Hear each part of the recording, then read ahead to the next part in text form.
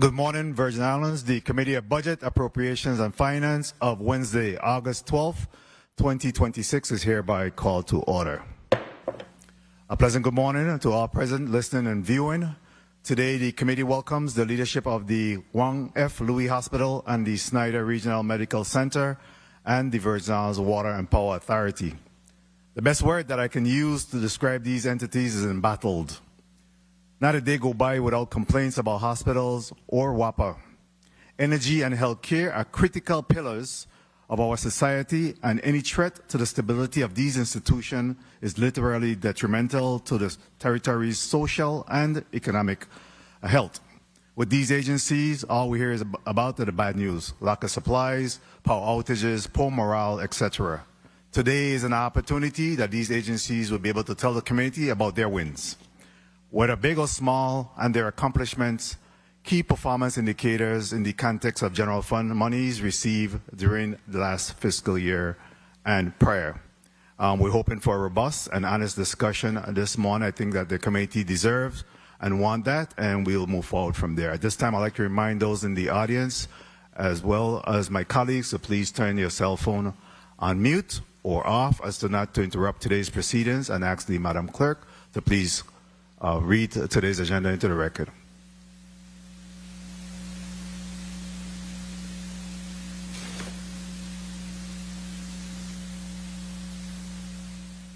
The Committee on Budget, Appropriation, and Finance will meet on Wednesday, August 12, 2026, 9 a.m. in the Frits E. Lawaetz Legislative Conference Room on St. Croix to receive testimony on the fiscal year 2027 budget. Block 1, Juan F. Louis Hospital and Medical Center. Invited testifier, Darlene A. Baptiste, Chief Executive Officer. This concludes the reading of Block 1, Mr. Chair. Thank you very much, Madam Clerk. At this time, please go ahead and do the... let's hold off on the roll call for now. We do have the CEO, Madam Darlene Baptiste, present, as well as the team, Juan Louis and Schneider Regional Medical Center. So we'll go forward to them real quickly to do a mic check at this time, and then we'll do some other housekeeping measures. Again, with the mics, please keep them in front of you, speak directly into the mic, get as close as possible so you could avoid feedback. We do have a lot of people in today, as well as on St. Thomas, so we need your cooperation in doing that. Do you have anyone virtually? Good morning, Senator. No one virtually at this time. Very well. I'll go ahead and do your introduction, and then we'll come to the other staff. A pleasant good morning. Darlene A. Baptiste, Chief Executive Officer for the Schneider Regional Medical Center and the Governor Juan F. Louis Hospital. CEO, get closer to the mic. Good morning, everyone. Adeline Williams-Connor, Chief Operating Officer for Juan F. Louis and Schneider Regional Medical Center. Good morning, Darryl Smalls, Executive Director of the Territorial Hospital Redevelopment Team. Candidato, HR. Good morning, Patricia Canigata, Chief of Human Resources. Good morning, Doris Plaskett, Chief Nursing Officer, Governor Juan F. Louis Hospital. Good morning, Oren Laji, CFO, Interim CFO, Juan Louis Hospital and Schneider Regional Medical Center. Right. Good morning, everyone. Asa Victor, Senior Executive Director, Financial Services for Juan Louis Hospital. Good morning, James J. Rollins, Chief of Staff, Governor Juan F. Louis Hospital Medical Center. Morning, Dr. Flippen.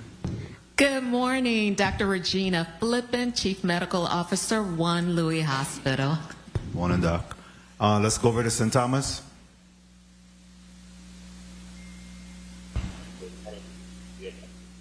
One second, media. Let's try that again, please. Good morning, Keith Abraham. Good morning, Keith Abraham, Interim Chief Technology Officer. Morning. Good morning, LaRusie Brown, Chief Supply Chain Officer. Good morning, I'm Dr. Delphine Olivaci, and I am the Chief Quality and Performance Improvement Officer for the Governor Juan F. Louis Hospital and Medical Center and Schneider Regional Medical Center. Good morning. You may proceed with your testimony at this time.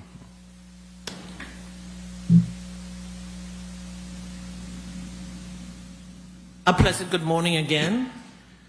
Honorable Senator Novell Francis, Chairperson of the Committee on Budget, Appropriations, and Finance, Senators of the 36th Legislature of the U.S. Virgin Islands present, and the listening and viewing audience. I am Darlene A. Baptiste, Chief Executive Officer for the Governor Juan F. Louis Hospital and Medical Center and the Schneider Regional Medical Center.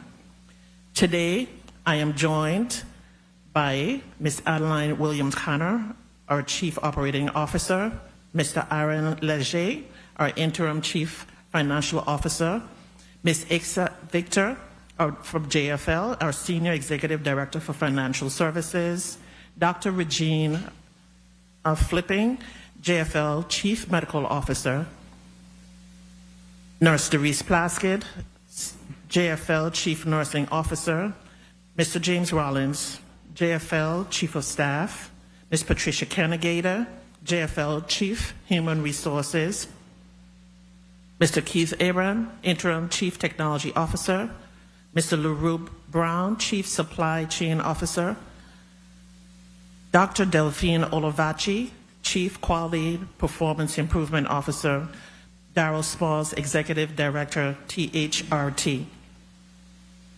Also available to join me for part 2 of this presentation will be Ms. Kanisha Angle, SRMC, Director of Financial Services, Mr. Steve Gardner, SRMC Associate Chief of Operation, Dr. Sunita Waddell, SRMC Chief Nursing Officer, Dr. Frank Odlam, SRMC Acting Chief Medical Officer, Mr. Peter John Baptiste, SRMC VP of Facilities, Management and Engineering, Ms. Lisa William Norman, SRMC's HR Manager, will be present and available to support this presentation and help answer any questions of operation.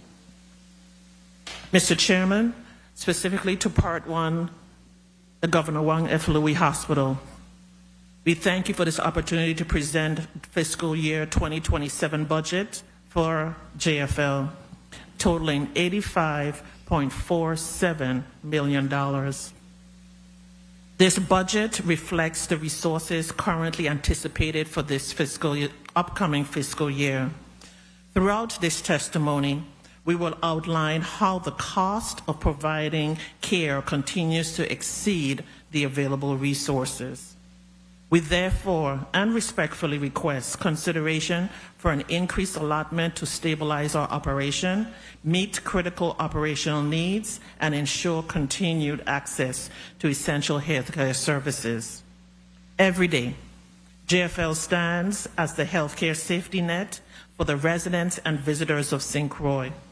Regardless of a person's insurance status, financial circumstances, or medical condition, we must be ready when a child is born, when a trauma occurs, when a stroke or heart attack strikes, or when families face its most difficult medical emergencies. Unlike any other service, healthcare cannot pause or be delayed. It must be available 24 hours a day, 365 days a year, or may we add 366 on a leap year. As the only acute hospital, JFL's stability is not simply a hospital priority, it is a public health priority for the Virgin Islands. Several structural realities shape today's healthcare environment. One, Medicare and Medicaid reimbursement rates that fall well below the actual cost of the provision of care. Two, a patient population that heavily weighted towards uninsured and underinsured individuals. Three, a growing number of hospital boarders who remain hospitalized because appropriate placement is unavailable. Four, outstanding interagency receivables that constrain our cash flow. And five, a widening gap between the rising costs of delivering healthcare and the growth in government appropriations. Today's testimony outlines these realities and the actions we are taking to address them. While we are committed to doing our part, stabilizing and strengthening our healthcare system will require continued partnership and investment. We respectfully ask for your collaboration as we work together to build a stronger and more sustainable future for healthcare. It is our mission at JFL to remain committed to providing compassionate, high quality, and equitable healthcare. As the district's sole provider for acute care and other major clinical services, JFL ensures access to essential healthcare under the mandate of the Virgin Islands Code, Title 16. From October to June 2026, JFL serves the community through more than 1,330 admissions, 9,575 emergency department visits, 9,349 outpatient visits, and 499 surgeries, reflecting our commitment to providing high-quality care. Financial and operational reality. The numbers presented thus far reflect our commitment to serving our community, not the ease with which the care is delivered. While JFL continues to fully accept its responsibilities, we do so in a challenging fiscal environment. The uncompensated care and payer mix. Our financial sustainability is heavily influenced by the payer mix, which differs significantly from a profitable hospital. While a healthy payer mix includes a greater proportion of commercial and insured patients, JFL serves a population that relies heavily on government-sponsored insurance and self-pay services. Our current payer mix, compared to that of a financially sustainable facility, is benchmarked as follows. JFL, a Medicare payer rate of 36%, where a national benchmark is 40. Medicaid, we are at 20%, where the national benchmark is 12%. Commercial insurance, we stand at 23%, when the national benchmark is 45%. And for self-pay and others, we stand at 21%, with a national benchmark of 3%. This results in approximately $48.3 million in uncompensated care for fiscal year 2026 to date. This is compared to $51.5 million for fiscal year 2025. These amounts represent the financial impact our services provides for services provided without reimbursement and include an estimated charges associated with the cyber attack of last year, at which time we were still processing subsequent periods in 2026. Unlike private providers, JFL cannot limit its care based on a patient's insurance coverage or ability to pay. As a result, uninsured or underinsured patients unable to access care in the private outpatient practices are frequently referred to our emergency department, requiring that the hospital to provide care in its highest cost setting for many conditions that can be managed in the primary care or the outpatient environment. The inadequate government reimbursement. When patients are uninsured or underinsured or lose coverage, JFL bears the full cost of providing care. Even when reimbursement is available, it rarely covers the actual cost of delivering these services. On average, Medicare reimburses only 40 to 60% of the cost of care, while Medicare reimburses only 17 to 21%. In practical terms, for every $1 that is billed to Medicare, JFL receives only 40 to 60 cents. And for every dollar that is billed to Medicare, we receive only 17 to 21%. The hospital must absorb the remaining cost. This underscores the central theme of this testimony. Financial recovery requires both operational excellence and structural reform. While we take decisive actions to strengthen our revenue, improve efficiency, and reduce costs, reimbursement rates that remain below the cost of care will continue to undermine those efforts. The hospital borders and cares beyond acute services. The housing of hospital borders also place significant pressure on the healthcare system. These are patients who are medically ready for discharge and no longer meet the criteria for acute care hospitalization.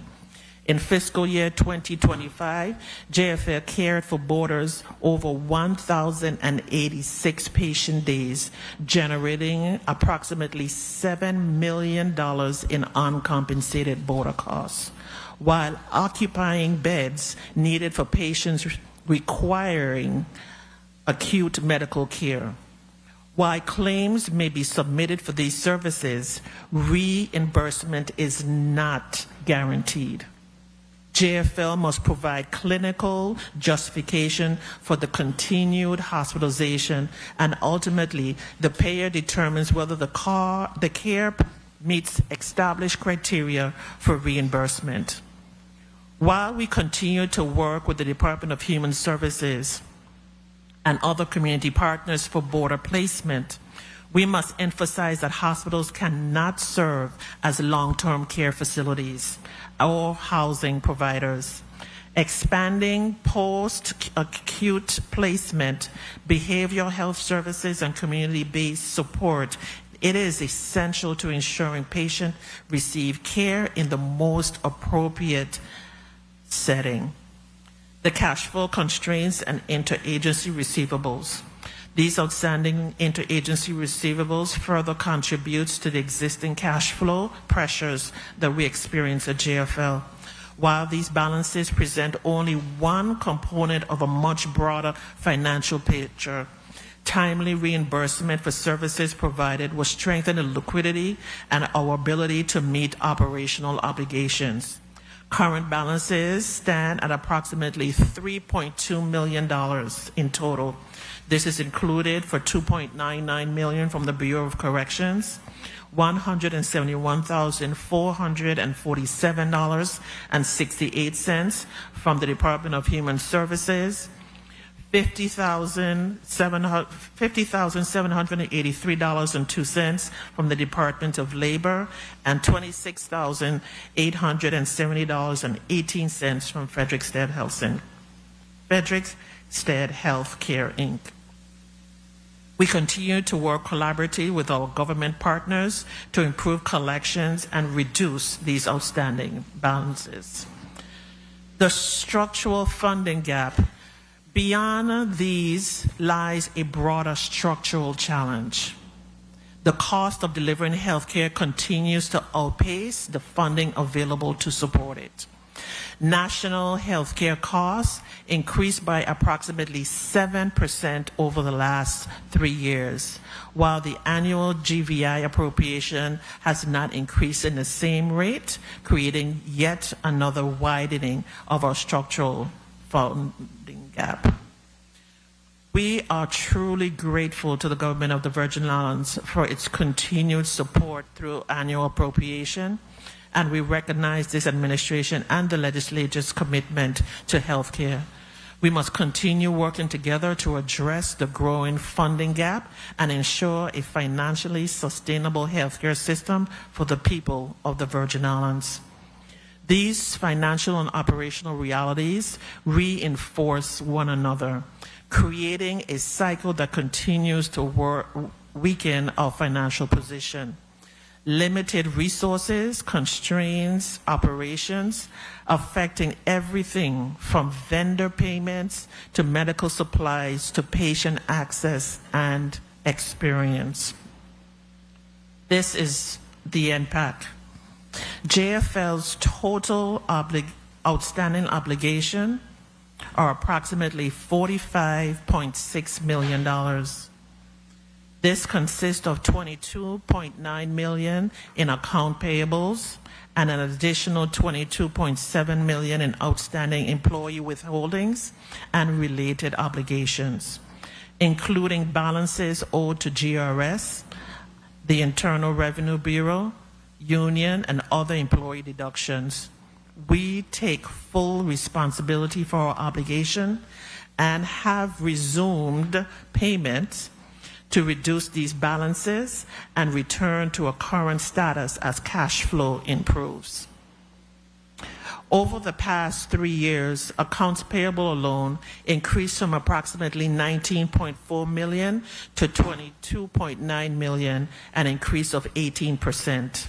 Of the current accounts payable, approximately 89% or $20.5 million represents legacy obligations over 300 days, with some balances dating back to 2005.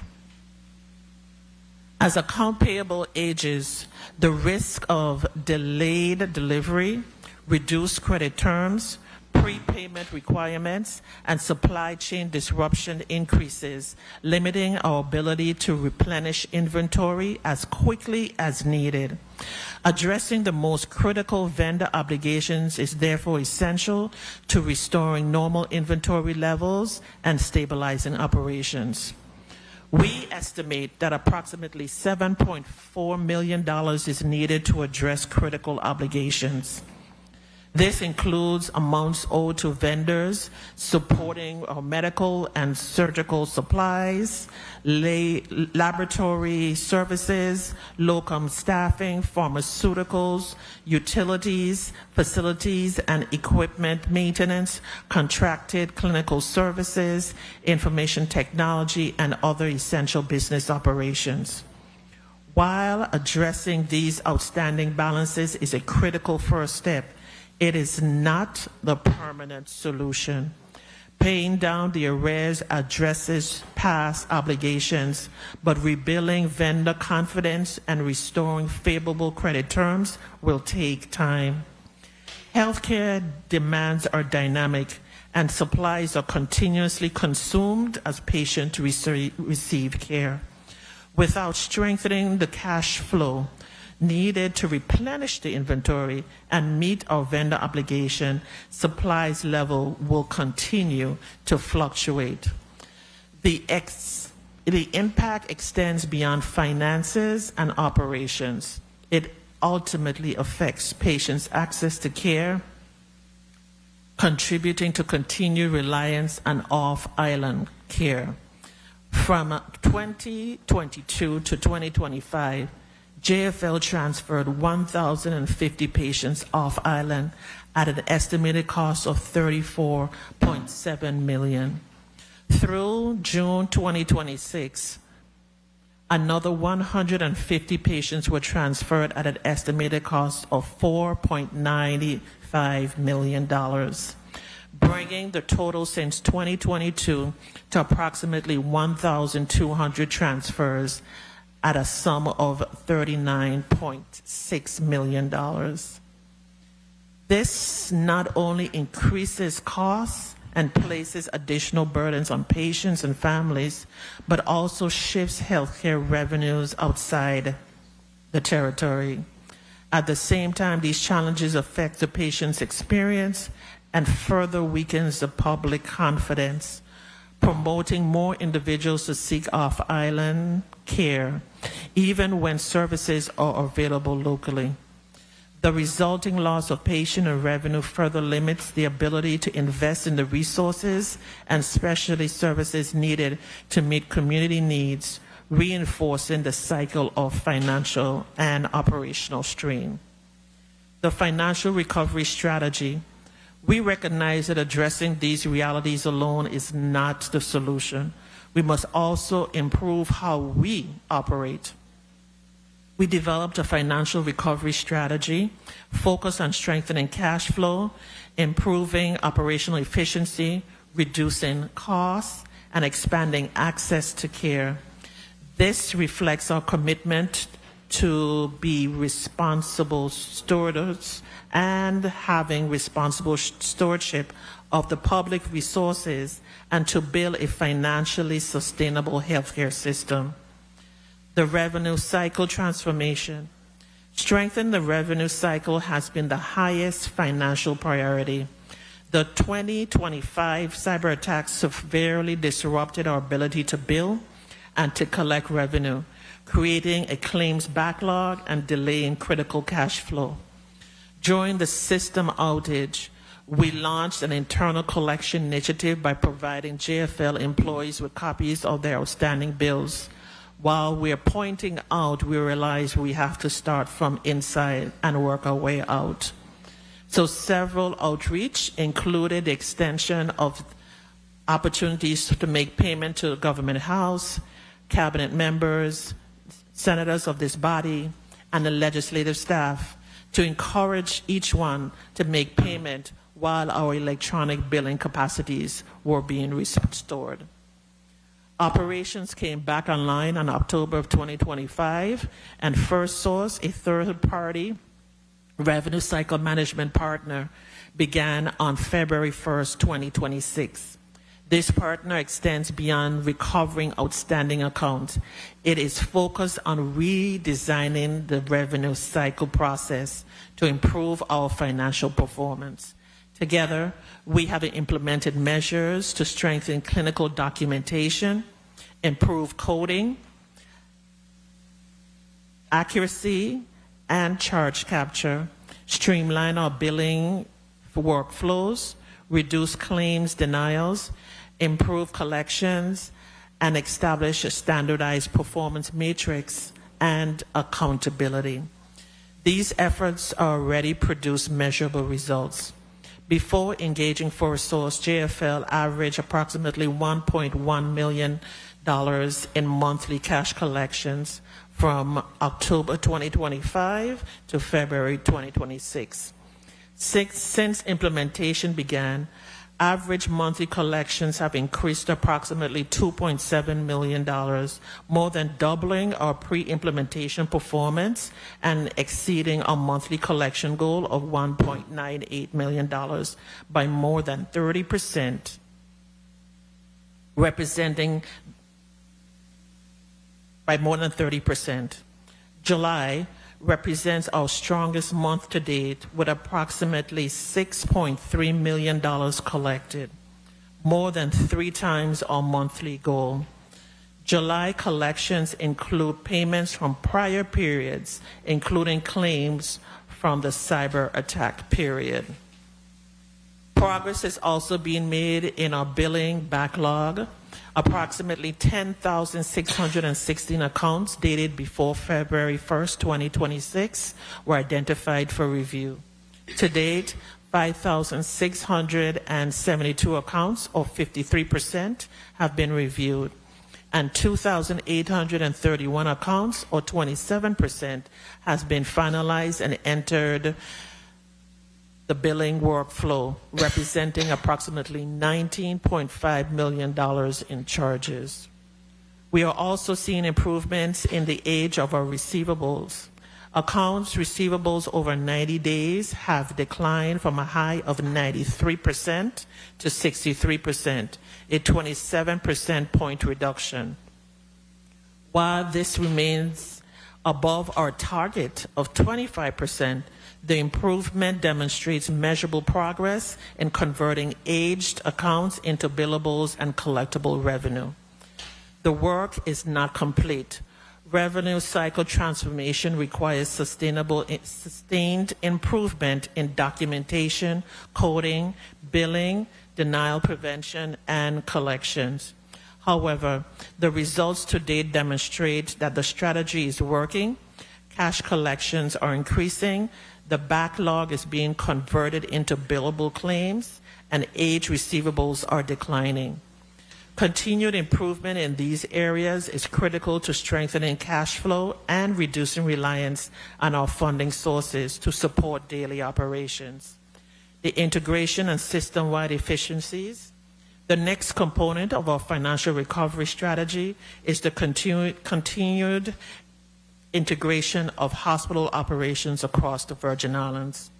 By leveraging the strength and resources of both hospitals, we are reducing duplication, sharing resources, standardizing operations, and creating efficiencies while preserving access to care in both districts.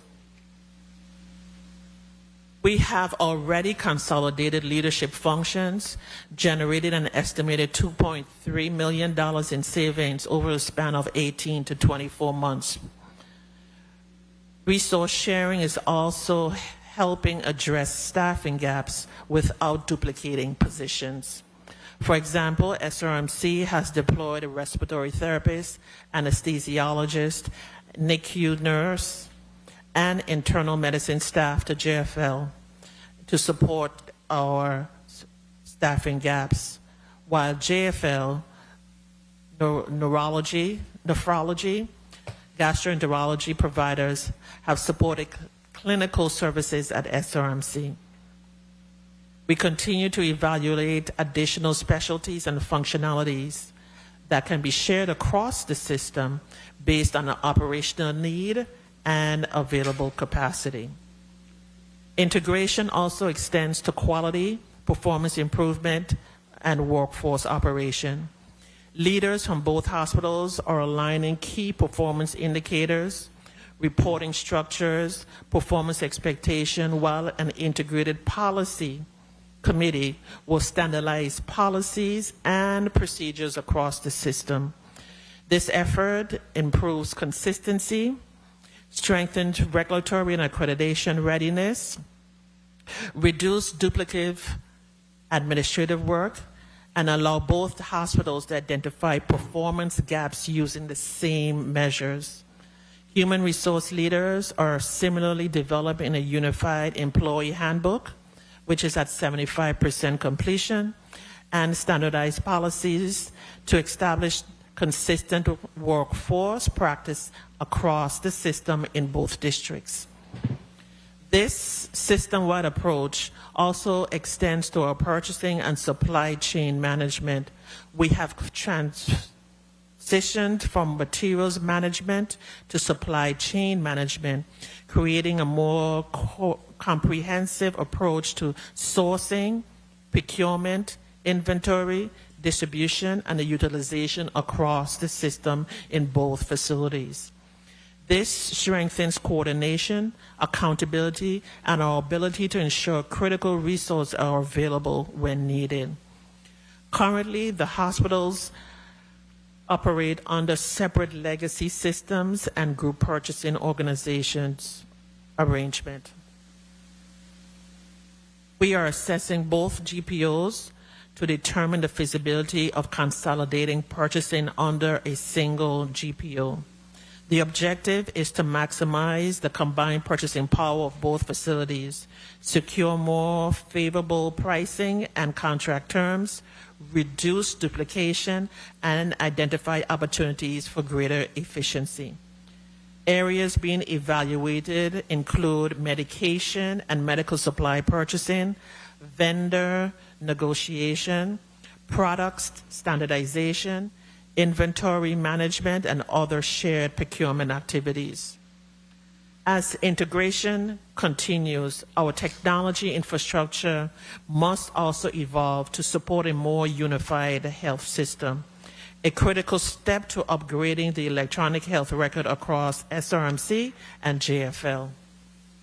The current Meditech environment is approaching end of life, creating increasing limitation in system support, functionality, security, integration, and the ability to implement new technology. Continuing to make significant investment in an aging platform does not provide an appropriate long-term return when the system will ultimately need to be replaced. A modern EHR will streamline clinical and administrative workflow, reduce duplicate and manual processes, improve access to patient information, and better integrate clinical and financial systems. These efficiencies can improve productivity while strengthening documentation, charge capture, coding, claim processing, denial prevention, and reimbursement.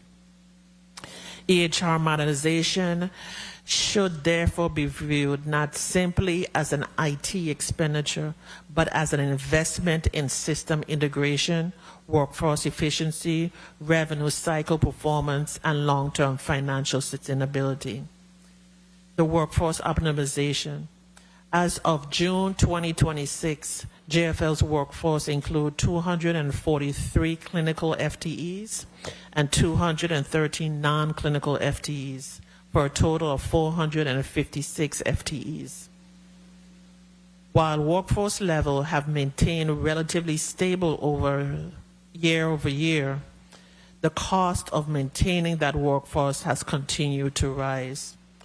Personnel expenses now account for approximately 79% of our operating budget, driven in part by contractual union salary increases, mandated compensation adjustments, and the rising cost of wages and benefits. Today, payroll, including gross wage and employer contribution, is approximately $1.9 million every 2 weeks, or roughly $4.1 million per month, compared to the average monthly cash collections of approximately $2.7 million from March through July 2026. While collections are improving, they remain insufficient on our own to support the current payroll structure. This demonstrates the need for a more sustainable personnel cost structure. Our objective is not to reduce the number of employees, but to reduce the personnel budget by approximately 10%. This is distinctly different and important.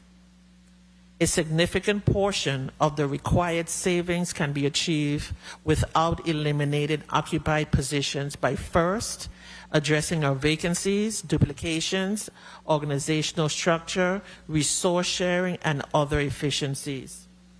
Phase 1 of our workforce optimization, our priority is to capture savings while minimizing the impact on existing employees and protecting direct patient care. This phase includes position consolidation, job sharing, cross-training, system-wide resource sharing, departmental reorganization, and a comprehensive review of budgeted vacancies before they are filled. Through measures, JFL anticipates a 7.5% of the 10% personal cost saving reduction before considering significant workforce reduction. Phase 2, workforce reduction.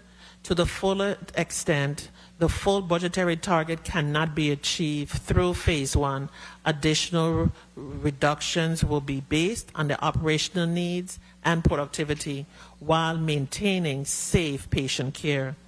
The strategy progresses from exempt positions, temporary positions, per diem, part-time positions, retirement or natural attrition, permanent non-union employees, and only when necessary, permanent union employees in accordance with applicable collective bargaining agreements. This sequence is intended to achieve the remaining financial requirements while minimizing disruption to the workforce and clinical operations. While optimizing the workforce, we continue to recruit for critical clinical and operational roles with the hiring freeze for non-essential positions. Within our physician workforce, recruitment efforts are also progressing. We have hired an internal medicine physician for reducing reliance on high-cost locum coverage, and have successfully converted 2 emergency room physicians from locum to employee status. These conversions, together with additional mid-shift coverage, are intended to strengthen our ED coverage, improve workflows, and reduce patient wait times. More broadly, we are shifting away from reliance on locum tenens, modeled by converting physicians, when appropriate, to employee or per diem status. This directly addresses our cash flow challenges, as delayed payments can disrupt locum coverage. Transitioning physicians to payroll provides greater payment reliability, helping with the recruitment and retention of critical physician coverage. The model also reduces costs associated with locum arrangements, including travel, lodging, rental vehicles, and agency-related expenses. This strategy, complemented by developing a regional and national recruitment relationships, including engagement with the National Medical Association to strengthen the pipeline for physician recruitment. Strategic service line expansion. Patient transfer data, utilization trends, and community health needs are guiding decisions on where local clinical capacity should be strengthened. Through June of 2026, cardiology and nephrology together accounted for 47% of all our off-island transfers. This provides a clear roadmap for where targeted service expansion can have the greatest impact on our patient access, off-island transfers, and ultimately revenue. Through June 2026 alone, 38 patients were transferred for cardiology and interventional cardiology service, the largest category of off-island transfers. In response, JFL and SRMC are jointly advancing development of an interventional cardiology program. We are currently evaluating physician partnerships and program proposals. JFL is working to restore the cardiac catheterization laboratory services, and a request for proposal for cardiac catheterization imaging system has been issued, making a significant step towards reestablishing this capacity and having the capabilities within our territory. Neurology represents the second largest transfer category, with 33 patients requiring off-island care through June of 2026. To strengthen local capacity, JFL and SRMC is advancing implementation with a permanent telestroke program. During the cyber attack, JFL participated in a pilot with the U.S. Department of Health and Human Services, demonstrating the feasibility to remote neurological consultation. A site visit from the University of Florida Division of Neurology from Jacksonville, Florida, is anticipated as the next step towards implementation. Expanding outpatient specialty is another priority, with the development of a telehealth clinic and laboratory draw station in downtown Christiansted. Supported by a $500,000 Office of Management budget grant, the project will provide another access point for outpatient care, laboratory services, creating additional outpatient revenue opportunities. A vendor for the telehealth booth has been selected and implementation is underway. Restoration of our nuclear medicine services is supported by a $400,000 grant secured by the Office of Ancillary Affairs. The Nuclear Regulatory Commission license has been renewed. Site preparation is approximately 90% completed, and the equipment has been manufactured and is awaiting shipment. JFL was also awarded $750,000 community project funding through the U.S. House of Representatives for an MRI imaging expansion project. Together with nuclear medicine, expanding imaging capabilities and capacities will support earlier diagnosis, specialty care, and the ability to provide care locally. As these services are restored and expanded, JFL will also work with commercial payers to keep appropriate portions of care within the territory. Even when specialized treatment may occur off-island, diagnostic imaging, laboratory testing, perioperative evaluation, and follow-up care may be performed locally. Keeping these services at JFL improves continuity of care while retaining reimbursements in the territory.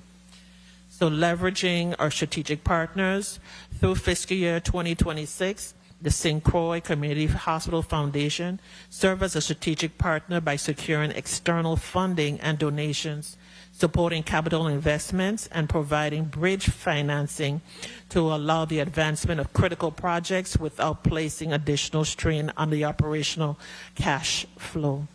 To date, the foundation has helped to secure or support several key investments, included, as previously mentioned, the $400,000 Office of Ancillary Affairs grant, the $750,000 in community project funding, the $500,000 in the Office of Management and Budget grant, the $48,000 LEPC Project Safe Neighborhood to purchase security equipment that enhances the safety of our hospital security personnel, a $100,000 bridge loan to facilitate the upfront purchases of 83 computers under the reimbursable Office of Health Information Technology grant, accelerating critical technology modernization while awaiting grant reimbursement.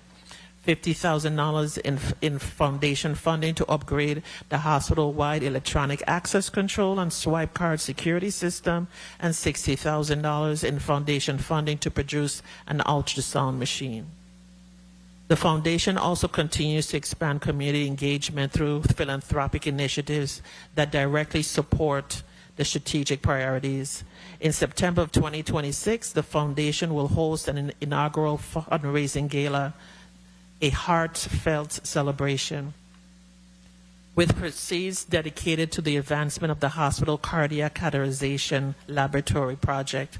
We extend our sincerest appreciation to every donor and partner, large and small, who supports and helps JFL leverage limited resources and advance the critical patient care needs. These investments demonstrate the value of leveraging philanthropic, federal grants, strategic partners to strengthen our healthcare infrastructure.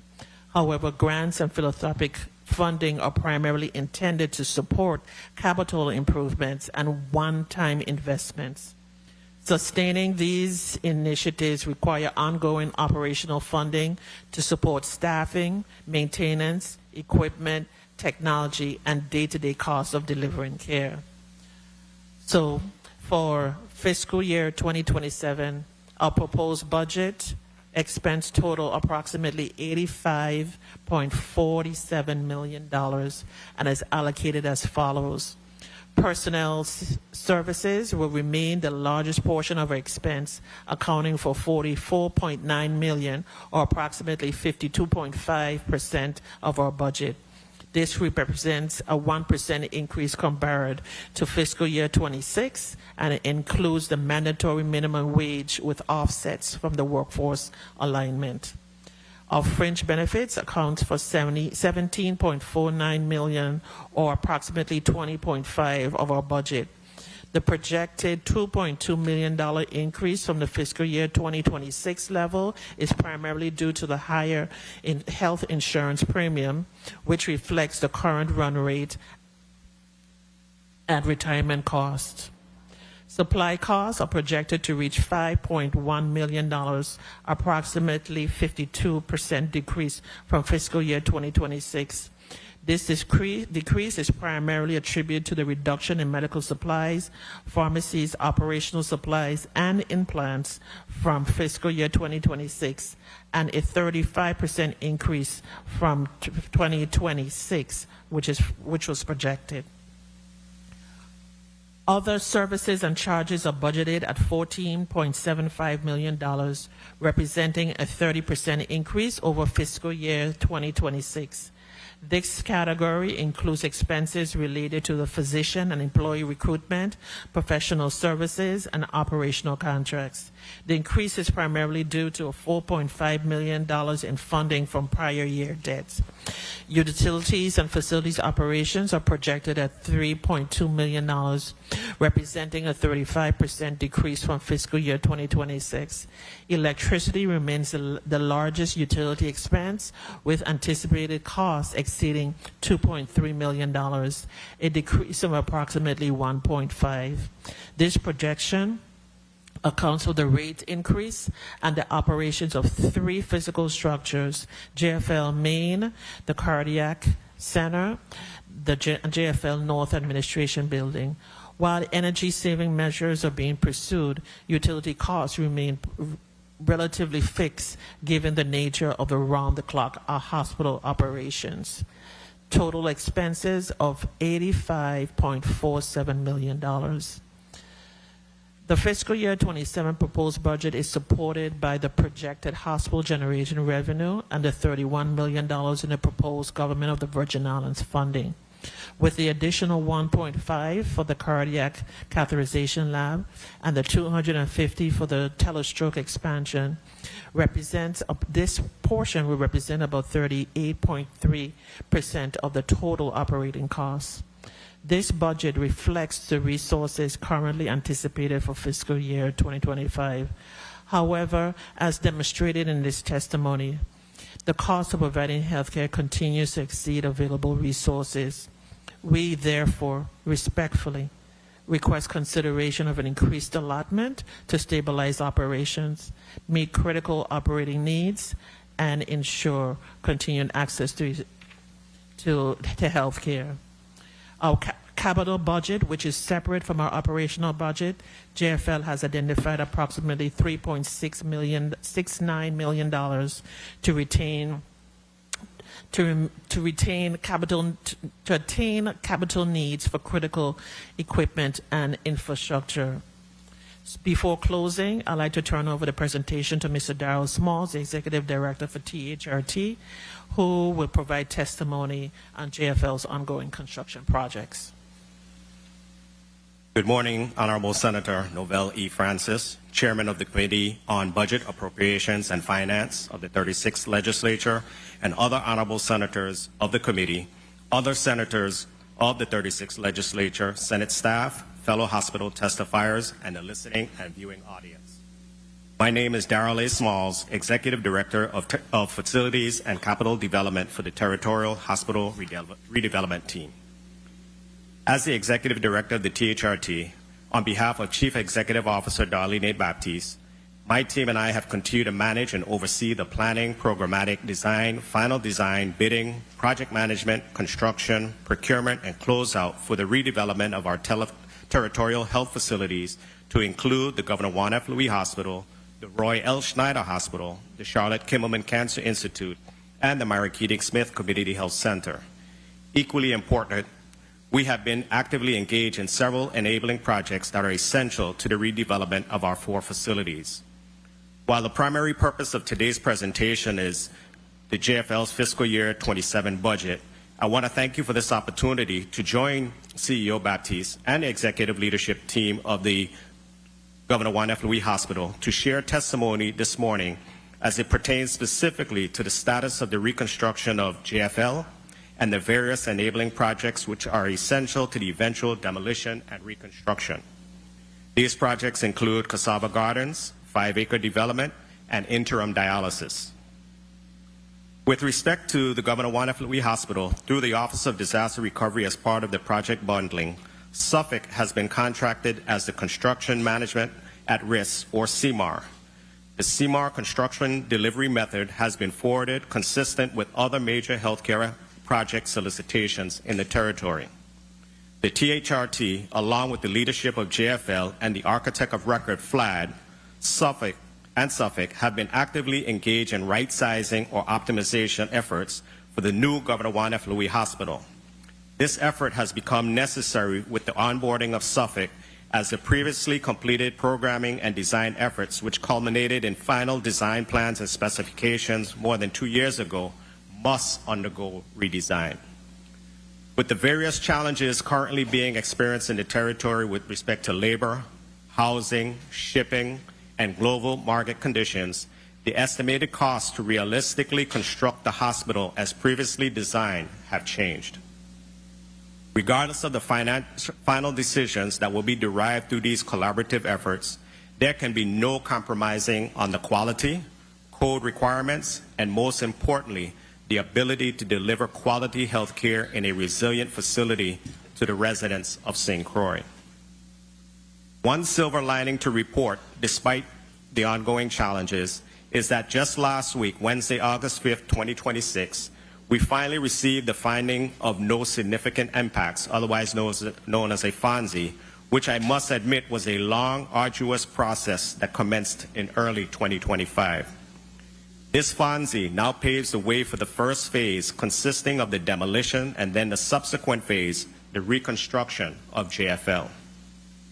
Following the selection of a demolition contractor and the completion of all prerequisite requirements, we anticipate the demolition to commence by the first quarter of 2027. To facilitate the demolition phase of JFL, there were several projects that needed to be undertaken, some which have been since completed while others are in the process of being completed.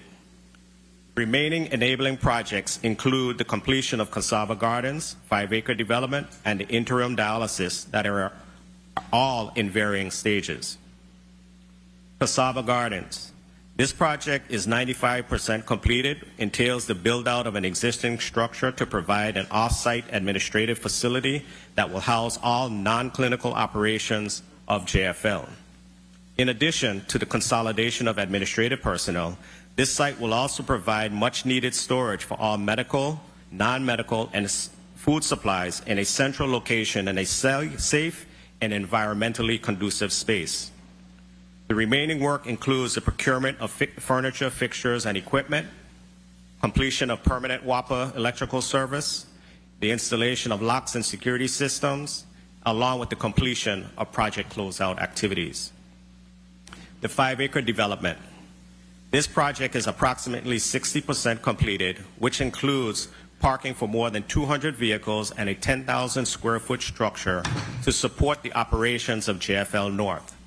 The structure will include space for materials management or ready service storages, or as we've heard today, what is the correct terminology for materials management? Supply chain management, medical records, and medical waste handling operations, including storage. The 5-acre plot, currently situated to the east of JFL North, will include a 2-lane roadway that will form a connection to the main roadway, formerly known as Pepper Tree Road or the Claude A. Benjamin Memorial Drive. Construction continues to progress across the entire site. Recent activities include the completion of the main building slab and will soon commence with the paving of roadways within the next 2 weeks, along with the creation of ADA parking access for the emergency room. This project is currently anticipated to achieve substantial completion by October of 2026. The interim dialysis facility. This project, which is 40% completed, will enable the relocation of current outpatient dialysis operations from trailers into a hardened facility. During last year's August budget hearing, I presented that this project would commence by September of 2025.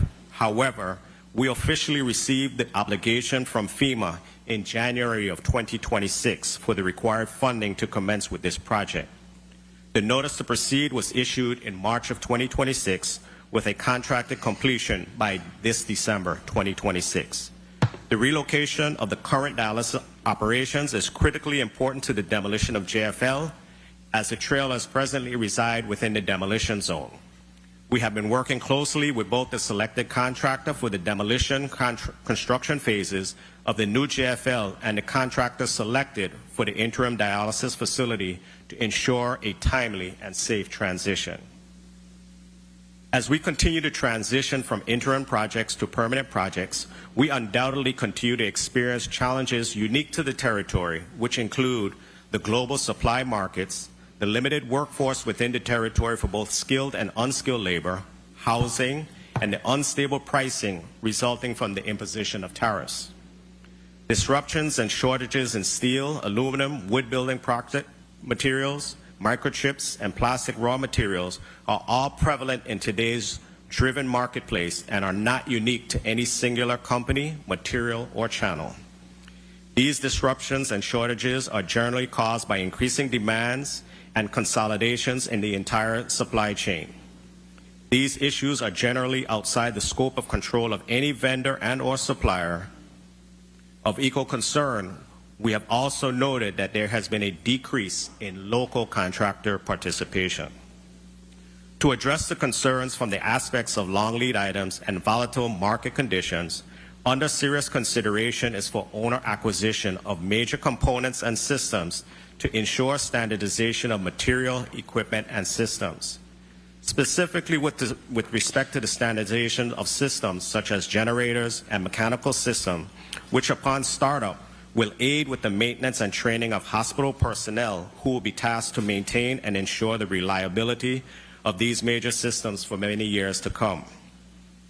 While these challenges can appear to be daunting, the THRT continues to collaborate with the Office of Disaster Recovery, FLAD, Suffolk, and our federal and regulatory partners to ensure that we remain transparent with our board, the leadership of the Governor Juan F. Louis Hospital, and the hardworking staff of JFL, and equally important, our St. Croix community.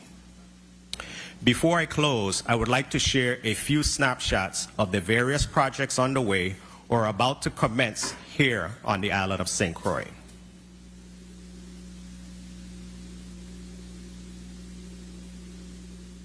You may proceed. Media have them up.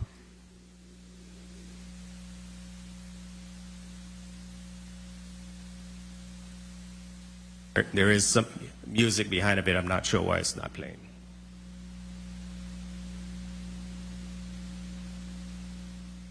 Media, can you work on the voice music in the background?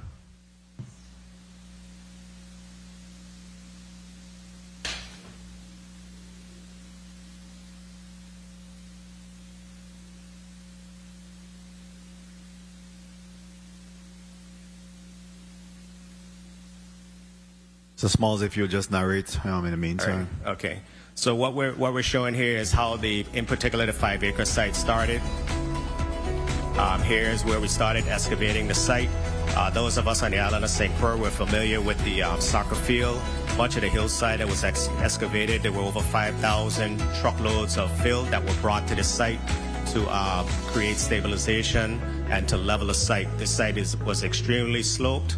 And as you'll see, as we evolve, we've had to construct a number of retaining walls to create the parking and as well as the foundations for the building. In some areas, we've had retaining walls over 22 feet in height, which then had to be backfilled. This is kind of one of those walls, not the 22 feet. To cut costs and use localized materials, we did a lot of retaining walls out of gabion baskets, which provided rocks from our local quarries. In this photo here is the 10,000 square foot building. On the left, the concrete, the pad foundations and the building as it's erected. Continue to see progress across this project. The roof is now on. Today, if you go there, the studs are up, walls are going up, roofing insulation that is going on. In the front of the hospital here, we've installed site drainage, and then we'll be creating parking for our emergency room. This is a time lapse of what has transpired from the inception of this project to where we are today.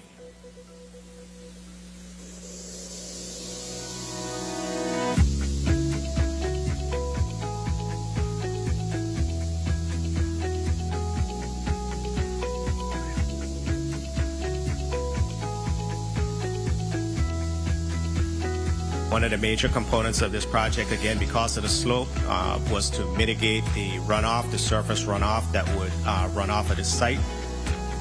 Here we're transitioning to our interim dialysis facility located at Five Corners by Princess, the former location of the Nissan establishment.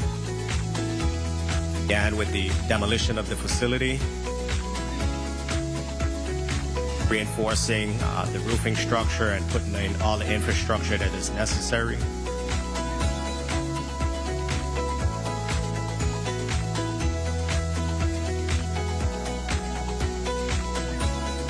Of the reinforcement of the roof. Our stud walls are starting to go up within the facility. By the far left corner are 2 water tanks. While we're going to be receiving water from WAPA, we're going to maintain ample supply on the site. Here is our interim administrative facility, Cassava Gardens, as that project also evolved. Area build out. Like I said, this facility is essentially 95% complete and just awaiting permanent WAPA service and close out of the facility. Located along Hess Road.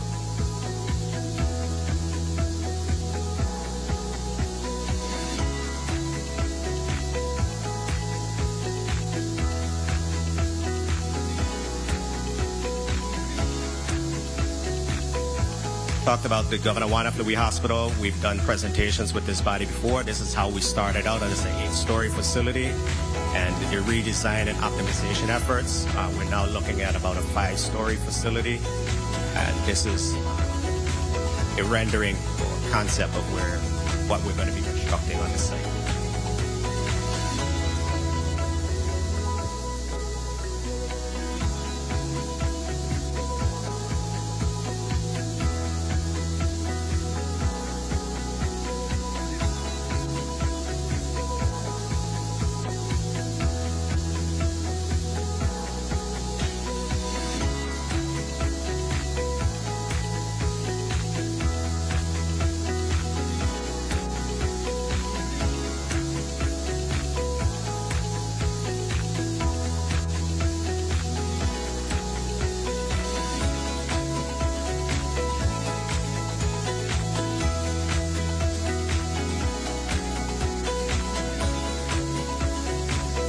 The connection still remains with the Virgin Islands Cardiac Center.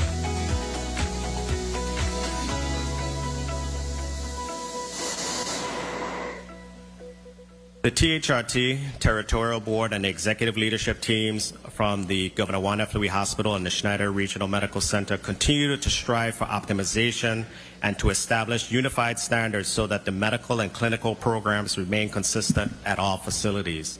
This is vitally important for the sustainability, resiliency, operability, and maintenance of these major investments. Once completed, our facilities will be the state-of-the-art healthcare facilities for the people of the Virgin Islands. As I conclude my brief project update, I want to thank this body for your continued support of the Office for the Territorial Hospital Redevelopment Team in both the St. Croix and St. Thomas St. John districts. To my team, I want to thank you publicly. Thank each and every one of you for your continued dedication, commitment, and most importantly, your tireless efforts to this mission we have embarked upon. This concludes my update on the status of the rebuilding efforts specific to the Governor Juan F. Louis Hospital and the various enabling projects, which will facilitate the eventual demolition of the existing JFL. I will remain available to answer questions at the appropriate time. At this time, I would like to return the presentation to Chief Executive Officer Darlene A. Baptiste. Thank you very much, Executive Director Small, for that testimony. We don't have a copy of it. Please get it to my staff so that we could circulate, and so my colleagues and I could be able to view it as well. At this time, you may conclude your testimony. Do you have a closing for this one, or just you go right into the second one? Well, let me do a roll call right before that, give you some time to get some water, and I need for you to speed up that second one, so that we could get to the question period. Madam Clerk, please conduct the roll call at this time. Senator Marvin A. Blyden. Senator Blyden, present. Senator Dwayne M. DeGraff. Here. Senator DeGraff, present. Senator Ray Fonseca. Senator Fonseca, present. Senator Novell E. Francis Jr. I'm here. Senator Francis Jr., present. Senator Hubert L. Frederick. Present. Senator Frederick, present. Senator Maurice C. James. I am here. Senator James, present. Senator Kurt A. Vele. Here. Senator Vele, present. Mr. Chair, 7 present. Thank you very much, Madam Clerk. Please also recognize the presence of non-committee members, Senator Angel Bocas Jr., Senator Avery Lewis, Senator Carla J. Joseph, Senator Franklin Johnson, as well as Senator Clifford Joseph Sr. At this time, we'll go ahead and get the testimony for the Roy Lester Schneider Regional Medical Center. A pleasant good morning again, and thank you again for the opportunity this time to present the fiscal year 2027 budget for the Schneider Regional Medical Center, totaling $106.36 million. This budget reflects the resources currently anticipated for fiscal year 2027. Again, throughout this testimony, as we did in part 1, we restate the outline for how the cost of providing care continues to exceed available resources. And again, we therefore ask respectfully, please consider an increase in the allotment to stabilize operation meet critical operational needs, and ensure continued success for healthcare. Schneider Regional Medical Center is committed to providing compassionate healthcare and equitable healthcare. As the district's sole provider for acute care, cancer care, and other major clinical services, SRMC ensures access to essential healthcare under the mandate of the Virgin Islands Code 16, Title 16. SRMC includes Roy Lester Schneider Hospital, St. Thomas, the Mary Keating Smith Community Health Clinic on St. John, and the soon-to-reopen Charlotte Kimmelman Cancer Institute, CKCI, all working to meet or exceed Joint Commission accreditation standards. From October to June 2026, SRMC serves the community through more than 26,000 patient encounters annually, including 18,038 inpatient days, 12,237 emergency department visits, 11,955 outpatient registrations, 1,725 surgeries, and 335 births, reflecting our commitment to high-quality care. These numbers thus far reflects the commitment to serving our community, not with the ease by which this care is delivered. While SRMC continues to fulfill its responsibility, again, we do so in a challenging fiscal environment. We provide you the same payer information specifically to SRMC, where our current payer mix compared to the financially sustainable benchmarks. For SRMC Medicare, it's at 42.6% with a benchmark of 40%, national benchmark of 40%. Medicaid at 19.4% with a benchmark of 12%. Commercial, SRMC 23% with a national benchmark of 45%. And self-pay and others 15.1% with a national benchmark of 3%. Thus resulting in approximately $45.3 million in uncompensated care, representing the cost of services provided without reimbursement. Specifically to our housing borders and care beyond acute services, the housing of hospital borders also place significant pressures on the healthcare system. These patients, as previously defined, are medically ready for discharge and no longer meet the criteria for acute care hospitalization. For fiscal year 2025, SRMC cares for borders over 2,264 patient days, generating $9,204,908 in uncompensated border care, while occupying beds needed for patients requiring acute services. Our outstanding interinterim receivables further contributes to the existing cash flow pressures for SRMC. While these balances represent only one component of the much broader financial picture, timely reimbursement for services would improve cash flow for SRMC and strengthen our ability to meet our operational obligation. The current balances total approximately $2.1 million, including $1.03 million from the Department of Health, $729,625 from the Department of Labor, $346,783 from the Bureau of Corrections, and $10,211 from East End Medical Center, and $1,438 from the Department of Human Services. Again, we work with our continue to work collaboratively with our government partners to improve collections and reduce outstanding obligations.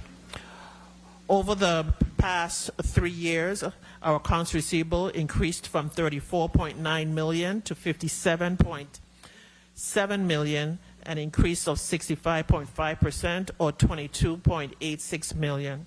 Approximately 30.4 of this total, or 17.56 million, is legacy obligations and over 300 days and extending to the early 2006. As accounts payable ages, the risk of delayed deliveries, reduced credit terms, prepayment requirements, and supply chain disruptions increase. These conditions affect the ability to replenish inventory as quickly as needed. We estimate approximately $10 million is needed to address our critical obligations for SRMC. This impact is extended beyond just finances and operations. It ultimately affects patient care, access to care, contribute to the reliance of off-island care. From 2023 to 2025, SRMC transferred 757 patients off-island. Through June 2026, another 126 patients were transferred, bringing the total since 2023 to 883 transfers. We have one of the largest initiatives at SRMC is a comprehensive overhaul of our charge description master and the hospital pricing. Departments review their charges. Outdated and incorrect items were corrected. Pricing was updated, and the revised charge master was moved through the Meditech implementation. At the same time, we launched the Denials Prevention and Revenue Integrity Initiative and expanded the department-level education through bedside-to-billing approach, helping staff understand how documentation, charge entry, reconciliation, and timely corrections of rejected charges directly affect reimbursement. We are now formalizing that work into a standing revenue integrity team so that the charge capture, denial, pricing, and reimbursement remains an ongoing operational discipline rather than a one-time project. We also went live with the self-pay billing process, including patient statements, portal functionality, communication workflows, and the ability to activate work self-pay balances. FirstSource remains an important partner in strengthening our claim follow-up and collections, but the transformation extends well beyond just any one vendor and reflects an organizational-wide across finance, revenue cycle, and the departments that generate and support patient revenue. The results are beginning to show in numbers. Through June fiscal year 2026, collections total $41.69 million compared with $32.15 million for the same 9-month period in fiscal year 2025, an increase of $9.54 million or 29.7%. Average monthly gross patient revenue through June was approximately $13.5 million compared to fiscal year 2025 average of $12.57 million, approximately 7.5 higher. These results demonstrate progress, but work still continues. We reinstate the integration process and looking for our workforce optimization as part of the initiative also at SRMC. Personnel expenses remain SRMC's largest operational cost, accounting for approximately 64% of the operating budget. Current payroll includes gross wage and employer contributions, which is approximately $2.57 million every 2 weeks, or $5.5 million per month. By comparison, average monthly cash collections through June fiscal year 2026 were approximately $4.63 million, meaning payroll alone exceeds the average monthly collection by approximately $930,000.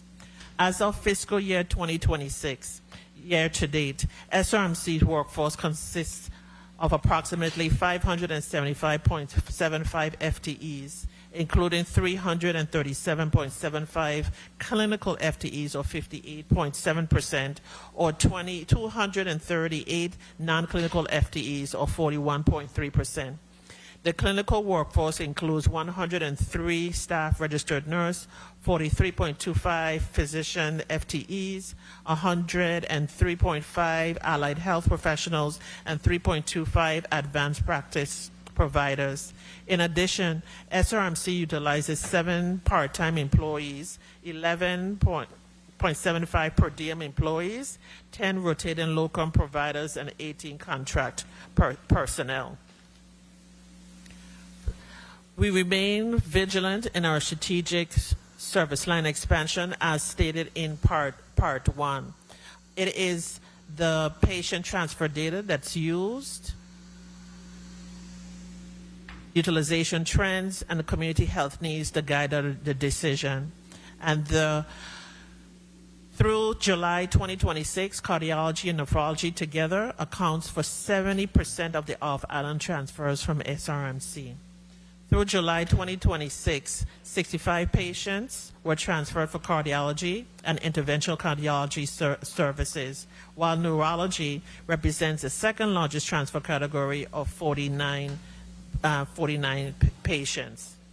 In addition, we also have received funding for the Zito EEG brain monitoring system, which would expand our neurological diagnostic capabilities and improve access to advanced neurological services across St. Thomas, St. John, and St. Croix. The reopening of the Charlotte Kimmerman Cancer Center remains a major service expansion as provided, which will be additional information be provided by our Executive Director Smalls on this major construction project. And the focus is now shifting from clinical to operational readiness with an anticipated date of November 2026. The SRMC Foundation and community involvement recognizes that the financial pressures facing the government of the Virgin Islands and our healthcare system. While continued public investment remains essential to maintaining critical healthcare services, SRMC is doing all it can to help itself, aggressively pursuing philanthropy, grants, community partners, and other external resources to supplement limited hospital operating and government funds. We have the $250,000 from the GI suite equipment and expansion, $137,000 for the BioFire molecular diagnostic system pending the grant reimbursement, $70,000 for emergency department stretchers and replacement mattresses, $30,000 for the GI scope repairs and equipment, $25,000 for the GI procedure suite and emergency department expansion design, $11,000 for a pediatric warmer, $5,200 for disposable bronchoscopes and cables for ICU and emergency care, and $83,184,000 upfront funding for the telemedicine hardware and software reimbursed through the Technical Assistant Program grant, and that's specifically for SRMC and Myra Keaton. Fiscal year 2027 proposed budget. SRMC proposed operating budget includes the Roy Lester Schneider Hospital, the Myra Keaton Smith Community Health Center, and the Charlotte Kimmerman Institute, totaling $106.36 million. The budget is balanced with the projected operating revenues equal to the projected operating expenses. Of the total budget, approximately $101.44 million supports existing SRMC operations, and approximately $4.9 million represents the additional operational requirements associated with CKCI. Revenue for fiscal year 2027, SRMC projects approximately $86 million in gross patient revenue, approximately $20 million in anticipated bad debt, and net patient revenue is budgeted at approximately $66 million. This budget includes a $34.25 million in from the government and the appropriation, consisting of $32.75 million from SRMC base operation and $1.5 in additional support for CKCI.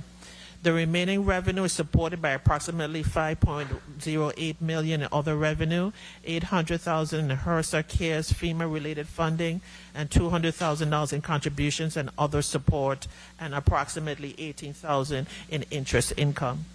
The operating expenses are budgeted at $1.06.36 million. The major categories within the operating budget is salary and wages, fringe benefits, supplies, and other services and charges for utility. Salaries and wages are budgeted at approximately $50.36 million, representing 47.4% of total operating costs. This category includes classified and unclassified salaries, overtime, holiday pay, night and other differentials, sick leave, annual leave, and other personnel-related compensation. The budget includes approximately $32.4 million for classified salaries, $5.47 million for unclassified salaries, $2.8 million for overtime, and $2.94 million for holiday pay. Fringe benefits are budgeted at approximately $18.73 million, or 17.6% of the total operating costs.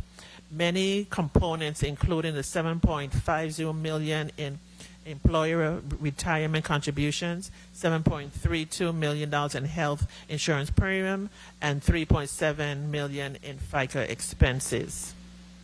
Together, salary and fringe benefits total approximately $69.09 million and represents approximately 65% of SRMC's fiscal year operating budget.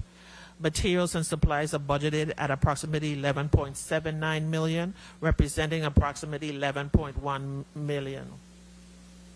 Repairs and maintenance continue to be particularly important to SRMC's operations with the aging physical plant, and must maintain existing equipment and infrastructure while the territory advances its plan for the replacement hospital. Other services and charges are budgeted at approximately $19.17 million, or 18% of the operating expense.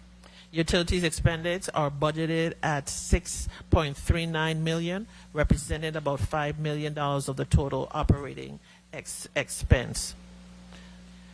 Before closing part two, again, Mr. Chair, I'd like to hand the presentation over to Mr. Smalls to provide his testimony on SRMC's ongoing construction projects.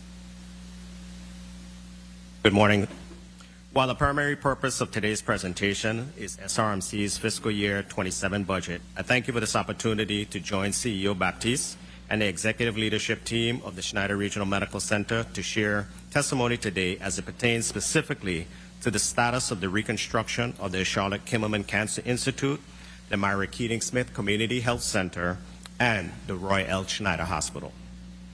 I recently testified before the Committee on Health, Hospitals, and Human Services on July 22, 2026, wherein I provided an update as it pertains specifically to the reconstruction efforts that have been undertaken with respect to the Charlotte Kimmelman Cancer Institute.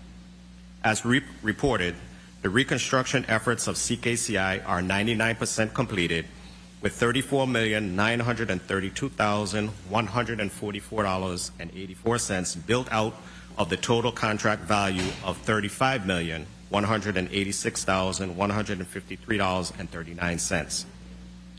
The project is currently in the final punch list phase, and the general contractor is procuring all added stock from subcontractors to satisfy project closeout requirements and contract specifications.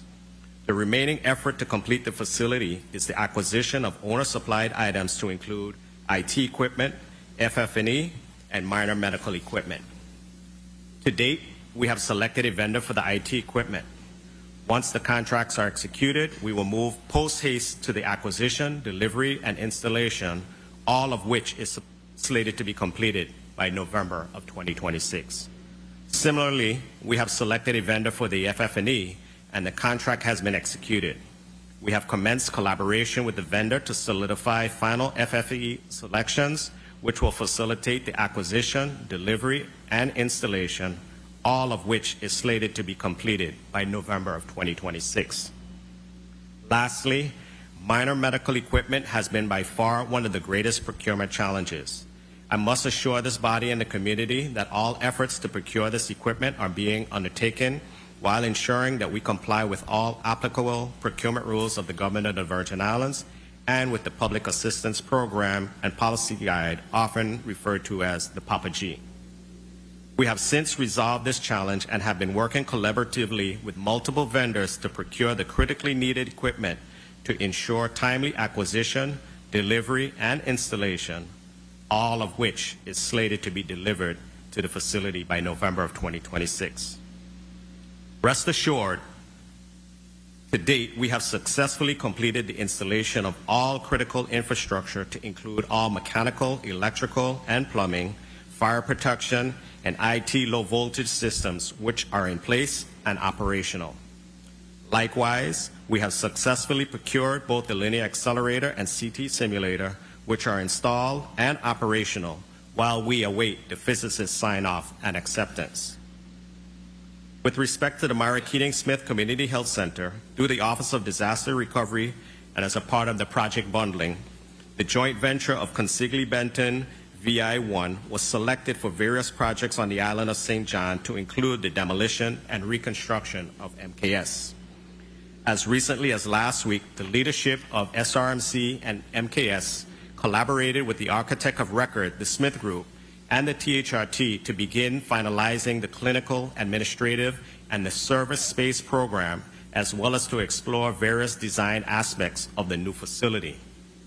Just prior to this presentation, the THRT had been culminating its efforts with the Department of Planning and Natural Resources as a part of the initial requirements to enable the demolition to commence. Fresh off the press, the federal consistency determination was received Monday, August 10, 2026, which will facilitate the next steps to proceed with the geotechnical investigations of the site, as well as to commence with the demolition of MKS. With this crucial step behind us now, the next order of business is to obtain the federal environmental approval for the demolition. We remain confident that these efforts will result in favorable approval, whereby we can commence with the demolition before the end of calendar year 2026. Currently, the construction manager at risk, Consigli Benton Joint Venture 1, will soon publicly issue a request for proposals for the selection of a subcontractor to perform the demolition services to align with the commencement before the end of the year. With respect to the reconstruction of the Roy L. Schneider Hospital, the Office of Disaster Recovery posted a publicly advertised formal solicitation resulting in participation from several nationally qualified general contracting firms responsive to the hospital's full replacement and subsequent demolition of the existing facility. The Construction Management at Risk, or CMAR, construction delivery method has been forwarded consistent with other major healthcare solicitations in the territory. The final selection of a CMAR for the Roy Schneider Hospital replacement is anticipated by the end of this month, August 2026. THRT, SRMC leadership, and the architect of record shall initiate program verification in early September 2026 through December 2026 to update the existing program to meet the current financial setting. This effort will be followed by design reviews, documentation, along with early award packages, GMP packages, between January of 2027 and November of 2028. The final design plans and specification packages will be substantially completed. After the award and upon completion of the contracting and onboarding of the CMAR phase has been completed, it is anticipated that 3 early design packages shall be collaboratively coordinated with the CMAR to enable advanced work efforts with major subcontractors to expedite the project schedule while facilitating various long lead equipment early procurement for time and cost savings.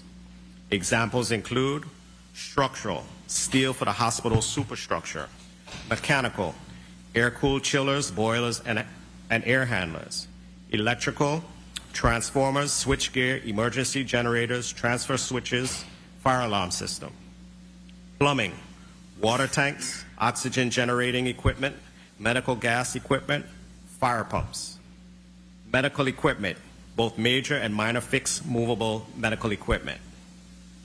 Based on the approach outlined above, construction of the RLS replacement hospital could commence as early as late fall of 2028.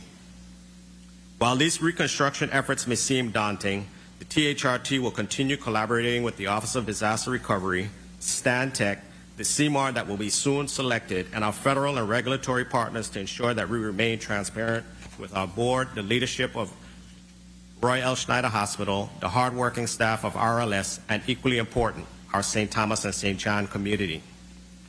Before I close, I would like to share a few snapshots of the various projects underway or are about to commence in the St. Thomas St. John district.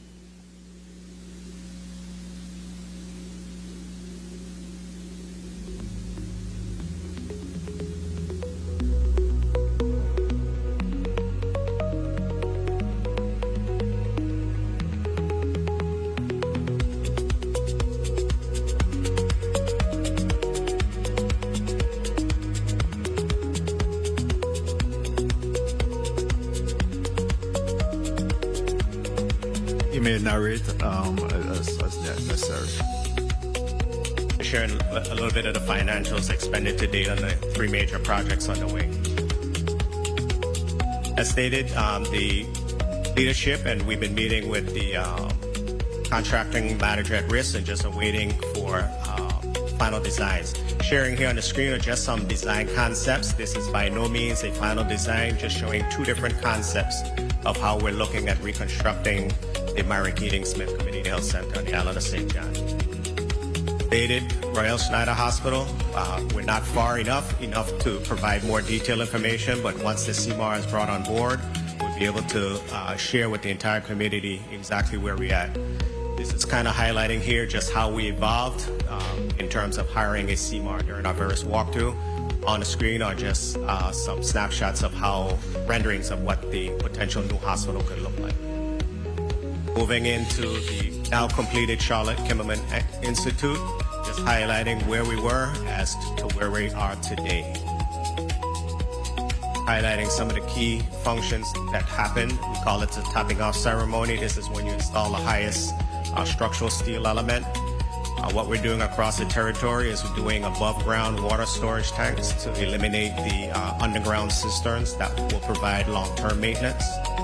Major equipment that has been installed in the CAT scan, CT simulator, I should say, in the Charlotte Kimmelman Cancer Institute, followed by the linear accelerator. As stated, this equipment has been fully installed, functional, and is just awaiting the physicist's sign-off and certification.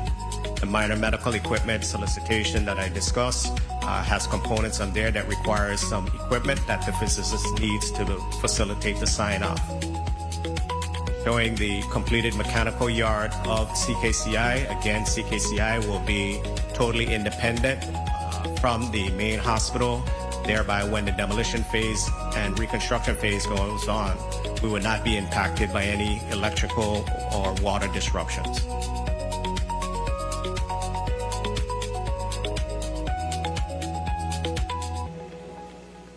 As I close, the THRT, Territorial Board, and Executive Leaderships from both the JFL and SRMC continue to strive for optimization and to establish unified standards that the medical and clinical programs remain consistent at all facilities.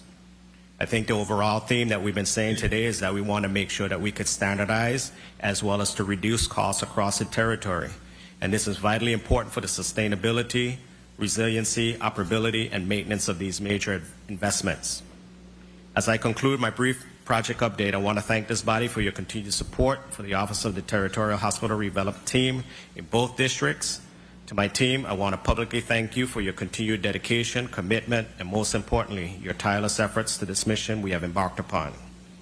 This concludes my update on the status of the rebuilding efforts specific to the Charlotte Kimmelman Cancer Institute, the Myra Keating Smith Community Health Center, and the Roy L. Schneider Hospital. I will remain available to answer questions at the appropriate time. At this time, I'd like to return the presentation to Chief Executive Officer Darlene Baptiste. Mr. Chairman and distinguished members of the committee, in closing and throughout this testimony, we presented more than just a budget. While a lengthy presentation, we've also presented a strategy. We began by reaffirming our mission and a critical role that both JFL and SRMC plays in our healthcare for the territory. We then provided a transparent assessment of our financial and operational realities, confronting both hospitals, acknowledging the challenges and the threatening to our long-term sustainability. Most importantly, we demonstrated that both JFL and SRMC are not waiting for those challenges to resolve themselves. Over the past year, we've developed a comprehensive financial recovery, which was outlined. We recognize the challenges before us and cannot be solved by government funding alone, nor do they solve any operational improvements alone. Success requires both responsible management and strategic investment. To the entire JFL and SRMC staff, thank you for your amazing care, your hard work, and especially during this challenging time. You have exhibited your commitment daily to our patients. I am deeply grateful not only for you, but for everyone and all that you do. Thank you, thank you, thank you. You are not just a hospital worker. You are a contributor to a healthy Virgin Islands. Senators, together we have the opportunity to strengthen healthcare in the Virgin Islands. So as we address your questions and concerns at this time, we keep in mind that it is the ultimate goal of building a healthy healthcare system with greater access, stronger clinical services, improved financial sustainability, and better outcomes for the people who we have the privilege to serve. On behalf of the Board of Directors, physicians, nurses, hospital workers, the employees, volunteers, and everyone who depends on JFL and SRMC, thank you for your continued support and your favorable consideration as we welcome questions. God richly bless you, JFL, SRMC. History will make room for our destiny. Thank you very much, Chief Executive Officer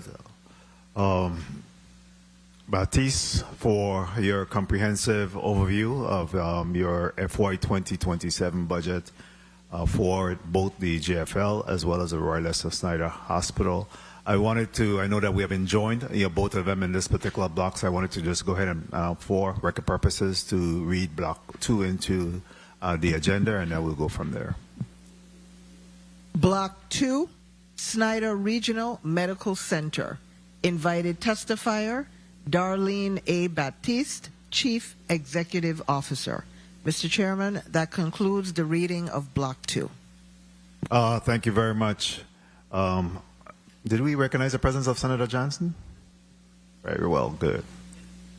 I must say that healthcare and quality healthcare would be one of the #1 priorities moving forward, in this territory, both the St. Croix and St. Thomas and John District.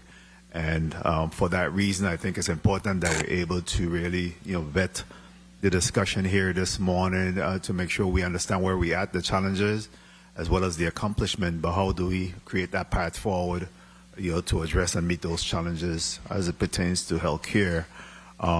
So I will be allowing reasonable time for my colleagues to be able to satisfy their questions in respect to addressing this particular issue, hence my consolidation of both blocks.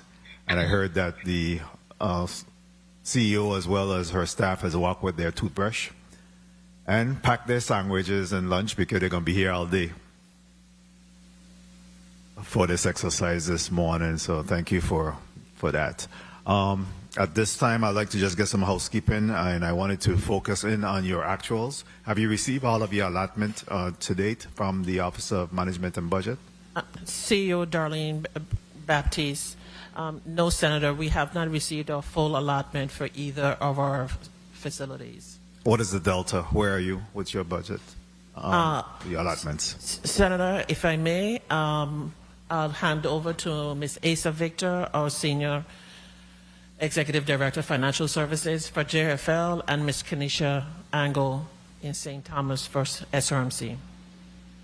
So, Victor? Good morning, Asa Victor, Senior Executive Director of Financial Services, JFL. To date, we have received $20.4 million, and what is owed is $7.3 million. And you owe it for what period? July through September. So you have received up to June 30th? Yes. Very well. Can we get the actuals for personnel, fringe, supplies, other services and charges, utilities, and capital outlay at this point? And for what date is up to? I guess you have information up to June 30th or current? Go ahead.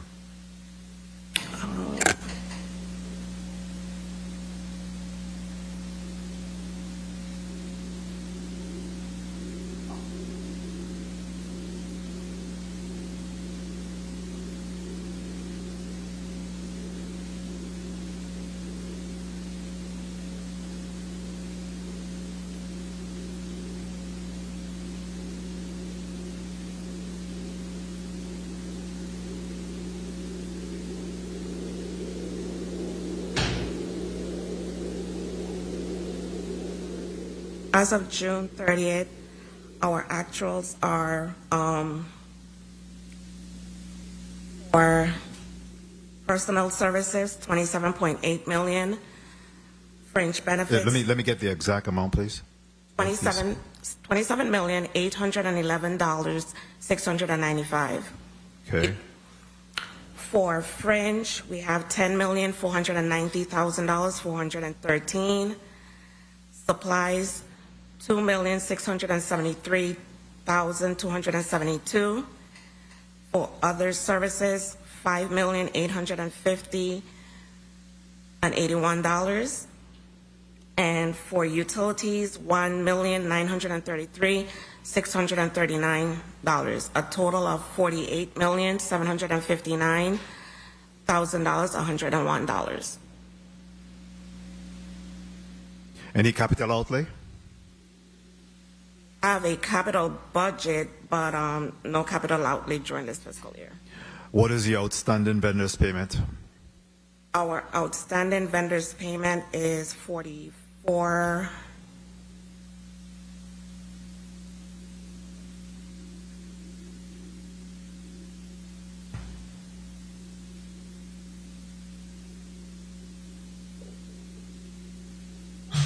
$45,653,458,000. That includes 22 for our vendors, 22 million for our vendors, and 22.7 for our withholdings. What is your outstanding vendors payment for FY26? That is as of June. This is just for FY26? Yes. This is not prior year expenses. This is all within the. There's a legacy debt of 20 point something. So I wanted to focus on just the FY26 at this point. Okay. I got your legacy information, but. Mr. Chairman, if you could be so kind to ask us to repeat utilities and vendors outstanding. And the actual. The actual. Total amount here. So the utilities will be $1,933,639 for utilities, and for which other one you said? The total and then the vendors outstanding. Sorry. Total amount of actuals. $48,700,101.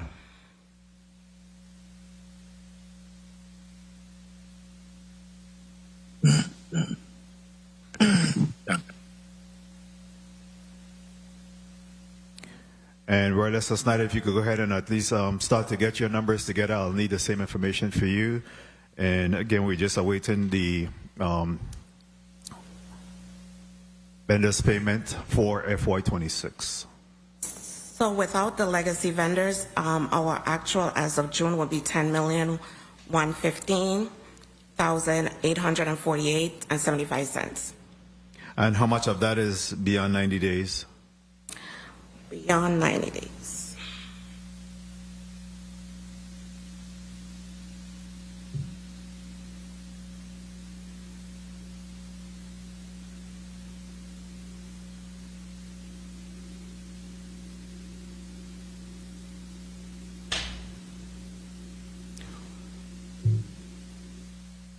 While we wait on that number so that we don't have dead space, do you have any judgments against the JFL H at this point? Any pending judgments? Darlene Baptiste, CEO. We have one that we're working through with the AG's office that was outside our jurisdiction. So we're working through the AG's office to make a determination where the corporation's position is and not put one judgment. Okay. Is there a dollar value to that? The judgment, again, for a legacy blessing bill was $12 million. And it's a legacy issue, not something that happened within FY26. That is correct, Senator. You got that number for me, Ms. Victor? It would be 265 vendors. That includes the legacy vendors. Okay. What is the revenue collection for FY 2026 to date? Our revenue collections, it is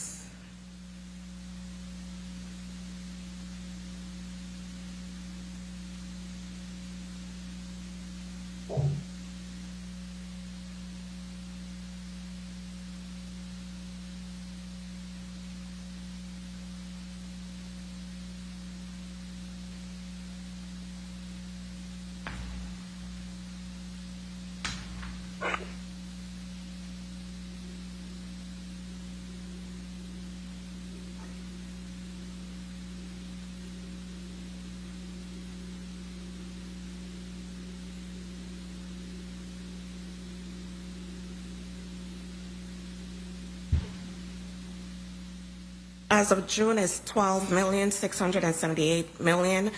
I mean, thousand. Sorry, $391,000. 12,600,000 $78,391. $391. How was that in comparison to the same time period last year? Same time period last year was $25,869,718. A delta of about $13 million?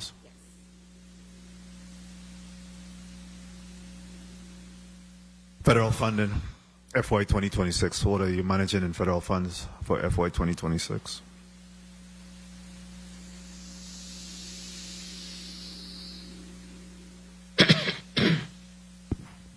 Good afternoon, Senator. James Rollins, Chief of Staff, JFL Hospital. We have an OIA grant for $400,000, of which we've received $200,000. And that's for a specific purpose, or? That's for the nuclear medicine program. I'm sorry? The nuclear medicine program. That's the only federal grant that you currently have? That I'm aware of, yes, that sir. you're aware of. Schneider Hospital, the personnel, fringe, supplies, other services and charges, utilities. Good day, Kenisha Angles, Schneider Regional Medical Center, Director of Finance. I'll start with the allotment. For SRMC, SRMC's pending allotment stems from, we have not received our allotment from April of 2026. Total so far received for the year is $17.6 million. Total pending is $16.6 million to make a whole of $34.2 million for the allotment. What is OMB saying is the reason for you not receiving the remainder of your allotments, Madam CEO? We've made requests, and once cash becomes available, we will receive our appropriations. All right, let me get the your personnel actuals, expenditures. Personnel for SRMC is $39.5 million. Do you need the exact number? Yes, please. Okay. It's $39,575,890. For the benefits, is $13,657,620. That's French? French? French. Give me that number again, please. $13,657,624. Agency staffing is $2,603,724. Supplies. Supplies? So medical supplies, your medical supplies are $5,816,561. Non-medical supplies are $5,233,519. Your utilities is $4,557,873. Let's go in order here. Other services and charges. Your other services is $2,600,681. Professional services. Utilities at this time. Utilities, $4,557,873. Capital outlay. No capital outlay at this time. Outstanding vendors payment. Our outstanding accounts payable totals,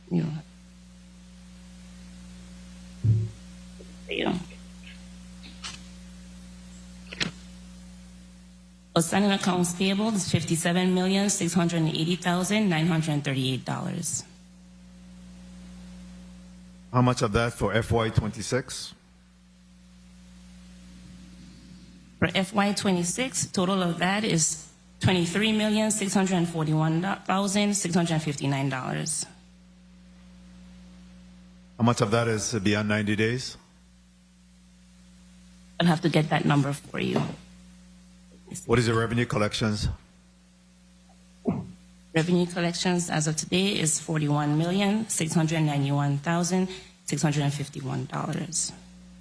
How is that in comparison to same time period, 25, fiscal year 25? We're seeing a 9% increase in comparison to the prior fiscal year. And if you annualize it, we're anticipating a 21% increase in collections compared to fiscal year 2025. Good. Federal funding? We have a number of grants that SRMC has acquired through their efforts. Let's see if I can pull them up. Give me 1 second.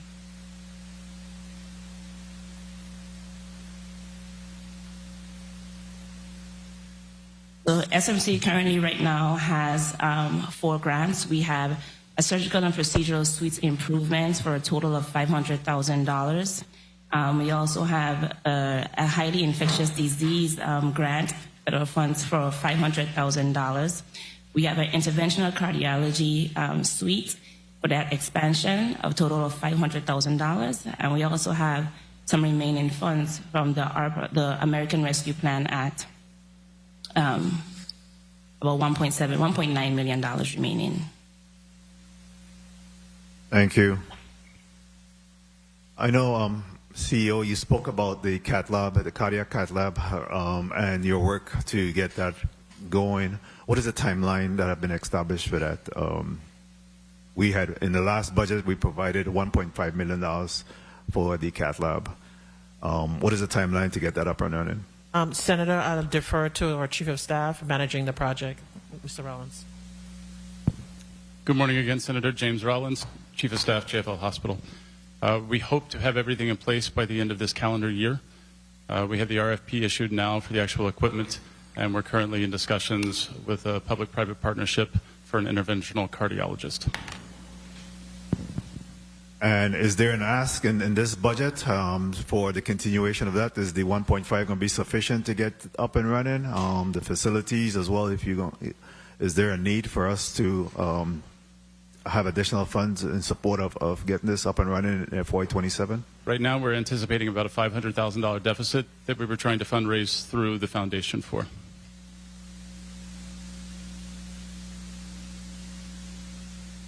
And Senator, also with that in mind, given the fact of now we're an integrated system, there is significant funding that's available through the foundation at SRMC that we're going to use to offset to make sure that we do meet some of that gap. But again, there's going to be a shortfall, as the Chief of Staff stated. Very well. When is the Cassava Gardens location going to be available so that you could make sure that we will vacate in the cardiac centers for cardiac use? Good morning, Senator Darrell Smalls, Executive Director, THRT. As mentioned, we're awaiting permanent WAPA power. Once that is in, the facility will have full capacity, so we're anticipating within the next 30 to 60 days. Next 30 to 60 days. At this time, well, I want to also commend certainly the donors and partners of the St. Croix Community Hospital Foundation and the tremendous work that they've been doing based on your report really support the hospital. I think is very commendable, and I want to recognize their contribution there. So, that's all. Very well. At this time, I'll open up to my colleagues, and then I'll come back with a couple more rounds. Is there anyone else in St. Thomas that need to be recognized at this time before we open up? I know that there are some additional individuals. I see Dr. Commission and some others. Can we have those individuals that came in after the testimony started to at least put your name and assignment on the record, please, on St. Thomas?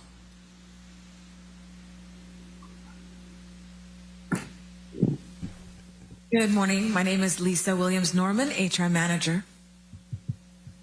Good morning, Dr. Sunita Waddell, Chief Nursing Officer, Schneider Regional Medical Center.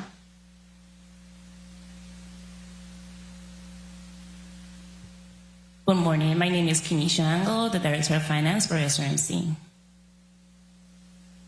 Dr. Frank Odlum sitting in for the CMO. Oh, thank you. That's it? One more? Yes. Good morning. Steve Gardner, Associate Chief of Operations, Schneider Regional Medical Center. Good morning. Peter John Baptiste, Vice President of Facilities and Biomedical Engineering, Schneider Regional Medical Center. Very well. Thank you. At this time, I'll open up to my colleagues. I'll do a 6 minutes round. And we'll start off with, I see Senator Maurice James, Senator Carla Joseph, Senator Dwayne DeGraff, Senator Angel Balquez, Ray Fonseca, Senator Frederick, Senator Marvin Blyden, Senator Avery Lewis, Senator Franklin Johnson, Senator Clifford Joseph, Senator Kurt VLA. At this time, Senator Carla Joseph, you're recognized for your 6 minutes. Thank you so kindly, Mr. Chairman. A pleasant good day to everyone and to the hardworking staff at Schneider Regional Medical Center, as well as the Juan F. Louis Medical Center. I really want to commend all of you for the hard work, but I'm going to tell you this morning you need to work a little bit more harder and efficiently to collect the money for the billings, okay?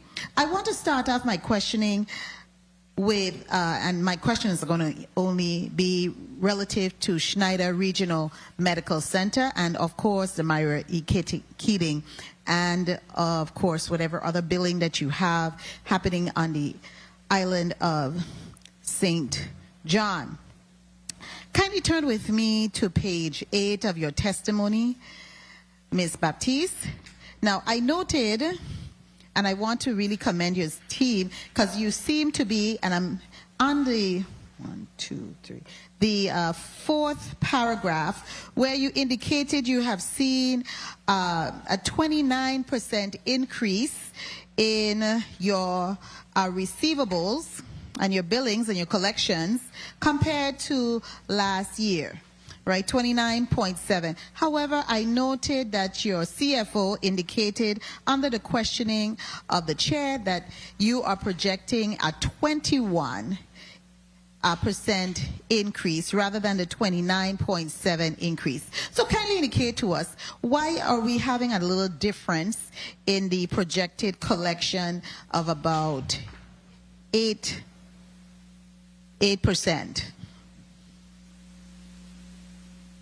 Darlene Baptiste, CEO. Of the SRMC, fourth paragraph. Oh, okay. 1, 2, it had a little, third paragraph, rather.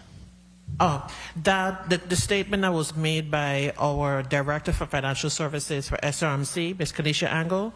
Kenisha, can you address the Senator's query?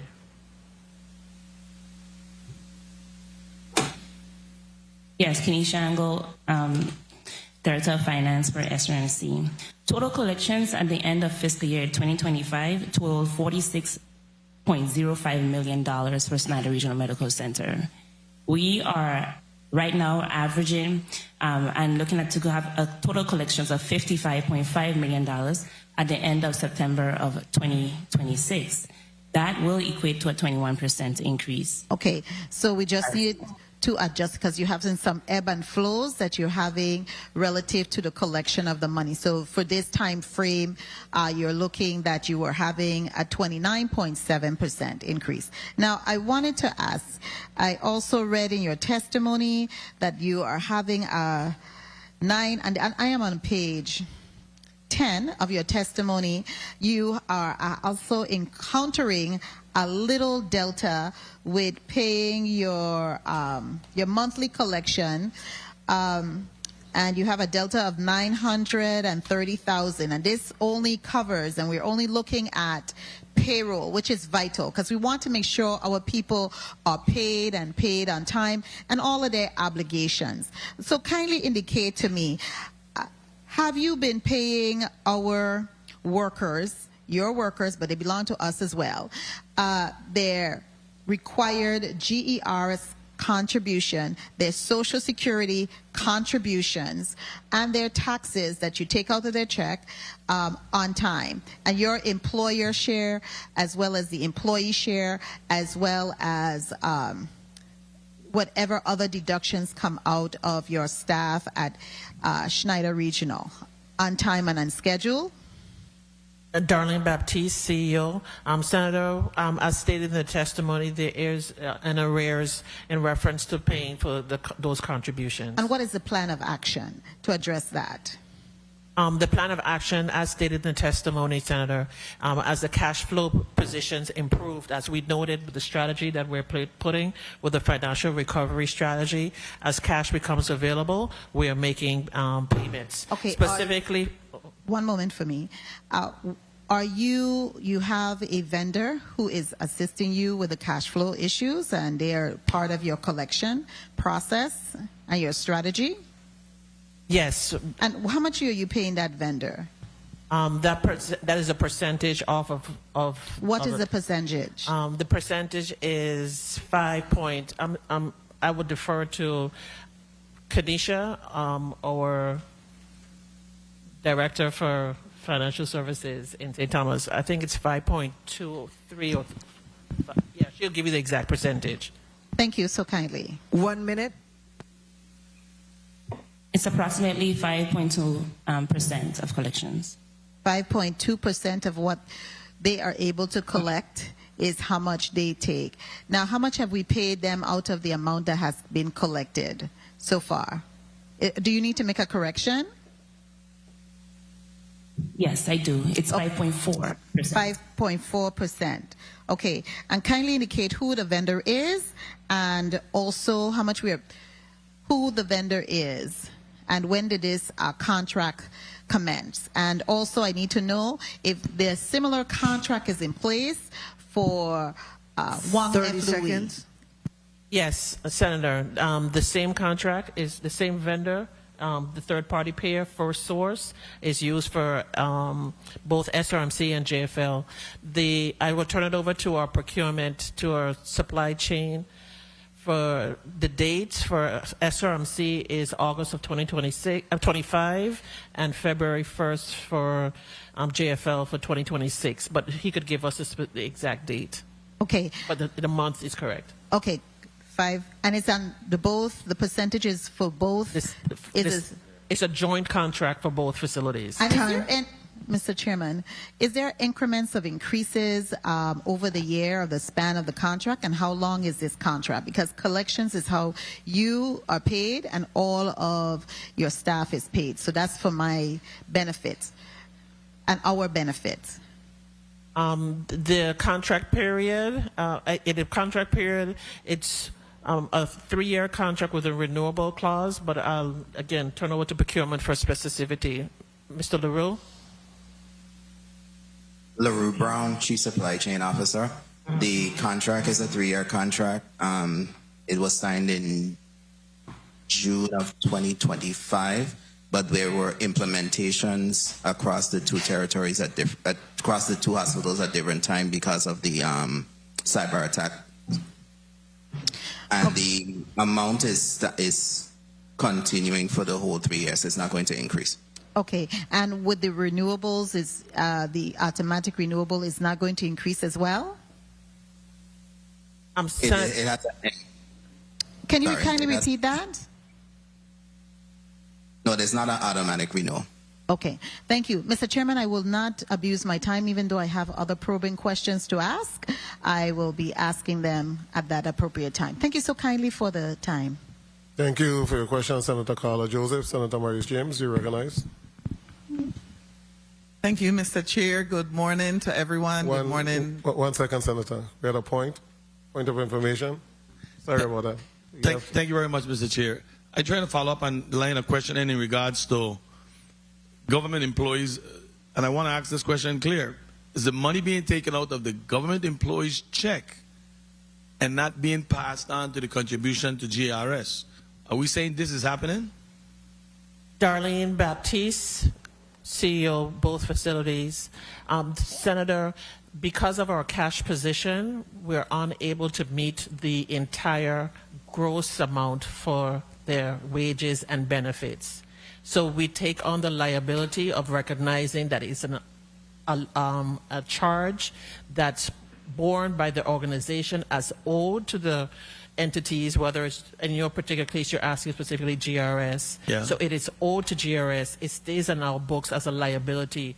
But the fact that it is not paid, we just restarted resuming payments due to the cyber attack specifically, and of course with SRMC with the cash flow. So we're just resuming those payments on either side. You know, this creates some real hardship for employees. GRS gives out loan, and any individual that owes can't even get a loan. None of them. So, and not that the employee is owing. The government is not paying their part. So it's a double whammy for those employees, especially if somebody is on the verge of retiring. You may respond. So those persons who, for the retirement, their obligations, once we get the letter from GRS and the amount that's owed, a separate check is cut for those individuals to meet their that obligation, so their annuities are not deferred. I need to follow up here on a timely manner, because if I decide to retire tomorrow and you owe, how long is it taking you to cut these checks for these individuals so they could go home and receive their annuity in a timely manner? So we could speak, Senator, if you could speak specifically to, once we receive the letter, we cut the check and it's sent down to GRS. And what about the annual leave payout? The annual leave payout, Senator, there is a delay. Again, that's a cash flow perspective, but they are prioritized by the order by which they separate from the organization. How long a delay is it in terms of annual leave? What's the average time? Again, it depends on the cash position. I think we do have persons, if I may, Ms. Asa Victor could answer that question specifically, but it is months, plural. Ms. Victor? So the process is after they get their last paycheck, we're supposed to pay, but because of our cash flow issues, we're unable to pay. Not this payday, previous payday, we made a good payment to several individuals that has been resigned for some months now, but we are behind for a few months. How many individuals are still pending annual leave payout? And also St. Thomas, is it the same issue in St. Thomas in reference to annual leave payout? Ms. Angle could speak specifically to the time frame for St. Thomas, SRC. Kenisha Angle, Director of Finance for SRMC. So we do have a number of individuals that are owed annual or lump sum payments for over, I'd say, at least a 5 months period. Are you beginning to pay down on those amounts? Yes, we continue to make payments every payroll cycle. Due to the cash flow situation at times, we're not always able to make those payments, but when there is cash availability, those payments are prioritized and made to those individuals. Point of information, Senator Clifford Joseph. Recognize Senator Joseph White. Thank you, Mr. Chair. Good morning to everyone. Along the same line of questioning, could you, for the record, state all the payments that you're not making, not just the GRS, because mortgage payments, I don't know, other insurance payments. For the records, could you please identify the ones that you're not making payments on? That's very important for us to know. So if you could put out on the record which employee payments are not being made on a regular basis. On a regular basis, I'm Darlene Baptiste, CEO. I can start off with, we just talked about GRS. Then there's we talked about in the testimony, some of the other obligations specifically to AFLAC, MASA, Global EVAC, the union. Again, we've made payment plans and or we are addressing based on the cash flow for each one. Are you making regular payment to the insurance, medical insurance? The medical insurance, Senator, is withdrawn from the allotment prior to coming to us. So that's a direct payment. Can those individuals that have MASA, different air ambulance program, have you reached out to those institutions that they are going to honor if somebody become ill and need to utilize a service, but the amount hasn't been paid for months? Are they going to honor? We have had discussions with each one of those, and we've made payment arrangements, and they are honoring. So we have ongoing payments arrangements with several of them, whether it's paying current plus one of the arrears. Okay. Very, very short because you just spoke. Point of information, Senator Joseph. Thank you. Thank you so much, Mr. Chairman. I know in the list that you indicated that you haven't paid. Are you paying the employees their Social Security into the system? Are you paying the Social Security taxes?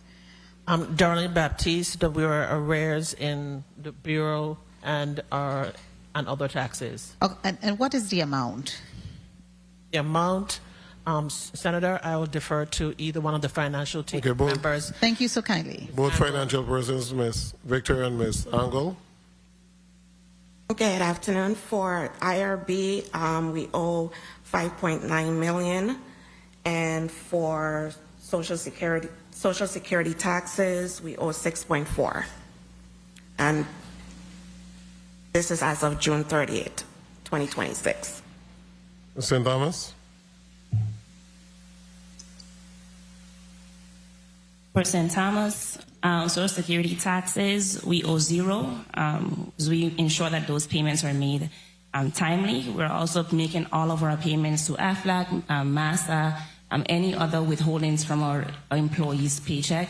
Affected payments are for GRS, that's a total of $20.8 million, IRB, $3.4 million as of June of 2026. Okay, so in terms of moving forward, are we at the point where the current charges, we're making those payments? If the check run is tomorrow, are we able to now begin, at least with this portion, putting aside the GRS, putting aside the Social Security? Because it's going to continue to accumulate. So we have all of this old debt that we need to clear up. But are we now making the present payments? So that's part of, Senator, that's part of Darlene Baptiste, CEO. That's part of our financial strategy in reference to the current plus dealing with the arrears. Okay, so right payments. Now, are you making the current right now? No, the last series of payments was just strictly arrears. The last two payments for GRS, specifically for JFL, was for the arrears. Yeah, but you're paying arrears, but then you're getting more arrears because you're not paying the current. So I'm trying to find, you must develop a system where you're paying the current, and then you're able to reduce the arrears. So, CFO? Yeah. I need to hear what you have to say about this whole thing. Go towards the mic. You have met this situation in which employees withholding for certain areas are not being paid. What is your plan, or how do you plan to correct this? RN Law, GCFO, Honorable Senator. It's on a holistic basis, the system is carrying a heavy load. You heard about the total debt that's outstanding, both for the vendors and the government entities. It's before I came on board, the plan I heard of many plans. One was to get bond financing to pay off those debts and get them current, because right now the organization are strapped with this heavy debt on both sides. They're strapped with heavy debts on both sides, and if that's taking the boat is on the water with that. If you look at the budget for next year and where cash collection is, they had a good month of cash collection. It's really prioritizing the payment. We're picking up on the revenue cycle side. So, the goal is to capture every penny we earn or we provide services. Everything that we earn and payment is expected. The goal is to capture all those, including self-pays, which we started sending out bills. But if you look at the budget for next year, it's a balanced budget. There's expectation of government allotment. There's also collection from vendors. We are receiving calls on a daily basis from vendors in order to get release credit holds. The way the vendors operate and they see it, they don't. We wanted to take 5 minutes and make current payments to them and say, let's get caught up with the current stuff. They want to go back. They says, the current is current, which is okay. We have a time frame to pay it. They want us to come up with a plan. Most of them, or all of them, want us to come up with a plan to get caught up on the old debt and then have the current debts delayed. So that's a vendor initiative. But if, I think the ideal state would somehow find funding. And, one of my ideas that I had is that we should go out and get bond financing and finance the old debt. Get that off the backs of these hospitals, and let's move forward. And with an operating basis, with the improvement in cash collection, they should be able to make all current payments, the current debt, current revenue, with the cash payment that's coming in. They should be able to stabilize and balance and maintain the relationship.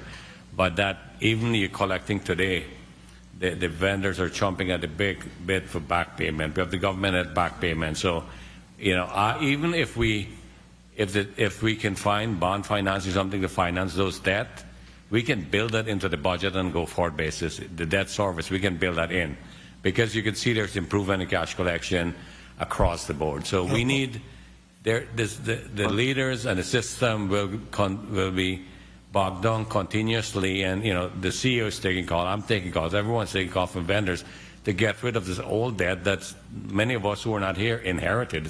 We have the structural gap. There's two things. We have to fix the structural gap, in which we're seeing improvement now because of the working on contracts, working on revenue.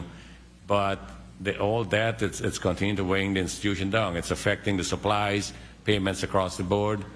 So, it's a domino effect, and it's really hindering the organization to move forward as the goal is to provide the best quality care for all the residents here and bring more online. It's hindering it, and that's something, it's like, a big elephant in the room. Unless we come up with a strategy and plan to get rid of that debt, we won't, they're going to continue to struggle. Next year, if you look at the budget, if I look at it operationally, if we have a revenue, our collection rate improve, we collect our revenue. There's 60 to 90 days delays in collection.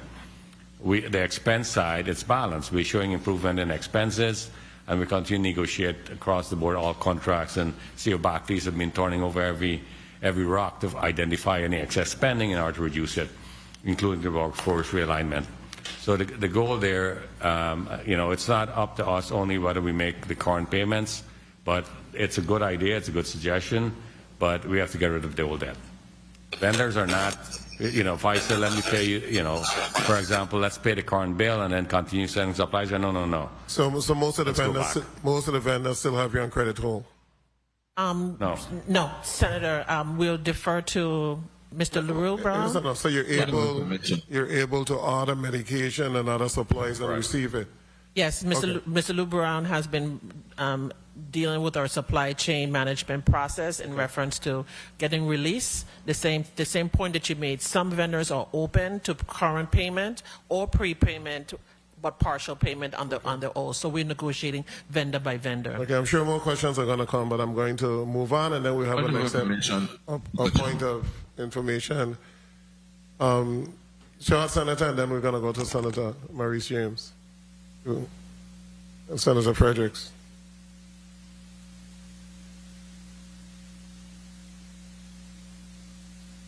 Okay.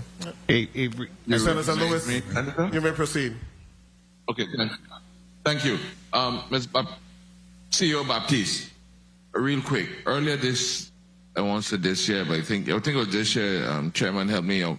We had appropriate $10 million for each hospital, 6.5, I think from the general, not the so general. 6.5 from the settlement account, 3.5 from the line of credit. On the settlement account, and 3.5 from the line of credit. Both hospitals had access to the 3.5, but it was left with OMB, and you were to submit invoices to OMB. I'll ask the both CFOs, have we utilized that 3.5 to its fullest potential? Senator, for the 3.5, the requests were submitted, but those funds did not materialize in its entirety. We were able to access we were able to access 500,000 plus for the release of the technical payment for the cyber attack, but outside of that, no additional funds were released based on the invoices submitted and the amounts requested to OMB. What was the response from? What was the response, if I may ask, from OMB? The response for OMB was not at this time. You know, it really amazes me because we have the director of OMB, the commissioner of finance, both sitting on the board. And they both see what's going on in the hospital. I don't know. There's some disconnect. So I don't know what is happening. There have to be a disconnect. They're both in charge of the finances and they both see the hospitals hemorrhaging. What is going on? We missing something. Somebody speak up, say something. I don't think this that is a real silent. Senator, yeah. I totally agree with you. We're going to have to ask those individuals directly that question because I know that invoices have been submitted. I was quite surprised when I heard that Schneider haven't received the monthly allotments since April, but St. Croix has received all the way up to June. So there's definitely a disconnect, and we need to have that further discussion. We're going to have... Mr. Chair, I also had a point, Mr. Chair. Okay, one minute, Senator Blyden. When the chair said that we're going to be here all day, I think that he goat-mouthed the Senate today, if I understand that. Come in, Senator Blyden, where we have Senator Fredericks first. Thank you very much, Mr. Chair. A pleasant good morning, colleagues, testifiers, listening and viewing audience. I just want to specifically address the question the chair asked Mr. Lajigui. Lodgy. Oh, Lodge. All right, sorry, my bad. No problem. Being the new CFO, interim CFO, I think what we were trying to get is a plan. What you articulated was what the problems were. A plan would have been, have you gone back and negotiated a payment arrangement with the vendors? Were they willing to take a discount on the payment? You know, in more detail, I see you have a whole bunch of receivables here from government agencies that haven't been paid. So if you don't have this revenue, you can't process payment either. So a plan, that's what we wanted to know. Have you made any efforts in terms of putting forward a plan to address this issue? CFO Senator Frederick, we're planning daily. We have a daily plan. All of these vendors that we're in credit hold with, we have calls with them, we have meetings with them, and some of them on a weekly basis to discuss the outstanding balances, and we're making payment arrangements. In order to get, we ask for discounts all the time. The way I normally settle debts like this if I have a lump sum, I was hoping that, somehow as payments comes in, well, the plan was if we have a lump sum amount, for example, I was hoping that we can get $5 million, which I requested across the board. I would take that and take all the essential vendors with outstanding balances and negotiate a settlement. And that's what I'm accustomed to doing. So that's part of the plan. But what's hindering that plan is the availability of cash. To say, I'll call a vendor if we owe them, for example, $1 million. To say, look, we have some funds available. If you take $500,000, we will send you payment, cut a check tomorrow, settle this debt, and move on. So we're handicapped in that sense. But from getting the essential supplies and flows in, we are talking to these vendors constantly and making payment arrangements. And again, we're prioritizing cash based on making sure our employees are paid and all of the essential supplies, we're maintaining relationship. But we don't have the luxury to go out and really do across the board negotiation to get reduction. But we're still trying. We still say, okay, let's set up a plan. If you can we get a 25% discount, and then we'll make payments, 4 payments, 5 payments in our close. Your plan was basically to float bonds. That was what you were saying. Yeah. To negotiate right. the payments. Okay. Thank you very much, Mr. Chair. Thank you. I'll go quickly to Senator Blyden. Then we're going to Senator Maurice James. Senator Blyden, point of information. Thank you so much, Mr. Chair. CEO Baptiste, you mentioned in your testimony that you identified $10 million in critical obligations. So my question is, how much would reduce old debt, and how much would merely keep current supplies and services flowing? Darlene Baptiste, That's my question to you. CEO. In the testimony, we made a statement that the critical payments for JFL was 7.4 and for SRMC is 5.2. By virtue of healthcare being dynamic, as patients, the ebbs and flows come. We don't know what our census will be. We're just doing estimates based on what we've seen for prior months. So as we make payments, I think the CFO was also alluding to our payment scheme has changed. So the priority of how those payments are made. But specifically to your point, Senator Blyden, the critical list for meds and supplies has been established through the office with our chief supply chain, Mr. Rubron, and his team. But again, it's a best estimate based on prior data or trending data. We cannot do an absolute. And how much is that going? You asked how much is going to go to vendors. Again, it's prioritized based on where we are with par levels for each one of those areas. So again, it's very fluid. It would be good to know, because that's like a balancing act based on situation. But thank you anyway. Thank you, Mr. Chair, for the time. It is a balancing act, a consistent balancing act. Senator Maurice James, I'm going to come to you right now. Thank you, Mr. Chair. I will say again, good. What is it now? This afternoon? Morning. Still morning? Wow. Still got to me during the morning. Good morning, Virgin Islands. Good morning, testifiers, colleagues, everyone in and outside the room. My first question is, last year, March, JFL announced its designation as a National Health Service Corps site for the forthcoming community outpatient clinic. So I just have a few questions. Is the clinic up and running? What services are offered at the clinic? And has JFL made an effort to recruit providers through the NHSC? I just want to get a status on what's happening with that. Darlene Baptiste, CEO, both facilities. Senator, that project got significantly derailed when we had the cyber attack in April. Yes. So at that point, we were into code yellow, and the priority was just for sustainability based on what we have, because we did not have electronic system, and the focus was, trying to optimize our paper, paper charting. So that clinical service has not been fully initiated. But what we have done as part of our recruitment is to do the offerings and use that as an opportunity for folks to come to the territory to have the offset of their school loans and other financial obligations to that. So it is used as an incentive as part of the recruitment, but that there has not been any full throttle by virtue of us having a cyber attack.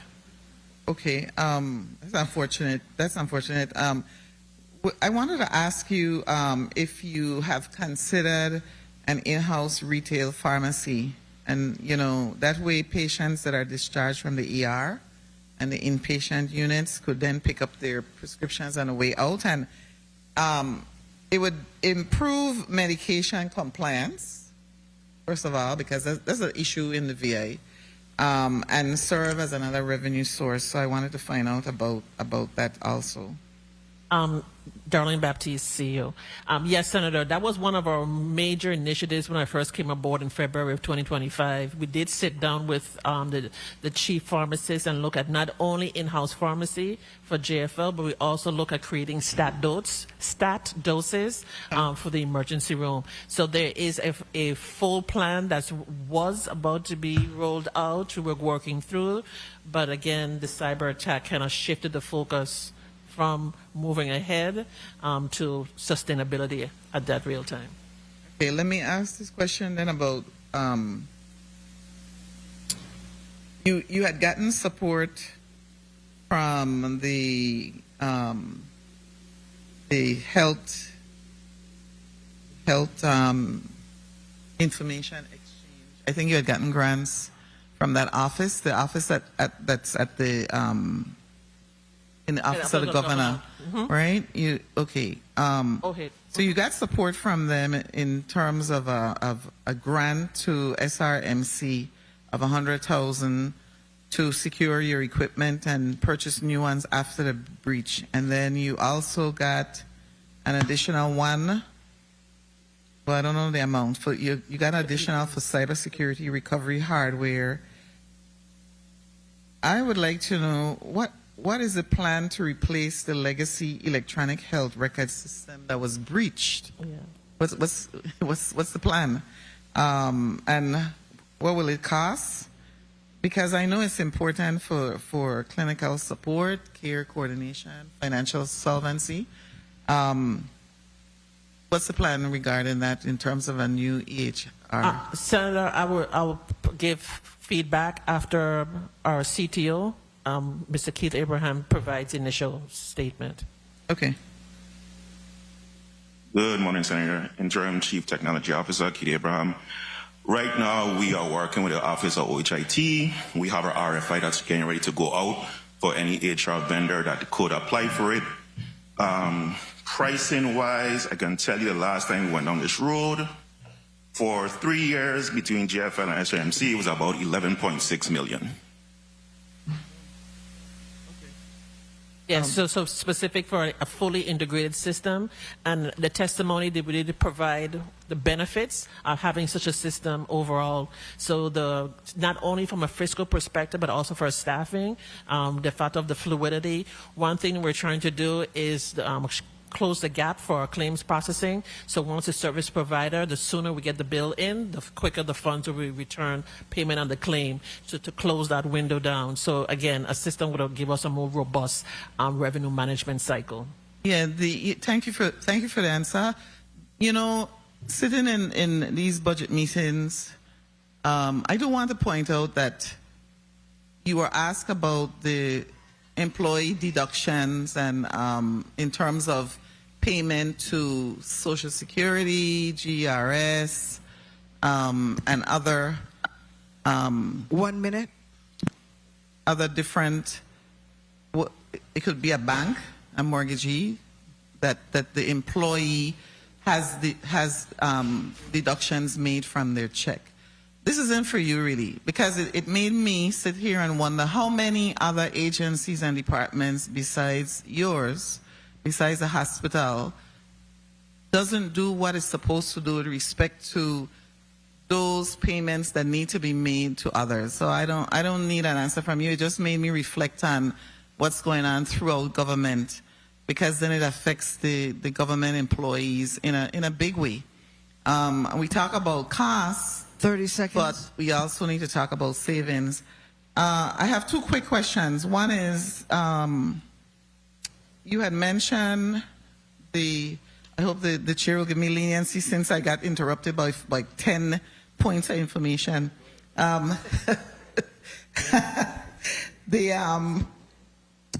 You said that SRMC has deployed respiratory therapy and different staff to support JFL during staffing gaps.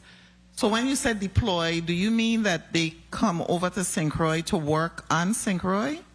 Darlene Baptiste, yeah, that's correct, Senator. So then the reciprocity both ways. They go from Yeah. SRMC to JFL and from JFL to SRMC. How do you handle housing for those people when they come over? Because they're not coming over daily on flights, are they? No, as part of the accommodations, we do have moderate housing available. So we do provide, we do have standing agreements for housing. So we use those for their lodging, and of course transportation is provided by our transportation team. Okay, because do you see when you compare? I know you talked about savings.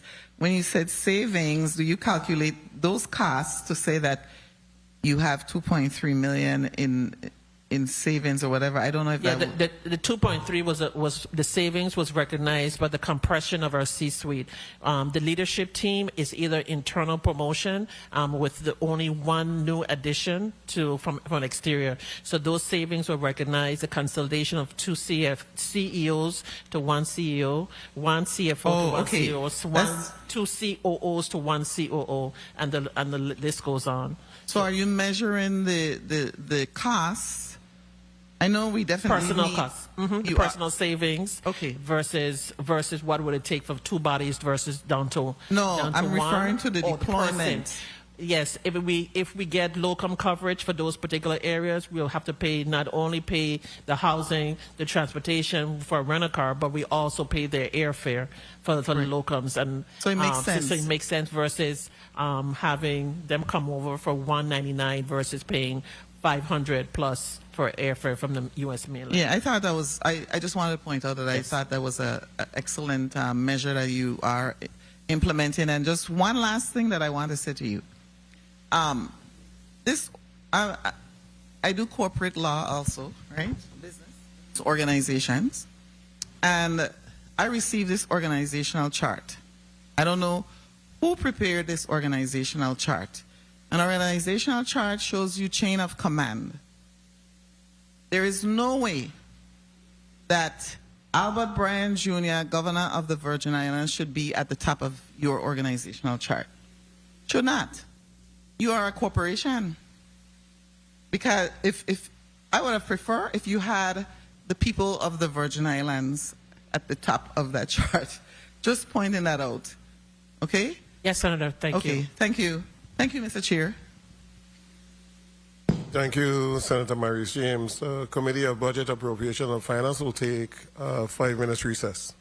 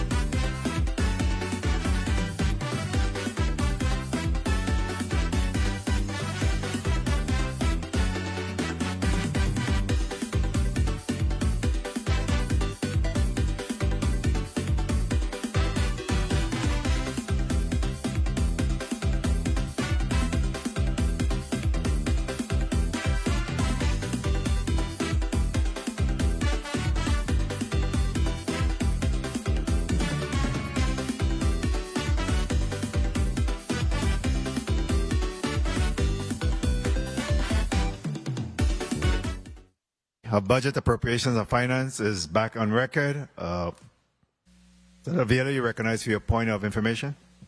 Thank you so much, Mr. Chair. Before we move on, we've been having all the discussion in reference to finances. And I heard your proposal you're saying in reference to paying off the old debt and being able to possibly float a bond to pay off the legacy debt. But the issue that we have had, and Senator Francis, myself, Senator Blyden, we've been here since 2014, is that, Senator DeGraff, no matter what we pay, the bleeding continues.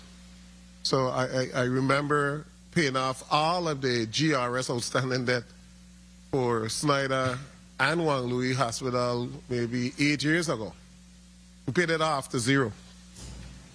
And within a short period of time was back up.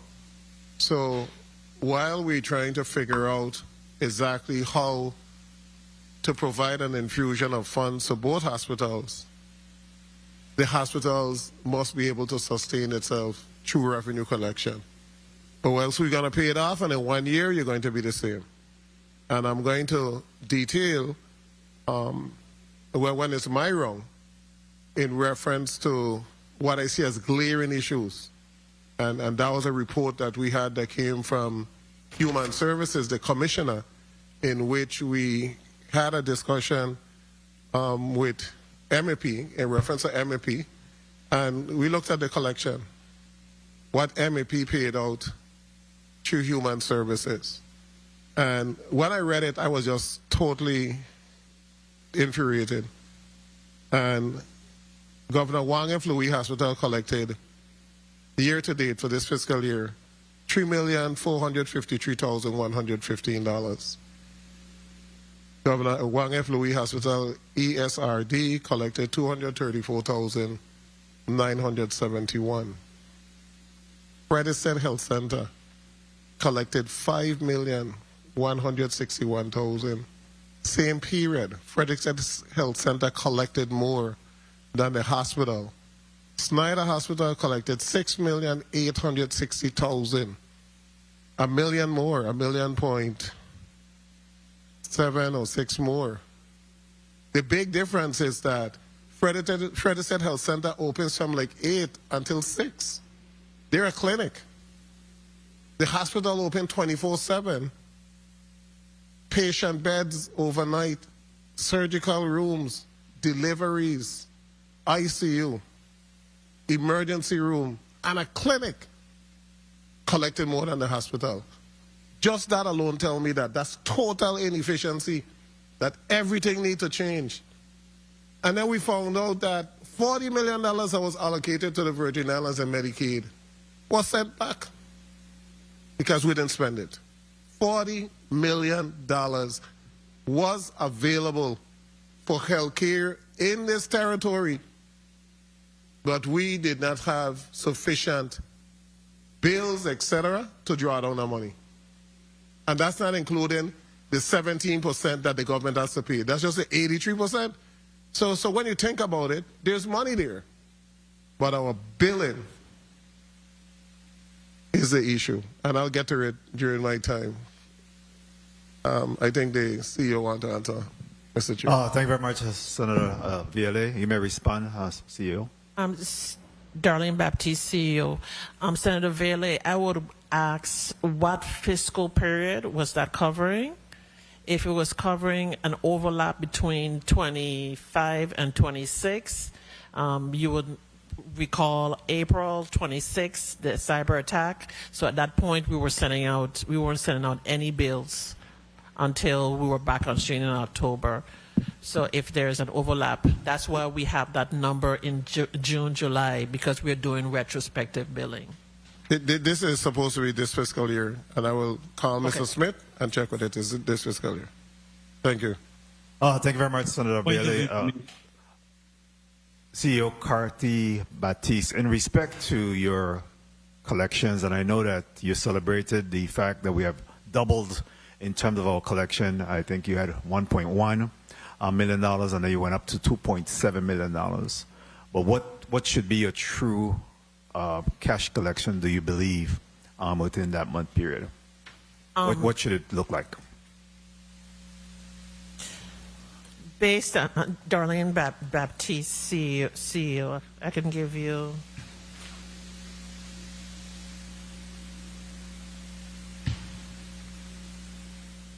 So, Senator, the goal or target goal for our collections optimally should be $3.4 million. That should be our optimum goal. By virtue of where we are, we did just an incremental. So what is the mandate? What are you requiring them to do in terms of ramping up? Because we're still at 2.7 with that goal that have been established. What is being done to ramp up to get us up to that level?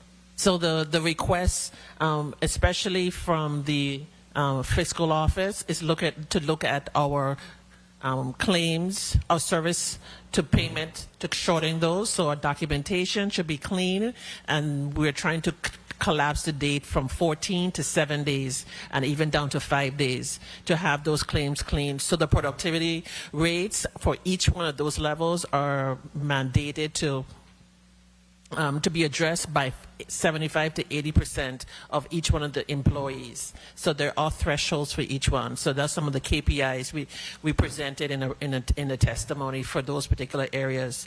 Clean claims the first time I go around to send them out complete, and then I'm making sure denial rates decrease.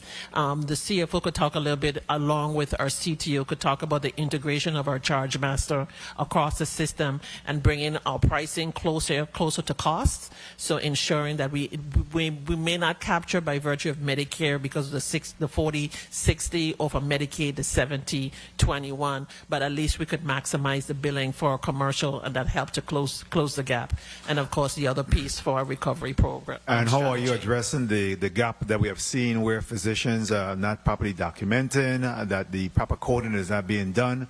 To again close that gap to ensure that we're being billed in a timely fashion. We see that these physicians are good at taking care of the billing that's required on the private side.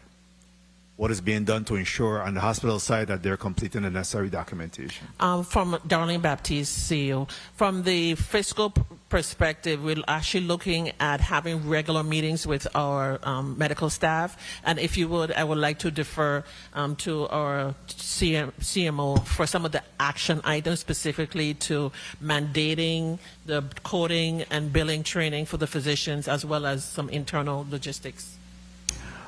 Good afternoon, Dr. Regina Flippin, CMO, Juan Louis Hospital. As far as the billing and coding, our providers would really benefit from a decent electronic medical record system. It's really hampering coding and billing. In the real world, in 2026, most providers in their private offices, as well as healthcare systems, we have an aggressive EHR, and that will reduce errors. The EHR will tell you what codes are needed if you've documented to a level of a code, and then it can go right into the billing aspect and the clearinghouse.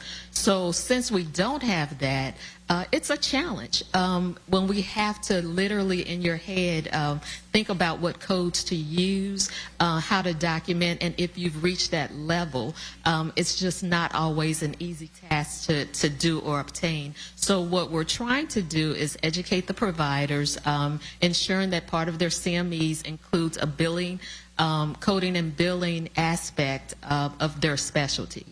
I've also created a task force utilizing some of the providers where we're going to go in and tackle the billing, follow a patient, a tracer, from the time they come in until the time they leave to ensure that we don't really know where the disconnect is.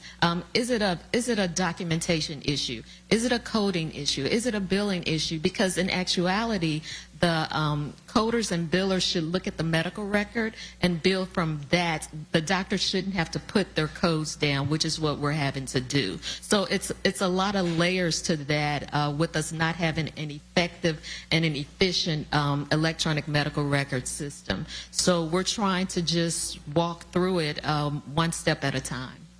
Very well. Have you included in this budget presentation the need for us to address the EMR?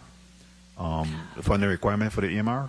Darlene Baptiste, CEO. We didn't outline in specificity. The CTO did provide a blurb within, the topic areas of where the priority should be for the EHR and the benefits. And again, as part of his testimony in response to the query, he did give you the full amount that is estimated based on prior year. And that brings me to the point. What about the OmniCell? Is that functional? The OmniCell are better functionality at SRMC than it is at JFL. What's the issue with JFL? JFL, I'll defer to our COO in reference to JFL. Adeline Williams-Connor, COO, JFL, and Schneider Regional Medical Center. We have done an assessment of our OmniCell capacity at JFL. OmniCells, we have two types. One that takes care of supplies, and the other one that we take care of medication. After the cyber attack, our connectivity between the supplies, the OmniCell, and Meditech was affected. But we have done an assessment looking at all of the cabinets on every unit, both the medical supply cabinets and the pharmacies cabinets. And we have identified that there are some gaps that are there in terms of connectivity or connection to the network. And we have a plan addressing those things. So we have gone through and identified what is broken, what is not broken, where there's communication gaps, and we are addressing those activities. What is the urgency, though? Because we have had this conversation before in respect to the OmniCells and where we're at with that. How long ago was the cyber attack? Senator, the cyber attack was last year, April, but the delay for us to re-engage... More than a year, and we can't continue to hang our hat on this cyber attack. We should be able to advance and address that. I mean, we recognize that the last time we did a walkthrough, we recognized that OmniCell was a concern. There were some commitment to us at that time that it will repaired and that we'll move forward on that. This is months later. We're still having this discussion regarding the OmniCell and observing what is the gaps. So when are we going to fill the gaps? That's what I'm asking. Yeah, part of the gap was strictly economics. We did have an opportunity where there was a level of crossover and connectivity, but after the cyber attack, for us to get back online, there were some payments that were needed to be made, and there was some delay in payments. So now we have addressed the payment issue. Now we could actually go back and re-engage them. That's why we have the full assessment. Specifically SRMC, we could have Mr. LaRue and Mr. Gardner speak to the OmniCells at SRMC. In the essence of time, I'll just go ahead and move forward because we know that Vincent Thomas, at Schneider is working a lot more. It's functional more so than here at JFL. I heard a point of information from Senator Fonseca, and then I'll come to you, Senator Lewis. Senator Fonseca, you recognize your point of information. Yes, thank you. Good afternoon, Mr. Chair. Director Party Baptiste, I agree with your statement that your financial stability is heavily dependent on your payer mix. You also mentioned your reimbursement rates are inadequate. Looking at the charts, because the Virgin Islands, we only have one hospital. We're not like other states where, you have different hospitals. But looking at your charts, you realize that there's four main components in the payer mix. You have those that have the private insurance, like your Cigna, which is the best paying. And then you have the Medicare, and then you have the Medicaid, which is the free insurance, and then you have the self-pay. Now, in the Virgin Islands, we have a Medicaid cap, but specifically over the last few years, our Medicaid rolls have been purged. Thousands of persons have now been purged and are no longer eligible for Medicaid, even though they pay less than Medicare. How has that affected your billing and collections. How has those persons, and where are they now? Are they on the self-pay? Where are they? Give me an update. Darlene Baptiste, I can't speak specifically, Senator, to the number of persons who were just, I guess, as a territory, we're estimated 17,000 persons who were decertified under the Medicaid program.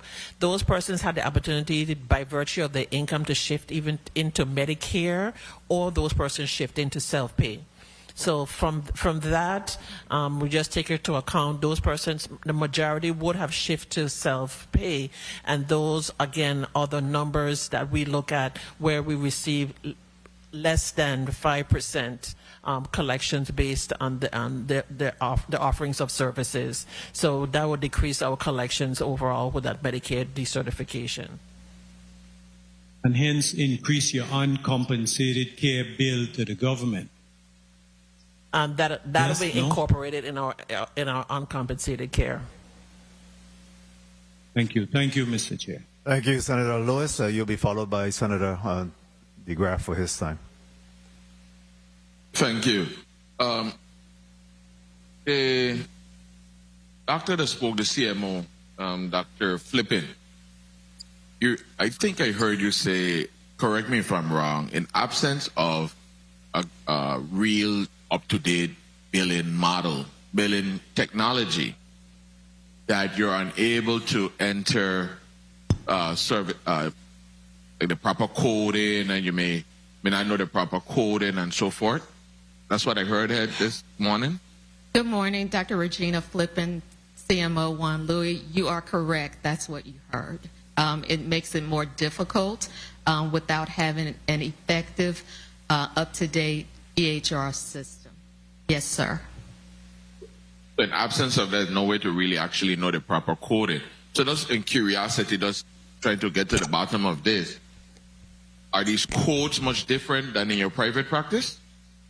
So the codes are the same. The American Medical Association creates the codes, the ICD-9 codes and the CPT codes. Those codes are the same. However, there are so many codes.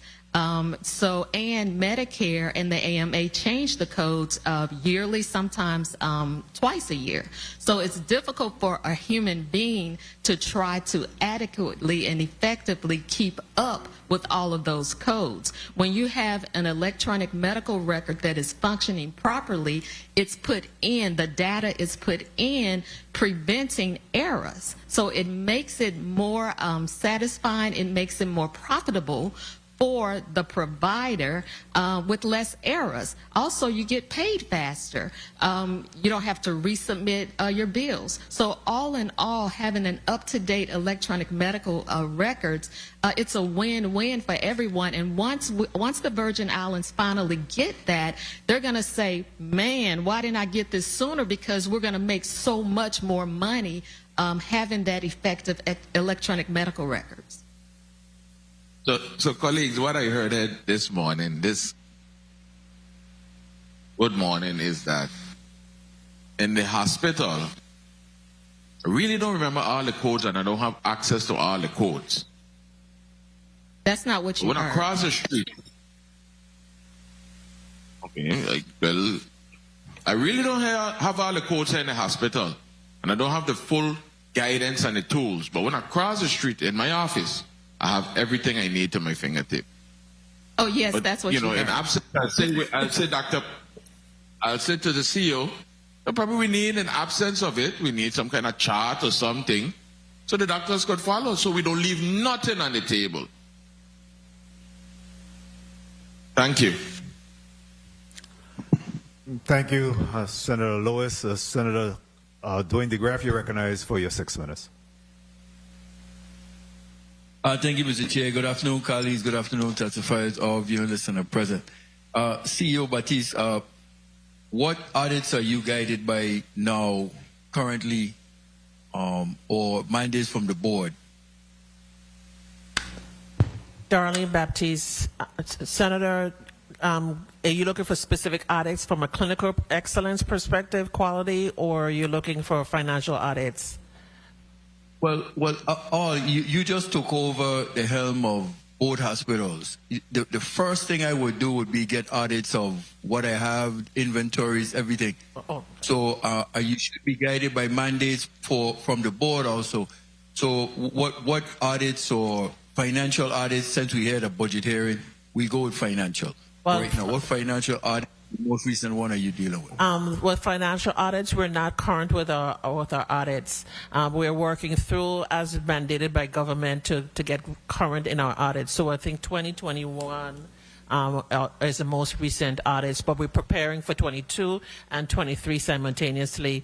And we've engaged a private entity to help us to expedite, to make sure our finances come in line to be up to date with our financial audits. What is the cost of that contract? What's the cost of that contract? We are in negotiations. There's no fixed cost to that agreement at this time. UVI is going through middle stage, so far they're about to, whatever the outcome would be, but because they don't have audits from 21, this is reoccurring. That's where you got to start. I like to deal personnel first. Now, what is your ask of the general fund for GFL and Schneider Regional? The ask. What is it? The ask for Schneider Regional is with a base of 32,750,000, and then the ask for GFL is the same. But we're asking overall for a slight increase for the specialty services, which will be included in JFL at the 1.5, and the 250 for telestroke. That'll be shared by both entities. Okay, because the post-audit report is showing the general fund for GFL is, I think, 31 million. Yes. So the 1.5. 31 million. Okay. So you want the additional 1.5 for GFL? Oh, that's for shared cardiology services across the system, and the 250 for the telestroke program across the system. Okay, 1.75 where you need, and then for Schneider Regional you need a extra million itself, because your ask, the post-audit report is 31,750, or is it 32,750? It's supposed to be 32. We were guided by 32,750.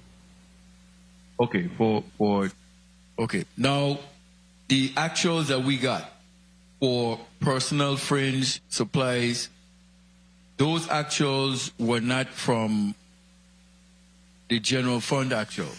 They were your overall actuals?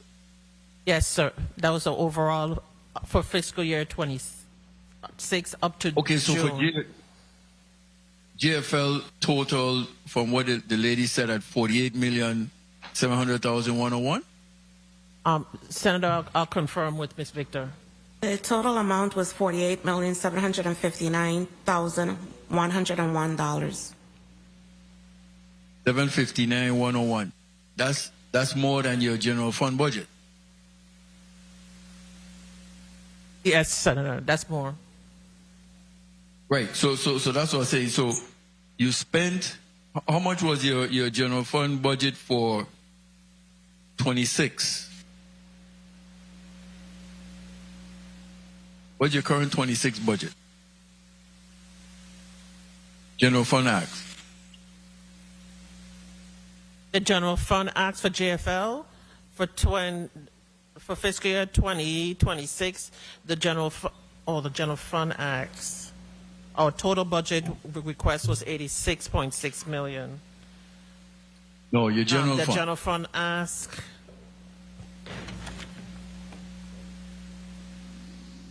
That's how we do in the budget. We doing it based on the general fund ask. Yeah. So the approved budget for 2026 was 30,250,000. 1 minute. 30,250,000. 32,050,000, and you're telling me the 48,759,101 is your general fund expenditure to date. Oh.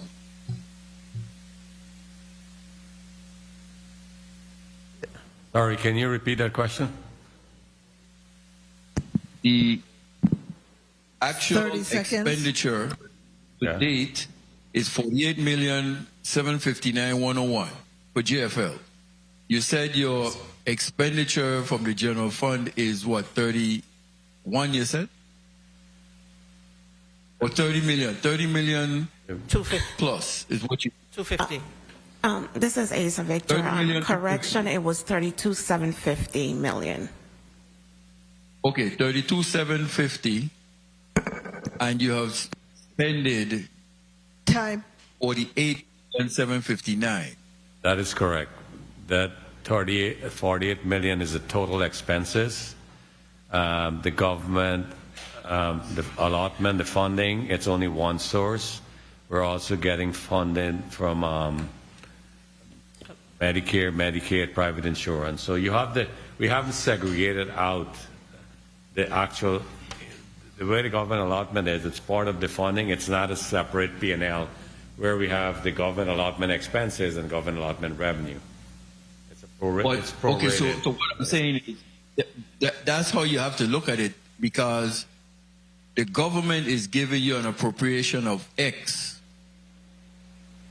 Yes. So all you can spend from the government is that. So they're going to tell you, well, hey, we're going to only give you the remainder of the government general fund monies. Your additional monies and everything, then you add in on the tail end. Because at the end of the day, all you hear asking for is 32,750,000. Yes. 750,000. Right. So if you spend 48, you conflate the numbers. I think maybe that's what we need to get a structure going, because then when you say we don't fund you for whatever we don't fund you for or do fund you for, you can't get. And so, just in closing, I would just like to get these last things here, Mr. Chair. How many vacancies GFL do you have? GFL Schneider, I need vacancies. I need how many GS employees you have. I need to know of who went up to 35,000, how much were paid, who owed retro. I need to know if anyone received wage increases for the 26 going forward there. So, and if I could get that information, and then through the chair when they have it, if I could come back and just get that information, so I keep the time rolling. Thank you for the time, Mr. Chair. Thank you, Senator DeGraff. You could let me know when you have that information available, and I will go back to the senator to get that. At this time, the chair recognizes Senator Angel Bocas. You're recognized for your 6 minutes. Thank you. Thank you, Mr. Chair. I don't know if y'all can hear me. I can hear myself. Good afternoon, Mr. Chair. Good afternoon, colleagues. Good afternoon to the listening and viewing audiences, central staff, my staff, and the testifying panel here before us in relation to the hospitals of the Virgin Islands. Listen, I support our hospitals, but support cannot mean just writing a larger check every year without fixing the underlying problems. If collections cannot cover payroll and unpaid obligations continue to grow, then we have a structural financial problem. And before we provide any financial additions, I want to know what will change, by when, and how will the legislature be able to measure the additional investments that we've been historically making since I've been here. Some of my colleagues who are senior senators here have done this over and over, and we seem to continue to come back for more. The first thing that really concerns me is the level of unpaid obligations. JFL is reporting 22.9 million in accounts payable, while Schneider is reporting 57.7. That's almost, if not over, $80 million. So there's a disparity there. I'm wondering why JFL is able to keep the number as low as it is, and at Schneider it's so high. And this isn't simply last month's bills. JFL reports approximately 20.5 million that is 300 days old, and Schneider is reporting 17.56 million that's 300 days old. So the debt problem is actually growing, especially at Schneider. So what concerns me are those numbers, amongst other things that my colleagues have already expressed. So before we go down the road of talking about additional money, how are we actually going to pay down on this old debt, and what are we going to do? What is the plan? Anyone on the panel? Darlene Baptiste, CEO. So the pieces that we talked about in the presentation talk to specifically the structural funding gap overall and how we plan to address that in reference to it. We talked about poignantly in the testimony from SRMC, the implementation of the revenue integrity team. Ms. Angle could give greater detail. My apologies. Could give greater detail to the revenue integration team. But overall, we're looking at creating a mechanism where we're doing internal charges. And what we're doing is, one moment please. It seems as if what we're doing is managing the financial crisis. When are we going to stop managing the financial crisis and actually eliminate the structural deficit? What is the plan around that? Darlene Baptiste, again, Senator, you were asking about the strategy that we're taking and implementing. A lot of it comes back to our payer mix. Introducing services is one area for our financial recovery strategy, and the other piece is being better stewards in reference to the resources that are afforded to us. The debt indebtedness that is made reference to, and a greater proportion is legacy debts. So even though a substantial portion was paid in the past, there's still obligations that are on the book that are still carrying over. So I'm trying to understand, because what I'm hearing is you're telling employees that there's going to be a 10% reduction in personnel expenses. And then on the other side, I'm seeing that there's raises on the administrative level. So how does that balance exactly? So the balance is the fact of the work being done specifically on the administrative level. The savings are recognized to looking at vacancies and looking at job sharing, reconciliation of positions, and retooling of individuals. We have persons who are retiring out of the system and their positions may or may not be filled, so that will give us some recognized savings. The job sharing is the most significant portion that we're doing in reference to maximizing those opportunities. So since 2025, have any individuals been hired or promoted or reclassified or appointed into an executive or senior management position at JFL or Schneider Regional? Yeah, that's correct, sir, due to the integration as well. Which integration? The integration of... 1 minute. There has been no integration. There has been no integration of the hospital that is legal. That's one. That's a policy that the board decided to implement, but it's not legal. You have to come to this body to have it approved. But we leave that alone.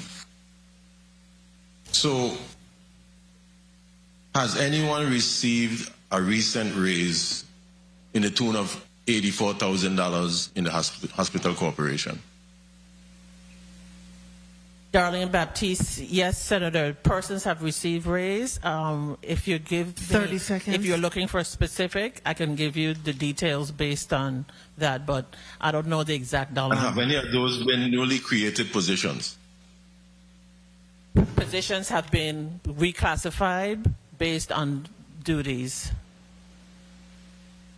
Okay, so I'm having a hard time here, CEO. I'm having a very hard time.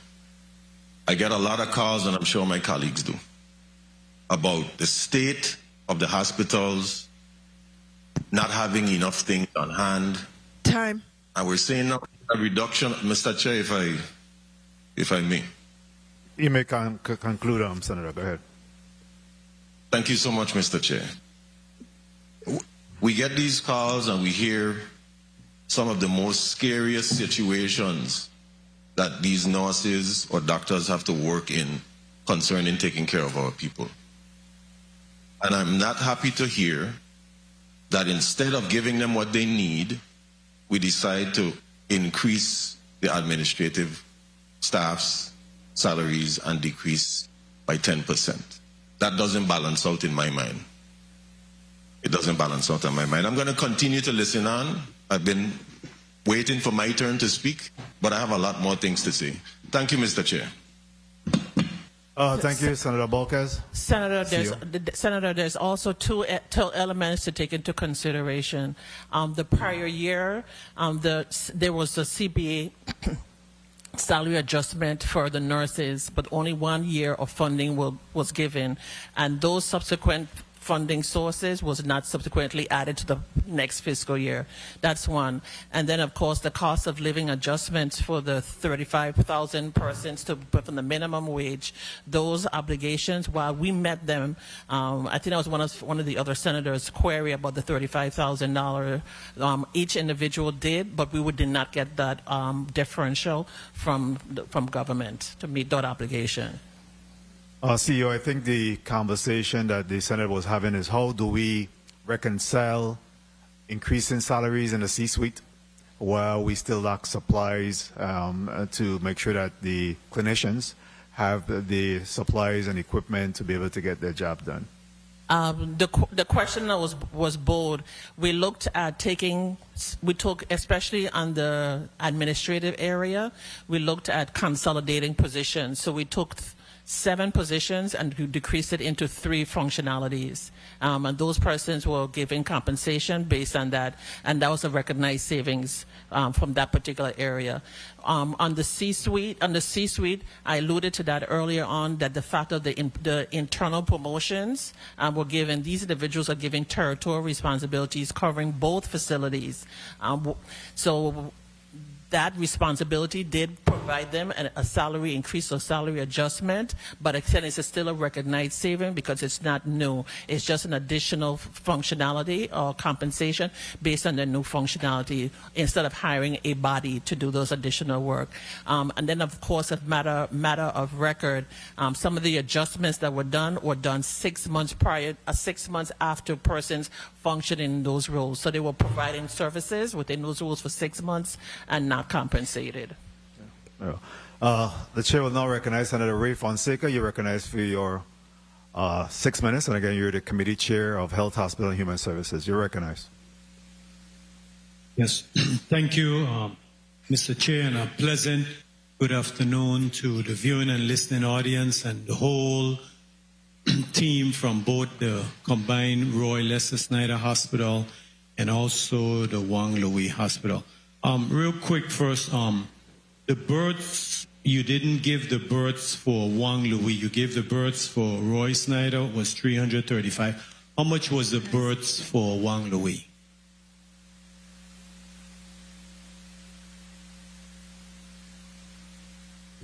Okay, while you're getting that, I want to go to yes, Senator. The births, I'll defer to our CNO, Nurse Plaskett. Doris Plaskett, Chief Nursing Officer. Doris Plaskett, Chief Nursing Officer. I will estimate the births for year to date 2026 is about, you have the exact number, it's about 400. It is a decrease from our previous years. Okay, good. Thank you. That's a quick number that took a minute to answer. Okay, so I want to go to the borders issue. You know, there are meetings being held at the highest levels in this government to address this. You know, this causes patients to remain in the hospital after they are medically ready to discharge.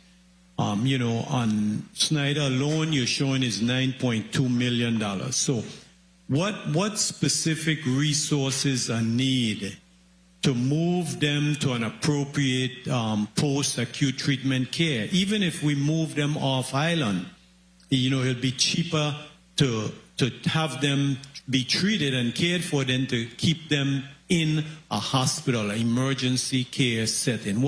Why hasn't the boarders been able to be taken out of the hospital and placed in an appropriate care facility? Darlene Baptiste, CEO. That's a question I would like to defer to either one of our CNOs so they oversee the case management and the routine meetings with the Department of Human Services and other community partners. Dr. Waddell? Good afternoon. Dr. Sunita Waddell, CNO for Schneider Regional Medical Center. Our challenges continue with the borders, whether they may be their insurance type, their documentation status, whether we could send them off or we could not send them off islands.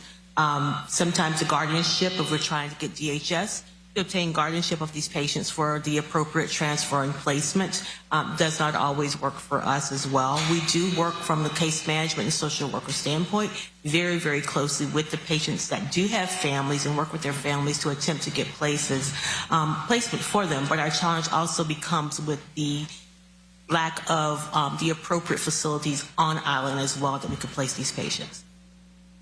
Okay, and how many borders on St. Thomas? How many borders on St. Croix? St. Thomas is down from 20 to 15.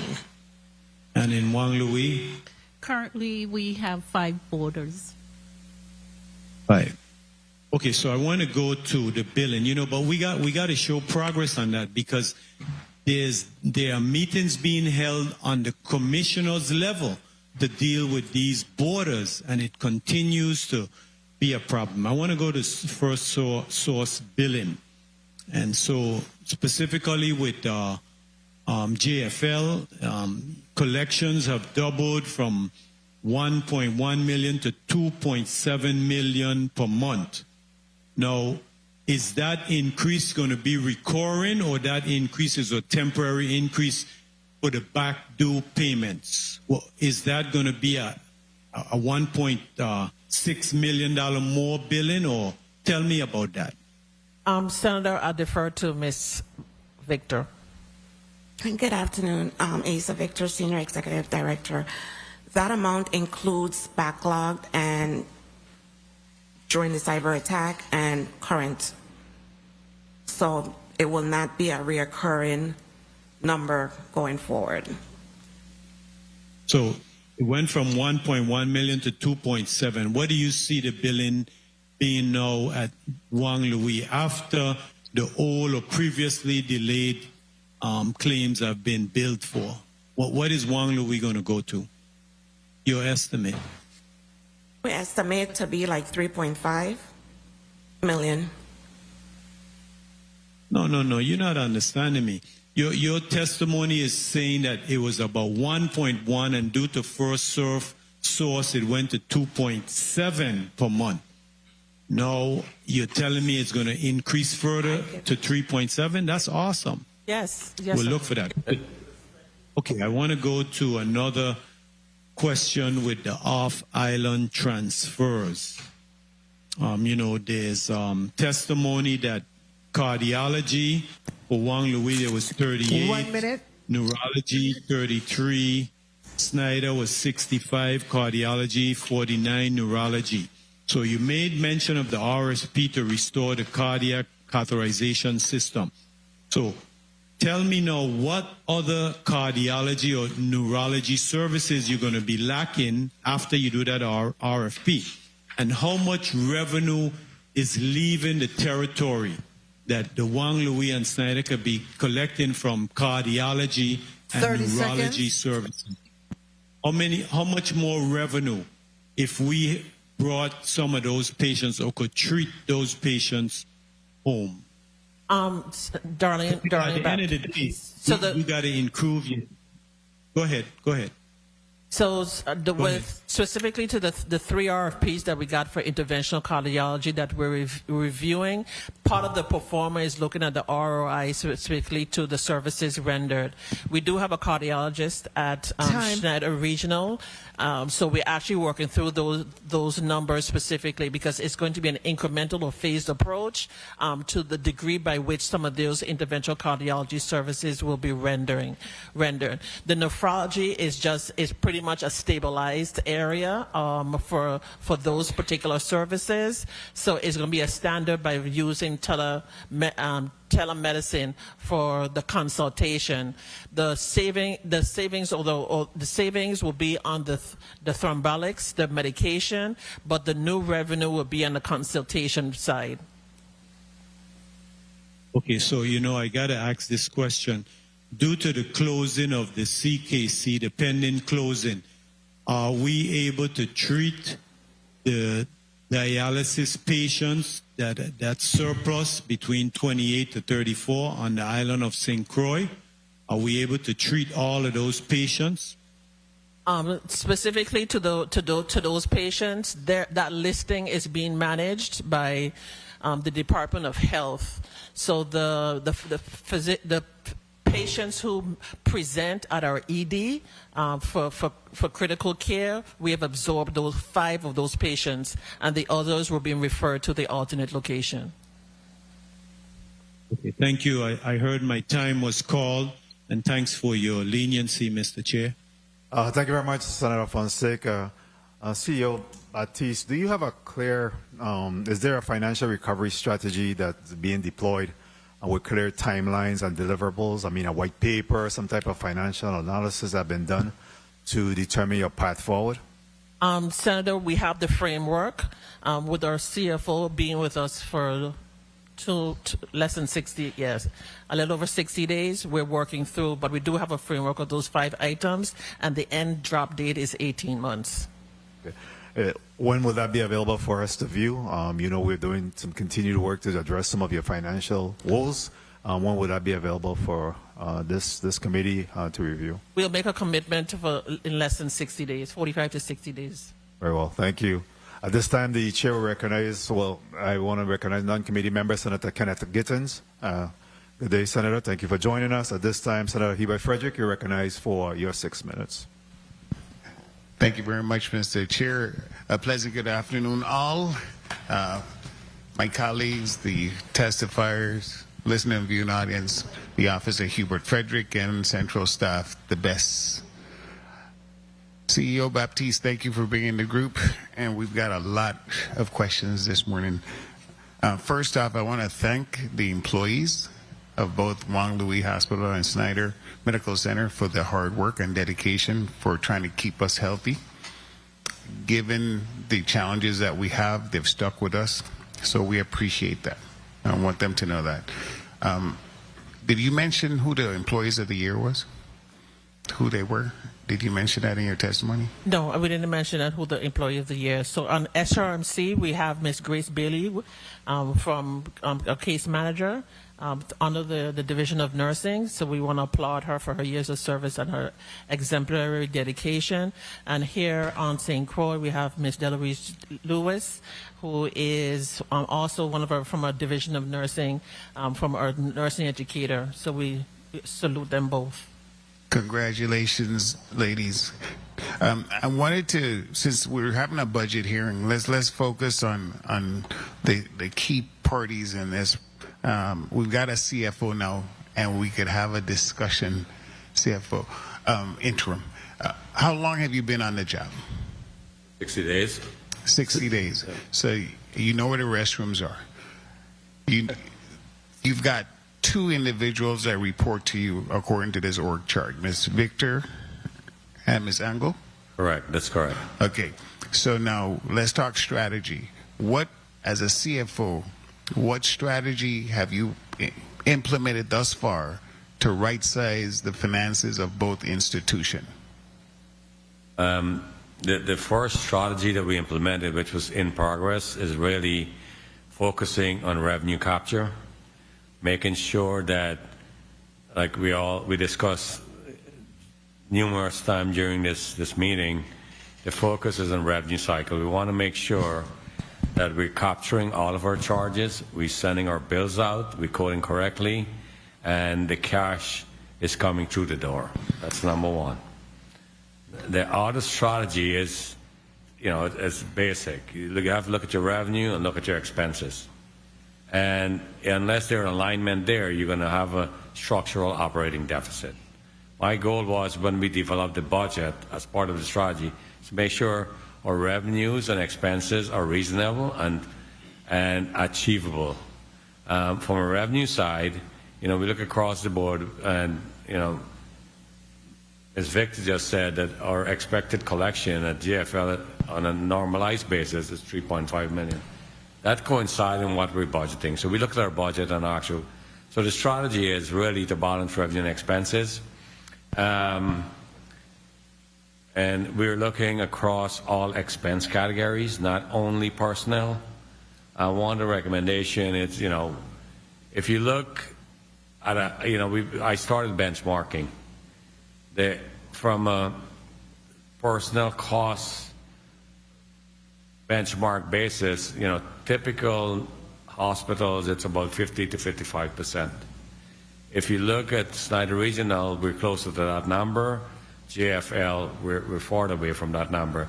One would say there's, I look at that, is there an opportunity there? Can I just say, if we're at 79%, just drop it to 55%, take people out of the system. So are we top heavy on that side? If you look at from a benchmark side, as we're looking at the strategy. But there's a reduction in staffing right now, so you could right size that aspect right there. Yeah, that's going to help get us closer to benchmark. But the way, if you look at a hospital, you look at the patient mix, the CMI. You really can't compare it because we talk about the billing offices. There's a lot of manual processes. The EHR, there's lots of manual processes. Moving stuff around, there's manual processes. So it's until we get the infrastructure correct or fix the processes and get the right system in place, we're always going to be top heavy in personnel. So there's opportunity there to reduce. We look at purchase service, looking at contracts. Go ahead, sorry. It seemed like AI is the hottest thing right now. It's been proven to save large sums of money for administrative functions, especially. Have you considered any AI ambient services to help reduce some of the costs? So, we're exploring. We're talking to ForSource. Most hospital system that I've worked with. Obtaining insurance verification, scheduling patients, coding, it's all AI function, and we have started reviewing that to implement here. But in order for AI to function properly, you have to have the backup systems to support it and feed it the information it needs. 1 minute. So the revenue system we have currently does not have any type of AI integration in it whatsoever, right? Not that I'm aware of. Correct. Okay, and that means we're missing or not capturing a lot of revenues that we could have, because there would be some redundancy. Is that not correct? Yeah, I mean, we're definitely, so it's either missing charges, not getting the right codes in place, and then when we're compiling from the inpatient side, because there's so much manual 30 seconds. charge entry, we are missing charges, of course. So the last audit per the post-audit, page 16, was in 2020 versus 21, I think you said, CEO Baptiste. It says, according to this independent audit by Clinton Lawrence Allen LLP. Was there Yes, another one? Senator. I'm being corrected. It's 2020. Okay. It said there were 4 material weaknesses that they found about our hospital at Juan Louis, which was financial management and reporting. Mr. Chair, if I could wrap up. Again, we need to make sure that was remedied now. I mean, this is 2020. We're 26 now. We need to talk about reconciliations, general ledgers reconciliation. Are we doing that? Yes. Every month? That's what it's saying. We're not doing it. Accounts receivable and revenue cycle management. I know we've hired FirstSource. I hope it meets the standard that this audit is saying. And then last but not least, preparation of the schedule of expenditures of federal awards. Are those things being done as we speak? Specifically to the latter, the third point about FirstSource. So again, that helps us with a level of compliance. So the last matter, and of course we do the closeouts at the beginning of every month for the prior month. The reconciliations? So Ms. Victor, How current are we with our monthly reconciliations? Both hospitals, please. Miss Angle for SRMC. Balance sheet Kenisha Angle. reconciliation, sorry. Kenisha Angle, can you hear me? Kenisha Angle, Director of Finance for SRC. Our reconciliations for Schneider Regional Medical Center is done on a monthly basis. So we do our bank reconciliations, our ledger reconciliations, reconciliations of our asset accounts and so forth. Many reconciliations, actually. We have a list of them that we, the team takes care of on a monthly basis. And we're up to date. Juan Louis. For Juan Louis, Asa Victor, Senior Executive, I'm kind of behind on reconciliation since the cyber attack was in effect because we have a lot of backlog that we have to enter into the system. So What month was the last one you did? I would say I'm up to March. March. All right. March of this year. 2026. Thank you very much, Mr. Chair, for additional leniency. Thank you very much, Senator Frederick. Next, the chair will recognize Senator Marvin Blyden, and he'll be followed by Senator Avery Lewis. Thank you so much, Mr. Chair. Good afternoon to my colleagues, listening, viewing audience, staff, central staff. Good afternoon. CEO Baptiste and your supporting management team there with you, and thank you so much for your testimony. I must say, it's a budget hearing, right? But there are so many other questions that need to be asked, but I'm going to try and stick to the script. Can you please go to page 8 of the post editor's report, page 7. Let me start off with page 7 of the post editor's report. There's a federal grant here for nuclear medicine equipment. What it does? What does that equipment do? And you have expended $207,500. You have $192,000 left. What the time frame of this grant also from the Department of Interior? When does it expire? Please be succinct and please be appropriately responsive. You have a lot of We'll be questions. very succinct and to the point, so I'll have the Chief of Staff respond. Staff JFL. From UI. Good afternoon, Jay Rollins, Chief of Staff, JFL Hospital. The Nuclear Medicine Program was a grant that we received through the Office of Interior Affairs. To date, we've expended about half of that grant in preparation. We are waiting on the electrician to finish up room preparation. Once room preparation is complete, then the equipment will be shipped and installed, and that should take place before the end of the year. Okay, very well. Thank you for that.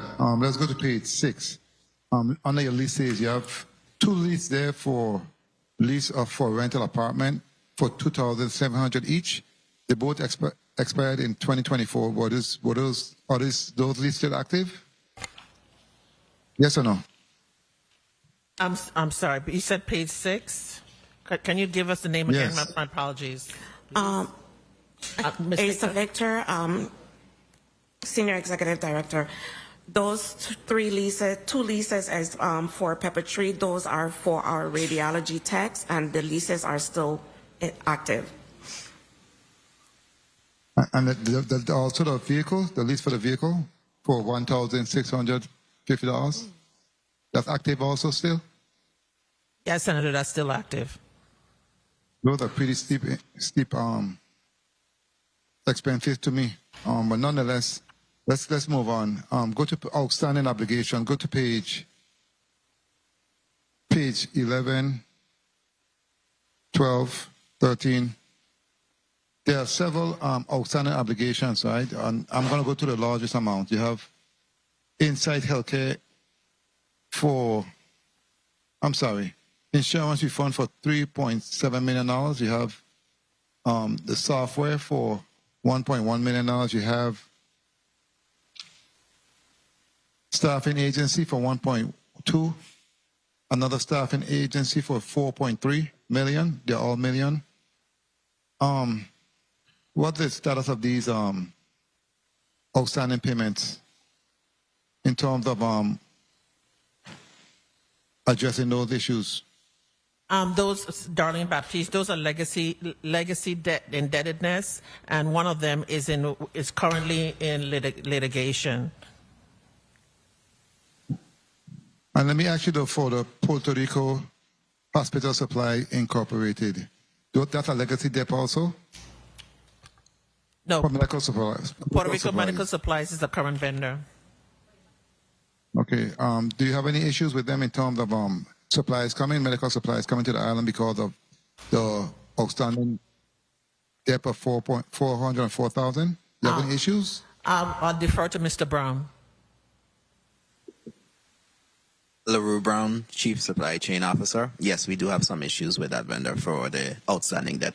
Is it affecting your operation in terms of medical supplies? Because we have a very, very serious problem here in this district with medical supplies in respect to clients that come to the hospital and can't get the services because there is no supply. What's being done in that respect? Got us a serious problem. Mr. Brown, in reference to, can you provide just a synopsis of our approach? So we meet with our financial teams. Speak up for me, please. I can barely hear you. Good day, can you hear me now? We meet regularly with the financial team for cash flow availability to make payments to our priority vendors. Once the payments are made, we have those dialogues with the vendors to immediately release the supplies. As of today, for Roy Schneider, we are stable. We still have some critical supplies that we're waiting. And for JFL, for the most part, we're almost back to par, but we're working through the cash flow to get back to par. Thank you for that explanation. You know, it honestly bothers me tremendously when you have doctors that work at the hospital coming to you and begging for assistance in terms of what's going on at the hospital. They're telling me they don't have no kind of supply. The basic supply, they don't have it. Many times they have to actually go and get stuff and walk with it in order to operate at the hospital. That's unacceptable in every way, shape, and form. And something has to be done moving forward. I lost my mom right there in the hospital. She had 4 strokes and I didn't even know she had a stroke, to be honest with you. 30 seconds. We need to make sure we have the equipment readily available for our people here in the territory. Let me ask quickly before my time is up, when it comes to outsourcing and billing and coding, is the billing being done in-house or is it outsourced? Darlene Baptiste, CEO, it's a combination. It's driven by internal actions for capture and then the support system through FirstSource. How long have it been in terms of the contract between the hospital and the billing coding company? When did it? With the recent company FirstSource, yes, it's approximately a year. Mr. LaRue is about a year with SRMC and a little less, or 6 months, 7 months with JFL. And have the hospital seen any profit or increase in revenue since hiring this company? Yes, Senator, we have. As stated in the testimony, we have seen significant increase on both sides, SRMC and also at JFL. So how many employees do you currently have in-house to do the billing and coding? Specifically to SRMC, Ms. Angle, and then Ms. Victor will give you the numbers for JFL. Keisha Angles, that Regional Medical Center Director of Finance. Within the billing office, we have about 5 individuals there, and within the coding office, I believe we have about 8 individuals there, if I'm not mistaken. So 5 and 8. So we have not seen any downsizing as a result, or have we?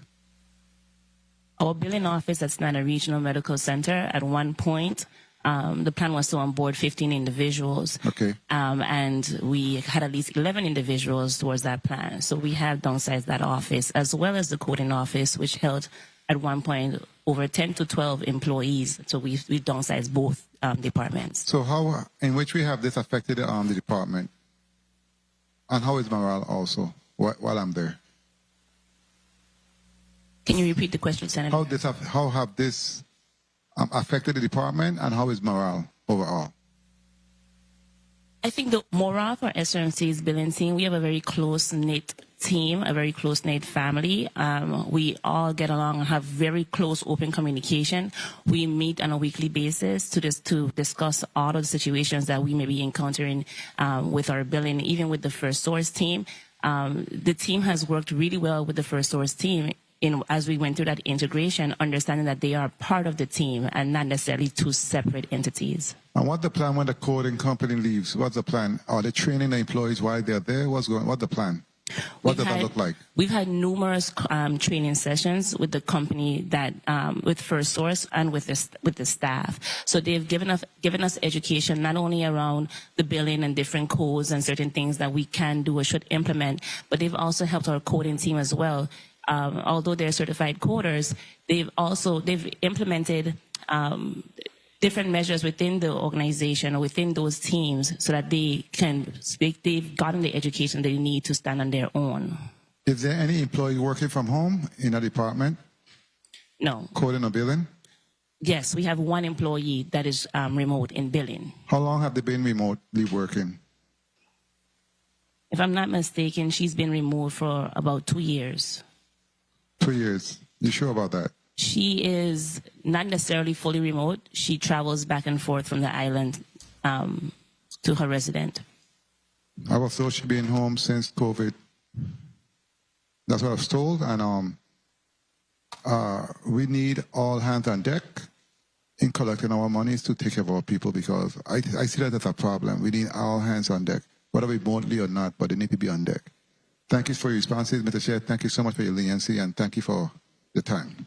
Thank you very much, Senator Blyden. Just a point of information, Senator Clifford Joseph, you recognize. Thank you, Mr. Chair. Mr. Brown, what's up to par for supplies on St. Croix? Almost up to par. I don't understand what's almost up to par. So par is referencing a par level for supplies. In general, what we're talking about is at least a month and a half of supplies on hand at any given time. I wanted to know what kind of supply, because I gain information like no hand soap, another bandage, whatever. A lot of other supplies that's needed that's not here in the hospital here for 1 week. Senator Darlene Baptiste, CEO. Just like I said, healthcare is quite dynamic. So the power levels that are established, I don't know what time frame that message was. If it's a current message, we could attain to the fact of right now as we speak, power level has been attained with toiletries, which would be the hand soap, toilet paper, paper towel. If the message states Band-Aids, that may be, again, a dated message, because as we speak right now, based on our cash flow over the last 30 plus days, we were able to meet the obligations to get to par level on our supplies. So we got diapers, wipes, and none. Even procurement this week was on diapers and wipes, yes. Okay, thank you. Thank you, Mr. Chair. You're welcome, Senator Joseph.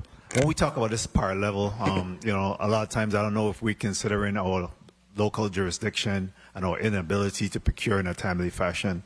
For example, TPA. What's the par level for TPA? Darlene Baptiste, CEO. The general rule of thumb is to have a minimum of 2 to 3 doses on hand. And that could be wiped out in 1 day. And we have recognized that it could be in less than 3 hours. And so when you talk about a par level, I mean, we have to really consider what's happening within our jurisdiction and our inability to be able to procure in a timely fashion to make sure that we can maintain that par level, right? Yes, sir. To the par levels that what we established is given the general census. So our general census for SRMC is somewhere between 60 to 65 patients are census. Here on St. Croix, the census is somewhere between 30 and 35. So we establish based on utilization, we'll set the power levels based on those norms. But again, understanding our population health and the dynamics of our circumstances, there may be unforeseen delays for delivery. And of course, then there's a matter of the cash flow, because some of our vendors require prepayment prior to distribution. So again, it's very fluid that we have to remain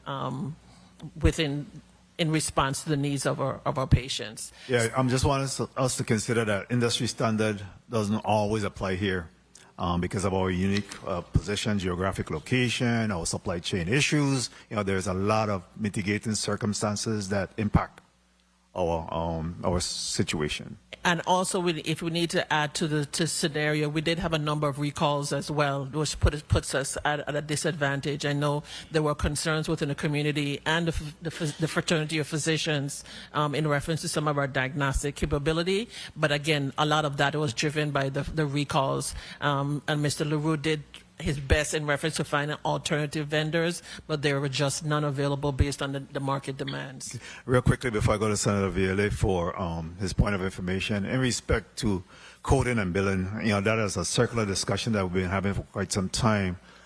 Have there been any discussion with UVI or any other entity for us to be able to allow or create a pipeline that will be able to ensure that we're maintaining adequately trained coders and billers?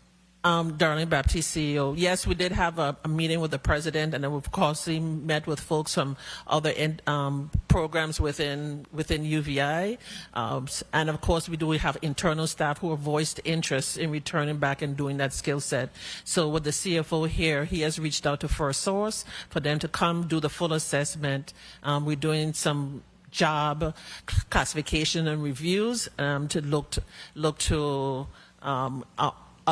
up to our current staff. But one thing I need to put on the record also is when having the discussions with us specifically to the coding and billing, the way First Source operates in either facility is quite different by virtue of the service lines that they do the billing and coding for as well. So we need to take into consideration, maybe providing this body with a spreadsheet to show you by service line which services particularly they are covering as far as billing and coding. Thank you. Senator Viale, you recognize your point of information. Thank you so much. I had a question, and then after I heard everything, it got into like 2 other questions, but I went into my time. Inventory control. How do you deal with inventory control? How do you know that a floor need X amount of supplies? Because we continue to hear over and over, we're running out of this, you got to call. Who is over that inventory control, and what type of system they have in place that every day they know exactly what supplies are on each floor and what is needed? I'm Darlene Baptiste, CEO. Senator, that question, that's why the change was done from materials management to supply chain management. So the question about the OmniCell is one component. We've hired So who is in control? Mr. LaRue Brown. From St. Thomas? Yes. Okay. And who's in control in St. Croix? We have a territorial.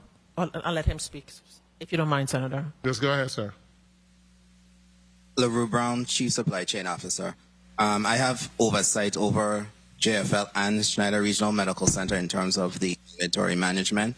Also, we onboarded a territorial supply chain operations director who has oversight over the warehousing, logistics, and operations for the system. The OmniCells is our primary system to manage the inventory on the units, as well as the inventory coordinators. They have a system in place where they can manage what is not considered inventory, like non-stock supplies, where they have the real-time. Hold up there 1 second, because when we visited Schneider Hospital, we were able to see the OmniCells in operation, information inputted, etc. We had a meeting on St. Croix. I don't remember who the young lady was. She announced at the meeting the OmniCells are working. We found out an hour later that it was not true, the OmniCells wasn't working. We fast forward now, I think 3 months. The Omni cells and St. Croix still isn't working. So St. Thomas will have some sort of inventory control because they know once you punch those codes into the machine, you know what you're using. So what is in place for St. Croix, the Omni cells aren't working on any floor on St. Croix. So what is in place that you could get that data to know how much inventory is being used? Let me clear that up. Okay, good. Not all the Omni cells are not working in JFL. There are a few floors where we have found that the information is not crossing over, and we're going to be working with IT to identify what the system issues are with that. Those are as a result of the breach. We're going to work with that. So we are getting the restarts. Hold up, and I don't want. Hold up. The lady tell us the Omni cell were working 3 months ago, before you have this individual, this young man, in this territorial position. The St. Croix person said it was working. They know it had issues from all the way then to now. We still trying to figure out what technology or what connecting from all the way then to now. My whole thing, and I could hear the long answer, my whole thing is people need to be held responsible. If you're going to come and tell the senators that it's working, the CEO, you didn't even know at that point. I saw your eyes you were like, really? You made a pronouncement in a meeting that it's working, and 3 months after it ain't working, now we got to get somebody from St. Thomas. You're looking at the same thing with connectivity. Stop using the word breach. The breach was from April of last year. The Omni cells aren't working on St. Croix because of ineffective individuals in that department that are not doing what they're supposed to do. Inventory is an issue because individuals are not doing what they're supposed to do. I think you have begun to make some changes there. But I just wanted to put that there. Every single thing that happened in the hospital is a ripple effect. You don't do your job, there's stuff run out on the floor. We start getting texts that you don't have this, you don't have that, because somebody didn't even check to see what they need. So nurses have to be called in. Oh, we're running out of Band-Aid, we're running out of this, we're running out of that. Can you send this up? This system got to change. That's all I want to put on the record. Thank you so much, Mr. Chair.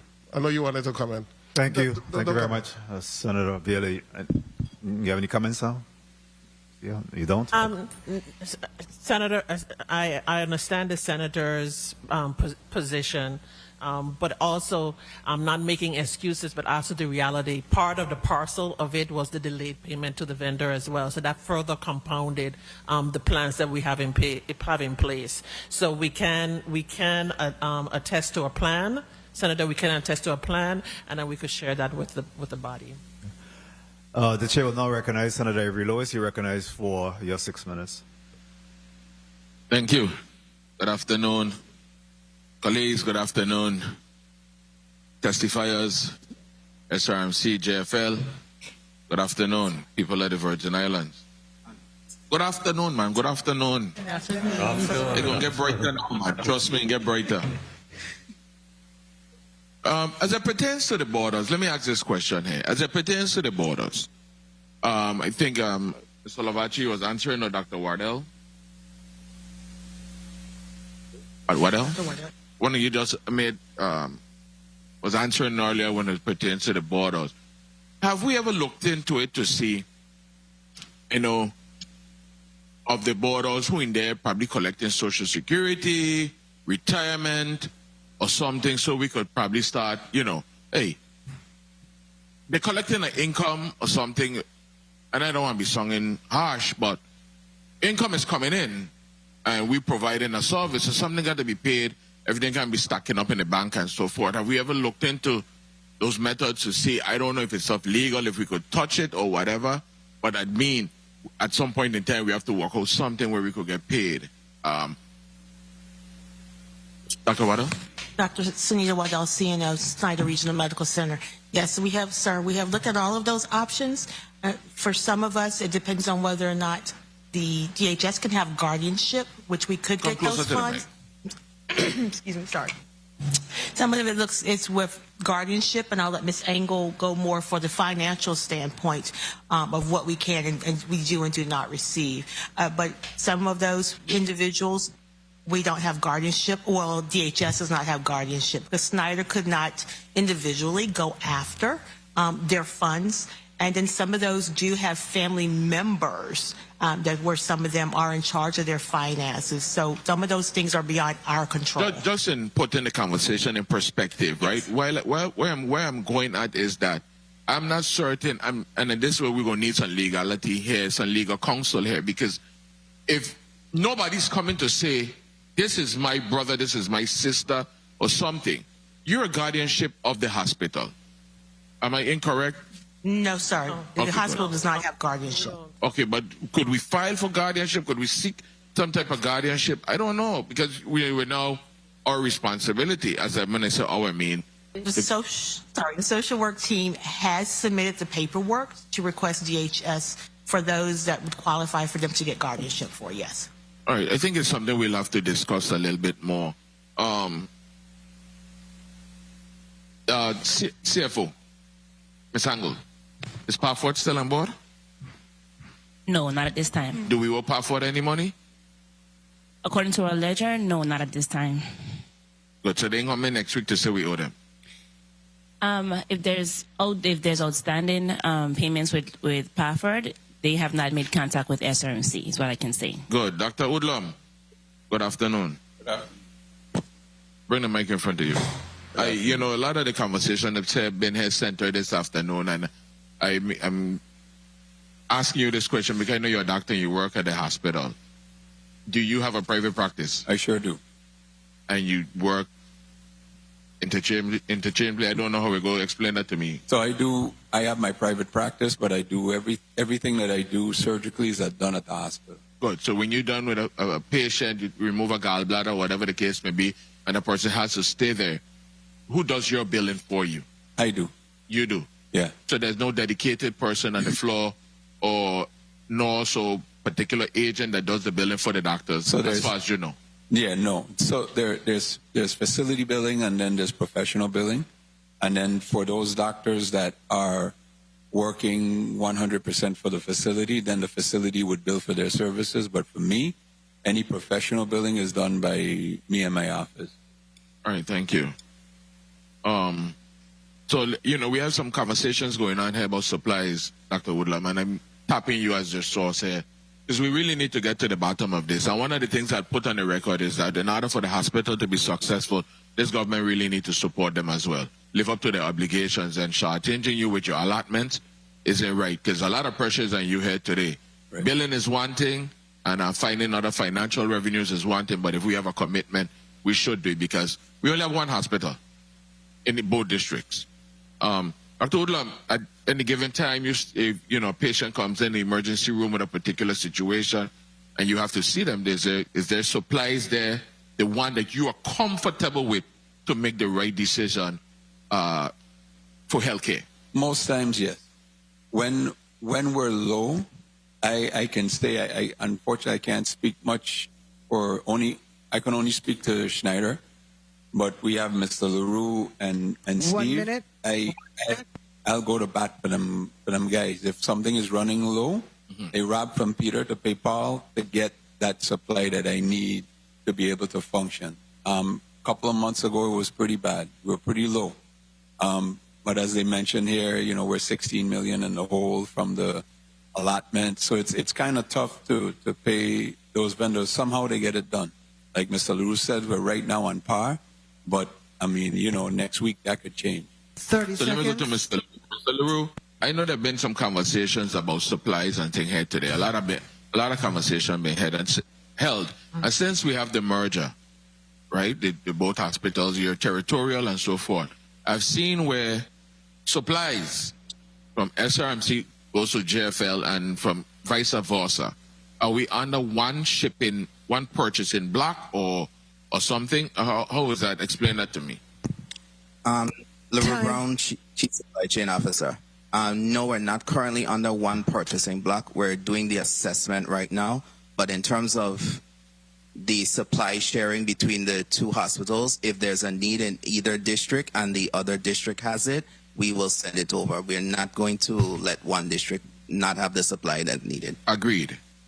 I wasn't going apart. I'm just wondering if it's one supply, you know, if you buy 1,000 syringes and they came to St. Thomas, you send 500 to St. Croix, 500 to St. Thomas. That's the point I'm trying to make. We haven't gotten to that point yet in the integration. That's where we're working towards. Thank you. Mr. Chairman, if I may just ask one last question here. Is Mr. Smalls still with us? Yes, he is. Director Smalls, THRT. Good afternoon. Good afternoon, Senator. As it pertains to St. John, when all your rebuild is completed, please explain to me what healthcare would look like as it pertains to facilities in the island of St. John. What would that actually look like? As what would the final structures and services be looking like in the island of St. John once you have completed your renovations and rebuilding in St. John? All right. Good afternoon, Senator. Darrell Smalls, Executive Director at THRT. I can only speak specifically to the construction elements, but I can tell you there's collaborative efforts that's ongoing with the CEO and the leadership team, both at Schneider as well as MKS, to ensure that the care that we're going to be providing on the island of St. John is no less than what there is today, and any improvements that we can and any additional services that can be provided within the new structure that will be erected. We'll still have the emergency room facilities. We'll still have the exam room facilities, all the necessary amenities to provide quality care on the island of St. John. Currently, does St. John's have to come now for dialysis? Darlene, Baptiste, CEO, yes, patients will have to come down from St. John. At any point in time, I mean, Ms. Baptiste, during all of this renovation and, you know, construction and anything, would they be able to do it at St. John? No, Senator, that's not a return on investment in reference to what's required based on the number of patients that we have. It's not sustainable. Okay. And like you use the word return investment. About a year ago, Mr. Chairman, I'm going to end now. About a year ago, or maybe 2 years ago, I never forget the afternoon. Dr. Gardner pack up the people to Gardner and send them on the doors of Schneider Regional. Are we getting a return investment? And then God bless, the team had the foresight to have that extra room built out. Thank you. Congratulations. Whoever had that foresight really needed. Are we getting a return investment on that? Because those customers over there, if my memory serves me correct, they were all paid customers over there. So now they come to the hospital. Are we billing correctly? Are we receiving the adequate payments from those customers as well? That question I'd like Ms. Angle to address, please. Thank you very much, Mr. Chairman, for the flexibility. Thank you. Thank you very much. Thank you. For SMC, when it comes to our hemo patients, we have a number of our patients do have insurance, and biggest insurance is Medicare. And the rates there are not always as great. They pay a composite rate that is not often the cost of care.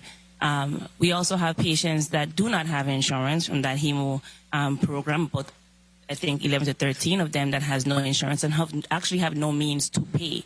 And the organization has been also eating that cost as part of charity in order to give these patients the care that they need. Thank you. I know CNO Plaskett, you had a alibi in regards to a question that was asked earlier. Yes, I wanted to provide a little bit more information in regards to the borders and the process as far as guardianship. So the discharge planning process began from admission. And once a patient no longer meets the acute care hospitalization requirement and their discharge, we reach out, the case managers, the social worker, they reach out to the family to see if there's any family or support structure that can take the patient. If not, we work closely with DHS, and DHS can file for guardianship. I know that working with our legal counsel in the past, we were looking at legislation that would allow the hospitals to be able to have the ability to file for legal guardianship, where we can pursue any kind of financial resources to support the hospitalization of those patients.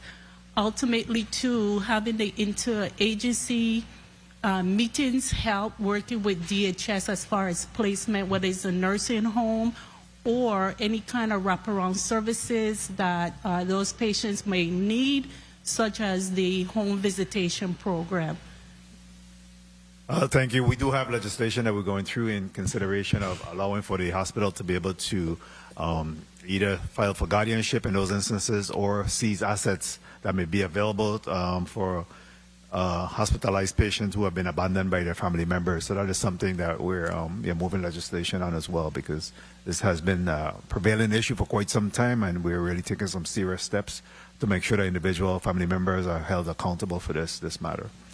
At this time, the chair will recognize Senator Franklin Johnson for his 6 minutes, and he'll be followed by Senator Clifford Joseph. Good afternoon. Thank you very much, Mr. Chair. Good afternoon to my colleagues. Good afternoon to the testifiers, viewing and listening audience. I'm still baffled. I'm baffled by when people paycheck come, everything is taken out. Some of the money is supposed to go to loan, payback, and it ain't happening. That's for me, it's really hurtful. And it just continues to happen. Every time that we think we get a grip on it, it falls back. And it cannot continue because folks are just being left in a bad position.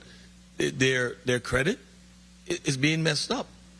Because if you're taking it out of my check for my loan, and it's not going where it's supposed to go, you're not feeling a crunch. If I go for a next loan, I'm the one in the problem.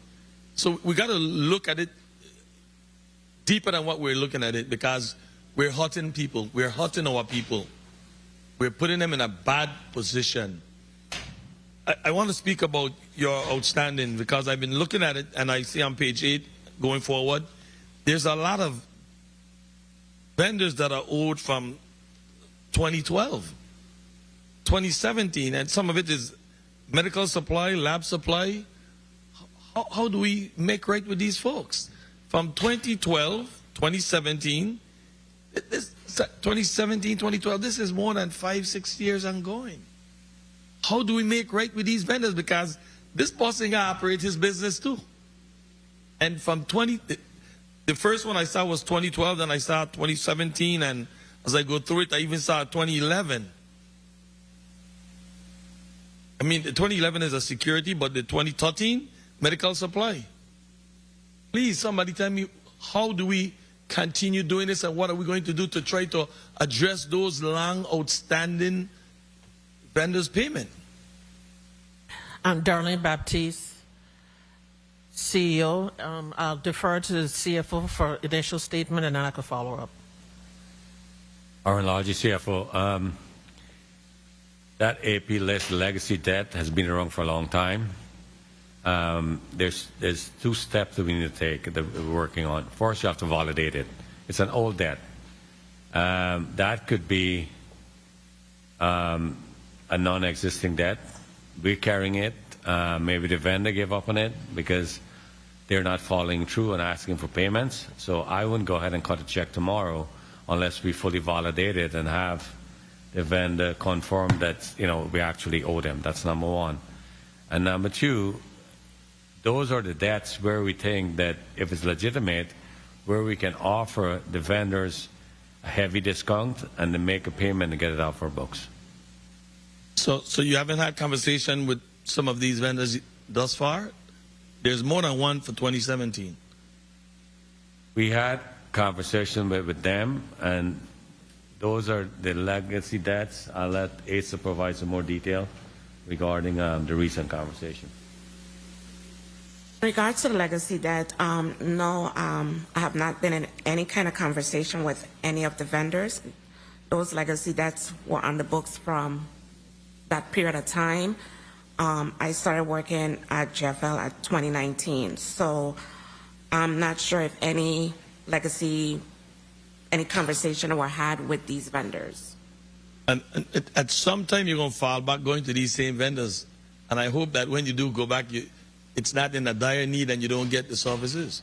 Because some of them are medical supply. And so you never know when you got to go back and knock on that door. So I think it would behoove that we go through these lists, contact these people, find out what's the status. Are you still owed? Have you been paid? Because you say it might been. We need to be sure. Of course. The approach would be is when we have some funds available to pay off these debts and settle them, I would go and make the contact at that time. If it's, these vendors are not calling and chomping at the bit, right? So they're not calling us. So it's like raising an ant's nest. I wouldn't do that right now. I would just, if I have funds, call them and say, support your debt. And if they can support it, okay, I'll give you 25 cents on the dollar. It's long, 10 years old. Let's settle it and move on.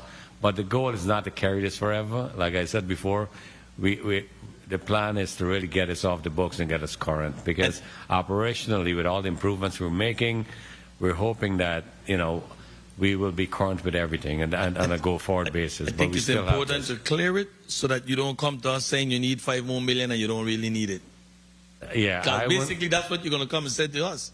Yeah. Look, we need X million, that's what we have, because that's what it says here, 22.9. So you're telling me that you owe 22.9, but you might not. That is, the legacy debts are the one where we might not owe what's there. And also, that's where we have the biggest opportunity for a discounted payment. So, JFL said I want to do a 10% cut with no intent of laying off. How you intend to do it and where the savings going to go? Darlene Baptiste, CEO.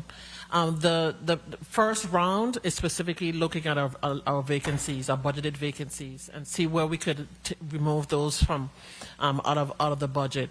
The next round is looking at job sharing. As persons retire out of the system, especially those outside of not direct patient care, doing the job sharing or consolidation of posts. The example we gave in reference to the administrative staff, consolidating the number of persons in those particular roles. And then, of course, then we talk about a lot of the internal promotions by virtue of cost savings by instead of having 2 persons, have 1 person with additional duties added to them. As we speak here today, how many vacancies that are budgeted for is in the Juan Louis and in the Royal Leicester Schneider? That is budgeted for. We could speak to that. We have the human resources from either facility speak to. 30 seconds. Senator Patricia Canagator, Human Resources. So currently we have 96 vacancies at JFL. And then at SRMC, Lisa? Good afternoon. Lisa Norman, HR Manager. We currently have 136 vacancies. With these kind of vacancies being budgeted for, you get some extra dollars just sitting here. That's where we say we're gonna dive into the.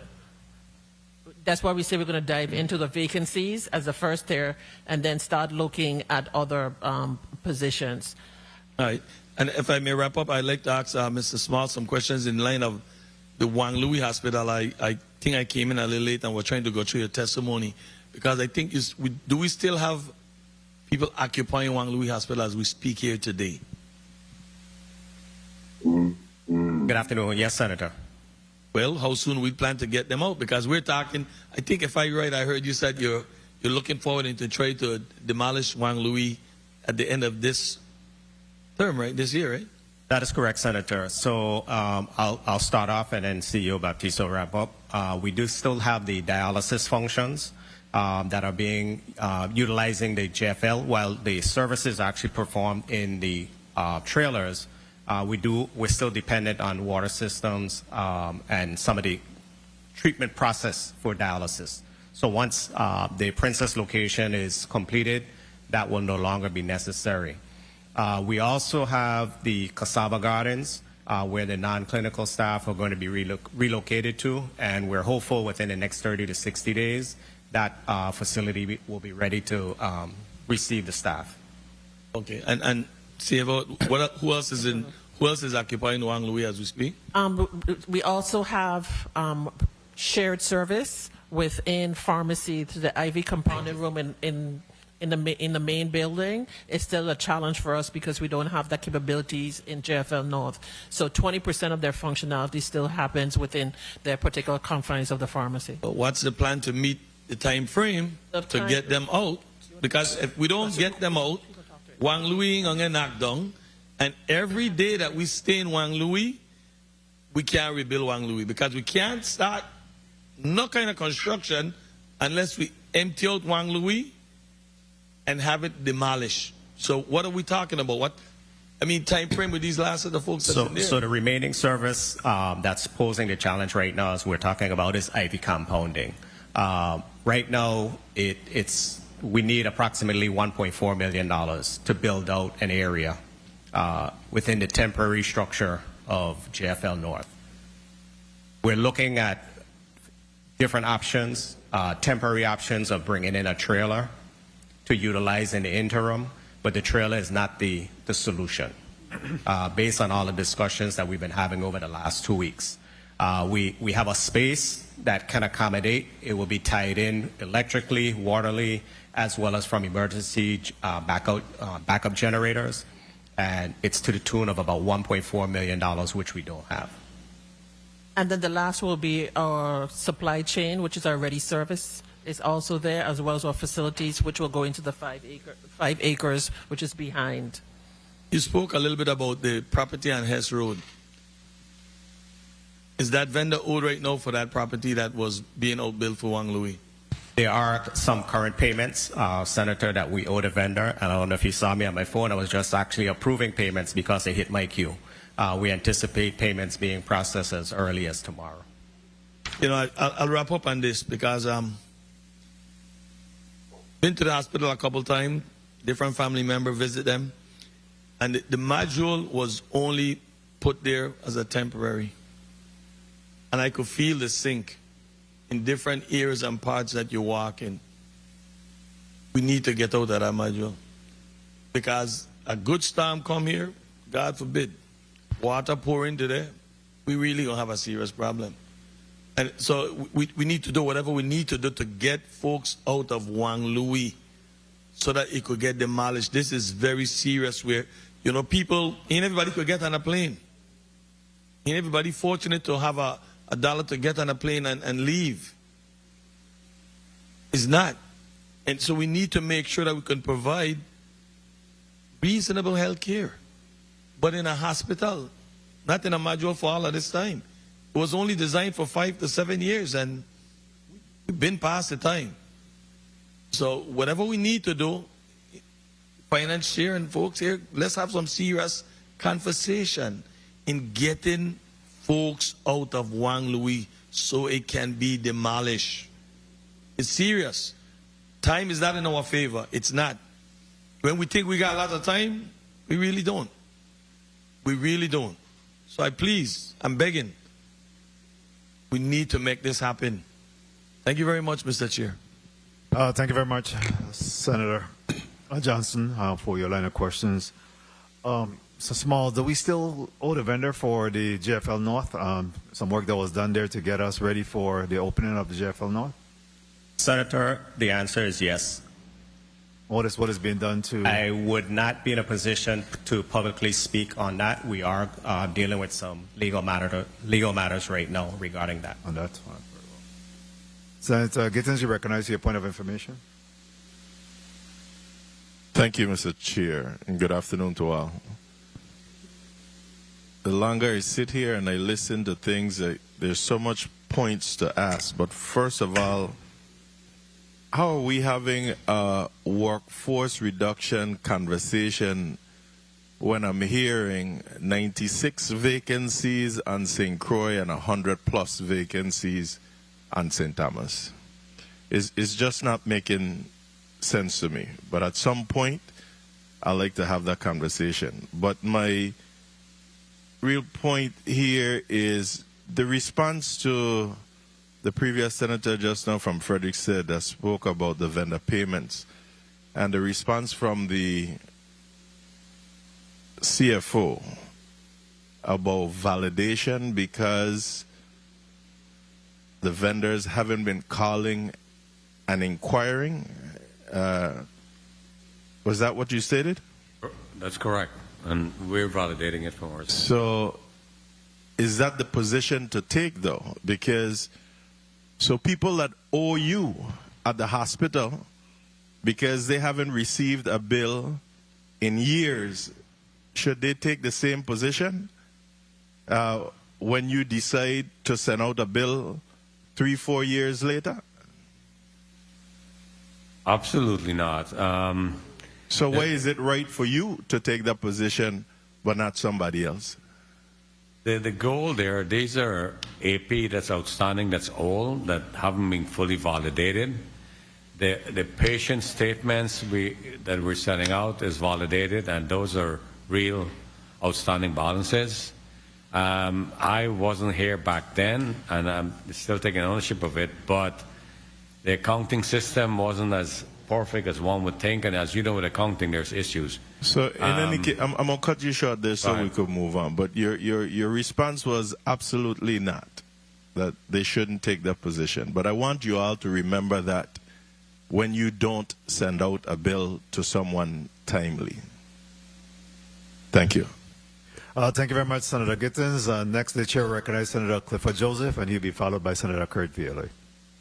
Thank you, Mr. Chair, and good afternoon to the JFL and the Schneider Regional faculties and employees and everybody. Good afternoon. I want to start on page 8.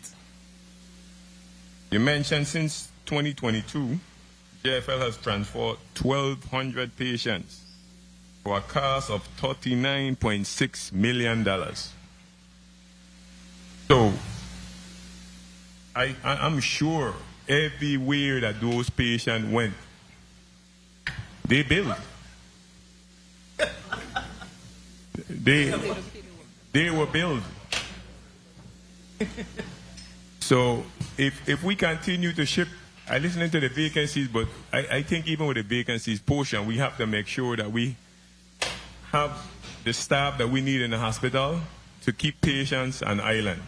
Because if we're shipping off, who got insurance? We ain't gonna never collect no money. So $39.6 million gone in the wind from then to now. And when we look at some of where you owe, I think you even owe less than where you ship out. That makes sense? Darlene Baptiste, CEO. But a lot of the patients that we send off islands is by virtue of the services, the specialty services aren't readily available here, or there could be comorbidities or other complications. So it could be a myriad of issues or challenges in reference to persons being shipped off island. But one thing that we do would like to capture, specifically from a healthcare perspective, is the ancillary services or the diagnostics. So that gives us at least a percentage of those funds. One piece of us doing the interventional cardiology, we'll keep those services on island, and the introduction of the telestroke program will help us to keep our those neurology patients on island. Also, part of the program is also the cost savings. Senator, you mentioned about the thrombolytics. The fact that part of that program is a cost saving in reference to the thrombolytics as well. So that will at least have us, for our part, to increase from the 2 to 3 to have a greater number by shared value with a national partner. So clearly, what is the most common conditions or procedure that cause folks to fly out? Cardiology and neurology services. So that's what I was saying a while ago. So we need to focus within the 96 and 148 vacancies that we have. We need to focus some of that monies to make sure we have staff here on island that could address these issues that could bring in the billing amount. Because if we continue to ship the patients, like I said, that have insurance off, we surely can't be collecting. Because a portion, I know you guys weren't collecting, but even now that you are collecting, I don't know how much patients you're really seeing, because everybody that might have insurance gone off island. That's my point. I hear we spoke earlier about the dialysis. I think I don't know if I don't plan personally when I'm making decisions. I know I've been to the meeting for the dialysis machine. I mean the relocation to over here in Princess. If we're making decisions that don't financially makes a lot of sense. You're going to move the dialysis machine to a portion where you have to put on about 3 septics, and still you now have to find a pump truck to come and pump. So that's another set of money you have to spend when you open up Princess. So here it is, Gardner Place closed down. That could have been used. I don't see the sense of we going to set up over here. It's sold? No, I don't understand why we take our money to go set up a dialysis center down here where it doesn't have a drain to drain off the waste from the dialysis machine.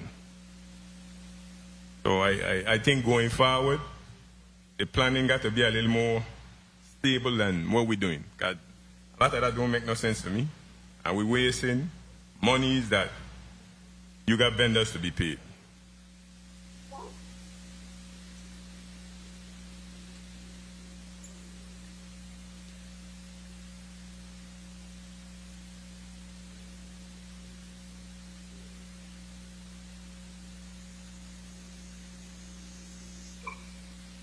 Okay, what services must the hospital maintain for to maintain that are necessary for emergency preparedness now that we're in the hurricane season? My apologies, Senator. Can you repeat that question? What services we have to maintain during an emergency? No. Now that we're in the hurricane season, you said that your supplies are up to par. So if we was to get weather, how long can we sustain without bringing in more supplies? Darlene Baptiste, CEO. If Senator, I would like to defer to Mr. Brown, and he could give you a response to your query. 30 seconds. LaRue Brown, Chief Supply Chain Officer. As of today, we could sustain about a month and a half without any new shipments coming in. However, we did request through OMB the release of the $1 million for both facilities to shore up the hemodialysis supplies on both campuses. So so we're talking a month and a half for the whole territory. That's what we're saying. Time. And Senator, Yes. and that's not including once a declaration is made, we do have our partners through FEMA who would actually provide us, based on having supplies staged in different areas across the U.S. and in Puerto Rico, to provide us support here. Okay, in the that's why I territory. said I wanted to know what was in place just in case. But thank you for your responses, and thank you, Mr. Chair, for the time. Thank you very much, Senator Clifford Joseph, for your line of questions. At this time, we'll take a 3 minutes recess. The Committee of Budget, Appropriations, and Finance stands at recess for 3 minutes. I need to say. He said that.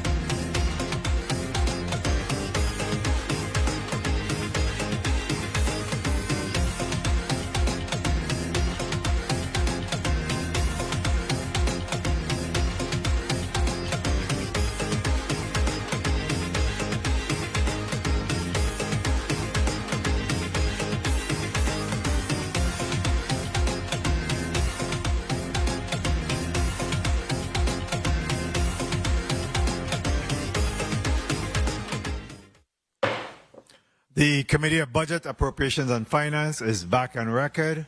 At this time, Senator Kurt Viola, you're recognized for your 6 minutes. Point of information, Mr. Chairman. Whoa. Point of information, stand by Senator Viola. Point of information, Senator Avery Lewis, and then you'll be followed by Senator Fonseca. Thank you. Mr. Chairman, I normally to be guided by the post-auditor report for these hearings. I didn't want to see one for SRMC, and I saw some notes about some late information and so forth. But I really wanted to ask the CEO, what type of revenue do we see as it pertains to the GI center or in St. Thomas, where you do your colonoscopy and all that stuff? I had a great results here, with it when I did my colonoscopy, and wondering if, how we're expanding that service. Good afternoon, Senator Darlene Baptiste, CEO. I defer to Ms. Angle for those responses. Oh. Ms. Angle stepped out a minute. I guess when she come up, Mr. Chairman, I'll ask her to after Senator. Thank you, Senator. Yes, I'll ask for that because I just need to know the type of revenues we have, we have with that. That's a great center, and thank you. Thank you very much, Senator. And in respect to the post-audit report for Schneider Regional Medical Center, in fact, it has been delayed. We had some problems in aligning the numbers there, so it'll come subsequent to the hearing, and they're working that issue out as we speak. So, Senator Fonseca, you recognized for your point of information. Senator DeGraff. Senator DeGraff, you recognize for your point of information. Thank you, Mr. Chair. I'm waiting for the same CFO to ask those questions that I had asked earlier. Okay, she's here now. I'm trying to get the information to find out. Yeah, you turn up the volume a little bit. Yeah, I was asking a question, but I had to step out, so I came back. In terms of how many employees, the 35K, how many of them vacancies, out of 136, and funded at what percentage? How many GS employees? How many persons raises or any retro? We're trying to get that information in case I have to run out again. Senator, again, can we go through those questions you were asking again, please? Okay, I like GFL. How many employees do you have, GFL? The total number of employees? Correct. HR would respond to that question. I think it's 400. It was in the testimony. Let me look. 450.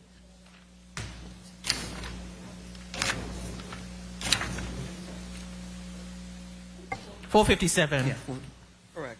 Okay, 457 employees total. How many at 35,000 that you brought up, and any old retro? Senator Patricia Canigata, Human Resources, the 35,000 on JFLN, we compensated 74 employees. All were compensated, no retro owed. Okay, good. How many vacancies do you have? Okay, I was told 96 vacancies. Correct. At what percent are they funded? What? They're in the next budget cycle. Okay, so the vacancies are in the 27 budget. Yes, that's part of our review for the phase 2 of the optimization. And they are funded at what percentage?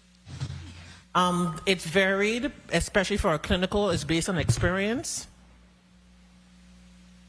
So there's usually a range. So we take the average. Okay. How many GS employees? Oh, yes, they're done for the full year.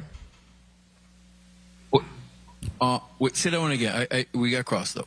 They're funded for the full year. Who? The GS employees? You were asking about the vacancy. You were asking about the vacancies. 100%. Yeah, for the full year. Okay, good. Senator, for clarification, Patricia Canigata, HR, we do not have the GS employees like GVI at JFL. We don't have that classification. Okay. All right, Okay. good. And then raises. Anyone receive raises in 26? So to be clear, for JFL, Patricia Canigata, we have 7 collective bargaining agreements. 6 of them are expired. So since the contracts are expired, we cannot extend any increases because the life of the contract has expired. We have 1 that's prevalent, RNLU, that we are honoring whenever the anniversary date comes, that we extend their increases, but that one is set to expire as well in September 30th, 2026. Okay, so they would be receiving a wage increase. They get, pursuant to the wage agreement, they get, depending on the years of service on the anniversary dates, they get an increment. So that is continuing up until the life of their contract. Okay, so the 27 budget. Okay, and just over to SRMC and the amount of employees you have. Yeah, total. Yes. Total employees. HR, Lisa Norman Williams Norman. My apologies.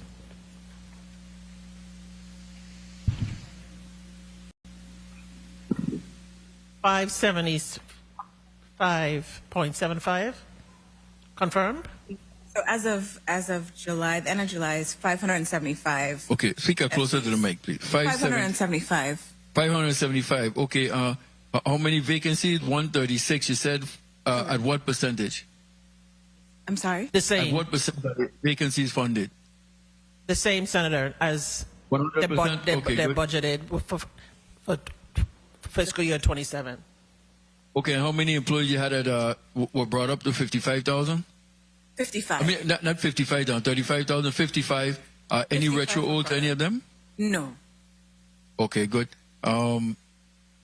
GS employees? You have any GS employees? No? We do have non-union employees. The non-union classified, correct? Yes, we do. How many you I'll have? get you that number. Okay. And are they budgeted for the latest pay schedule in the 27 budget? I don't believe that we did. Okay, so you say you don't believe we did? Correct. Okay, so we got to follow up on that. And finally, any raises owed to anyone receive wage increases? Yes. In January, we moved people that were owed a step. We moved them to step. So How they many received people a- were there? I'd have to get back to you about Okay, that and total is any number. retro owed to those people? Yes. Okay, so retro and okay, if you could get that information for us, leave us know how much retro is owed to them. Thank you for the time, Mr. We Chair. have the amount. We have the number right now. Thank you. Okay, excuse me. She said the CFO has the numbers right now. You could go ahead. If you don't mind, Mr. Chair. You may proceed. Total owed right now in retros is $95,245. And I can give you the breakout. 95,245. That's correct. Okay. Owed. That's the amount owed.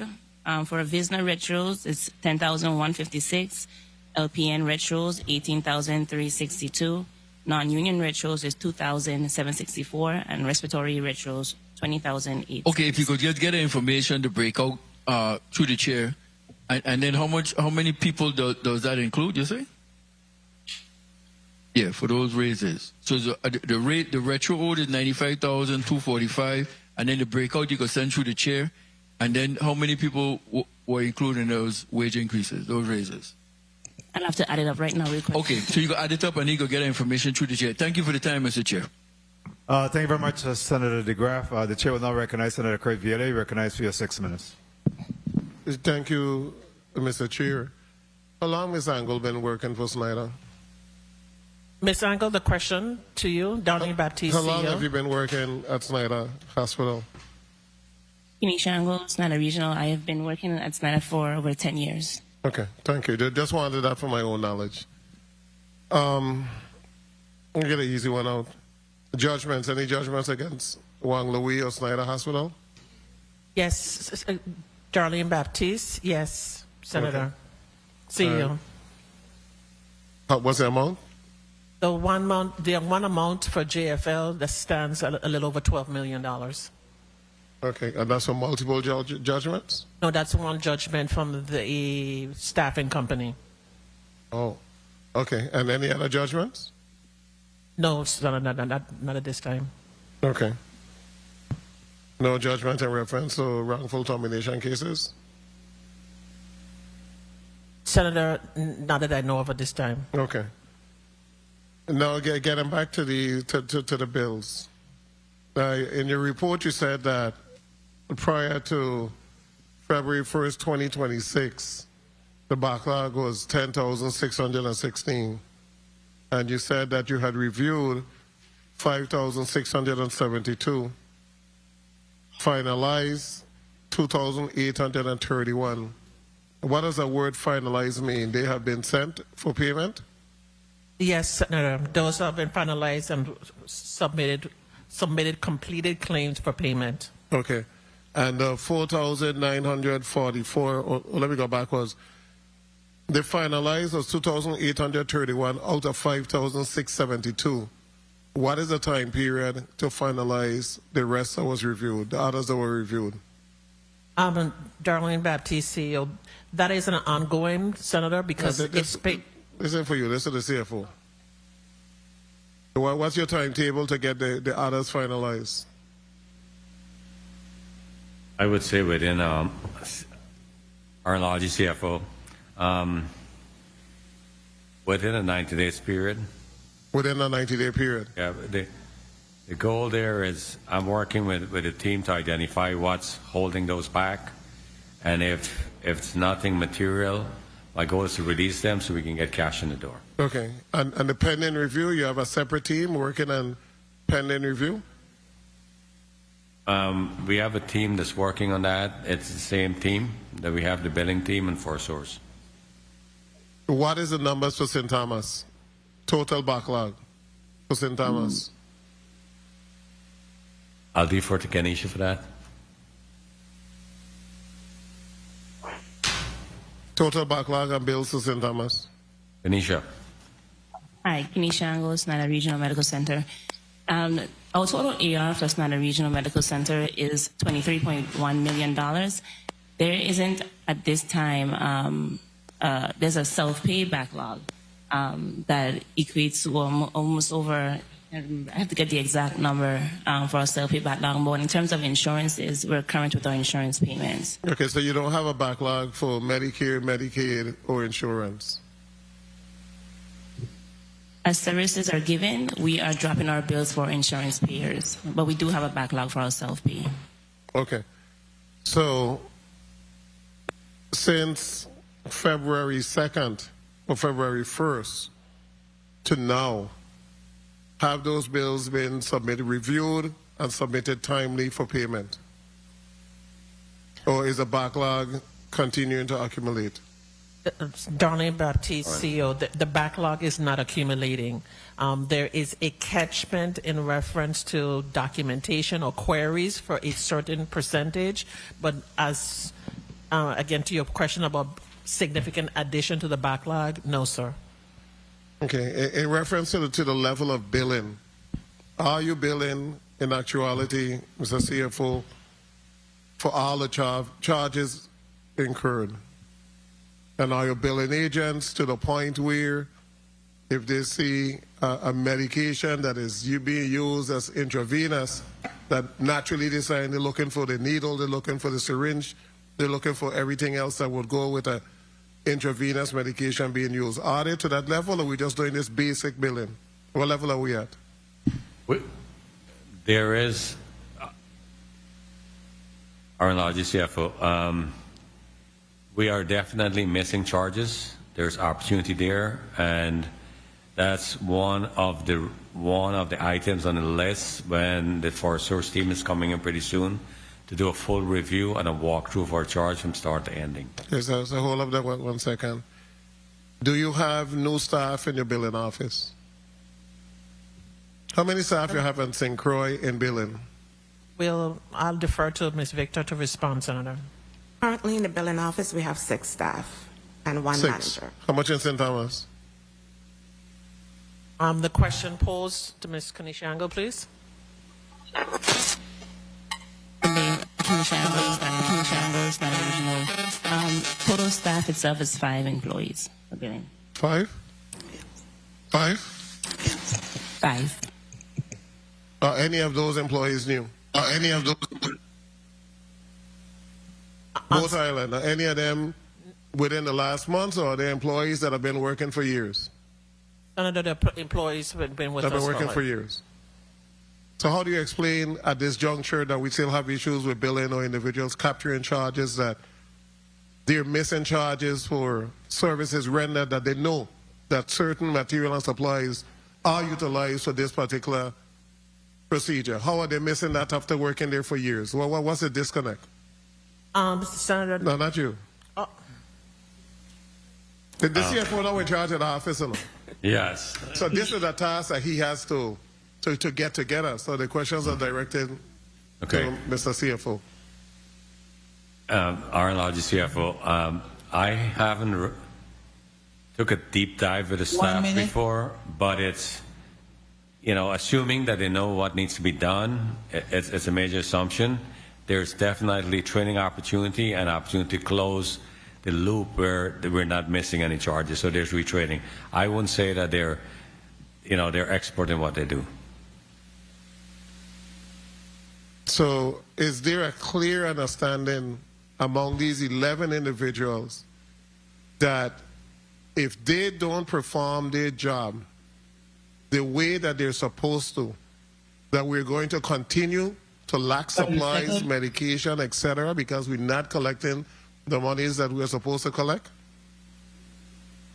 Have you been able to convey that's perhaps the most important office, that they must be able to bill and bill at a level where we can collect substantial money? That is the message that was sent, and I'll make sure I go back and reinforce that message and let them know that and not only that, if they don't do the job, we will not have supplies and everything else. But if they if they can't perform a level of expectation, then we'll have remediation. And hence it's why the reason why we can't pay certain stuff to include employee benefits, because we're not billing at the level that we should. Now, when you go from the billing office and moving up the food chain, or down the food chain, the submissions, doctors turning in what they're supposed to turn in. I know you always have a list of doctors that didn't turn in X, Y, and Z. Yep. I know that at other hospitals that I've visited on the mainland, you have a certain day to turn it in, or else you get into serious issues. But you have doctors sometimes have them submitted what they need to submit for weeks. And then the same doctors say we don't have supplies. So how do you deal with getting doctors to submit what they need to submit? We have a process in place, and we have a timeline for them to close their notes. They're working? The process is working. We identify who they are and if they're delinquent. I think there's a step that's missing, is that we're not fully enforcing suspensions. So I go back. Is it working? How can we get that to work, Ms.? Dr. Odlum is part of it, as well as Dr. Philippine. In fact, Dr. Odlum and Dr. Philippine, how can we start the process that every doctor on a timely basis submitting what they need to submit so that the billing office could bill? How can we get it done? This is Odlum. Again, I can't speak to St. Croix, but on St. Thomas, if you don't do your records according to the Met Staff bylaws, you're suspended. It's not even something that has to be actively done. The staff it's an automatic suspension. If you get suspended, you can't admit and take care of your private patients. You still have your on-call responsibility. So even with that, we still are pushing the staff to even be better than what the bylaws calls for. Because we can always improve. Okay. St. Croix? Dr. Regina Flippin, CMO, Juan Louis Hospital. On St. Croix, that is supposed to happen. However, there is no accountability at this point because we're kind of in a catch-22 where we're not as well staffed as St. Thomas. So our employed providers, this is not as much of a problem with those that have private practice.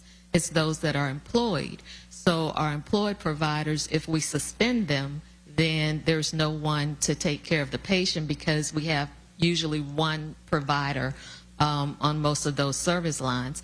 And I would like to bring up the point with the billers. I don't know their background or education level, things like that. However, I don't feel that they have all the tools that they need to do a great job. And a perfect example is I was trying to get some data to look at our providers, to get some information to ensure that they're even generating their revenue. And when I would take a list of, say, hey, let me run a list of all the charges for Dr. A, again, in a private sector, you would be able to just push a button and that information is generated within 3 minutes. It took about 2 weeks for me to get that information, and I physically went down to the billing department, and they walked me through and showed me what the process was. So some of it could be, again, an effective EHR would be beneficial with that, but having the proper tools in order to bill effectively can be an issue as well. But we are working on our doctors' delay in getting their records done. So right now the system isn't configured to just spit that information out. Okay. We'll have a lot of manual process. You have a number of physicians at the hospital that are paid as full-time employees because of the specialty. Correct? That is correct, Senator. Okay, so I'm getting paid $300,000, etc. Yes, Senator. And the hospital is supposed to bill for their services. That is correct, Senator. Are we billing for their services? Yes, Senator. And that goes back to Dr. Flippin's recommendation based on the physician task force to look to make sure we're optimizing, not only optimizing the billing, but actually billing to the highest level allowable for that particular service. Oh, sorry. Mr. CFO, are we capturing these doctors at 100% for the services that they render at the hospital? Our largest CFO, I can't say 100%, but there's a process in place to capture all the charges. And just to take this further, from a coding side and documentation side, I'm working with foresters for them to come on site to have identified where we have opportunity to improve our coding, thus improve our reimbursement, to come on site within the next few weeks to provide training to the physician. And the physicians also reach out and says, we don't get proper feedback on our coding. Are we doing well or not? So that'll happen pretty soon. Are a lot of the bills being rejected? What's the percentage of bills being rejected? Lean back, CEO.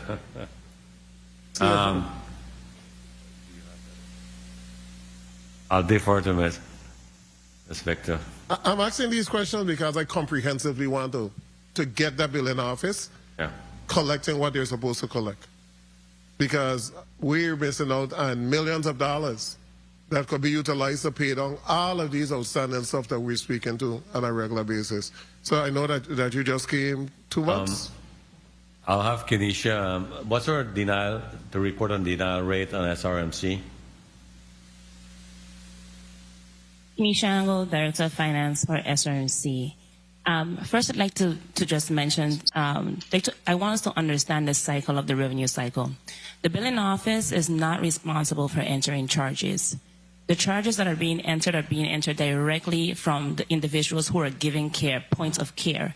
And when those charges are not entered, or they're not entered on time, or there's a delay, or it's missing documentation, the billing office oftentimes spends time working on claims, reworking claims to get those claims submitted because they've identified those items are missing. So the billing office at SRMC has done a phenomenal job at reworking the claims and educating the departments, letting them know these are the reasons why your claims are being denied, our claims are being denied. And that's an ongoing educational session that we continue to have at SRMC for our departments who are responsible for charges. So the number of claims being denied. Hold up there, Ms. Angle. I like your answers, but hold up. So the billing office don't input the initial claim, and that comes from whatever floor the doctors and nurses. So what percentage of claims are actually being entered? Do you think that 100% of claims on the floors are being entered, or are we missing some? I do not believe 100% of charges are being entered today. Okay. And that is the reason why we're having these educational sessions with these departments, because we've identified that. Are we doing that in St. Croix? We've initiated that in St. Croix as well. We're following through. That's what I was making a comment in reference to the internal charge and billing process and getting the bills out the door, shutting. So we have a comprehensive policy that's following what that young lady in St. Thomas said. We have a comprehensive policy now. We are following the same pattern from SRMC, and that's the cycle that was. And there are penalties if that is not complied with. Well, the penalties are not going to be enforced by virtue of the CMO's office now having the list of physicians that are so you're able out of to compliance. You're able to look at the data for a day. You look at how many individuals who are admitted to the hospital, admitted to a room. Who follows that to know, well, Mary Jane was admitted to med-surg? Who follows to see whether or not a bill ever came for Mary Jane? The charges were submitted to the billing office. Who ties that together? That goes from when you checked in to know that. Time. Go ahead. Kenny Shangle, Director of Finance for SRMC, our coding medical records team tracks that. So they are responsible for ensuring that every single patient that comes to the door, they have a chart that has all the documentation required for billing. And they do that manually as well because we don't have an EHR system that does that for us. And each one of those flags that come down is actually the unit secretaries. Well, at SRMC, what we're trying to do is the lead unit secretary to manage that entire process to make sure the flag ones do not go down to HIM in reference to unless it's complete. Then from there, then they make a determination. The listing is provided every Tuesday. Here, we do the reconciliation every 2 weeks with one individual here and looking to make sure it's completed, clean, and ready to go down for. And that's where we alluded to the dates. We're trying to shorten the days from the 30 to the 15, and now we're trying to get them to 7 and even down to 5 for discharge. My last question to the CFO. You came to Juan Louis from another hospital system doing similar work, correct? That's correct. So when you came and you analyzed St. Croix operation, St. Thomas operation, on a scale to 1 to 10 in terms of being effective, what did you rate them?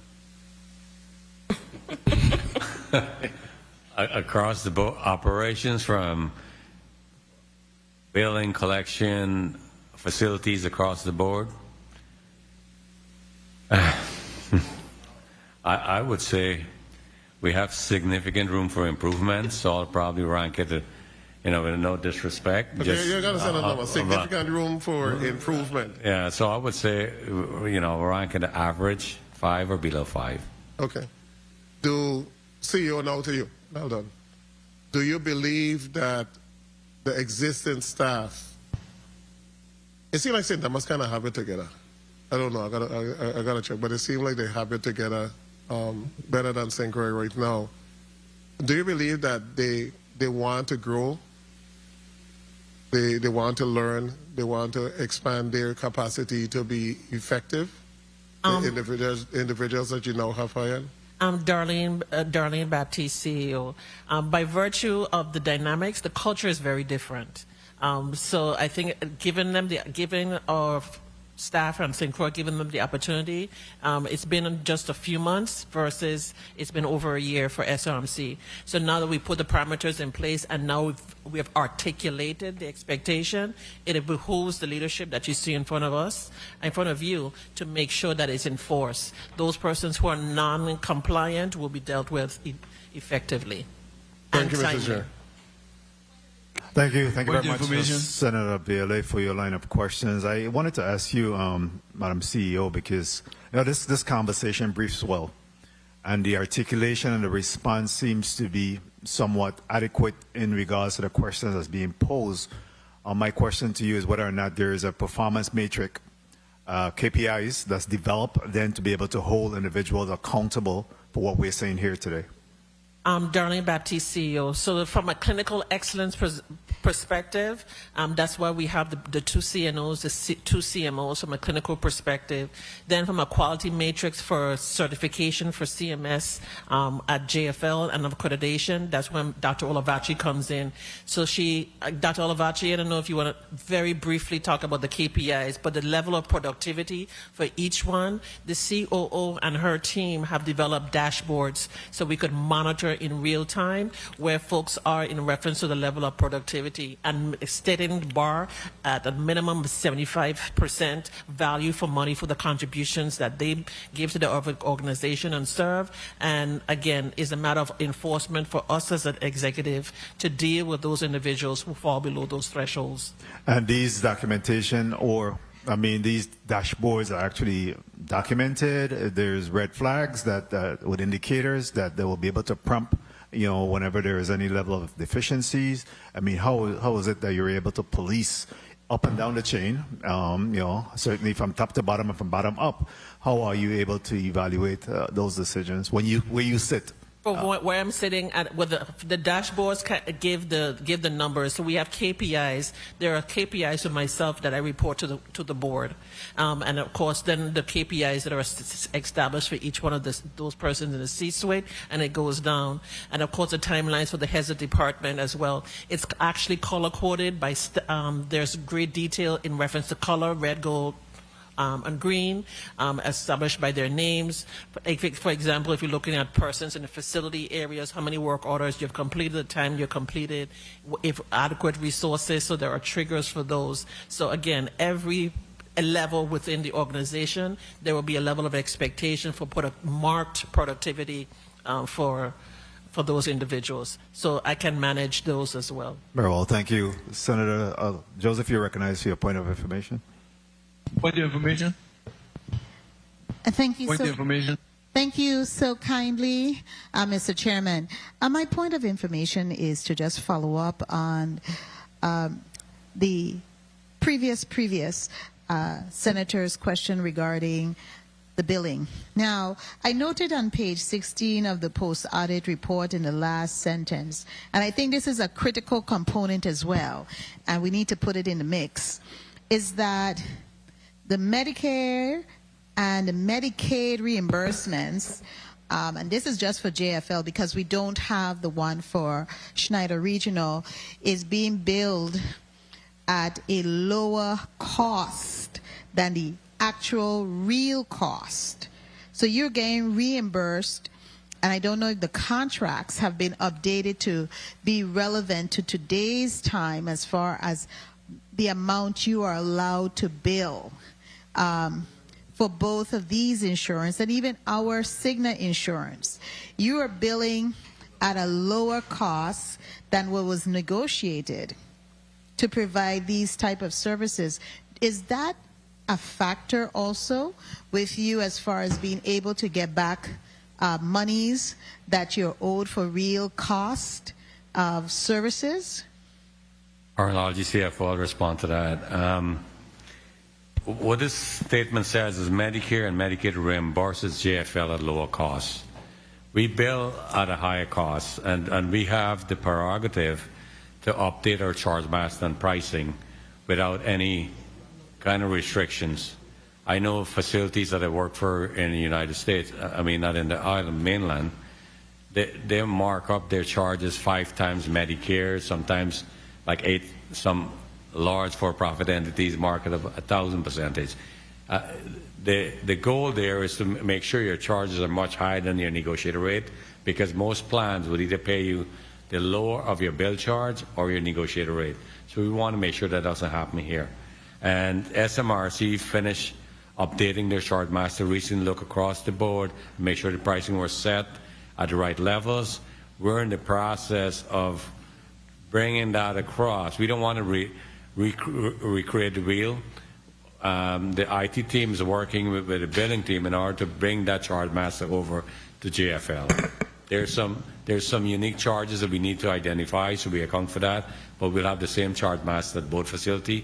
So if you get a charge from this facility, it's the same charge on the other side. Okay, so you're trying to make it uniform, and that's one of the issues where you're going to see that you are collecting less than Schneider Regional because your charts are different. Now, when do you anticipate getting that aligned?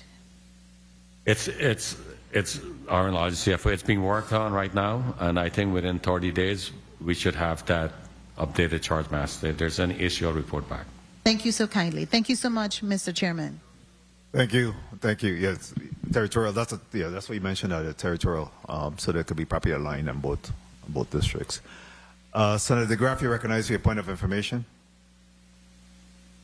Thank you, Mr. Chair. In regards to the same issue, I know we have for years spoke about presumptive eligibility. Do we have documentation to show how much we have revenue we have generated from presumptive eligibility? Darlene Baptiste, CEO. That is not a line item that we track. I'd like to get confirmation from Ms. Angle, but I know that's not a line item because presumptive eligibility usually rolls into the same categorization as Medicaid. Kenisha Angle, Schneider Regional Medical Center Director of Finance. For SRMC, that is a metric that we track. Our Medicaid is separated on our ledger, and I can tell you how much we've billed under that program. I can also tell you how much we've collected from that program. Sure. For 2026 this year, as of June. Excuse me, could you speak up a little louder, please? For 2026 this year, as of June, we've billed to Medicaid 8.3, so $8,319,330. And what we've been able to collect from that program is $1,383,475.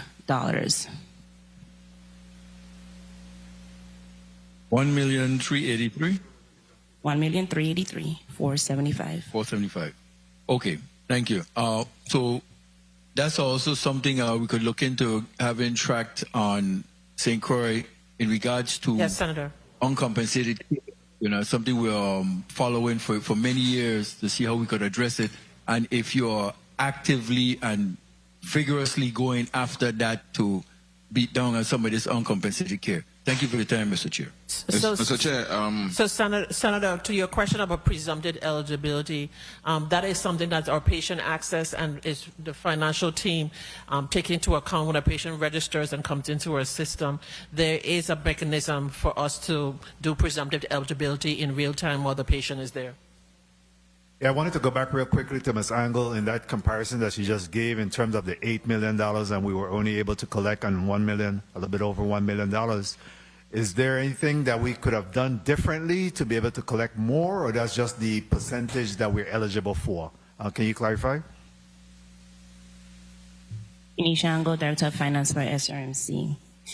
So what we expect to collect from this program based on what we build is very different than what we actually received. We expect to get about, those two buckets together, it's about $3 million from that $8 million. And that's simply because Medicaid pays you at a very low cost, like what was just simply mentioned. For every procedure that is done outpatient, whether it's surgery you're seen through GI, Medicaid will pay you only $400. That surgery could have cost the organization over $16,000 to perform. Medicaid would only pay you $400. And so these reimbursements is extremely low compared to the cost of care. Very well. Yeah, that's what I thought. I just wanted for you to clarify and put that on the record. All right. At this time, I'll recognize Senator Gittins. You got a point? A point of information, 1 second, Senator Frederick? Mr. Chair. Point of information, Senator Frederick. I'm coming to you, Senator Lewis. 1 second. Senator Frederick, you recognize your point of information. Thank you very much, Mr. Chair. My question is to CEO Baptiste. Just one clarification. How many units or divisions are still utilizing the old building as we speak? Is it being occupied by maintenance? Is it being occupied by material building? For the supply chain management, anyone affixed to that area, They're still in the old building? They're still in the old building. And So those are the ones we said will transfer over to 5 acres. Then part of service from pharmacy and dialysis. And the data center, where is that? The core data center is being transitioned, is in the process of being transitioned into VICC.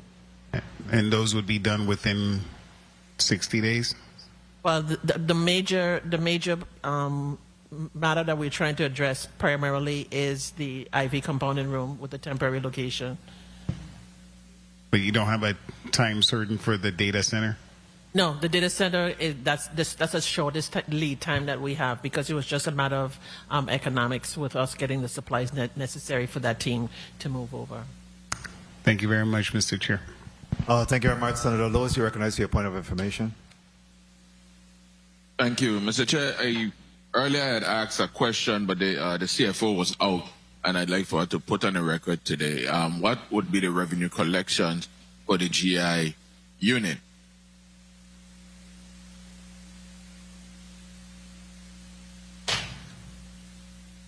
Thank you for that question. If you give me 5 minutes, I'll pull it up. Okay, well, while we're waiting for that and the chair, I'll ask Mr. Gardner. I see Mr. John Baptiste stepped out. But real quick, how's the facility upkeep going? While we're waiting for the new hospital, how's the facility upkeep? The last time I was there, I don't know, maybe it's me, but I don't think it's me because I had a lot of fans in the room, especially on the 4th floor. Where were we with the air conditioning units? And I know they're aging, but help me out because we just fixed the one in our dialysis. I thank you all for your urgency and that. Where were we with the AC units, especially on the floors? Afternoon, Senator. Steve Gardner, Associate. Could you turn on the mic where Mr. Gardner is sitting, please? One more time? Testing. No. Go ahead. Afternoon, Senator. Steve Gardner, Second Associate Chief of Operations for SRMC. As I mentioned, Mr. Peter John Baptiste had to step out. But in reference to facilities, as stated before, it is an aging building, so it's a day-by-day process. We do have some situations when, because of the aging of the building, we do have issues. But as of right now, ACs are working and so forth, and it's being maintained. So the air conditions and the 4th floor has been repaired. We don't have all those fans in the room as like before. As of today. Thank you very much. Thank you. And Mr. Chair, if you get the information, I'll be glad to get it. Thank you. Thank you for your flexibility. Thank you very much. Technology will be able to give the gastro numbers. He actually has it right now. You may proceed with it, Mr. Laji. Arnology CFO, SMRC GI and endoscopy combined income statement. For fiscal year to date through June 2026, gross charges were 3.7 million, contractual allowance 1.7, net patient revenue before bad debt was 2,013,404, bad debt allowance was 100,670, net patient revenue is 1,912,734. On the expense side, total operating expense was 881,876. Income from operations is 1,030,858. That's for the combined GI program. Thank you very much for that. Is that unit still functioning? And Darlene Baptiste, yes, that's where we have the partnership between the JFL provider providing support to SRMC. Thank you very much. Thank you. Thank you. Point of information. Mr. Laji, in regards to the scenario that Ms. Angle just posed where there was a cost of about $1,600 that were $16,000 that we were only able to collect on a 400 based on your experience in working in other healthcare facilities in the mainland. Just as a guesstimate, what would that payment would have been? $16,000? Yes. Medicaid. Oh, for Medicaid.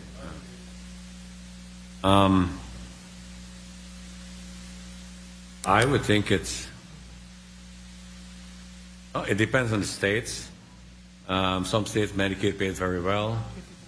I would think at least 50% of that cost. About 50%? Yeah. You as well, CEO? Yes, Darlene Baptiste, CEO. Again, my experience is pretty much on the East Coast, but somewhere in the vicinity facilities I've worked with, it could be up to 55%, depending on the specialty services and the referral patterns from the physicians. Yeah. If it's like in our case, with us being a safety net hospital and the only provider, there's a wiggle room for more greater negotiations. Cool. Thank you for that. A point of information, Senator Bulkers, you recognize? Thank you, Mr. Chair. Mr. Chair, as we have this discussion, and I see most of the members here from the financial team across both hospitals, and I'm curious to know that when these financial projections or performance, in the case of every single month that they operate, when they miss these targets, how often do they report this information to the board? And I would have liked to see the board chairman here today as well, because they are also part of this organization and would otherwise make decisions that are in relation to financial decisions as well. So ultimately, who's accountable when these things happen? Because when we're talking about the collections, the debt reduction, and the expenditure targets that are missed, what is the corrective action that is triggered, or how often is it reported to the board? Darlene Baptiste, CEO. Senator, specifically to your query of the financial meetings. So we report to the board on a continuum. So every month we have a standing finance committee meeting where such information is provided in great detail. If the thresholds are missed, there's a directive that's given, whether it's a correction plan and or report back to the board in special committee. Okay, and how much of this projected 10% personnel reduction that is being discussed here widely today will actually save the hospital? What's the number? What's the amount? What are we saving? Darlene Baptiste, CEO. So the true number is, again, it's just an estimation based on where we are as now as a fiscal year. So we're stating that we can gently look at 7.5% for JFL versus a 6.5% for SRMC.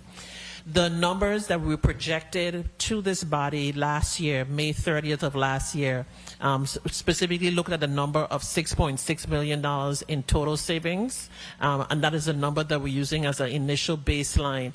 But again, we're being very looking at the strategy overall and looking at how we could be better stewards with what we have now in reference to addressing those differences. And the savings that's projected is going strictly by virtue of an executive decision going to medical supplies and equipment, making that the priority. And what will be the overall deficit that would actually remain between both hospitals? Do you have a calculation on that? Senator, we don't have that true value as yet. As you can listen to the testimony and us responding back to these queries, we're still going through what those numbers will look like, and again, being better stewards with what we have, and of course addressing that legacy debt. Okay, thank you for the time, Mr. Chair. Thank you. At this time, the chair will recognize Senator Kenneth Gittens. You recognize for your 6 minutes. At a point? You have a point? I'm gonna allow for a second round, and you could, if you could save your point, and very well. We're 6 hours into this, so let me allow for the completion of this. Yes, very well. Thank you. Senator Gittens, you recognize for your 6 minutes. Thanks. Thank you, Mr. Chairman, and good afternoon to all. Good afternoon, sir. I gotta go on like Mr. Secretary. Good afternoon to all. Good afternoon, sir. Okay. Happy birthday, Mrs. Connor. Happy 15th birthday. Thank you. Great. The Madam CEO, do we recognize talent in this angle? Darlene Baptiste, CEO, most definitely. Can we get about 4 more of her? I'll be right there with you next to the cloning machine pressing the return button. Because I think we might just end up being in a better financial place. I'm hopeful, based on the responses that I'm hearing, I'm hopeful that you all listen to her. Based on your testimony, I believe it was with JFL, your monthly payroll is approximately 4.1 million, while the average monthly collections since March are only 2.7 million. What is your plan and deadline for closing this 1.4 million monthly gap? Darlene Baptiste, CEO. So the monthly gap that we're addressing, the CFO did mention the fact of within the next 60 days looking at ensuring that our backlog is addressed, so that's going to help. You heard our chief supply chain talk specifically on the GPO and doing the consolidation of those, as well as looking from a legal perspective. We're doing a consolidation of contracts and ensuring that we look at value for money and for that particular instance. So there are various measures in reference to us addressing that. Excellent. Gap. I was waiting to hear, I'm listening to the list, but I was waiting to hear about the collections of co-pays as well. Why are we not collecting co-pays in the ER when you walk in? Specifically to at the point of registration, it's worked into the flow. But I'll let Miss Victor speak specifically to the collection. So, Miss Victor, back in the day, I go to the ER as a young police officer. I get in there, they identify me as a government employee. The first thing it says, you have Cigna insurance. Yes. Next thing you know, I have to pay like a $30 copay. Why is this not the practice anymore? Currently, in how our ER is structured, where the registrars are, it's not conducive to collect. It's not safe. So stop right there. So if it's not conducive to collect, what are we doing now to make it conducive so we can collect? Because obviously we're allowing this monies to go through the door. What are we doing to address that? So we have to have a safe, and it needs to be secured, and it's an open area. So tell me, what are you doing to address it? Don't tell me what's just tell me what's needed. What are you doing to make sure that this happens? I've been asking this. Senator, we're having a security evaluation completed to find the most appropriate place to secure it, not only to secure the safe, but to keep our staff safe. How much longer is this going to take? I feel like I've been asking this for quite some time. How long this is going to take? Senator, if you will, I'll take the responsibility and we get back to you before the end of the month. Today is August 12th. I want to make a note of this. Staff, I hope you're taking notes of this too, please. You also previously advised that Juan Louis was working with GRS on a structured payment plan. However, the GRS administrator subsequently said what exists is not a payment plan. So tell me, today, do you have a structured payment plan in place, and if so, give us the payment amount and the schedule and payoff date?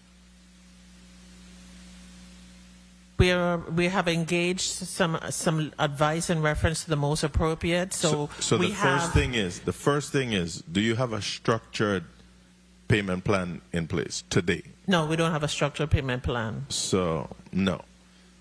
But again, previously you did advise that we did. Are we working towards getting one? We did sit down to negotiate a structured payment plan, but we were unable to meet the obligations of that plan based on the cash position. So when do you think one will be executed? Right now, we're speaking with a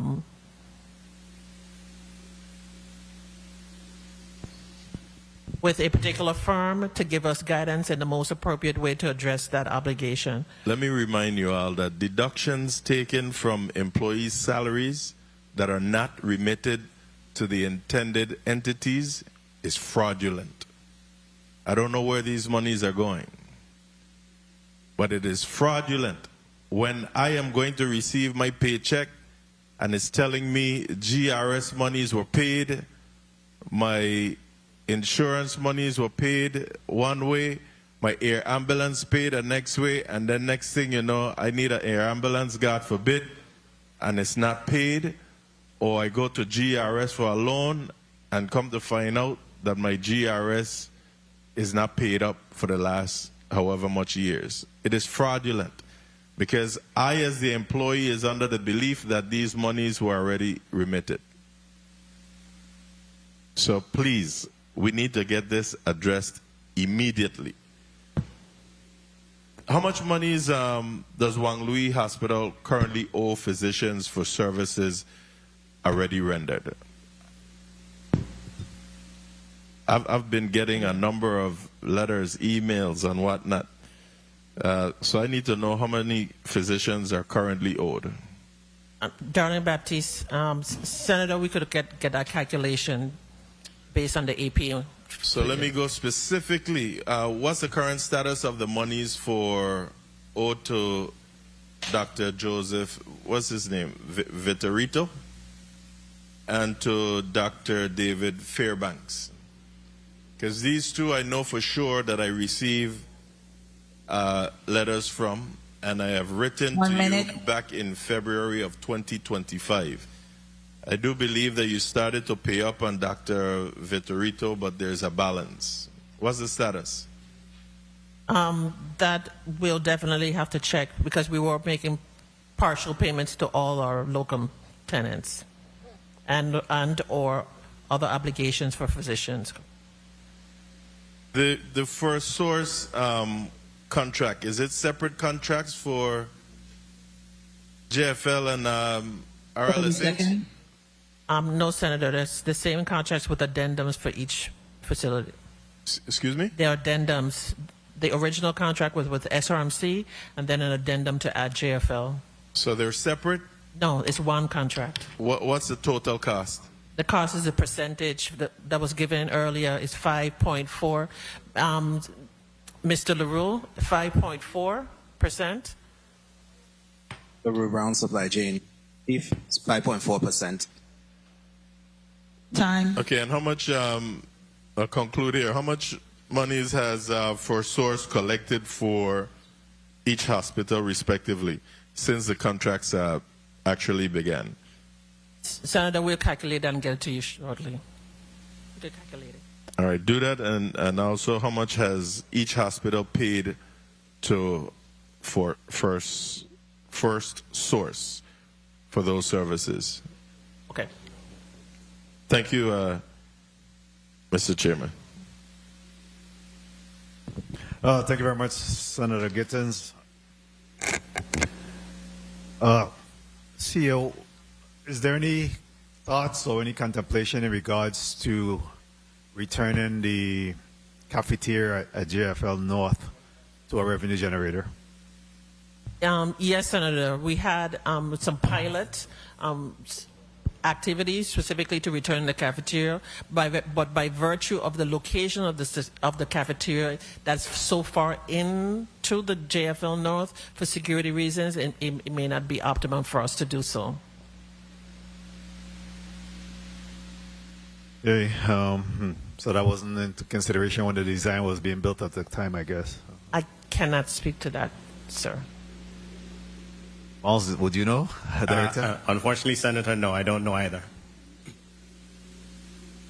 All right, at this time, I'll allow for my colleagues, if you have a burning question, one burning question, we'll allow it as we go towards wrap-up. We do have Virgin Islands Water and Power Authority on standby, and they're up next. So, Senator Carla J. Joseph, you're recognized for your burning question. 2 minutes. Thank you so kindly, Mr. Chairman. When I had asked the previous question regarding the rates that we are receiving for services that are billed to Medicare and Medicaid, I understood from your predecessor, Ms. Baptiste, that we really outdated with CMS rebasing, in that is very aged. We are 43 years. We haven't gotten an increase. I mean, that is part of what we need to do congressionally. Okay, and so I have someone who is a friend, and he's becoming a friend of the territory. And I know my colleagues and I are going to work on that portion. But the other question I had was with Medicaid. Medicaid are supposed to do their audits, and it may be out of your realm, across the board, and do a rate adjustments. And that's our local Medicaid. And are you or your team aware that that hasn't been done? And that's one of the reasons that you are providing services, but you are just getting this flat rate, and that you aren't being billed based on a more realistic rate. And have you had discussion with Human Services, with Medicaid, about specifically about where they are with the audits and to look at the rate adjustments? I know it may be a little bit out of your realm, but have they been in communication? Because they did mention to us they were going to be in communication with you even regarding the state consolidated plan. So kindly expound to us, because we want to make sure that all of our partners are speaking and we are not working in the silos, which is to the detriment of the people of the Virgin Islands, our taxpayers. We have to be working and talking to each other so we could resolve some of these issues. Yes, Senator. So we did have Darlene Baptiste, CEO. So we did have a series of meetings specifically on the state Medicaid plan. So the team from DHS, Department of Human Services, have met with us. They've also met with our third-party payer, First Source as well. So they're actually, looking at the true cost of our services. But until those audits are up to date, we cannot make any movement in reference to reimbursable rate. What we have been able to do with their notification is look at those carve-outs, which is the supplemental payment agreements, of which specialty services are being offered, of which the first one, interventional cardiology, is one of those. And could you list all of the other carve-outs besides cardiology? Is only one? That's the only one that's been communicated to us. Okay. Thank you so much, Mr. Chairman. Thank you very much, Senator Joseph. Senator DeGraff, you're recognized for your burning question. 2 minutes. Thank you, Mr. Chair. In regards to your actuals for personnel, SRMC, what was the actual for personnel? I didn't get that amount.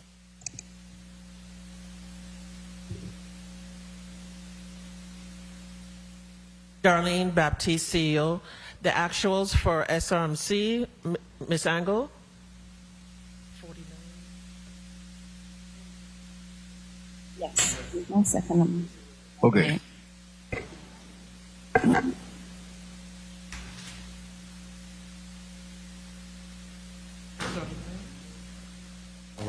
And if in regards to the 750,000, could we get the breakouts in terms of the general fund as to how it's applied into the budget? So when you're waiting for your final allotment, you went ahead and you paid certain aspects of your actuals, and then it complicates it a little bit. I think for us to assist you better.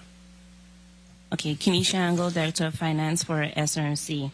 The total wages for SRMC as of June of 2026 totaled $39,575,890.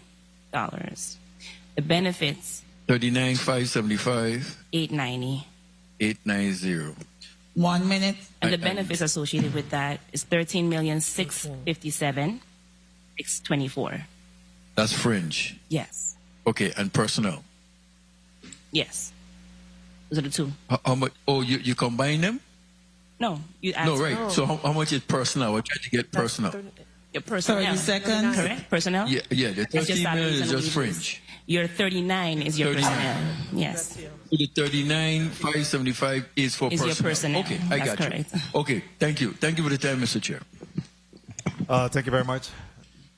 Senator De Graaf. Senator Angel Borges, you recognize for your 2 minutes or burning question. Thank you, Mr. Chair. We're not asking you to solve every healthcare problem in 12 months. But if we're going to be asked to invest additional taxpayer dollars, we need management to tell this committee what success looks like in numbers. My concern isn't simply how much money the hospitals need. My concern is whether the additional money changes the financial trajectory. If we pay down all obligations while new obligations continue to accumulate, we haven't really solved the problem. We only postpone it. So 1 year from now is my question. Will JFL and Schneider owe less money than they do today? And if yes, then by how much less? Because I'm assuming you would have calculated such a thing. And if no, why should we approve additional funding without a plan that actually reduces the debt? Darlene, Baptiste, CEO. To the first portion of your question, it is anticipated by virtue of us collecting more, by closing the gap for our billing cycle, that we would address the obligations.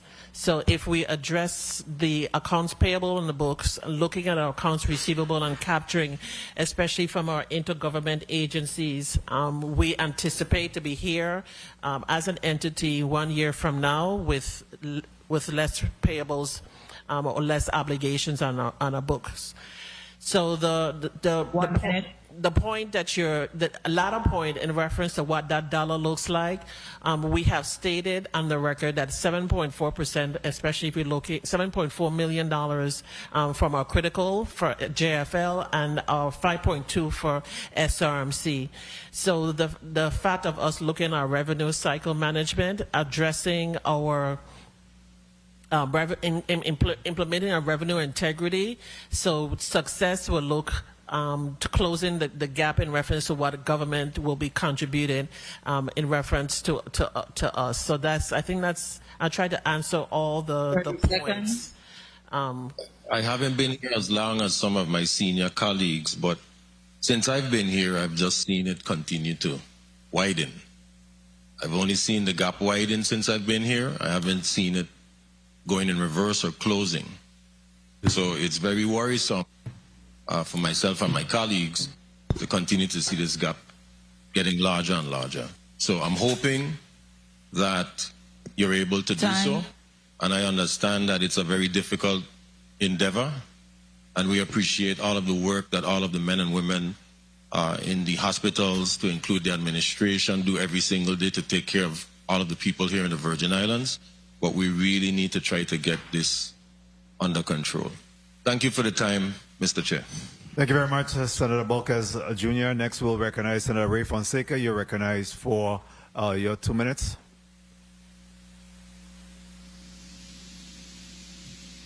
Thank you. Testing. Yes, thank you, Mr. Chair.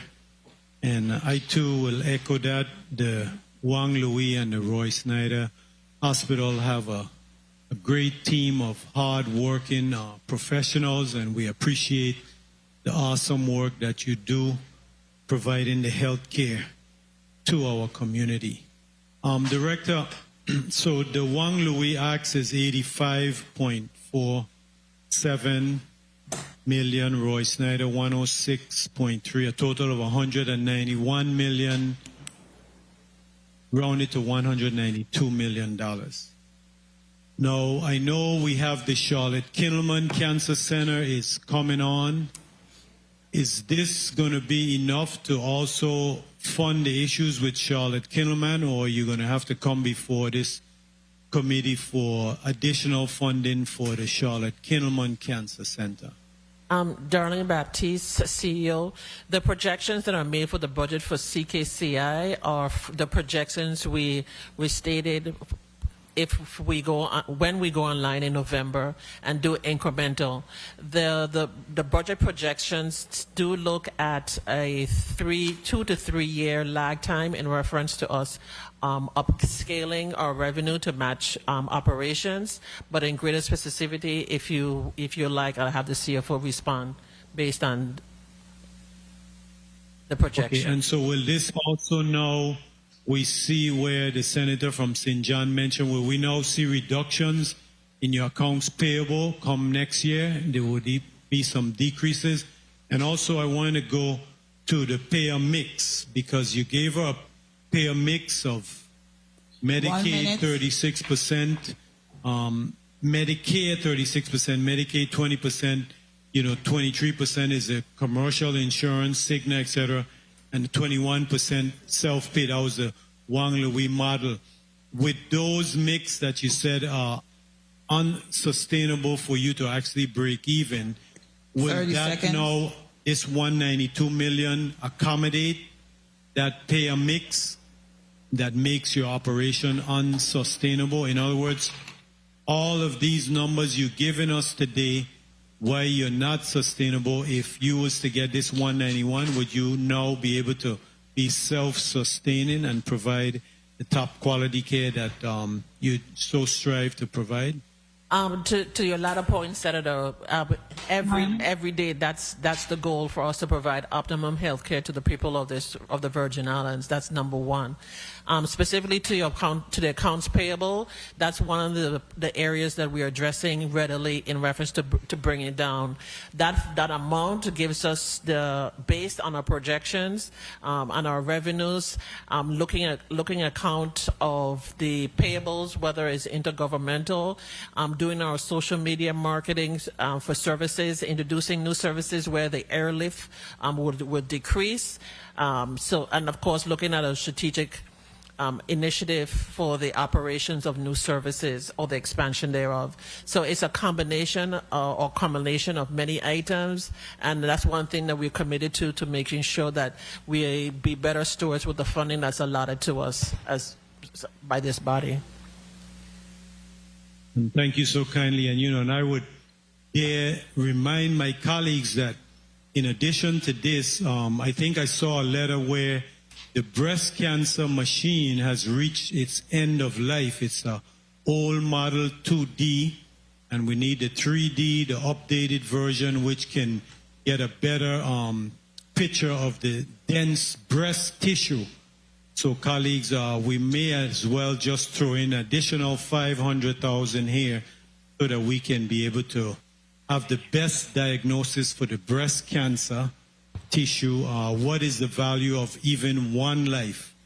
And it seems like this, what you've laid out to us, these plans will be able to save lives. So, I wish you the best of luck, and I will definitely support your recommendation. Thank you and for the time, Mr. Chair. Thank you very much, Senator Fonseca. Senator Frederick, you're recognized for your 2 minutes.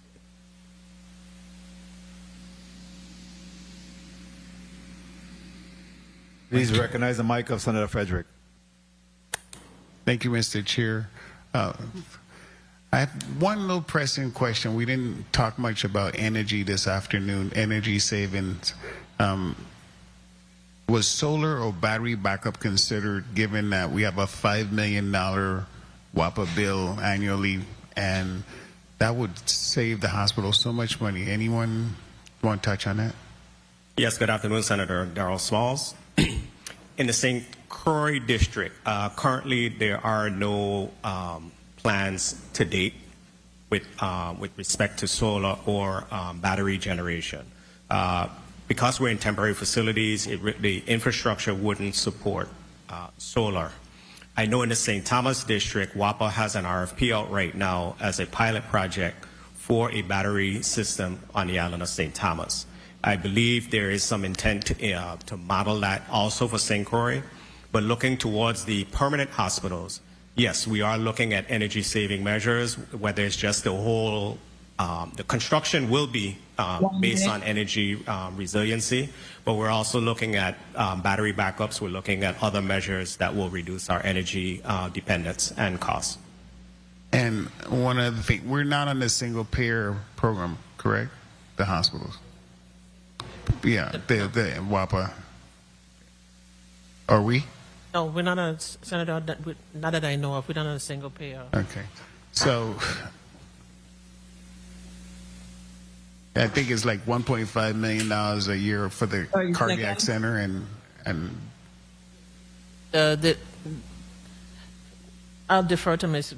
Victor about how the 3.5 million. Yeah, the bills, that. how the bills come through to us. Yeah, it's taken out of our allotment before it's given. The payment for WAPA is taken out of our allotment. So your net is like 27 million versus the 32.5, right? The 3.5 was taken out of our allotment for WAPA.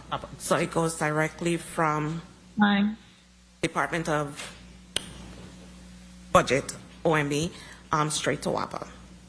Okay. Thank you very much. Appreciate the time, Mr. Chair. Thank you very much, Senator Frederick. Senator Blyden, you're recognized for your burning question. 2 minutes. Thank you so much, Mr. Chair. I want to go directly to E.D. Smalls. I know we have not heard much from him today, but he plays a critical role in the scheme of things when it comes to the hospitals.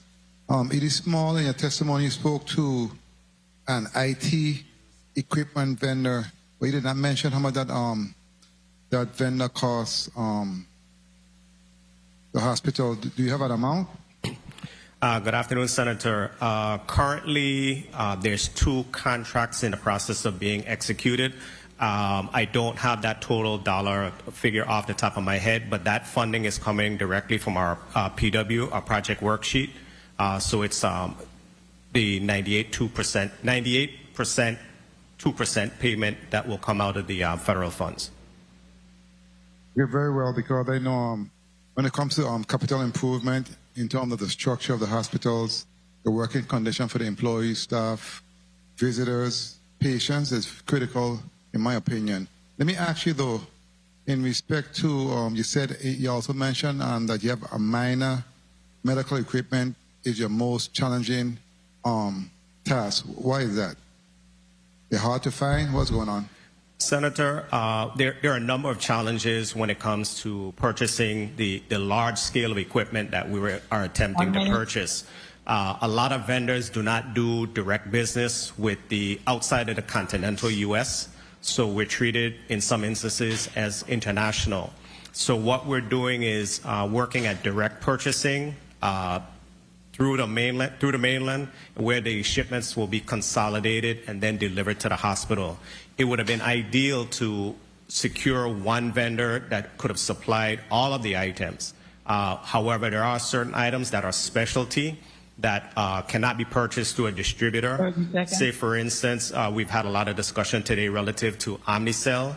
Omnicell does not sell to a third party. You have to purchase it directly from Omnicell. So those are some of the things that we learn through the procurement process, but I believe we have a resolution on the table right now. And do you have any challenge with basic supplies and equipment at the hospital? When it comes to at this particular time, no. I think that most of the challenges that we had have been overcome. What our focus is making sure that we have all the key essential components that will satisfy the needs for safe operability of CKCI for the radiation oncologists, the physicists, the dosimetrists, and all the staff that's necessary for CKCI to provide oncology services to the patients. Very well. Thank you for what you do, and thank you for your responses. Thank you, Mr. Chair, for the time. Thank you very much, Senator Blyden. E.D. Smalls, do we have a date yet for the opening of the CKCI?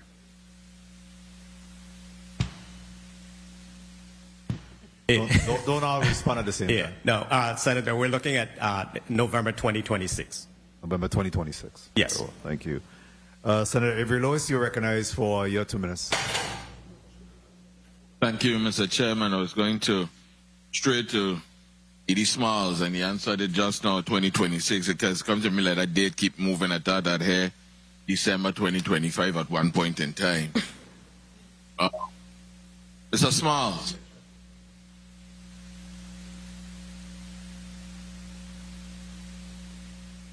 Yes, sir.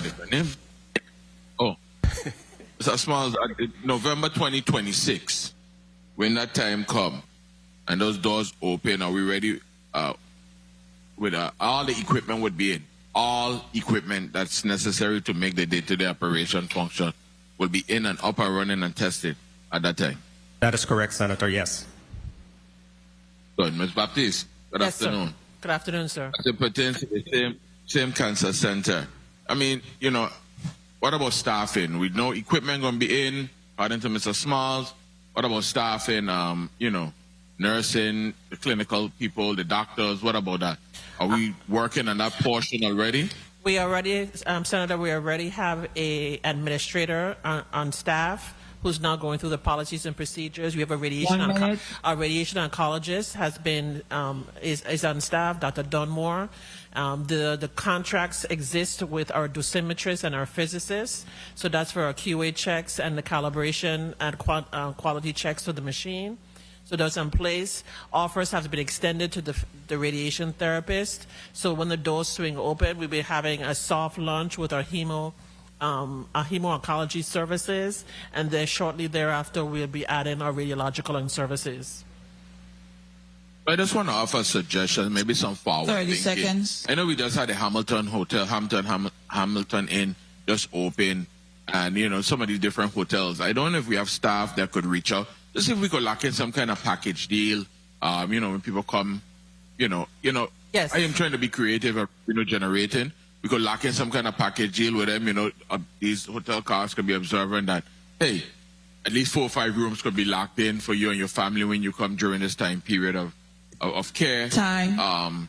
So to be your recommendation, Senator, we do have partnerships with our community partners, the American Cancer Society, the Cancer Support VI, and working through the Department of Health Cancer Coalition. So we're actually going through each one of those areas in reference to wraparound services.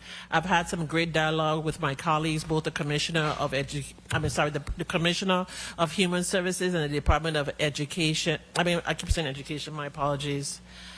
The Commissioner of Health, specifically to having soups and nuts covered. So with our community partners and our partners in government, we'll be providing transportation. We have all the navigation services there as well, the beautification services. So everything will be covered as a one-stop as it relates to those persons who have been diagnosed with cancer. Thank you. That's what I'd like to hear. Real quickly, is the CAT scan in St. Thomas working? Senator, to this moment, I haven't been communicated that it hasn't been working. So I will defer Mr. Gardner if it's anything different since we've been here from this morning. And while we are at the laboratory open, because I know that memo went out, it was circulating on social media about July 28th. Some laboratory services were terminated or interrupted. Has that been reopened? Yes, Senator, has been, and Mr. Gardner could speak to both of those areas as well. Good afternoon, Senator. Steve Gardner, Associate Chief of Operations. As of today, before entering the session, the CT scanner is working and the laboratory services are in place. Good. And lastly, Dr. Woodlam, real quick. I got a text here. Somebody asked why individuals from St. Croix have to come over to St. Thomas to you and I guess your partner to do, let me get a word, festicular. Fistulas for dialysis patients. That big word, eh? Yeah, so that's basically vascular surgery. So patients come over from St. Croix. There is a practitioner over there, I believe, but patients may choose to. It's a matter of come over. preference. Yeah, matter So of there is preference. someone in St. Croix. Ms. Baptiste, could you address it? There is someone in St. Croix that could do it? Yes, Senator, I'll have Dr. Flipping, our CMO from St. Croix, JFL, respond. Hi, Dr. Regina Flippin. Hi, Dr. Regina Flippin, CMO, Juan Louis. We do have a vascular surgeon on staff on St. Croix. However, again, it attests to we only have one provider. So when that provider takes off, we have to transport the patient to the nearest facility to provide that service. Thank you. Thank you very much, Senator Lewis, and thank you, Dr. Flippin, for that response. The chair will now recognize Senator Clifford Joseph. You recognize for your 2 minutes. Thank you, Mr. Chair. Good afternoon again. Good afternoon, sir. Unlike stateside, our Medicaid funding and hospital reimbursements are subject to a statutory federal spending cap and fixed federal medical assistance percent, right? Under the Social Security Act, has the hospital considered employing a lobbyist, maybe to work alongside our congressperson? I mean, we're thinking outside the box now, because help is help. We need, for sure, for that to be increased. I trying to make sure I get money. I want to make sure that I listened to you talk about some of your donors a while ago. Hey, we got a lot of contractors making billions of dollars around here. Some of them, you should be able to draft in something when you're looking for supplies, and they ring you up some money as well. There's 2 points that you brought in reference to lobbyists, and I think that's a concerted effort that we can do as healthcare. Well, not only healthcare, but I think you could go ahead and tie health and human services into that particular aspect for social well-being and lobbying. And then, of course, in our testimony, we talked a lot about the philanthropic and being more aggressive. So part of the remit for our chief of staff is working with the foundation and finding those nuances where we could actually get in to those settings around the table to talk about opportunities for donations. But at the same token, we have that underlining effort. We have to rebuild the trust and confidence of the public as well. I understand that. So it's a... But like I said, I know for sure we need to try and remove that cap. So yes, you gotta think that's about lobbying that. effort Yeah, that also. lobbying effort. We need to remove that cap, because we in the board now need a little break too. We gotta fight to get our physicians to stay, and still we know to fight to be paid. So I mean, we just need to make sure after we've already you've gone through all your negotiation to get physicians here, we need to make sure that not only the physicians getting paid, but our percentage go up so we could run the hospital the way it needs to be run. Thank you, Mr. Chair, and thank you for your response. Thank you very much, Senator Joseph. Senator VLA, you recognize for your burning question, 2 minutes. Thank you, Mr. Chair. To Mr. Secretary, Dr. Odlum did my mom fistula many years ago, and I carried her to St. Thomas, and he did an excellent job. So anybody that going to St. Thomas, so that Dr. Odlum sitting there, they're blessed. And he does a good job, a really good job. And on a regular basis, people go in Florida and all over the place to get it done. So at least we have somebody that is very good that's right there in St. Thomas that we can go to. Maybe futuristically, CEO Baptiste will be able to bring the whole team over to St. Croix and perform X amount of fistula in a 2-day period. So maybe that could also work. Everybody sometimes don't have it to be able to pay and go over. So I'm glad that you're starting this privilege in both hospitals. Does Dr. Odom has privileges on St. Croix? Dr. Odlum, would you like to answer the senator's query? No, I hope your but it answer is would yes, not be difficult. It would not be difficult at all, actually. The way the facilities function together, same board, territorial board, getting privileges would not be a hurdle. We made a recommendation to the board months ago. The board didn't implement that yet. Months ago, we said when you're granting privilege to doctors, grant privilege for both hospitals. This is stuff that the Senate don't have to legislate. It's just common sense. And then you bring the individuals over. You know, you have a specialized doctor, you bring them to St. Croix for 1 day or to St. Thomas for 1 day, you schedule all of that elective. So that's fistula is an elective surgery. You know, bring them over. So the hospital board, you're sleeping at the wheel. You gave us a combined CEO. We deal with it. Now you don't want to privilege the doctors for both hospitals. We got CEO and a CFO for both hospitals. So make doctors the same. That's only fair. CEO Darlene Baptiste. Yes, sir. Supplies. The biggest issue, one of the issues that all senators get on a regular basis, I know every single one, is individuals that text and say, hey, we are low on supplies. Supplies, that's a moral booster. That's motivation. We got to get the basic supplies. And there's some stuff that I hate to hear that we run out of. You know, there's some of the basics of we read that those reagents, antibiotics, contrast, those are stuff that we can't run out of because they're a diagnostic tool. So we got to make sure that you have that at all times with no excuse. And that's why I went to that inventory control, etc.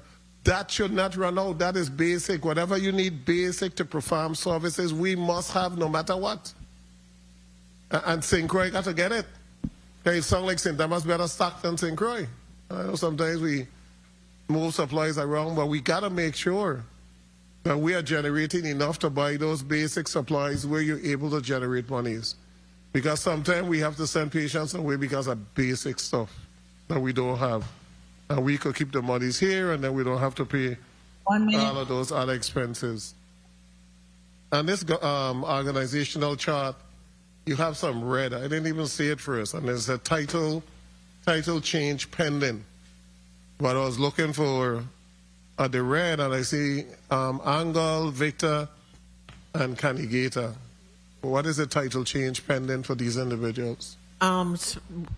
The Chief Human Resources, we're looking for the services to be joined between both facilities. So we're going to be getting one Chief Human Resources because we don't have one in St. Thomas. 30 seconds. At SRMC.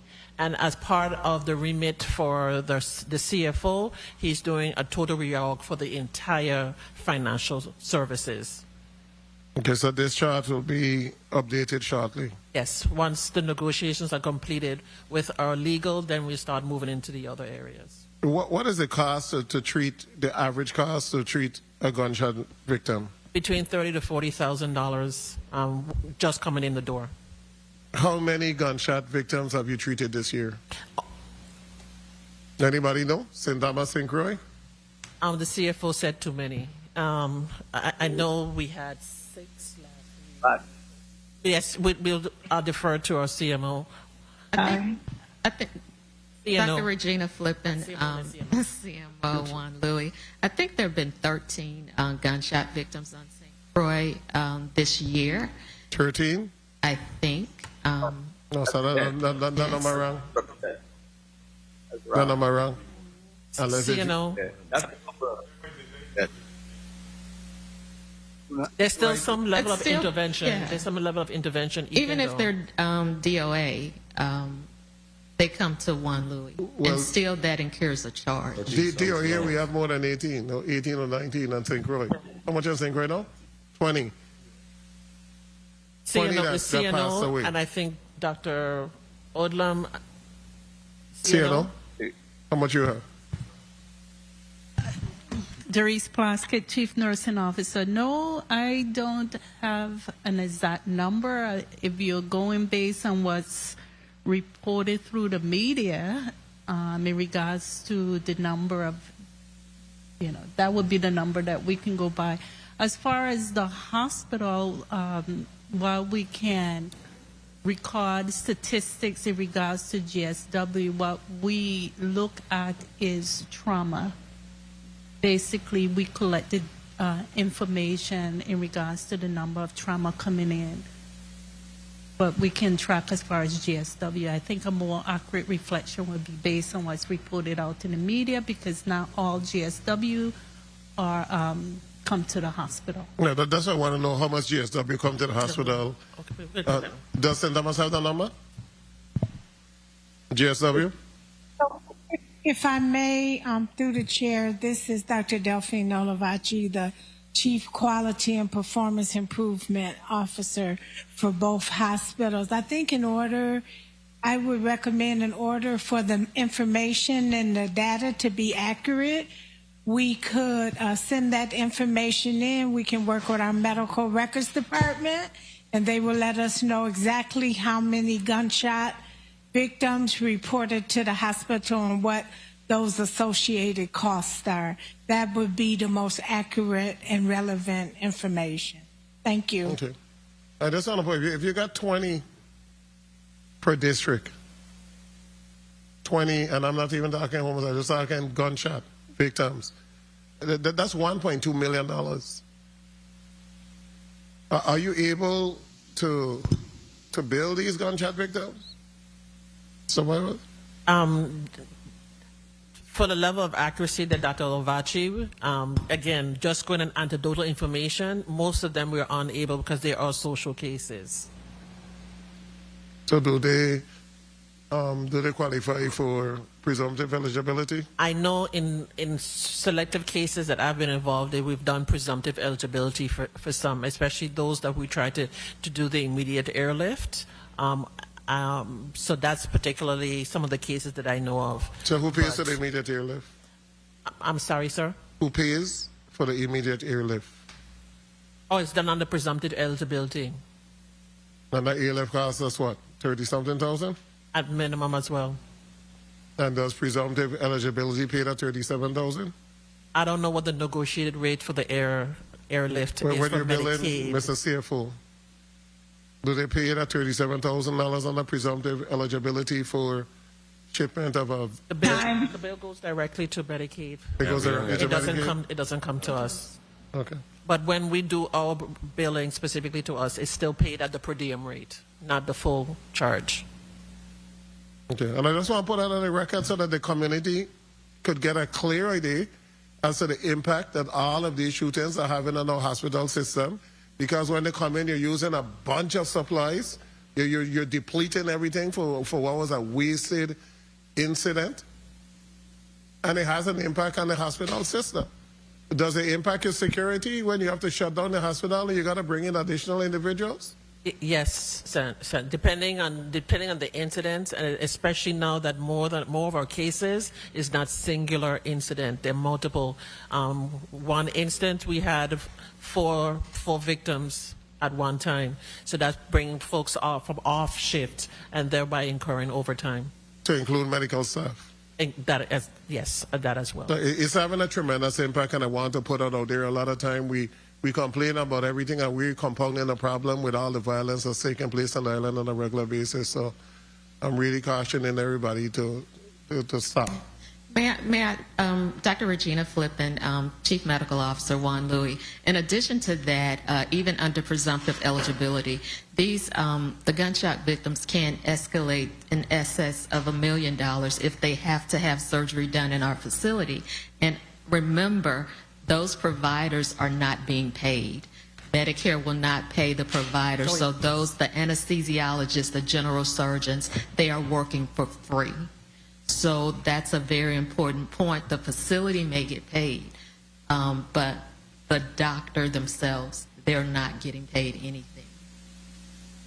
Yeah, and if they're fully staffed by us, we absorb that personal cost and fringe. Thank you, Mr. Chair. Thank you, Senator Vielle. CEO, can you validate or confirm that in fact all of these gunshot victims that we go through the exercise of verifying or validating whether or not they may have been insured, or in fact that we allow for the presumptive eligibility to kick in? As part of the registration process, it is part of the checklist, but again, I will need time to validate with the team in reference to make sure we do it 100%. That's obviously a tremendous amount of money in that respect. Let's talk a little bit quickly before the next senator in regards to the cat lab. It's near and dear to my heart. It's something that we have funded. I really want to see that's going up. what is the conversation? What's being? Well, I guess your chief of staff will be able to talk about that. But where are we with that in terms of timeline? What's happening?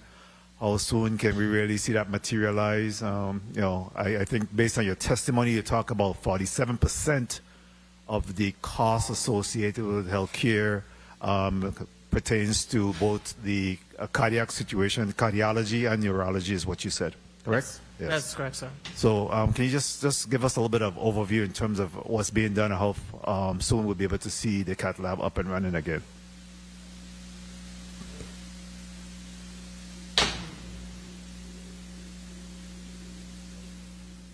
Please recognize the portable mic. Go ahead. Good afternoon, Senator Jay Rollins, Chief of Staff, JFL. The RFP for the actual equipment, I believe, closes on Friday. The goal is to have the vendor selected and to have the first payment made before the end of September, before the end of the fiscal year. We're currently in negotiations, I think would be the best word, for the MOU with the providers. But we should also be able to have that secured by the end of September. Our biggest push is to be able to have this in place and launched by the beginning of 2027. So we're having conversation with the provider. I guess that includes the nurses, all of the equipment that be required, everything else, and as you know. Darlene Baptiste, CEO. So part of the proposal is the wraparound services. So not only from the nurses, the technicians, the nurses and technicians, and them being trained up. So we're looking for persons internally who are interested in those respective areas who could provide support to that service line. And then eventually we'll talk about marketing it to the other Caribbean islands and really getting that Yes, we've already started dialogue with our sister island and what it looks like in reference to them providing support or referral patterns for there. So that'll be definitely part of our marketing strategy, as well as looking at provider-specific areas outside of the U.S. Virgin Islands and the British Virgin Islands as sites for tourism. We are looking at those particular areas. Excellent. Senator Gittins, you recognize for your 2 minutes burning question. Thank you, Mr. Chair. I was just saying the chairman pulled a fast one on us by saying we have a second round and then turn it into a rapid round. But then he quickly reminded me that we had you all here for about 7 hours now. So we need to give you a little ease. I want to thank you all for all that you do. But we have so much work to be done. I was listening to some of the responses, and the majority leader, as usual, is on point when he stated that the board sleeping at the wheel with regards to the privileges of our doctors to work territorially rather than just having their license by district. So some things, when you see it ain't being done, then we got to move the needle. And I have the bill to ensure that our doctors can have that territorial privilege. Because if we need a doctor from St. Thomas to be on St. Croix or vice versa, then we need to be able to have that capability. With regards to the GSWs, which is gunshot wounds, for those viewing and listening, this is racking up a big bill for us here in the Virgin Islands. And I am disappointed that we can't answer the question as to how much GSWs we've had per district. That should have been able to been told to us. We got about 20 people dead on St. Croix so far for the year, and about 14 people dead so far for the year by gunshot. And this is just the DOAs. What about those that were shot that have survived? So you should be able to give us those numbers. And especially that we're airlifting a number of these people each time. That's at a greater cost. Now, what I really wanted to say in my last few minutes is that the workforce reduction really have a hole on me. I'm not understanding this. We do have some slackers in government, mind you, but we have some dedicated workers at our hospitals, and I could speak for those at Juan F. Louis Hospital where I have had to stay. Fine. And I really tip my hat off to them and thank them for their dedication and their services that they provide to people on a daily basis. It is not fair for these employees to go to work every day wondering if at the end of this shift I'm going to receive something telling me today was my last. It is not fair. And I say that because I really want to know, my last question to you will be, we have 96 vacancies, you all reported on St. Croix. 100+ vacancies at the hospital on St. Croix. How many new hires have we had for the hospitals in both districts just this calendar year, while we're having a conversation about workforce reduction? It is not fair to the employees of the hospital to go to work each and every day and probably have to walk with some of their own toiletries and equipment and whatever else. How many employees, how many new hires have you had for the year? I'll defer to HR on both islands. Senator Patricia Canigay, the Chief of HR. From October to July 2026, we had about 38 new hires. So 38 new hires. 38. And again, that's St. Croix only, right? And 96 vacancies still. And we're still having a conversation about workforce reduction. Let me just say, let's get it together, please. As I sit here, I'm reviewing the post-audit report, and just 10 people alone in administration total almost $2 million annually. $1.9 million. Let's get it together. Between these 10 positions, put your heads together and let's make this work. We only have one hospital to go to. And the board, again, just like the majority leader said, if they're sleeping behind the wheel, it's time to wake up. But I am going to bring this measure where our doctors should be able to have privileges in both districts. You wanna, if you want to respond to that, you may, and if the chair allows you to. Mr. Chair, Dr. Odlum is asking to respond to the credentialing query. Very well. Dr. Odlum? Yes, Odlum. So credentialing is not having cross the water credentialing is not the thing that stops me from going over to St. Croix to do a case or any of the other docs. In fact, we have a lot of doctors that go between both islands. It would be, so let's say automatically I got credentials by nature of being credentialed on St. Thomas.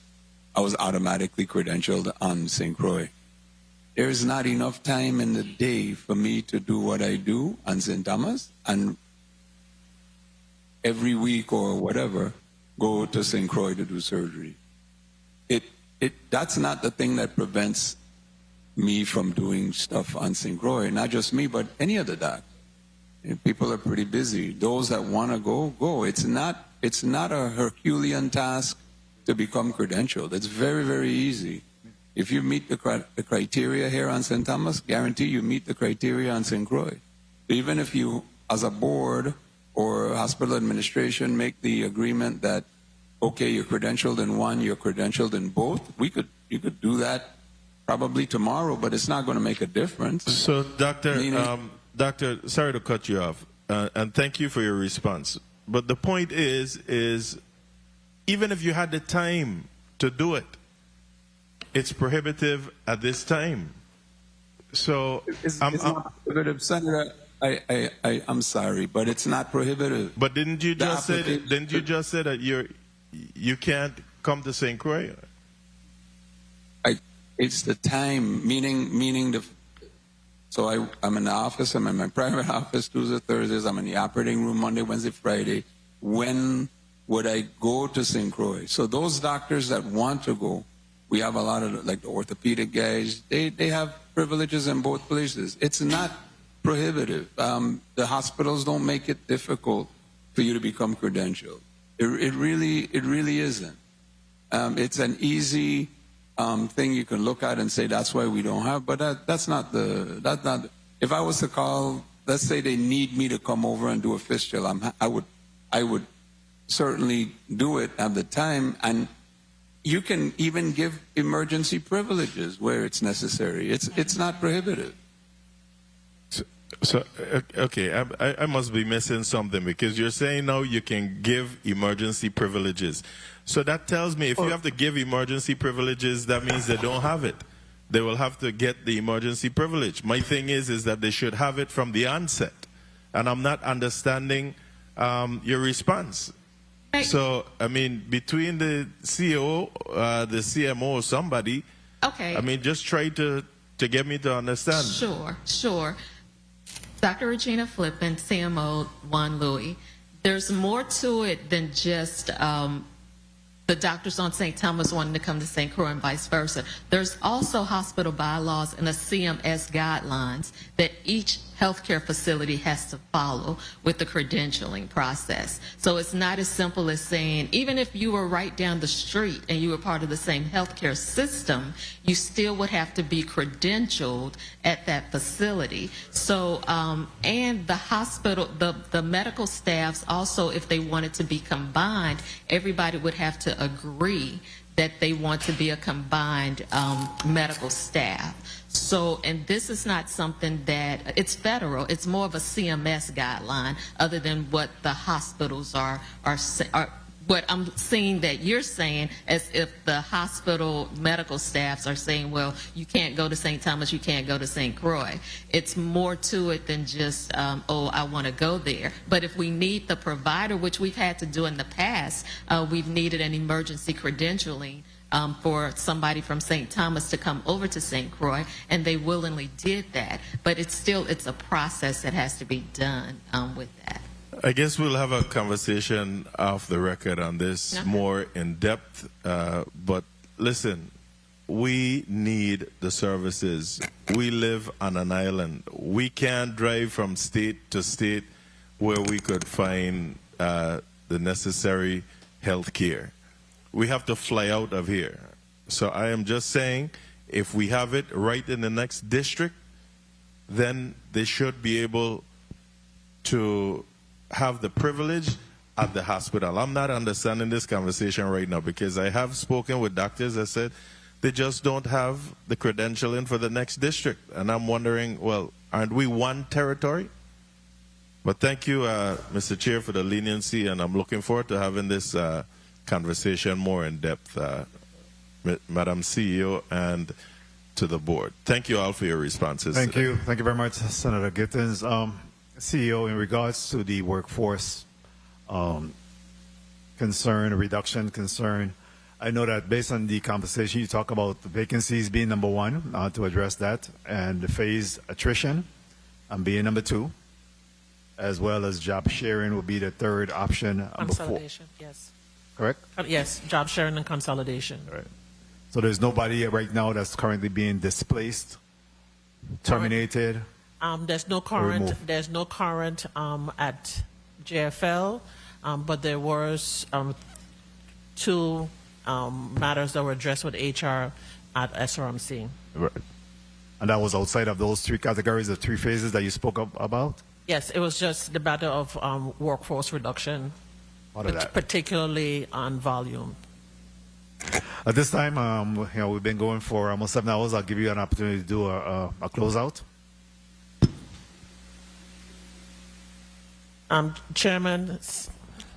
senators present and those listening, our audience, and most importantly to our staff at JFL and SRMC. It is with a grateful heart that we have presented our request to this body on your behalf and on behalf of the people of the Virgin Islands. Just want to thank you for allowing us to respond to your queries. We stand available should the need arise in the future. We have taken great notes, or copious notes, in reference to the questions that were asked of us. And as you can see, we are diligent in our approach, but most importantly, we understand the history, but it doesn't define our destiny as an organization. And we thank you for the positive or favorable response that will be given to us based on our requests. Thank you so much, and God bless. Thank you very much, and we're duty bound to make sure that we have and support our healthcare system here. I want to say that the views expressed here today has nothing to do with all of the hard work and commitment that have been made by some of most of the staff at both facilities, and we truly appreciate their work, and we don't want that to go unnoticed. We do have concerns about facilities. We do have concerns about supplies and equipment, but we truly appreciate the work that's been done there. We started off, talking about, some of the negative comments that have been made in the community, but truly there's a lot of individuals that survive going into our hospital facilities and walk out healed and certainly better than they went in. So, we have to work towards relieving some of the pressures of our emergency room, our public health facilities, and our acute and urgent cares. Those are the areas that we believe that, those non-emergency need to be stepping up to address some of those concerns. So all of that, when we look at this whole comprehensive work in terms of improving health care here in this territory, we have to have that conversation about how we build that out and make this, because I truly believe there's an opportunity for us to be able to have medical tourism here in the Virgin Islands, and all of the infrastructure plans and everything else that's being put in place to address that. So again, I want to thank the team. I want to definitely thank the THRT for all of the work that they're doing there, getting that going. And, we look forward to the demolition of GFL. We look forward to the work that's being done at the Charlotte Kimmelman Center. We look forward to the work that's being done at the Mary Keaton Smith Clinic. We have a lot of work to be done. We want to continue to support our Office of Disaster Recovery that's working alongside to make sure that we're retrofitting the board. We want to thank the board for their commitment and to ask them to redouble their efforts to make sure that they continue to support these facilities and get them up and running. The Committee of Budget Appropriations and Finance stands a recess for 15 minutes. When we return with the Virgin Islands Water and Power Authority.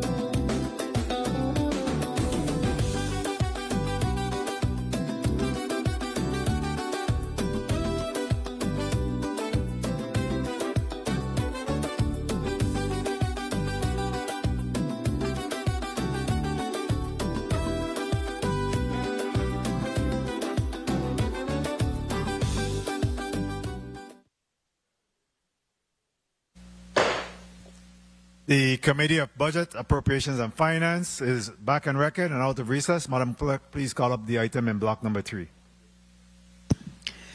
Block number 3, the Virgin Islands Water and Power Authority invited testifier, Mr. Carl Knight, Chief Executive Officer and Executive Director. Mr. Chairman, that concludes the reading of Block 3. Thank you very much, Madam Clerk. We do have the Chief Executive Officer, Carl Knight, seated at the testifier's table along with his team on St. Thomas in the chambers there. We go to him for a quick mic check as well as an introduction, and then we'll go to the rest of his staff at this time. Good afternoon, CEO. Good afternoon, Mr. Chair. Very well. Can you just do an introduction of yourself, and then we come to your staff for intro? Sure. Carl Knight, CEO and Executive Director, Virgin Islands Water and Power Authority. Mr. Lamoel. Good afternoon. Lemuel Lavigne, Chief Operating Officer, Electric Systems. Good afternoon. Don Gregoire, Interim CEO for Water Systems. Good afternoon. Lorraine Kelly, Chief Financial Officer. Good afternoon. Anthony Thomas, Chief Administrative Officer. Well, thank you. Do you have anyone in virtual? No, just the 5 of us at the testifier's desk. Very well. You may proceed with your testimony at this time. Thank you. Good day, Honorable Novell E. Francis Jr., the Chair of the Committee on Budget and Appropriations. Good day to the other members of the committee and the other honorable senators that are present here today. Good day to everyone that's listening and watching. I am Carl Knight, the Executive Director and Chief Executive Officer of the Virgin Islands Water and Power Authority. Hereinafter, we'll refer to ourselves as WAPA or the Authority. Joining me today are members of the Authority's senior leadership team, Chief Financial Officer Lorraine Kelly, Chief Operating Officer of the Electric System Lemuel Lavigne, Chief Administrative Officer Anthony Thomas, and the Interim Chief Operating Officer of the Water System, Don Gregoire. We are here at your invitation to present the fiscal year 2027 budget for the operations of the Virgin Islands Water and Power Authority. This budget is about more than numbers. It's about the reliability of the service our customers depend on every day, the cost of that service, and the work underway to build a stronger authority for the future. I am pleased. This is my second appearance before the committee to present the budget, and I'm pleased to be here today. Revenues, the Virgin Islands Water and Power Authority utilizes a July 1st to June 30th fiscal year. That means our fiscal year began already on July 1st. On June 25th, the Authority's Governing Board approved a total operating budget of $316.7 million. In addition to electric and water sales and other customer-related charges, this year the Authority expects $3 million in federal reimbursement for administrative costs associated with FEMA-funded disaster recovery projects and another $2.2 million in prior year Build America bond interest reimbursement payments. These figures assume no rate reductions or increases over the next 12 months. The Authority's budget will support approximately $310.8 million in planned fiscal year 2027 expenditures. That number includes $29.5 million in debt service payments and $500,000 for payment in lieu of taxes pilot. Furthermore, the budget contains $5 million for the payment towards critical prior year outstanding obligations. These are not abstract numbers. They represent bills and obligations that must be addressed while WAPA continues to keep the lights on and the water moving. The Authority employs 2 types of fuels for power generation at its facilities: liquefied petroleum gas, LPG, and light fuel oil, otherwise known as diesel. The proposed fiscal year 2027 budget projects fuel expenditures of approximately $121.5 million, accounting for 38.5% of our total planned expenditures. Fuel is our single largest expense, and fuel costs ultimately affect the cost of our customers pay for electricity. In comparison, the actual fuel costs in fiscal year 2026 exceeded $146 million. The projected decrease in fuel expenditures is attributed to increased efficiency at the power plants due to the installation of temporary generating units, a complete year of LPG pricing based on the new contract that we entered into this past March, and the additional solar production to be brought online on the island of St. Thomas. These projections, however, were in fact developed early in the current Iranian conflict, and we do not yet know the full impact or its duration. I want to be direct with the committee and with our customers. We cannot control global fuel markets, but we can control how efficiently we use fuel and how quickly we reduce our exposure to volatile fuel costs. If there is a vulnerability in our expenditure forecast, it is the current volatility of that fuel market. WAPA has under-recovered fuel expenses for the last several years. In other words, the revenue collected through the LEAC has not fully covered the actual costs of the fuel purchases incurred by WAPA. I want to put that issue in perspective. While WAPA rates have increased by 9% in the 7 years between fiscal year 2019 and fiscal year 2026, LPG during that same period of time has increased by 45%, and diesel prices have increased by 75% over the same period of time. LPG was about 48 cents a gallon in FY 2019. It's now at 70 cents. Diesel was about $1.88. It's now at $3.29. And of course, our rates have only gone from 40 cents to 43 cents, 43.5 cents during that same period of time. I think I just saw an article earlier today saying that the average cost of diesel here in the U.S. Virgin Islands is now at $7 a gallon. So we understand what's happening with fuel and the fuel market. Our operating expenses. For fiscal year 2027, proposed operating expenses excluding personnel and fuel, those are projected to just exceed $95.9 million. That makes up about 34% of our total expenditures. The primary cost drivers there within that category are generator maintenance, procurement of materials and supplies, and the operation and maintenance of our propane terminals. As for personnel, the authority's proposed personnel expenses for fiscal year 2027 are approximately $63.5 million, or 20% of our expected expenditure, about a fifth of our expected expenditure. This includes salaries, payroll, taxes, and fringe benefits. As of June 2026, the authority had 543 full-time permanent employees, broken down, as you can see, between Management Confidential and our three unions, CPI Workers Union, Professional and Technical Union, and the WAPA Employee Association. Debt service, besides fuel, operations, and personnel costs, debt service payments currently constitute the fourth largest expenditure category for the authority. For fiscal year 2027, the combined debt service is projected to total $29.5 million, which accounts for about 9.3% of our anticipated expenditures. This figure does not include the long-term debt obligations that are financed through the gasoline tax revenues and therefore not a direct expense on our operating budget. Fiscal year 2027 capital projects. While the operating budget of the authority is constrained by revenues collected from our customers through rates, the capital budget is currently well supported by the federal grants, most of which were awarded for disaster recovery or hazard mitigation projects in the aftermath of Hurricanes Irma and Maria. These funds are being utilized to implement numerous capital projects that are critical to the modernization of the authority's water and electrical systems. Several of those projects are expected to be completed or to achieve substantial completion before the end of the current fiscal year. In the area of power supply, our generation strategy has two tracks. We want to stabilize the system right now while we build permanent generation fleet that we're going to need for the future. Unit 15 repairs, the in-depth inspection of damage to Unit 15 in the Randolph-Harley plant on St. Thomas is scheduled to begin this Friday.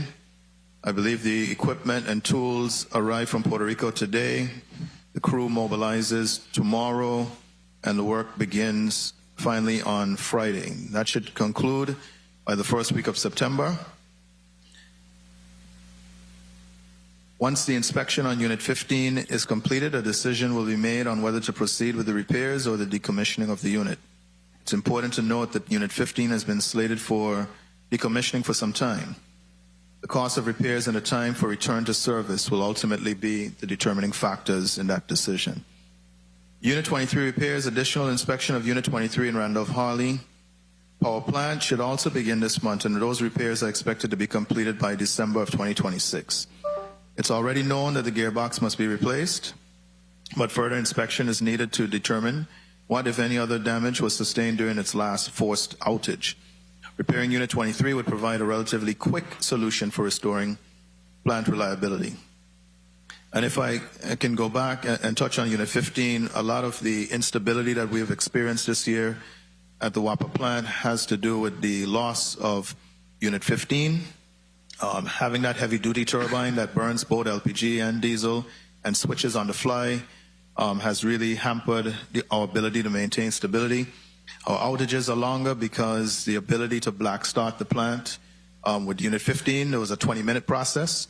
Without Unit 15, relying on the smaller generating units, it's a much longer process that takes hours to restart the plant. So getting those units, particularly 15, back online are critical.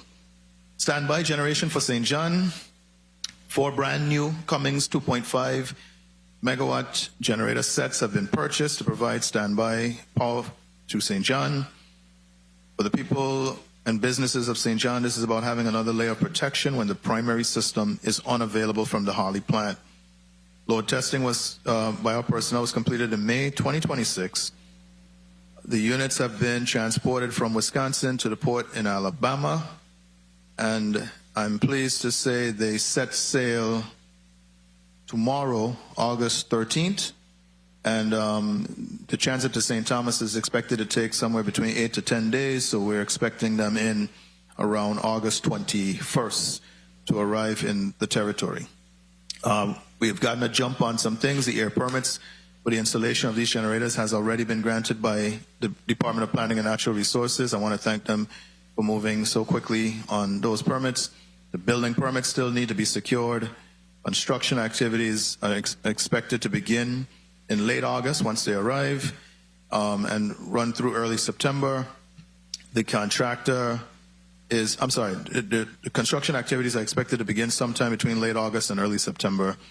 The contractor is currently projecting commissioning, testing, and startup to be completed by January of 2027. Temporary power generators. The original project plan for the prudent replacement of our generation assets anticipated the leasing of temporary power generation until the permanent replacement generation was put in place.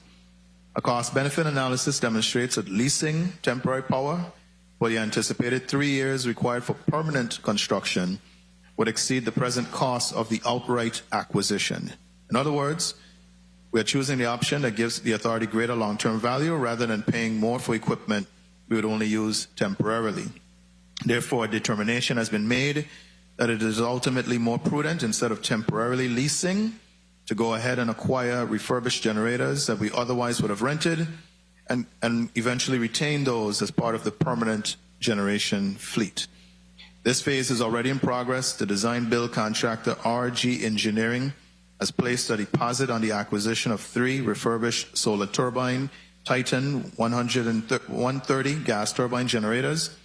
Each of these is rated somewhere between 15 and 16.5 megawatts.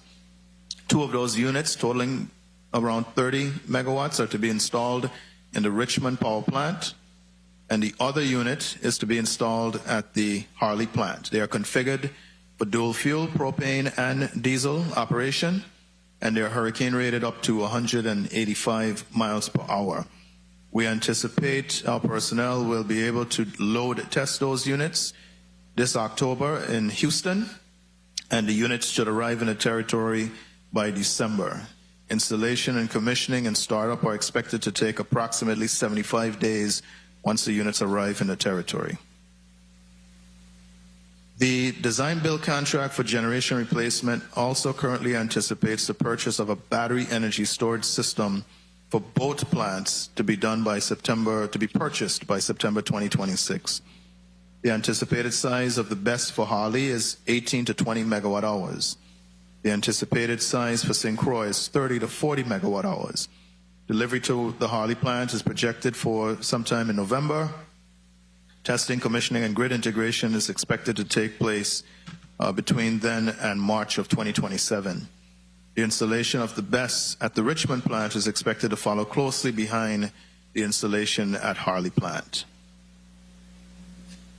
As for the delivery of power, the following projects, they have many different names and locations, but they're designed around one goal, giving our electric system more ways to deliver power when something fails, while reducing the amount of time that customers are without service. The Feeder 9E underground electrical construction. A contract has been awarded for the replacement of the overhead electrical infrastructure with underground infrastructure on Feeder 9E on the island of St. John. That contract runs from the substation in Frank Bay up to the Westin Hotel. Work has also begun already on the replacement of overhead electrical infrastructure with underground infrastructure on Feeder 9A here on St. Thomas. That runs along Sub-Base Road, down Crown Bay Road, up the Charles Howard Highway, and ultimately terminates at Crown's Princess Gata, otherwise known as Main Street. And that work has begun. The authority has recently been granted approval from the Virgin Islands Housing Finance Authority to begin procurement of distribution automation devices. Installation of these devices will allow WAPA to detect and isolate electrical faults, allowing for quicker service restoration, ultimately leading to fewer outages for our customers. That is the outcome customers care about. When a fault occurs, finding it faster and restoring service faster. Deployment of the devices should begin early next year. The authority has also recently been granted approval from the Virgin Islands Housing Finance Authority to begin procurement of what we refer to as completely self-protected pole-mounted transformers, or CSP transformers. A CSP transformer is an overhead distribution transformer that looks like the other distribution transformers, but it is equipped with built-in safety devices, fuses, circuit breakers, and lightning surge arresters. These integrated features allow the transformer to automatically disconnect during faults, protecting the grid and the nearby equipment from damage. Deployment of the transformers should also begin early next year. The repairs on the Ridge Road 7E submarine distribution cable to St. John have commenced. The submarine cable provides an alternate means of energizing 7E on St. John. That's the Cruz Bay area of St. John. The circuit was damaged all the way back during Hurricane Irma. The authority is pursuing a temporary repair that will make the line available for emergency use. FEMA has agreed to fund its permanent repair as part of the East End horizontal bundle of underground projects being managed by the Office of Disaster Recovery. The submarine portion of the cable has been tested and determinations have been made in St. John, tying that circuit into the Frank Bay substation. Our contractor is mobilizing on St. Thomas this week to complete the tie-in to the grid along the Ridge Road.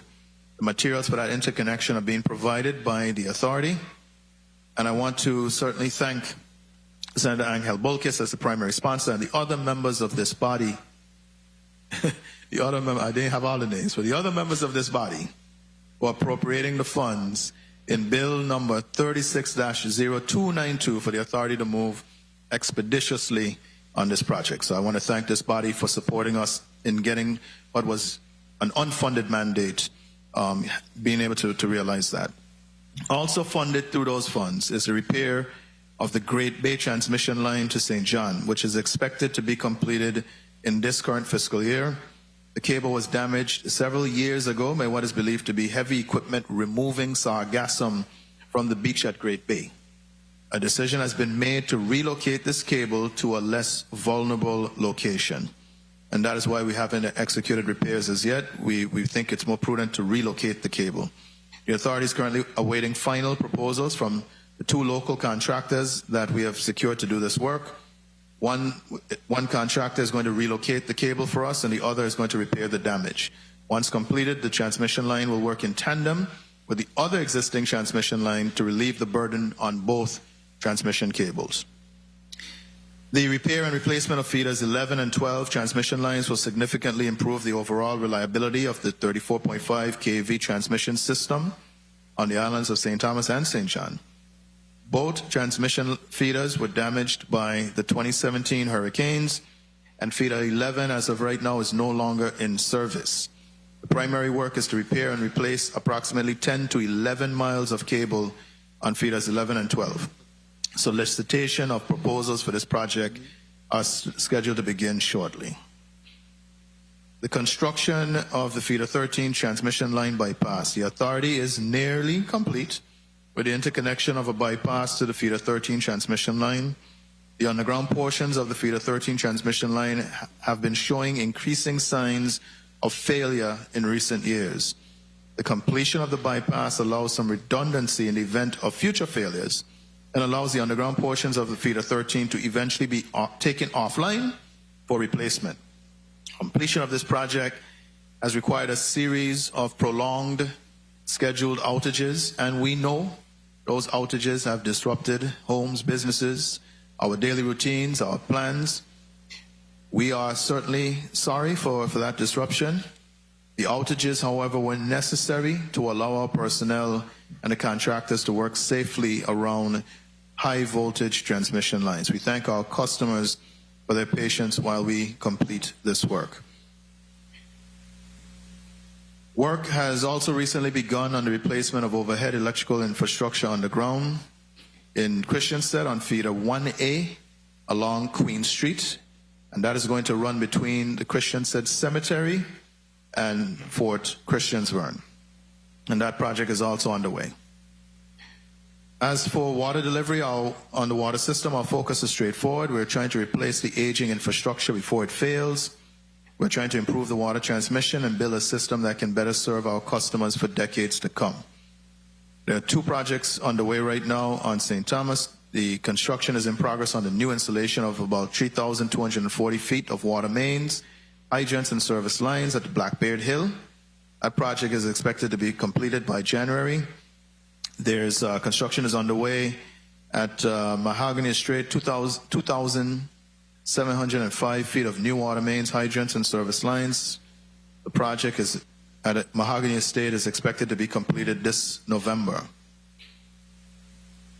Over on St. Croix, the Canaan Road water line rehabilitation will replace the aged and deteriorating pipes on Canaan Road on St. Croix. If you're unfamiliar with Canaan Road, it's the official roadmap name for the area between Alfredo Andrews and John H. Woodson School in this case. That is about 3,217 feet of water mains, hydrants, and service lines to be installed. The hospital ground water line rehabilitation, that will replace aging and deteriorating lines in hospital ground area. The design for that project is complete. The procurement is going to begin soon, and that's going to be about 3,250 feet of water mains placed in hospital ground.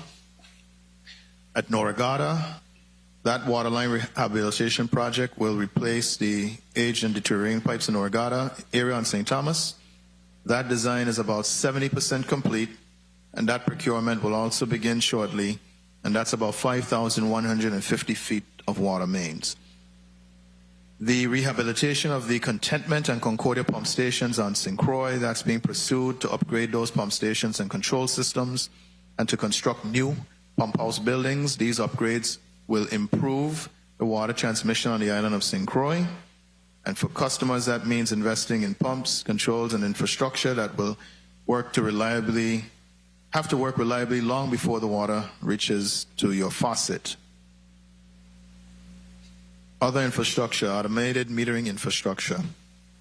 The deployment of the automated metering infrastructure, AMI, is currently in progress. This project will modernize how we measure and manage electricity use, reduce reliance on manual meter reading, and give customers a more efficient billing experience. Poles are being erected to house the network communication devices. There are over 55,000 new electric meters that are currently sitting in warehouses in the territory that are awaiting deployment. That meter installation is now expected to begin on the island of St. John in November, and it should take approximately 30 days to complete the island of St. John. Meter installation on St. Thomas and St. Croix should take about 12 months, and so we anticipate those being completed by December of 2027. This will signal a major change in how customers interact with WAPA. There'll be better information, a more efficient meter reading process, and a more customer-friendly system. Battery backups. The authority has recently received proposals in response to our RFP for the installation of a battery energy storage system, as was mentioned earlier by the Schneider Regional team.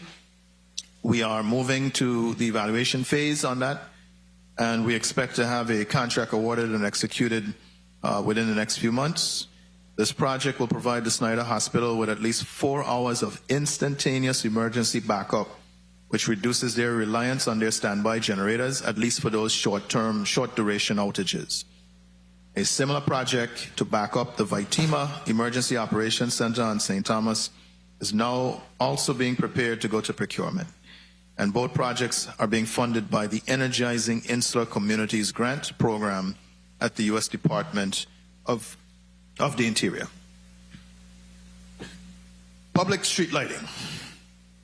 This body, through Act number 9074, which originated here as Bill 36-0210, appropriated $4 million to the Virgin Islands Water and Power Authority for repair, replacement, and operation of street lights throughout the territory. The appropriation earmarked funds as follows: $1 million to satisfy outstanding invoices associated with the transmission distribution work, $3 million to restore, repair, and improve street lighting systems throughout the territory. This funding provides an opportunity to restore reliable street lighting services, improve roadway safety, and support the establishment of a sustainable maintenance program for the territory's street lighting network. A working street light is more than a fixture. It's part of how a community feels safe traveling home, getting to work, or walking through a neighborhood after dark. A little over $1.63 million has been expended through this appropriation. The funds have been utilized to procure 600 LED roadway luminaires, 800 photo controls, 2,000 clamps and connectors, and 2 F600 4x4 bucket trucks. These materials have been evenly split across both districts and represent an initial purchase to get the program started. There are additional procurements pending for conductor wire as well as transformers. We've also exhausted the $1 million for outstanding invoices, and once again I want to thank this body for positioning us to do so. So I want to be clear with the committee, however, and with the community. Current funding is insufficient to energize, repair, and maintain existing streetlights, let alone support new installations. Act 9074 is greatly appreciated, but to the best of my knowledge, it's intended as a one-time appropriation. There remains a structural imbalance between the authority's expenditure on public street lighting services and the amounts that are paid over by the government for that service. There have been attempts to retroactively assign previous government subsidies to offset that outstanding balance. However, that exercise does not correct the continued misalignment moving forward. The average streetlight cost is approximately $427 per year to maintain and operate. The authority has 17,500 lights in the system. Another 437 streetlights remain unrepaired following the 2017 hurricanes. The Virgin Islands Department of Finance is required by law to place 4% of property taxes collected on each island into the district street lighting fund for the maintenance and installation of street lighting along the public roadways. That amounts to approximately $2 million annually. At current appraisal values, that street light, 4% of property tax collections at current appraisal values amounts to approximately $2 million annually, but the authority bills approximately $7.5 million annually for streetlight services. Clearly, this formula is unsustainable. The authority is offering for consideration the following possible solutions. You can increase the property tax allocation in Title 30, Section 3002A, from 4% up to 15%. That will cover the full amount that is typically billed. Or you can include the full cost of the street lighting in the base rate. We can work with the PSC. That will add about 1.25 cents, 1.25 cents to the rate. Or we can designate an alternative permanent funding source, either the general fund or some other source of funds that can achieve approximately $7.5 million annually outlay. Or we can simply agree to implement an annual true-up of that property tax deficit, wherever the property tax falls short. As you go through this process and you mark up the budget, you utilize the general fund and a general fund appropriation allocated to the district street lighting fund to make up the difference and the differential. However, the authority has a specific recommendation that we strongly recommend, which has a combined approach, and we recommend that is what we should pursue as a body and adopt. And that is to, yes, go ahead and increase the property tax allocation to us from 4% up to 11%. Maybe we do a round number of 10%, but 11% right now would generate about the $5.5 million that's missing annually. That would be designated to the district street lighting fund to cover the maintenance and repairs and the replacement of street lights solely. And then the authority would petition the PSC to add a customer surcharge of approximately 1/3 cent, 0.33 cents, to generate the $2 million to cover the cost of the energy consumption of the streetlights. So repair, maintenance, new installations would be covered by property tax, covered over into the district street lighting fund, and the energy consumed by those streetlights would be covered through a customer surcharge of about 1/3 cent paid through the base rate. As part of our fiscal 2026 budget presentation, as I mentioned, this is my second appearance before the body. When I last appeared, the authority presented several matters within the legislative purview that could have a financially beneficial impact to the authority. We submitted drafts of legislative language and detailed white papers to justify those proposals. Therefore, rather than repeat the detailed white papers here today, I want to briefly restate some of the less controversial measures that we have presented previously to this committee. Our simple request is that the authority be given a hearing on these matters so that our suggestions can be more fully explored. These statutory and policy changes can improve our financial operation, but we cannot implement any of them without the support of this body. One is the adjustment of the legislatively mandated 30-day meter reading cycle. 30 VIC Section 125A mandates that electric meters must be read at least once every month within a 30-day cycle. We've said before, there are many months that are longer than 30 days. It keeps us in a perpetual meter reading, no holidays, no weekends.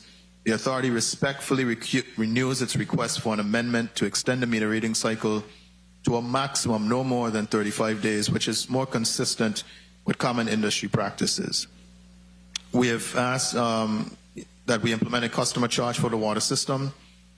Currently, water system customers are not subject to any customer charges. The authority is pursuing legislative approval to institute a flat customer service charge, just as we do with the electric system, in an amount not to exceed $5 per month. We've asked that you place a cap on the liability for the authority. The Virgin Islands Water and Power Authority, unlike any other public sector entity in the territory, remains fully exposed to unlimited tort liability. This unchecked exposure places the authority at constant financial risk. It leads to costly litigation, often requires us to settle. It leads to higher insurance premiums. And of course, the fiscal instability in which any one lawsuit can undermine our financial planning, all of which ultimately burdens our ratepayers. We ask that we be treated no differently than the Port Authority, the Waste Management Authority, the University of the Virgin Islands, and all of the other instrumentalities that do have a cap placed on their liability. Competitive bidding, 30 VIC 1116 establishes a cap on purchases and contracts requiring competitive bid for WAPA. It's an antiquated statute that goes back to 1964. The statute's current threshold is $10,000, and that's just impractical due to the rising cost of materials, labor, and services, and the type of work that the Water and Power Authority does. I've shown you what some of those capital project costs look like. And finally, the authority is taking steps, appropriate the prior year PSC annual assessments. The authority is taking steps to pay the FY 2026 annual assessment due to the PSC. It was our hope that we would actually have that fully paid before we arrived here today, but we're still working on paying FY 2026, and the budget that we presented before you does include the annual assessment or projected annual assessment for 2027. What is not accounted for in the budget before you is the payments for the prior fiscal years, 2024 and 2025 assessments. Those fiscal years total about $2.8 million. It would be greatly beneficial or helpful, appreciated if legislative action appropriating the funds in FY 2027's executive budget included the $2.8 million for the prior year PSC annual assessments FY 24 and 25. That would assist us in our financial turnaround. This is the only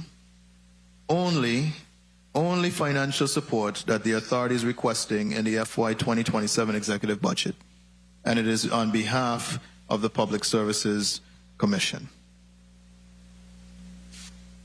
In closing, as I conclude my testimony, I want to thank the Committee on Budget, Appropriations, and Finance for affording the Virgin Islands Water and Power Authority an opportunity to present our fiscal year 2027 operating budget. In this political season, I'd be remiss if I didn't point out that in this political season that we are in, there have been constant discussions on how to, quote unquote, fix WAPA. Well, one fix is very, very easy. Raise the rates. A 5-cent increase would strengthen the authority's financial position, enabling us to better meet our obligations and keep critical equipment properly maintained. This, however, is not a sustainable fix for our community or for our economy. Our customers deserve more than a solution to simply ask them to pay more.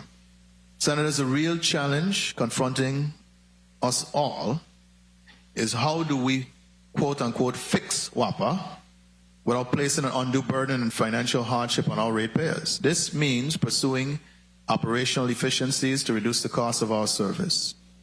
That puts a focus on installing more fuel-efficient generation. It calls for embracing lower cost and less volatile renewable energy power sources.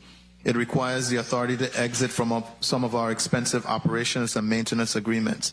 It emphasizes our need to reduce water line and overall line losses. The authority, I want to be clear, the authority has a clear plan to achieve these objectives, and we have been executing that plan. That work is not always visible to a customer that's looking at a monthly bill or waiting for the lights to come back on, but it is happening across our generation, transmission, distribution, water metering, and our resiliency systems. I've outlined some of that work already in this testimony. That is the work that the authority's board and its management team have been focused on. These are not quick fixes, but they lead to a much more sustainable future for our utility. The FY 2027 operating budget for the Virgin Islands Water and Power Authority will help advance those objectives. This fiscal year, we will see the authority expand its portfolio of utility-scale renewable energy sources on St. Thomas and St. John. We are installing additional generation that is going to be more fuel efficient than what is currently in our plants. The authority will retire its manual meter reading process and implement a more customer-friendly and efficient process. We have begun consolidating our rented administrative spaces. Most importantly, the authority will continue the implementation of several resiliency projects that that rebuild our redundancies that have been lacking in the system for many years, most going back to the hurricanes. The issues of the last several months have understandably shaken the confidence of our customers and our stakeholders in the fiscal and operational recovery of the Virgin Islands Water and Power Authority. We recognize that. When customers experience outages or uncertainty, they do not experience it as a budget problem. They experience it at home or at work in their businesses, and we are sorry for that disruption and frustration that those experiences have caused. However, they also mask the underlying progress being made. Ironically, the last several months have been more progressive for the authority than the last several years. The authority has entered into a new supply contract for LPG and breaking the stranglehold from the arrangement that we had with the exclusive arrangement we had with Vital. We have begun the work finally on the post-hurricane rebuilding of the Richmond power plant and the addition of the new generation to the Harley power plant. The standby generators have finally been procured and they are on their way. These are not simply plans on paper, they are transformational steps beginning to take shape. Honorable Senators, I want to remind you that I remain available for individual meetings should you ever wish to discuss in detail the direction we're pursuing, our progress to date, and the challenges that remain. I remain open to engaging in meaningful, solution-oriented dialogue at your convenience. We may not always agree on the path forward, but continued progress requires honest conversation, accountability, and partnership. Our continued progress at the authority fully depends on the engagement and support of this august body. Before I close, I do need to take a moment to recognize the hard-working men and women of the Water and Power Authority. Every day they show up with dedication to serving our customers and our community. The work is demanding. It's stressful. It's often behind the scenes, and sometimes it comes with significant challenges, but it matters to this community. I want you to know that your professionalism and your commitment to keeping the Virgin Islands powered and connected does not go unnoticed. And I want to thank you for the work that you do every day to make safety and service central to the work that we do. Thank you for your attention, Senators. My team and I are available to address any questions you may have at this time. Thank you very much. Chief Executive Officer Carl Knight, for your testimony there. Just a few questions before I open up to my colleagues. In terms of your revenues, and you said that you have just, I guess, commenced your 2027 fiscal year. What is the total revenues that you have received in FY 2026 thus far? FY 26. Senator, just give me a moment. Let me have somebody from the accounting staff give me that. I think we're in the process of doing our year-end closeout. But let me see what their best estimate of that is. If you give me a couple minutes, I'll have that number for you shortly. Very well. As we move on, you say you have 543 full-time permanent employees. And how is that broken out between district? That's a wonderful question. The majority happen to be in the St. Thomas, St. John district because that's where the accounting functions and some of the supporting functions reside. So I would say it's probably maybe about 300 or so on St. Thomas, 243 on St. Croix. But again, I could give you a more specific breakout of that. My HR team is in the back, and they'll give me a more specific number for you. Very well. I'll stand by for that as well. Do you have any federal funds in jeopardy at this time? No, sir. No, sir. Federal funds in jeopardy. We have... One second. We have a muffled. 1 second. One second. Okay, try that again. Okay, I was saying, no, we do not have any federal funds in jeopardy. We have not had that situation during my tenure.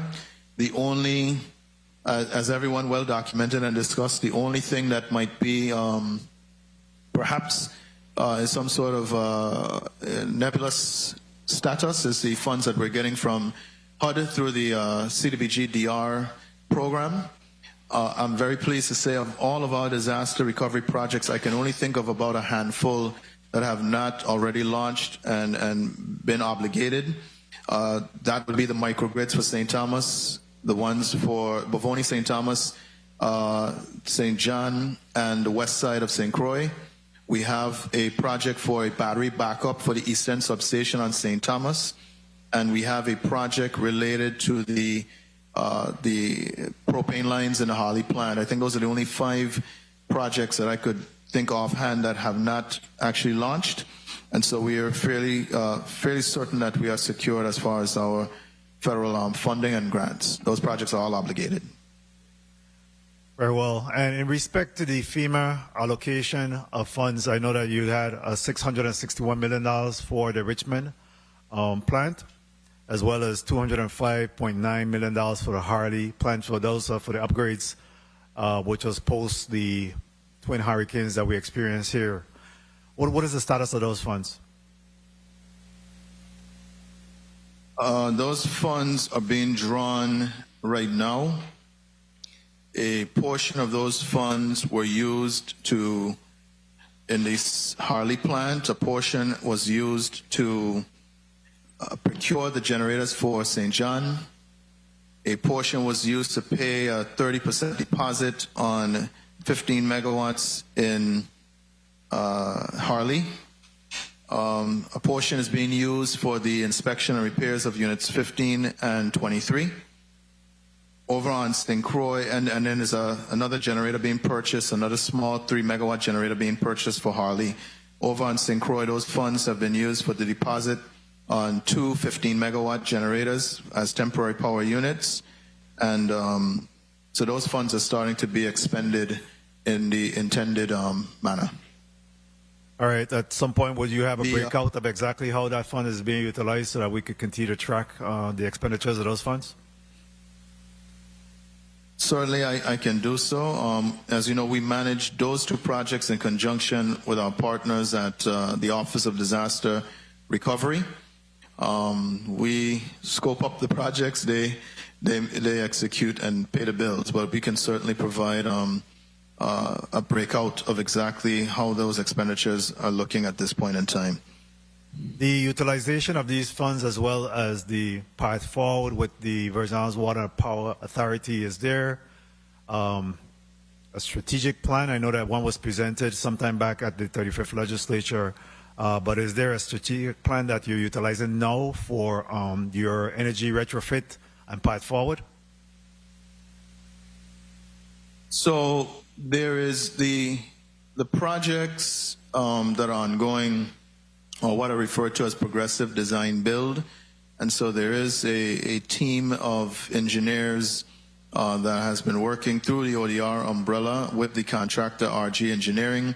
They have a progressive design build project, and so within the budget, we are scoping the projects that satisfy the initial objectives of the Water and Power Authority, and that is to add about 40 megawatts of generation capacity to the St. Thomas plant, with a combination of generation and battery storage, to add about 100 megawatts of capacity, I think somewhere between 90 and 100 megawatts of capacity to the Richmond plant, primarily in Richmond, but also with an opportunity to look at the South Shore Industrial Zone for some of those generation assets as well. And so those were the big overarching goals, and we are working through the progressive design build process to effectuate as much of that as possible.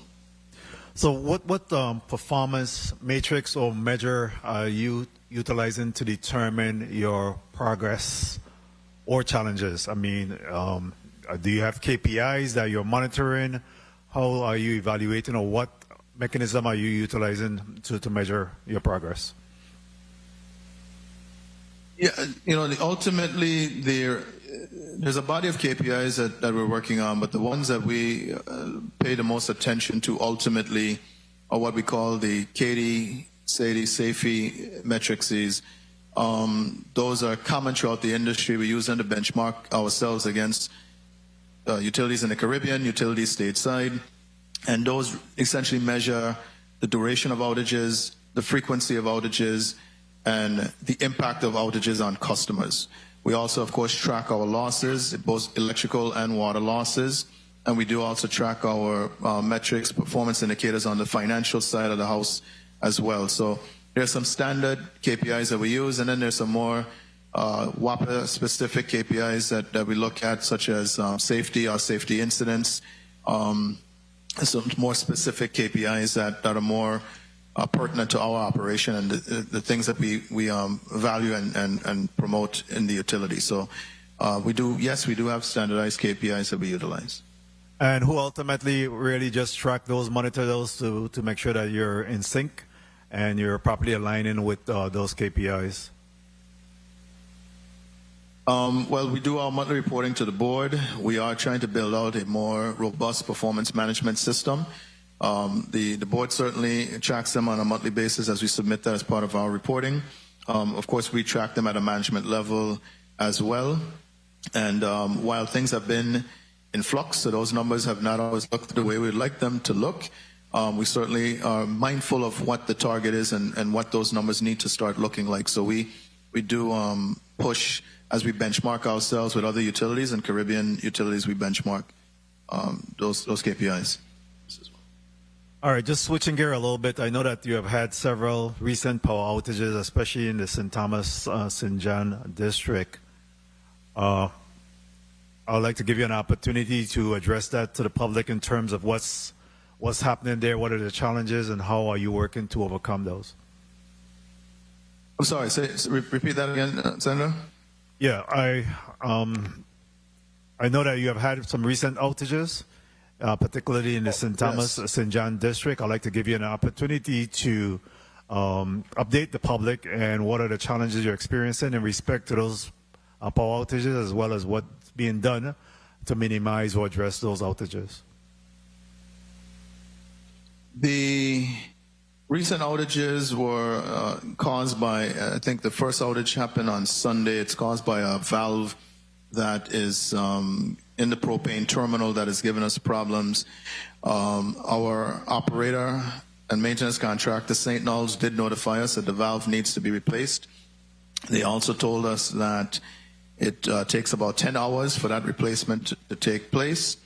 Without that valve, we don't have propane entering the plant, and so we lose at the very least 21 megawatts of generation without that valve. So on Tuesday night, we had planned a 5-hour outage. We planned to break that up between Monday and Tuesday nights. On Monday, the contractor, St. Knolls, signaled that they were not quite ready to proceed. They asked for some support, but we were not in a position to support them. The outage would have taken place from midnight to 5 a.m. We had scheduled it and structured it in a way that we thought we could take down the propane terminal without disrupting customers. We called off the scheduled outage. The valve failed anyway at 2:12 a.m. that morning. So it decided whether we schedule the outage or not, the valve took an outage. We did struggle to get plant personnel in and to get the system back up and running. We were able to do that. We did schedule the outage last night, again hoping to not have any disruption to customers, but I have to say with the heat that we've been experiencing, the load on the system crept up on us, and so while we had about 47 megawatts of generation online, the load actually exceeded out that generation capacity and forced us to have to rotate power overnight. We did begin repairs on the valves, so that's the good news. We're going to try and wrap up those repairs tonight, and hopefully we won't have a reoccurrence of that issue moving forward. I want to say the issues confronting the authority are very straightforward. I point out the lack of Unit 15 and the role that has played in creating an unstable situation since March when it went down.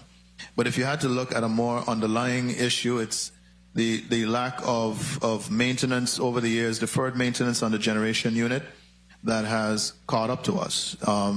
That's ultimately the root cause. There was a point in time in WAPA's not too distant history where it did not take care of its equipment in the intervals that it should.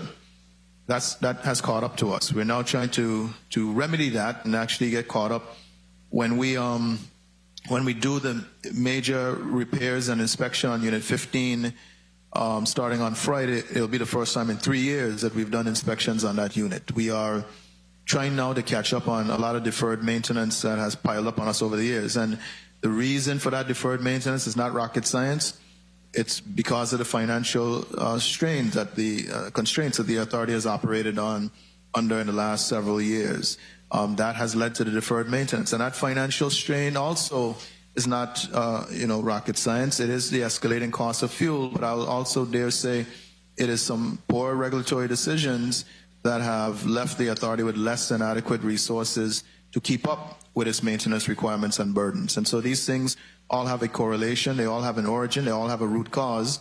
And so ultimately, things like maintenance on our propane terminal, we own the terminal, but we have to maintain it, and that maintenance ultimately will catch up to you if you don't do what you're supposed to do. In this case, it's slightly different. We do pay an operator to maintain that terminal, and so we did have a very stern conversation with them about their responsibilities and obligations as well. So is it your testimony then that in regards to the recent power outages that you have sustained, most of those are really just mechanical, structural, operational, and have nothing to do with the lack of fuel? No, we have not had. I had a fuel-related outage. I've been on the job. July 29th made my second year on the job. Within the first month, when I rejoined the authority, we had a fuel-related outage. In that span of time, which is now approaching another 2 years, we have not had a fuel-related outage. We've had a lot of near misses, and certainly our fuel inventory. Like the other day, a few weeks ago, when it came down to less than a day's storage, we've had our near misses, but we have not had any outages that are a result of us not having fuel to put in generators. That just has not occurred since sometime in 2024, about maybe within the first 2 weeks of me joining the authority. We have put measures in place to avoid that from happening. Now, I must say to this body, we do not have the financial surplus at this time to really build the inventory and provide the cushion of fuel that we would like to have. 10 to 14 days of fuel on hand. Really what we do is we have a just-in-time inventory. We try to keep up with the burn rate of the units, and our purchasing of fuel really correlates to the need to supply those units. So when we do have mishaps, like a few weeks ago when a shipment didn't come in on the day we thought it would come in, it does create some havoc because we really don't maintain a lot of extra cushion. And so there's been some incidences. The shipwrecked barge that was servicing St. Croix, there have been some things that have kind of really tested our ability to keep the fuel inventory going. But the team, the management team led by Lawaetz and the financial team led by Lorraine Kelly, they have always found a way to work magic and make sure that we have not run dry. And we keep those units moving. And the guys in the plant, they know how to start to ration and cut back and adjust their fuel use. They switch from diesel to propane or propane to diesel, and they do the things they have to do. They go on split burn when necessary.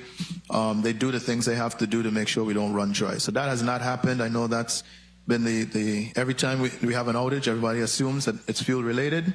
That's not the case. We do always have vessels sitting outside the harbor.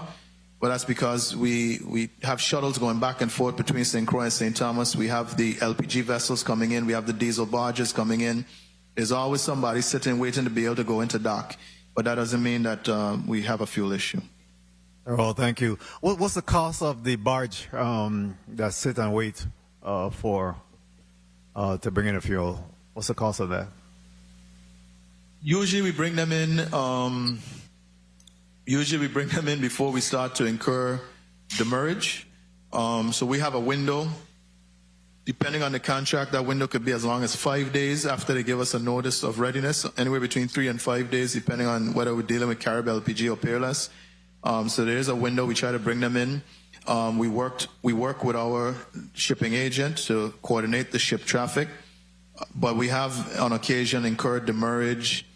It's a calculation that is done using an index, but in some cases I've paid $400,000 in demurrage when we were unable to bring in a barge timely or pay for that fuel after they gave us a notice of readiness. So we do try to schedule them so that it correlates with our financial cash flow, and we try to make sure we don't delay them, that any cause of delays are not on us, that it's on them, but we have in the past had to incur demurrage fees. Okay, and that demurrage fee, that's $400,000 per day? No, that's a cumulative amount. Per day, it's probably like 25,000? About 25,000 a day, I'm being told, is a typical rate. Very well. I'm going to open up the floor to my colleagues at this time for a round of questions. Let me just answer. Revenues from last fiscal year was $306 million. And then there was another. Can I get the exact question. figure if you have it, CEO Knight? Yeah, go ahead and give the exact figure, Ms. Kelly. Lorraine Kelly, Chief Financial Officer, revenues for FY 2026, $306,354,628. Thank you. And to date, as far as the generation projects, we have an expenditure, at least tracking on our end, we've spent about $17.1 million in the Harley plant, $13.9 million in the Richmond plant, based on our tracking to date on those generation replacement projects. Okay. And in your FY26 revenues, how is that in comparison to FY25?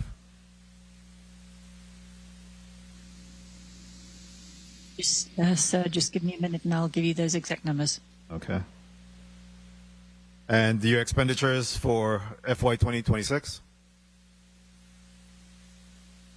In comparison to 27 expenditures, we're anticipating less expenditures in 27 versus 26.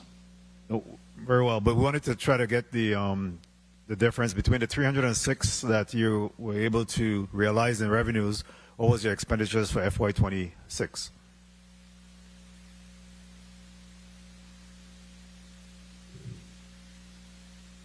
So in 20, I don't have the 26 numbers here. In 20, our budget right now is on the electric system, 275.847, on the water system, 35.651, a total of about 311 before we add in the other revenues. In the 26 fiscal year 26. Just give me a minute. I need to. Senator, just allow Ms. Kelly a minute to pull up the 26 data. Very well. While she do that, what about vacancies? How much vacancies do you have at the authority? This budget carries exactly 100 vacancies. It was a larger number that was requested from the departments. We cut it down to 100 just to stay within a reasonable budgetary target. But we do have our fair share of vacant positions that we're trying to fill. All right, let me know when you have those expenditure number as well as the revenue for 25 so we could do the comparison. At this time, I'll go ahead and recognize Senator Maurice James. You're recognized for your 5 minutes. Thank you, Mr. Chair. Good afternoon. Good afternoon, testifiers, colleagues, those present in and outside the room.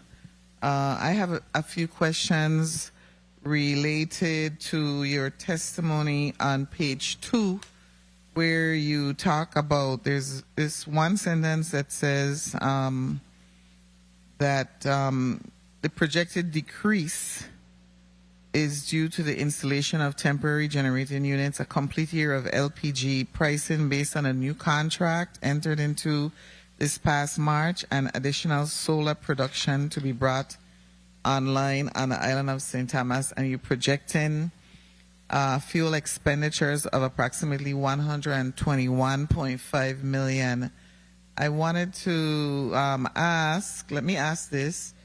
So you attribute a portion of the projected reduction in FY 2027 to a cost to additional solar generation coming online on St. Thomas. When exactly do you expect those solar facilities to become fully operational? So in my discussions with the developer, they're saying they can have at Fortuna about 10 megawatts. This is VIA RAPC. They can have at Fortuna about 10 megawatts by the end of this year. That project is for a total of 25 megawatts at Fortuna, but they're thinking they can get about 10 of it online. They did start the racking and some other preliminary work to get there. The other projects would probably be building out sometime into next year, which is the second half of our fiscal year. But I think there is a portion of generation out there at Fortuna in particular that we factored into our budget coming online before the end of the fiscal. CEO, so is the anticipated savings already for the solar, right? Is that already built into the 121.5 million FY 2027 fuel projection? Yes, it's built into our fuel forecast. Yes. Okay, that's great. That's good to know. It would have been better if it wasn't really. Think about it from that viewpoint.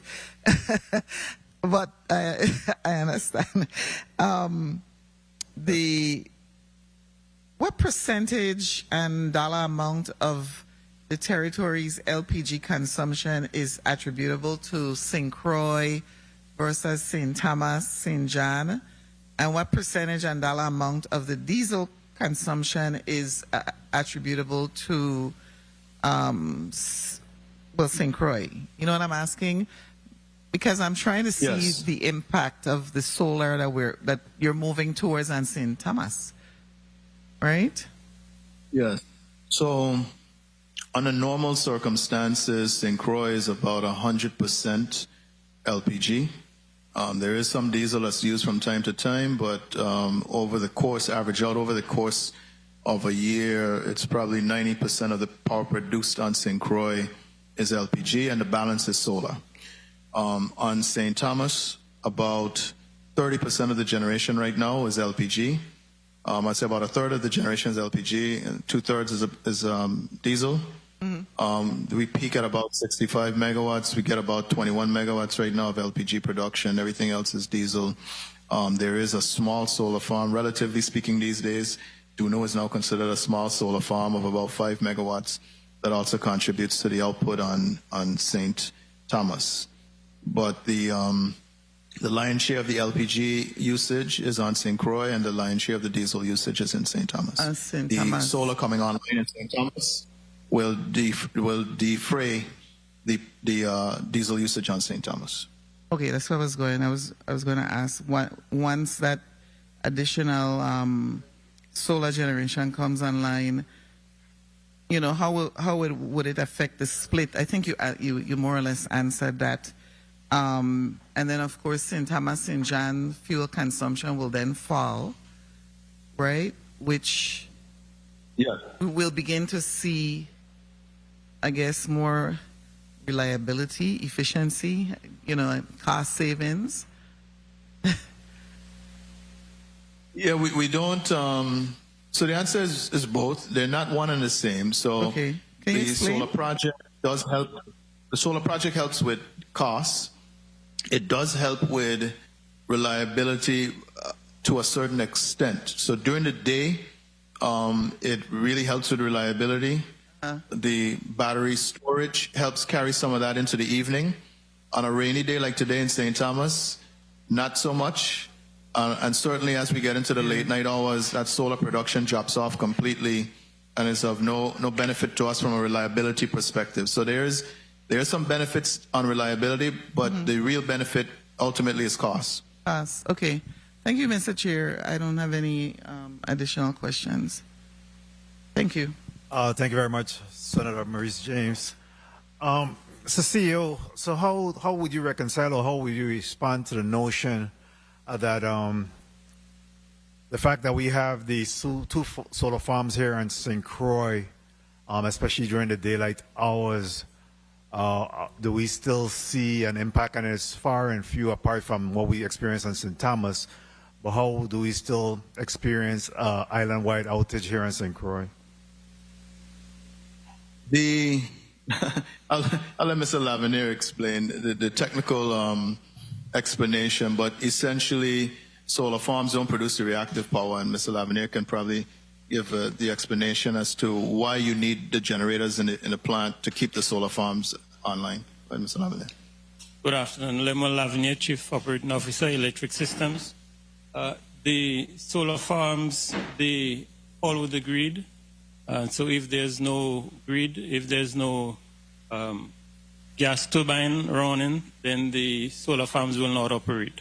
So once the gas turbines are down, no matter how much generation you have, no matter how much PV you have online, the grid will be off.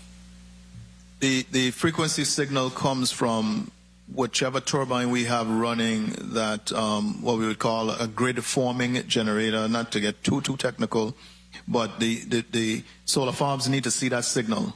Otherwise, they'll stay offline. So when we lose the plant completely, we also lose the solar farms. However, when we restart the plant, the first thing we bring back online is the generation from the solar farms and those feeders. So on St. Croix, feeders 2A and 3A stay down the least, because once it's during the daytime hours, we're able to fully meet their load from the solar farms. Once we can send a signal to that farm, the first thing the control room does is put those back online. Same thing with feeder 8B, utilizing the Hoggensburg solar farm. Very well. So I guess that's a little bit different from residential. I mean, this is good education. So you're saying that the solar farm can be then programmed or whatever to run on its own. It still relies on the turbines in order to be able to, I guess, get the transmission out to the community to be able to have power or energy. Yes, correct. So it is. Safety is extremely important in the utility business, and that is one of the critical safety features of having utility scale solar systems connected to the electric grid. Oh, thank you. At this time, point of information, Senator Fonseca. Yes, thank you, Mr. Chair. Real quickly, Director Knight, you testified on page 4. The top of the page, second sentence, that WAPA's capital program is well supported by federal grants. Can you tell me if there's a matching percentage for those federal grants? Yes, there some of those grants. I think we did provide a full listing of all of those grants and the federal share versus the local share. In the majority of those instances, in all but one instance, the matching portion is being provided by ODR through the HUD CDB GDR funds, I believe. There is one project, which is the Queen Street Underground, which was one of the earlier projects that WAPA committed to. That actually, I think, is a 90-10 match now. It started off as 75-25, and we are paying for that match out of operating funds. With everything else, it's either 100%, like the EPA grants, the DOI grants are 100%, or it's a match being provided through HFA and ODR. Okay, so your operating funds is 95.9 million. That's the testimony what you gave. So if I add up all your revenues, you say it's 316.7 million. Mm-hmm. And then we add up your expenses, the 29.5, the debt service, the 121.5 fuel, the 95.9 operating, 63.5 personnel. It comes to 310.4. But now you have a 3 million FEMA reimbursement, and you got a 2.2 million Bill America back. So you subtract 5.2 million, so you really only have a $700,000 surplus. Is that correct? There's no... do you get those money? Do you get that 3 million FEMA reimbursement every year, and that 2.2 million Bill America back bond? Do you get that every year? The 2.2 million is a one-time reimbursement. Okay. The 3 million is a budgetary estimate of what we believe we will be entitled to from management costs. I do want to point out, just to make sure the math is succinct, There's a $5 million expenditure that we have allocated that is for prior fiscal years. So when I talk, I try to make a distinction in the testimony between current fiscal year expenditures and backing out that $5 million, which is for prior fiscal year expenditures. Okay, good. So you're asking us for 2.8 million PSC today. So when you add those up, you actually have a $2.1 million shortage because you have to pay that PSC assessment. Is that correct? I have budgeted for the current fiscal year's PSC But annual PSC, assessment. The request that is not in the budget would be for the prior years FY24 and FY25. We are going to pay FY26 in the current budget, and we're also going to endeavor to pay FY27 in the current budget. What's not allotted for is FY24 and 25. Okay, so, but you still owe that. So there's on page, if you go now to the long-term debt obligations, you say that's funded by the gasoline tax. Is that the gasoline tax completely pays your long-term debt, or you have to take that out for your operating revenue as well? No, I have, out of the operating revenue, we pay about $29.5 million in debt service. I only put that note to point out that of our long-term debt, there is a portion that is backed by the fuel tax that we do not have to pay out of operating revenues. Everything else comes out of operating revenues. The Department of Finance pays to the trustee the amounts for those notes. That comes directly from the Department of Finance. Everything else comes out of our budget. Okay. So one further Senator, question, we have to move on. Mr. Chair. That's the point. Yes, I've been operating on Vale's time clock, but can you tell me what is the total WAPA matching amount? Senator? That's the final question, Chair. Sorry for being so extensive. Can you tell us the total matching amount WAPA has to provide? Give me, it varies. It varies per grant. Some are 98%, some are 95%. Maybe if you give me enough time, I could give you that number before we leave Thank here you, today. Mr. Chair, for your leniency. Senator College, Joseph, you're recognized for your 5 minutes.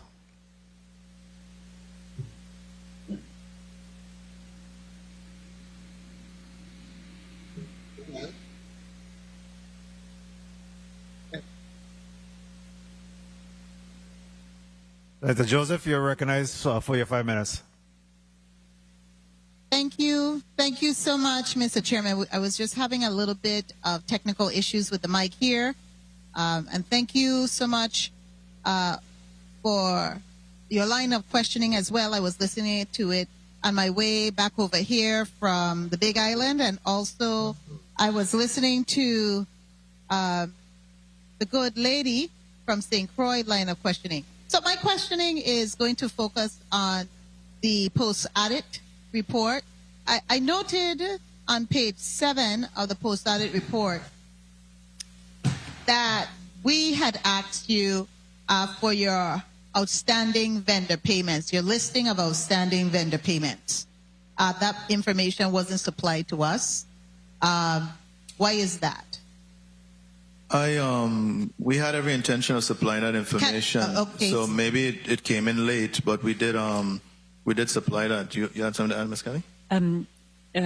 Honourable Carla Joseph, we provided to our team the outstanding invoices that we owe. So the accounts payable, we did provide that. Okay, so I'm looking at this table. What is your total amount of outstanding vendor payments? And we will need to get a listing of that because it's not included. Yeah, my apologies, Senator. With the request from the post audit, I thought that had been submitted with the request. I will double check and see if somehow that got left out. But it may have been included because Okay. I'm seeing your listing. Okay. But I'm looking on page 7 wherein post audit reported that the Water and Power Authority did not indicate any outstanding vendor payments. I'm just going based on that on page 7. Yes, that's an erroneous statement. We do have outstanding vendor payments, and we did submit a list of our accounts payable. What's the age of your outstanding vendor payments? How old are they? Some go back many years, Senator. Many. Sorry? Many. Quantify. Some are as old as 10 years old, Senator. If you go back to our relationships with some of the prior fuel vendors, those AP balances have been around probably at least the last 10 years. And what is the authorities doing to pay down on that? And how many of those vendor payments have you looked at it intently to pay down those vendors who are local? So yes, so there was some intentionality with this budget. As I pointed out, while we are trying our best to keep up with current expenses, we did allocate $5 million for prior year accounts payable. That $5 million in this year's budget that goes to those prior year will more than likely be utilized for some of our small local vendors that provide essential services on a daily basis. So we haven't made final determinations as to how that's to be allocated, but we have made sure to budget, and it's my intent to the extent as we get a little bit more financial breathing room, to continue to budget for those prior years. So make sure I cover my current fiscal year expenses for the authority, but make sure there's something in there to start paying down those things. So now that we're getting a little bit, we're seeing a little bit of fiscal progress to try and make good on some of those prior year obligations. Okay, thank you so kindly for that explanation. Now, because I need to know where we are with the audits. Mm-hmm. I'm looking through your statements. Did you mention your audits here on your status? I can tell you the status now. I don't know what's in the report. Did you mention it in your report, in your presentation? Oh, in my presentation? No, I did not. And why is that? Audits are very important, and your CFO knows it, and you know the line of questioning. Why is it you're not mentioning that? There is nothing to mention. Nobody knows how important they are more than us, because we deal with our investors and everybody else on a daily basis. I'm so sorry. So kindly indicate to us where's the status of your audits and where you are and what year. Our 2021 audit is in progress. That is the most we completed up to 2020. 2021 is now in progress. We got that started earlier this year. We're hoping to have that wrapped up shortly and then immediately start on 2022. I think there's a plan to work with our current auditor, BDO, for the 2023, and then at that point we'll go out for an RFP for to complete the other audits. We'll go out to see. At that point, we think we should look at investigate changing auditors. You know, we should not have the same auditor doing back-to-back audits, so we're going out for an RFP. But I'm pleased to say we have started to work through that backlog. I don't know how we got to such a backlog. These audits do go back to that COVID period. They do go back to my predecessor, but we have started getting our audits up to speed. Okay. And I hope you said by the end of this year you should be finished with one? That's correct. Okay. So, and you post these audits on your website? Yes, we will. Okay, thank you so much. Now let's get to the renewable energy. I did hear one of my colleagues were asking you about the solar. Where are we with the wind? Because they are also the alternative, and I have to ask these questions, and I'll tell you why. I have been in the trenches as an environmentalist for over 25 years, and the alternative use of energy was something we were pushing as the president of the Environmental Association of St. Thomas and St. John. The solar and the wind, because those were tested already in commercial and the like. Where are we with the wind? We do have a PPA. Actually, it's 2 power purchase agreements with a company called Advanced Power. They are proposing to build a project at Bovoni, which we did the anemometry on when I was at the energy office, and they're proposing to do one on the east end of the south side of St. Croix, on the east side of the refinery. We have signed power purchase agreements to do that.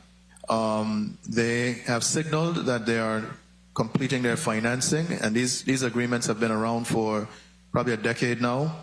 They have signaled to us that they're getting to the point where they might be able to manufacture, and so I am guilty. We have not re-engaged with them from a technical perspective, talking interconnection as yet, but we are preparing to have an interconnection discussion. We do need to a lot has changed since we originally signed those PPAs, and we need to make sure that the grid stability is maintained. Battery technology is now a thing that it wasn't a thing when they signed those PPAs. There's some conversations we need to have with Advanced Power about how we integrate them safely onto the grid. Okay. I also would like to definitely end by commending the hardworking men and women of the Water and 30 Power seconds. Authority. I do see your people out there working. Where are we with the trimming of the foliage that are close to the power line? I know I mentioned to you the issue relative to Estate Thomas, and a lot of the leaves and the branches are close to the power lines. Where are we with that? What's the status? And I also know that you mentioned that you were bringing on, hiring some human. Mr. Chairman, I'll wrap up on this question if you would allow me. Go ahead and wrap up, Senator. Thank you so kindly. You had mentioned that you were bringing on a contractor, and then you were going to look at permanent staff to do some of the trimming, and you were going to get the bucket trucks, all of these things you mentioned. So kindly indicate for us the status of that. Yeah, we did it in reverse. We brought on the permanent staff. We're working on the contractor, but Mr. Lawaetz, the COO of the electrical system, can expound. Yes, Lemuel Lavinia, COO Electric Systems. We've started doing work on with the staff that we've brought on. We've been doing trimming on both islands. We are using the equipment that we have locally. We also have some equipment that has been purchased to facilitate the trimming exercises. And thank you so much. And I want to impress on you to get it done as quickly, because you see what's happening out in the Atlantic. We must be prepared. Thank you so much, Mr. Chairman. Thank you very much, Senator Carlo J. Joseph. Next, we'll recognize Senator Dwayne DeGraff. You're recognized for your 5 minutes. Thank you, Mr. Chair. Good evening, colleagues. Good evening, testifiers, all listeners present. CEO Knight, are you aware that the IG, the Inspector General, is trying to get information from you regarding audit? Audit and contracting practices, WAPA billing and collections practices. Are you aware that they're waiting on that information? We continue to work with them. There's about 3 different audits that we are under right now with the IG. I don't think she's closed out any of the 3. We have supplied most of the information that's been requested. There, I would have to know the specific audit, but I think we've tried to work as collaboratively as we can. Contracting practices, billing and collections, and she's having difficulty getting the information. So if you could reach out to the IG and get that straightened out. We are in constant communication with the IG. She's in constant communication with me. Anytime she hits a stumbling block, she does reach out to let me know that she's not getting what she needs, and I do try to facilitate it for her. Okay, so she is in waiting for it. Okay, so you said you have a copy of the post-audit report, right? I do, sir. Okay, the post-audit report on page 3 has you down for 69 vacancies. You say you have 100 vacancies. Your vacancies are filled at what percent? Some of them are filled at 25%, some at 50%, some at 100%, depending on how easy we think the position is to fill. The number that I'm staring at here is 100. Okay, so 69. Give me your 543 employees with the 100 vacancies as what it would be total. As far as salaries, you mean? Salaries. Total salaries. 543 employees and 100 vacancies. That is, so our budget for personnel includes the 100 vacancies. That is, so our actual expenditures, if we don't fill all, which is probably unrealistic, our actual expenditures will be less than what we have budgeted, but we have budgeted $63.5 million in anticipation of being able to fill at least a good portion of those vacancies. If we fall short, those become vacancy savings and probably be utilized in other places in the budget. Right, so based on the numbers that post-audit has, and 543 full-time permanent employees and projection 63.5 million. Okay, so now what is your total allotment for 2026? For 2027? 26. Correct. Yeah, 26. When you say a lot, I'm sorry, just help me understand. Okay, so I have a previous post-audit report that shows your expenditures budgeted totaling at 337.6 million. Yes. That accurate?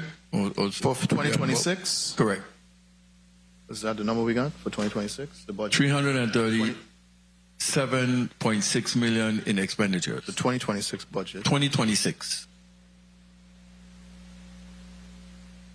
Okay, so you have fuel expenses 141 million, operating expenses 104 million, personnel expenses 61.3 million, debt service 30.8 million, payment in lieu of taxes 500,000. Does that sound about accurate? That sounds about accurate. We've reduced the budget in the current fiscal year. But you're after the comparison between how many budgeted positions we had last year versus how much are in this budget. Yeah, because your ask for this year is 2.8 million for previous PSC, but your 26 budget has an over amount in the expenditure of 2.8 million. Based on a post-audit report that you have the 2.8 already. No, I do not have 2.8. Right. Okay. So I try and get your numbers straight in terms of what your actual expenditures are for the 2026 budget. Going forward for 27 budget, what would be your actual expenditure, or what are you looking at estimated? Because once you go to 100 vacancies and you fill them at various amount, you may just surpass the 62.5 you're talking about for personnel for 27. No. So okay, let me while the CFO gets the 26 numbers together, let me try and get some clarity. But just look at, like I say, page 3 and post-audit report shows with 69 vacancies and at 543 full-time permanent employees, you project 63.5 million, which is what you said. But they have 69 vacancies. Okay. That's 31 different in vacancies, and the amount you vetted them for is going to take you way over 62.5 million. And okay, and we could get back to that. But I do want to explain. That's a very simple. No, but I just trying to rush my time. GS, you have any GS employees? No. We're not part of the government. Okay, good. You have any employees that were under 35 that you bring up to 35? Yes. How many? I think that it was about 20-something. How many? About 20-something employees were impacted by that. And are they owed any retro? Retro? No, we don't owe people retro. We pay our employees. Okay. Now, how much 30 seconds was generated from the LEAC for 26 thus far? I'm sorry, say again? How much you generated from the LEAC thus far for the 26? Give me a second to get you those totals. LEAC revenues generated in 26. Correct. Again, I have to say our fiscal year just ended on June 30th. We're still doing the fiscal year closeout. Yeah, so we don't have reconciled numbers quite yet. Okay. But I can tell you what the latest you have. I could. Yeah. Time. So, okay. Has anyone received any wage increases? Any raises? Any of your unions? Yes, we have just, I'm pleased to say we have just concluded negotiations with our supervisors. They did receive an increase. There was an increase to get them to what we consider a base level, and then there's a secondary increase to be effectuated on January 1st for our supervisors. Our other unions have also gotten their scheduled increases as well. Are any of them owed any retroactive payment? No, if they're owed any retro, it might be between July 1st and when the pay raises went into effect, and that usually gets cleared up in our first pay period. So July 1st. Matter of fact, the CFO is saying we've already paid it. Oh yeah, okay, so zero retro, right. none owed. Oh, Okay. She said we already paid it. We already put aside the money, but they don't get that check till tomorrow. So payday tomorrow, they'll get that check. Okay, union members are getting that check tomorrow. Okay, so just to close out, like I said, the LEAC numbers, the straightening out the employees versus the 63.5 that you're grossing at with 100 vacancies can't happen. It ain't gonna add up. So if you could explain that. All right. So I won't hold up the chair's time. My time was called, so you can wrap it up with that if you don't mind. So you're authorizing the chair to authorize me to answer your question? Yeah. Well, no, I'm that's what I'm saying. My time has been called, so Mr. Chair, if you don't mind, you could just answer that at your time. Thank you very much, Senator DeGraff. You may respond, CEO Knight.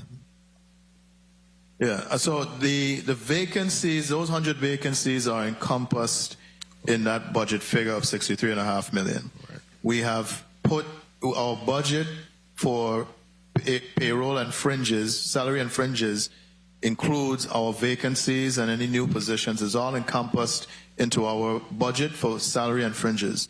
I think there might be some confusion. We're actively, of those positions, I think we actively have requisitions for 69 positions that we're actively advertising for right now. So not all of those vacancies. So you asked me earlier about how do I budget? Do I budget the vacancies at 100% or whatever? We do make an effort. We start to recruit certain positions at certain points in the fiscal year when we think it makes sense for us to recruit those. So we haven't recruited for all of those vacancies as of July 1st. Right now, we are recruiting for about 69 of those vacancies, if that helps clarify it. When you say July 1st, what is your fiscal year? That's what I want to make clear. Our fiscal year started, our FY27 is already underway. It started July 1st. That's the issue. But okay. I got it now. Okay. Thank you for the time, Mr. Chair. Thank you very much, Senator DeGraff. Senator Angel Bocas Jr., you're recognized for your 5 minutes.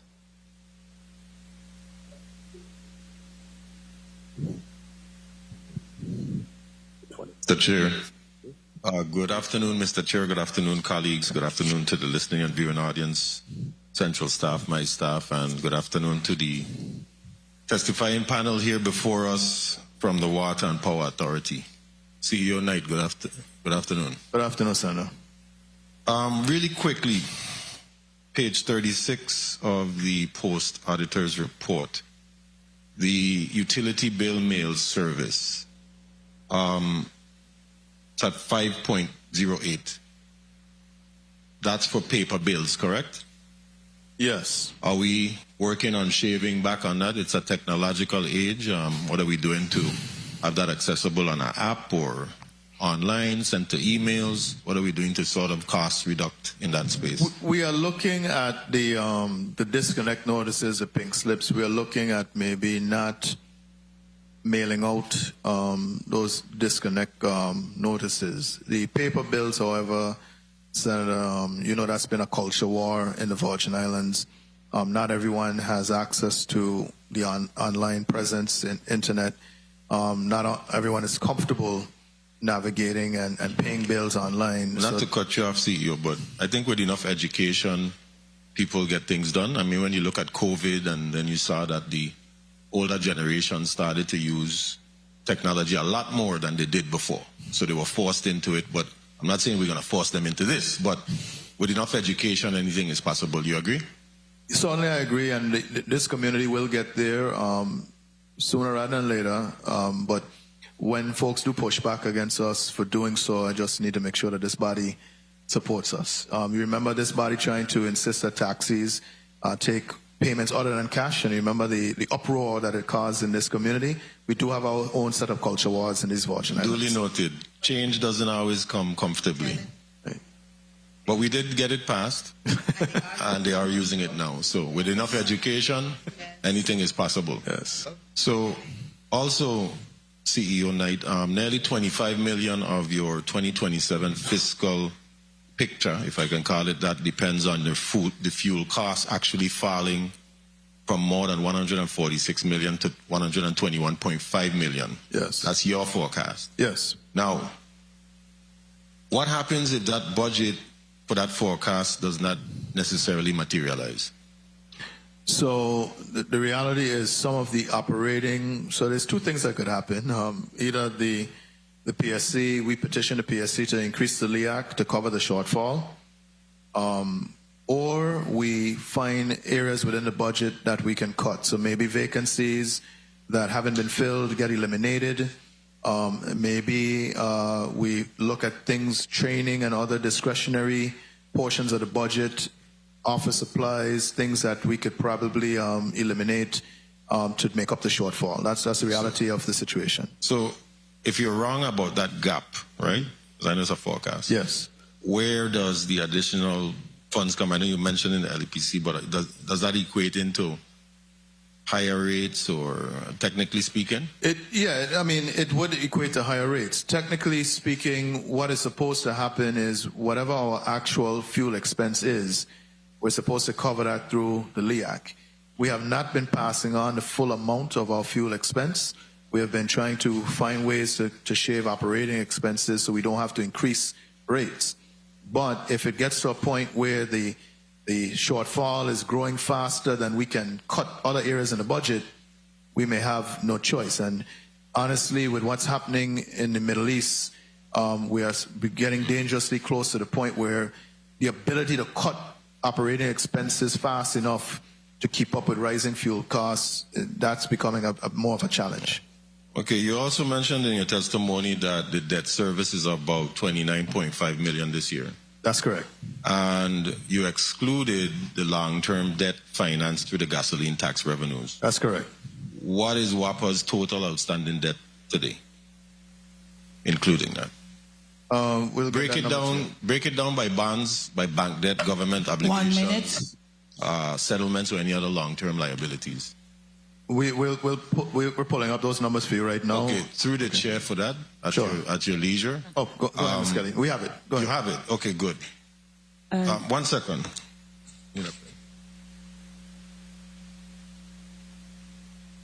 Please proceed. Yes. Good afternoon, Lorraine Kelly, Chief Financial Officer. The current outstanding balance as of June 30th, 2026, Series 2003A senior bonds, $13,750,000.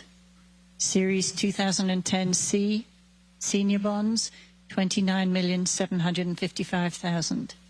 Series 2015A RUS loan, senior bond, $6,857,609.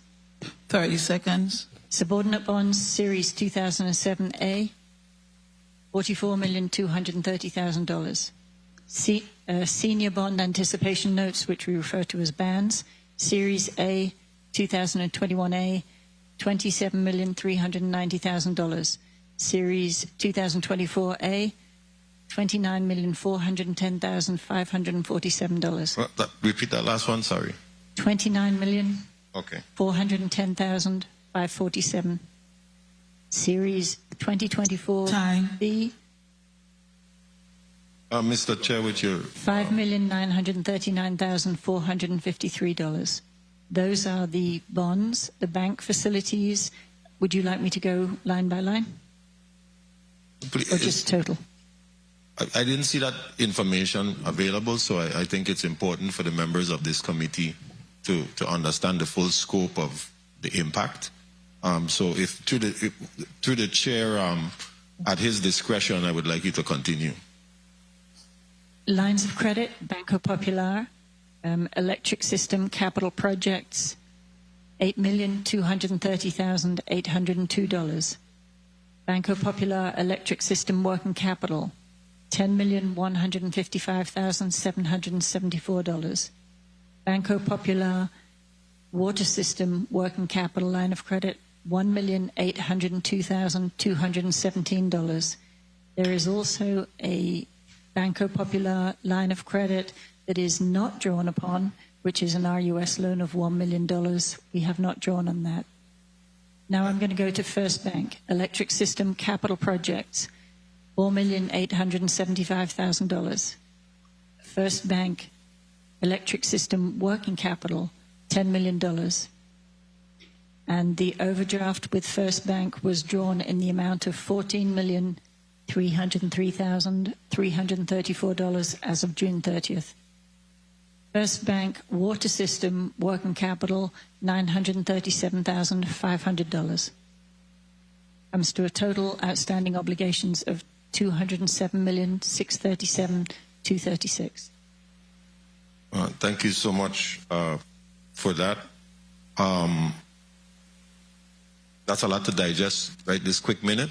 We could provide it to you in writing, Senator.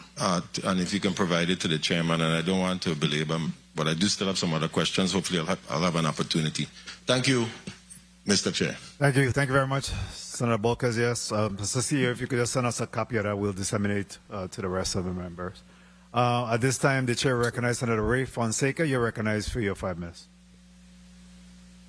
Yes, thank you, Mr. Chair, and pleasant good evening to my colleagues and to the executive staff of WAPA and all of the WAPA crew. I'd like to thank the WAPA crew for your hard work and dedication. We know that every day you show up and do the best that you can, and we really appreciate your hard work. I want to also thank the executive director for, on page 5, with the temporary power generations, where you mentioned that the cost-benefit analysis demonstrate that leasing temporary power for the anticipated 3-year period required for permanent construction would exceed the present cost of outright acquisition. So that's very good. I don't believe that WAPA was doing that in the past. That was one of the major problems that WAPA had. So that's very good. Congratulations on that. I want to go quickly to my Savanero on the statement because yesterday we got testimony from the Inspector General. As a matter of fact, she sat where you're sitting now. And there were 3 assignments that the Inspector General was doing with WAPA. And the first one was the WAPA fuel supply contracts. And she stated, and I'm reading from her testimony, page 8, the second paragraph, based on Act 8731, we initiated audits of WAPA's fuel supply contracts and an inspection of the $2 million offshore payment. And the second one was WAPA's contracting practices. And she said here on page 8, the last sentence, this inspection has been delayed, plagued by delays, primarily because the documents promised on multiple occasions was not received. And then on page 9, the other audit was WAPA's billing and correction. And the AG is saying the audit's objective was to determine whether WAPA follows its processes to ensure accurate and timely billing, the AMI system's impact on billing, accuracy and timeliness, and whether WAPA did its due diligence in managing and collecting delinquent accounts. So those are the 3 items that my colleague from Savannah. So I want to go now to feeder 13. So you testified here that underground portions of feeder 13 are showing increasing signs of failure once the bypass is completed. I'm asking you, what will be the permanent cost to replace it, and is that fully funded? If it's not fully funded, where are you going to get the funds to replace that feeder 13? So feeder 13 currently is not, the replacement of the underground is not fully funded. My understanding is FEMA agreed to pay for the bypass, and when we came back to pay for the replacement of the current feeder 13, it was more or less viewed as double dipping. If I give you a bypass, why am I also paying to replace the existing line? So our argument back then, and this is prior to my onboarding, or Mr. Lavanier's onboarding, the argument I understand was put forward was we can't take out feeder 13 without a bypass, so we need both. But I don't think we won that battle with FEMA. So we do need to fund the bypass, and we'll find a way, we'll find a means to do so. Okay, so are you planning to replace approximately 10 to 11 miles of feeder 11 and 12? That's correct. So what is the total estimated cost of that, and how much federal funding is available? Is that fully funded? And if not, where are you going to get the resources for feeder 11 and feeder 12? That project is in fact fully funded. It's one of the grid stabilization grants from HUD, and that is a fully funded federal project. Okay, good. Awesome. Glad to hear that. So the waterline rehabilitation project, including the waterfront work, how much is federally funded and how much is coming from WAPA? And where are you getting those funds from? Most of our waterline rehabilitation work is EPA funded, and that's 100% funded. Those are 100% grants. The water line that we've been battling with on the waterfront, that 24-inch line that is really shot in terrible condition, that project, we're patiently waiting for the Veterans Drive Phase 2. My understanding is part of the scope of Veterans Drive Phase 2 is to ultimately replace that water line along the waterfront apron. So that project, that federal highway project, will replace the 24-inch line along the apron.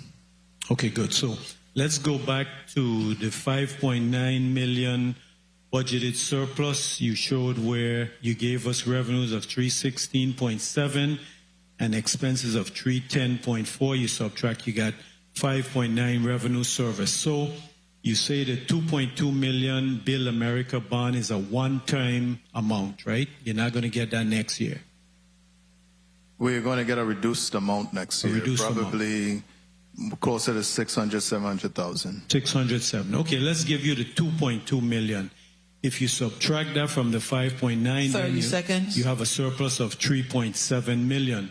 You're giving testimony here today that the street light is underfunded by 5.5 million. You subtract that, so basically you have a 1.8 million deficit to be able to fund the operations that the people of the Virgin Islands expect you. Right now, the people of the Virgin Islands expect you to install and maintain the street lights. Mr. Chair, can I wrap up? You may wrap up, Senator. So would you agree, without the $5.5 million for the street light, you can't put those in? You can't maintain that?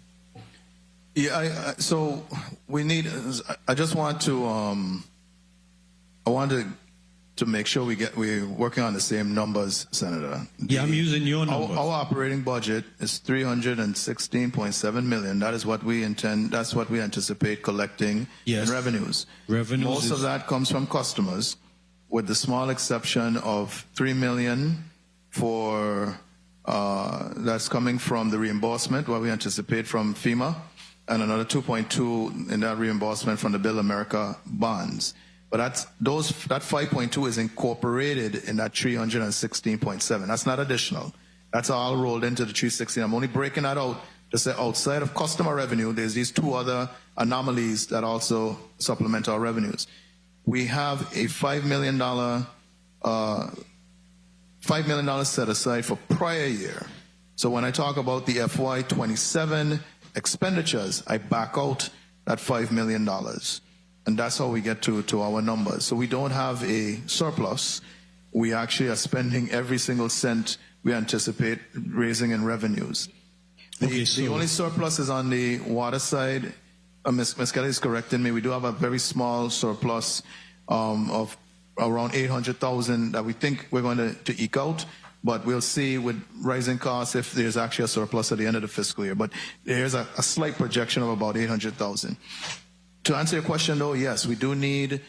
We're getting about 2 million in. We need about 5.5 million for maintenance, repairs, and new installations. And I would suggest that even if it was just a set aside in a fund, and we only draw on it as we need, because I don't know if we need that every year, moving forward. I think there's a way that if there's a fund set aside, it's funded to a certain level, we draw as we need. Perhaps we won't need to put a reoccurring 5.5 million. The energy consumption is important because I pay for fuel, I run generators to produce electricity. I don't always have to replace fixtures. I don't always have to put in new fixtures. And so maybe it's just a fund that's set aside that says, hey, this is there in case you need a draw. I go through a process with finance, however we work it out. So I think there's a workaround, there's a solution. What I want to impress on the body, though, Senator, is just ignoring it is a problem because it does carry over as a structural deficit that everybody asks me, okay, you're billing this much, but you're only collecting this much. How do you account for the difference? And I really can't say I account for the difference other than this is what the government provides for street lighting. Okay, well, I don't want to abuse my time, so what I'll do is I'll give you a call tomorrow. I think we speak in the same numbers, and we'll see how we can work this out. And thank you so kindly, Mr. Chair, for your lenience. Point of information. Thank you very much, Senator Fonseca. Point of information, who is that? Volquez? Senator Volquez, you recognize? Yes. Thank you, Mr. Chair. In relation to the question on water, what percentage of the water you produce currently is being lost before it reaches the customers, and what does that loss cost WAPA annually? Mr. Gregoire can speak to losses as a percentage. Do we have a figure associated with that percentage? I could, Don Gregoire, interim water CEO, I could provide a actual number for you if you want, but the overall percentage is about 53% on St. Croix. We're looking at about 33%, 22% on St. Thomas, and we're looking at about 12% on St. John. 53% St. Croix, 22% St. Thomas, and 12%. 12% on. Yeah, and that's on average. I could get the numbers for you. And roughly how much does that loss cost WAPA annually? I could calculate, I'll let you know. Okay, please. And the projects obviously that you have coming online will reduce that water loss. And of course, then that means you're collecting more money, right? That is correct. Okay. What we didn't mention in the testimony was the bundles being managed by the Office of Disaster Recovery. I mentioned projects that WAPA is doing directly, but there's a whole nother set of projects. There's 2 on St. Thomas, 2 on St. Croix, not on St. John, but 2 on St. Thomas, 2 on St. Croix that they run for miles. So on St. Croix from Welcome to Lorraine, from Lorraine to Frederickstead, most of the island. So those projects, once they do take place, will radically change our line losses in both districts. So, and I would like to encourage you lastly, because right now Puerto Rico is having a very, very difficult time with water line loss because they have been doing the patchwork thing. So whatever it is that you do, of course, encouraging you know better than I, but make sure that it's done for a certain capacity, because we don't want to find ourselves in a similar situation, and they're really hurting over there when it comes to water and line loss. No, we do have a water master plan that Mr. Gregoire operates from. We've thought out exactly what we need to achieve. Matter of fact, at some point might approach this body, we need some more storage in St. Thomas. But we do have a master plan that we are pursuing, and we are building for the future. Okay, thank you so much, and thank you for the time, Mr. Chair. Thank you very much, Senator Volquez. So, Mr. Gregoire, to be clear, you're saying 53% of water loss occur through our lines? Yeah, that is on average on St. Croix. On St. Croix? And St. Thomas is what? St. Thomas, their average is about 22%. On 12% on St. John? 12% on St. John, correct. Well, at this time, the chair recognizes Senator Marvin Blyden. You're recognized for your 5 minutes. Thank you so much, Mr. Chair. Good evening to my colleagues. Good evening, Director Knight and your supporting team there again. Thank you so much for your testimony. Let me jump right into the water situation since we are there. And I was going to go straight there because I've been speaking about that for some time and advocating for that with those funds, because the distribution system, because I believe the funds you mentioned here don't have anything to do with those bundles, correct? No, we didn't speak to the ODR bundles, only to the funds that WAPA controls directly. Okay, very well. But while we are there, in terms of the bundles, because I would like to see Mr. Hodge up here, because I have some further questions in respect to that. So while I'm asking questions, can you have him come in a while, please?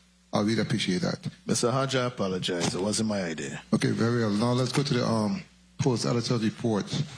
let's go to page 3. Because if you look at this personal services, right, in terms of your vacancies, as the Senator from Savannah stated, it postal editor shows 69 position, you have 100. But it paints an alarming picture, in my opinion, that's concerning because, and I want to know if these numbers are greater. For power production maintenance workers, you have 10 vacancies. For accounting, you have 5. Customer account 3, financial administration 4, IT 4, meter readers 4, power production automations, I already said at 10. So that's a serious problem in terms of your staff and them being overworked. You know, we had a lot of bad things about WAPA, but we know that the staff shows up and do what it needs to do. And this shows the picture that they need assistance. We need to make sure we fill these positions, because if these positions are filled, it will help you in your revenue and collections and customer service and reliability, etc. Do you agree with me, yes or no? Certainly, yes. So what's being done in that respect? What I'll say, the most concerning here, most of these positions we'll probably be able to fill. The challenge we've been having is in the plant. Skilled labor, especially in the St. Thomas, St. John district, is really hard to come by. I've been having some loose conversations with Department of Education and the CTEC program, and we need to really marry up what we're doing in our high schools. If you give me a young, promising girl or boy that is studying electrical trades at Wheatley or CTEC, I can turn them into a lineman or a plant electrician. We need to produce more of the skilled labor that we need. The closure of the refinery at St. Croix robbed us of a lot of skilled labor, and we've been looking at how we can do trade and technical school scholarships. We're looking at our apprenticeship programs. We're trying to build skilled labor. Very well. Thank you for that, and that's important. In respect to your testimony itself, you spoke to installation of distribution of automated devices. You spoke to the approval from the VIHFA, right, to begin procurement, but you did not mention how much devices and the total amount of that grant. And you also spoke to installation of new distribution CSP transformers. You didn't mention how much and how much the total and how much that grant was also. Can you mention those two, please, since we are doing budget and numbers? Sure. We don't have a... just give me one quick second here. We don't have... Speaking of mic. Let's see. Yeah, not ARPA.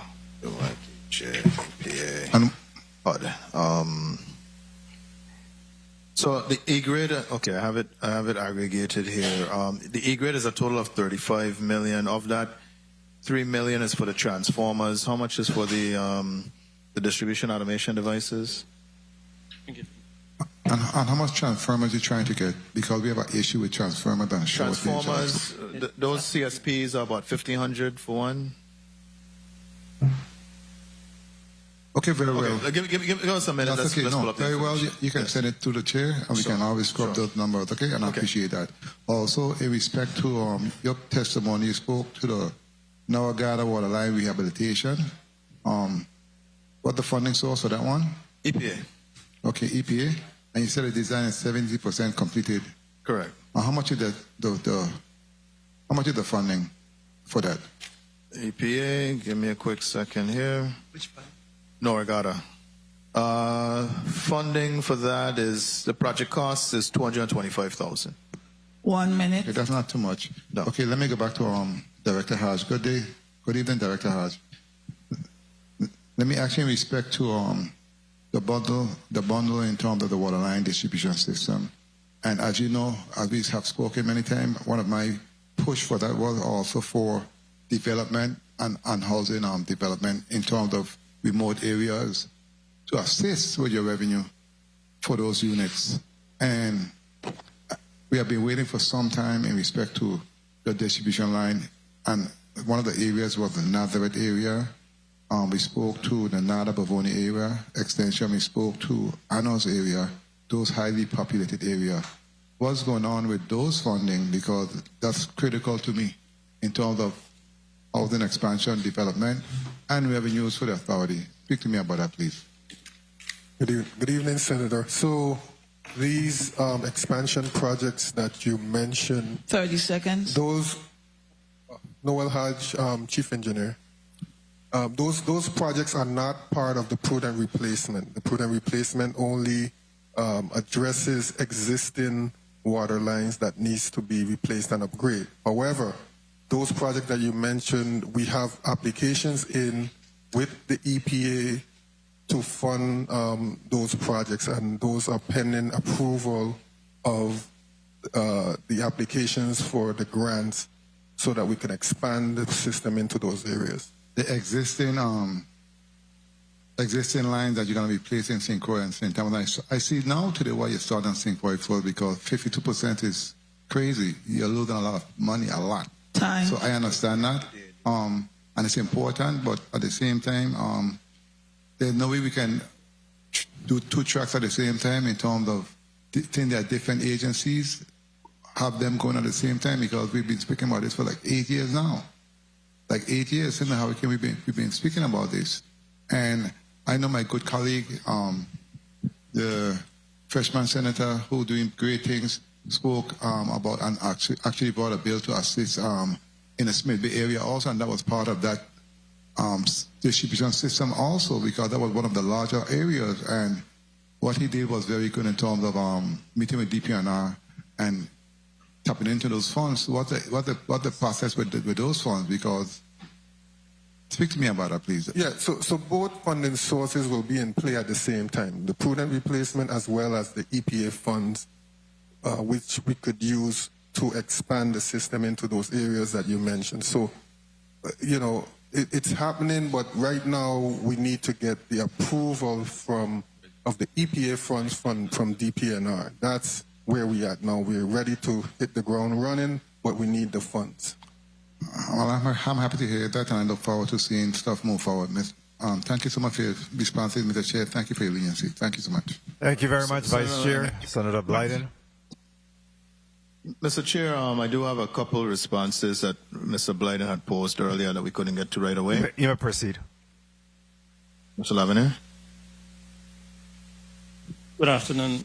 In terms of transformers, it's a total of 242 transformers with a budgeted cost of $3 million.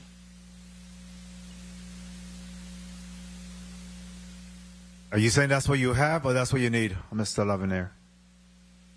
That's what we're requesting to purchase at this point. Request. That is a grant.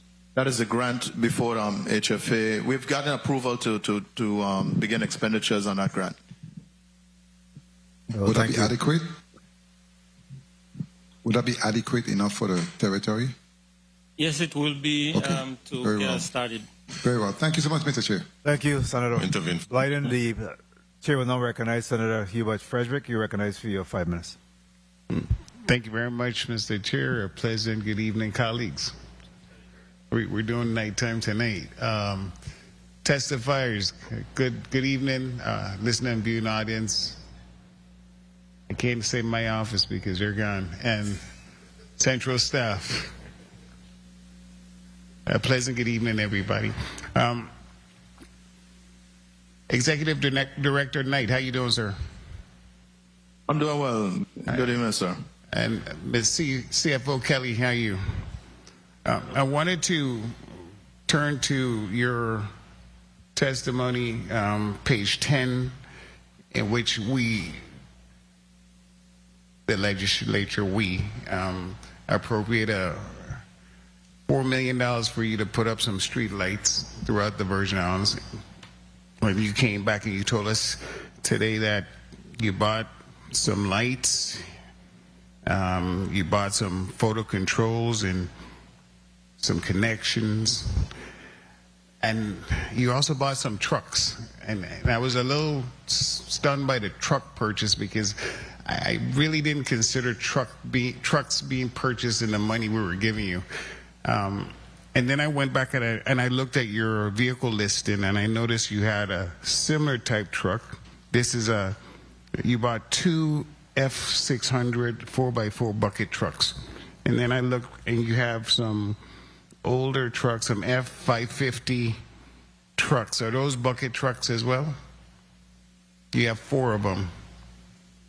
Yeah, perhaps, Senator, the reason for the truck purchase is, especially in the St. Thomas district, there are some areas like Savannah that the trucks that we use for construction and maintenance just can't navigate effectively. For street lights, we're getting into neighborhoods. Some of those neighborhood roads are very narrow, and we really needed trucks that could navigate those neighborhood roads. We have a couple, but if you really want to move this program along, it would be good to have some that's in good condition so that we can dedicate them to the street light program and know that they can get in where they need to get in. So when you say dedicate, that means once these lights are installed, they're not going to be used for the general work that you do on a day-to-day basis, right? Of course, if I need a truck to use to string your transformer to connect power to your home, of course, if that's the truck that's available, I'm going to use it, but they'll be prioritized to our street lighting crew. Our street lighting plan calls for a 3-member crew in each island that would be dedicated to street lighting, and they would have the first dibs on the truck. One of the trucks will be on St. Croix, or both on St. Thomas? Yes, sir. I think, well, as we contemplate it, we'll have one on each, one on St. Croix, one on St. Thomas. All right. In respect to the liability cap you spoke about, I have the bill on that, and it's being worked on as we speak. So you're going to have some relief at some point. No problem. I want to talk about the long-term debt that you currently have. I've been asking about this for a while. This is the debt that's being funded through the gasoline tax, correct? No, that's just a small portion of our debt. WAPA has always traditionally funded our capital projects by floating our own bonds, independent of the government of the Virgin Islands. There is a series of bonds that were backed by the gasoline tax. I think that was utilized to purchase the original Watsilla project, if I'm not mistaken. Everything, all the other long-term debt are notes that were floated by WAPA directly backed by our revenues. The ones that are being funded by the gasoline taxes, I was trying to figure out what the amounts were and when the maturity was on those debt.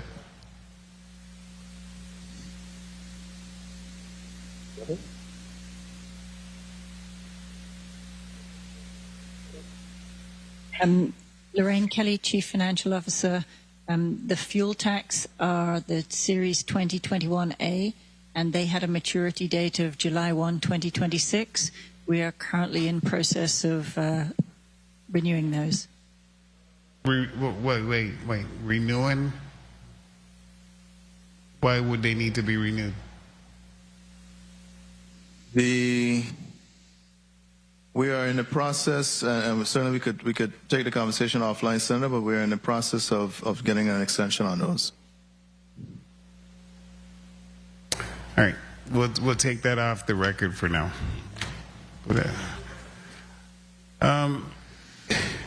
In reference to the federal grants that we've got, I noticed you had one on the post-audit report, page 29, that was going to it was obligated back in 2019, and it was still ongoing. I was wondering, was there an expiration date on that particular grant? It's the St. John Emergency Protective Measure Power Restoration Grant.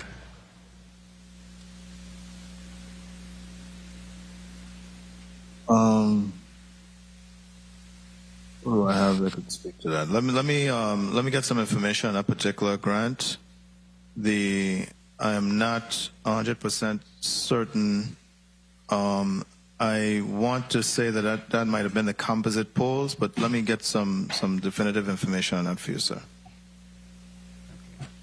And lastly, in reference to the $2.8 million, the assessment that the PSC had assessed from, you said 2000, what's the 2 dates you're asking us to pay? 2015? 2000. The 2020 2024, we've made partial payments towards satisfaction of 2024, but apparently we were unable to pay that assessment in full. I think we made partial payments on 2025, but we were unable to pay that assessment in full. So those are still due and owed. 30 seconds. That's the portions that we've asked. We have set aside resources for 26, and we are setting aside resources for 27. What we're asking, what we do not have set aside is to go back to 24 and 25. We just don't have that.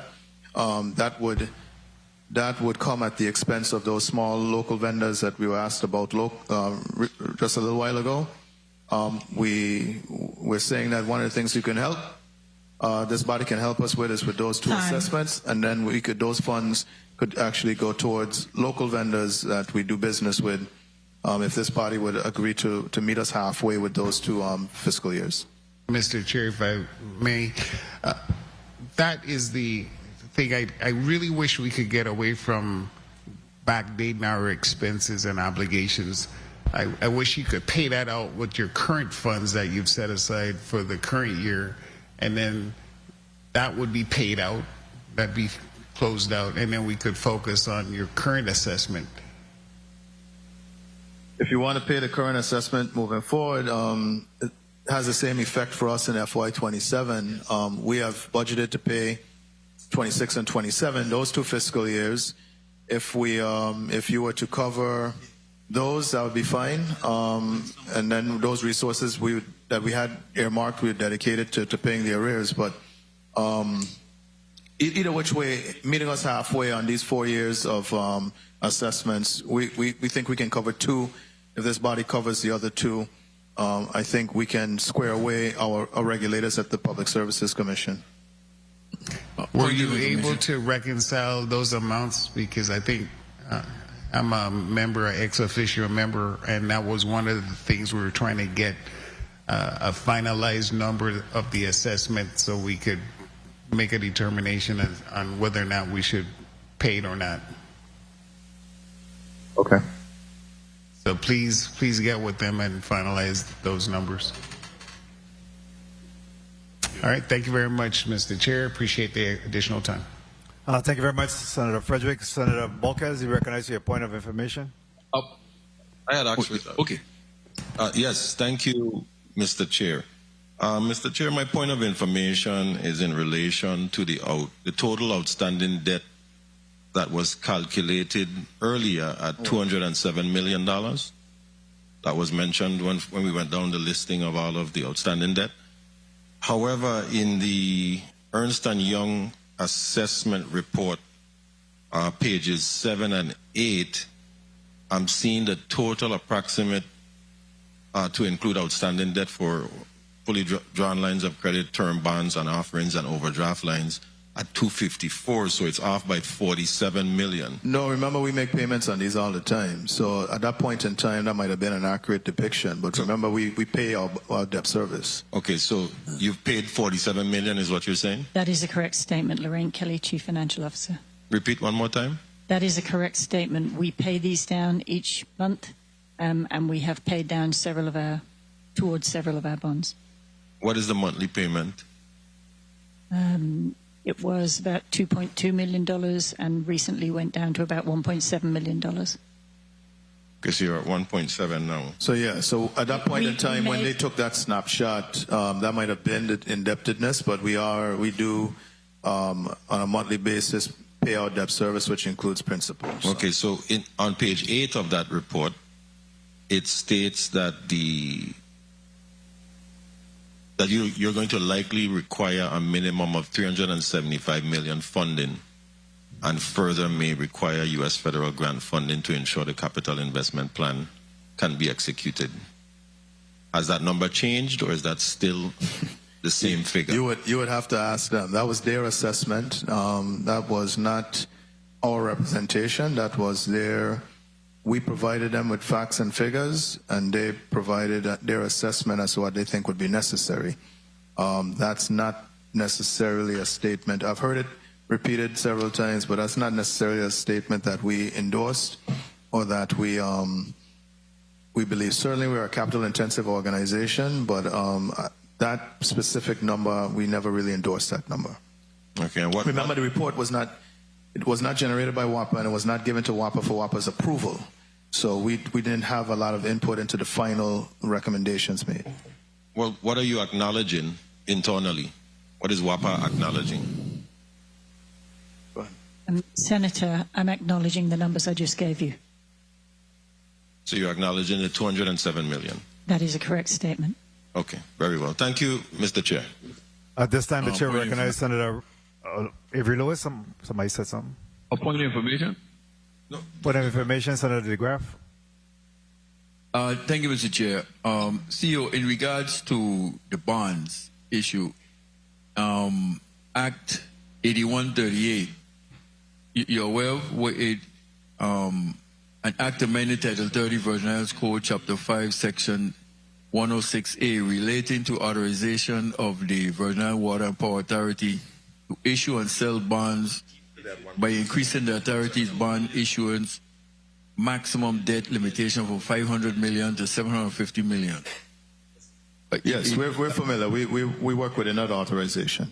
Okay, so you have utilized the increase thus far, or it's there for you, or you It's just there for us. haven't taken advantage of that? That's correct. We wouldn't be able to hit that capacity right now, given our current revenues. No.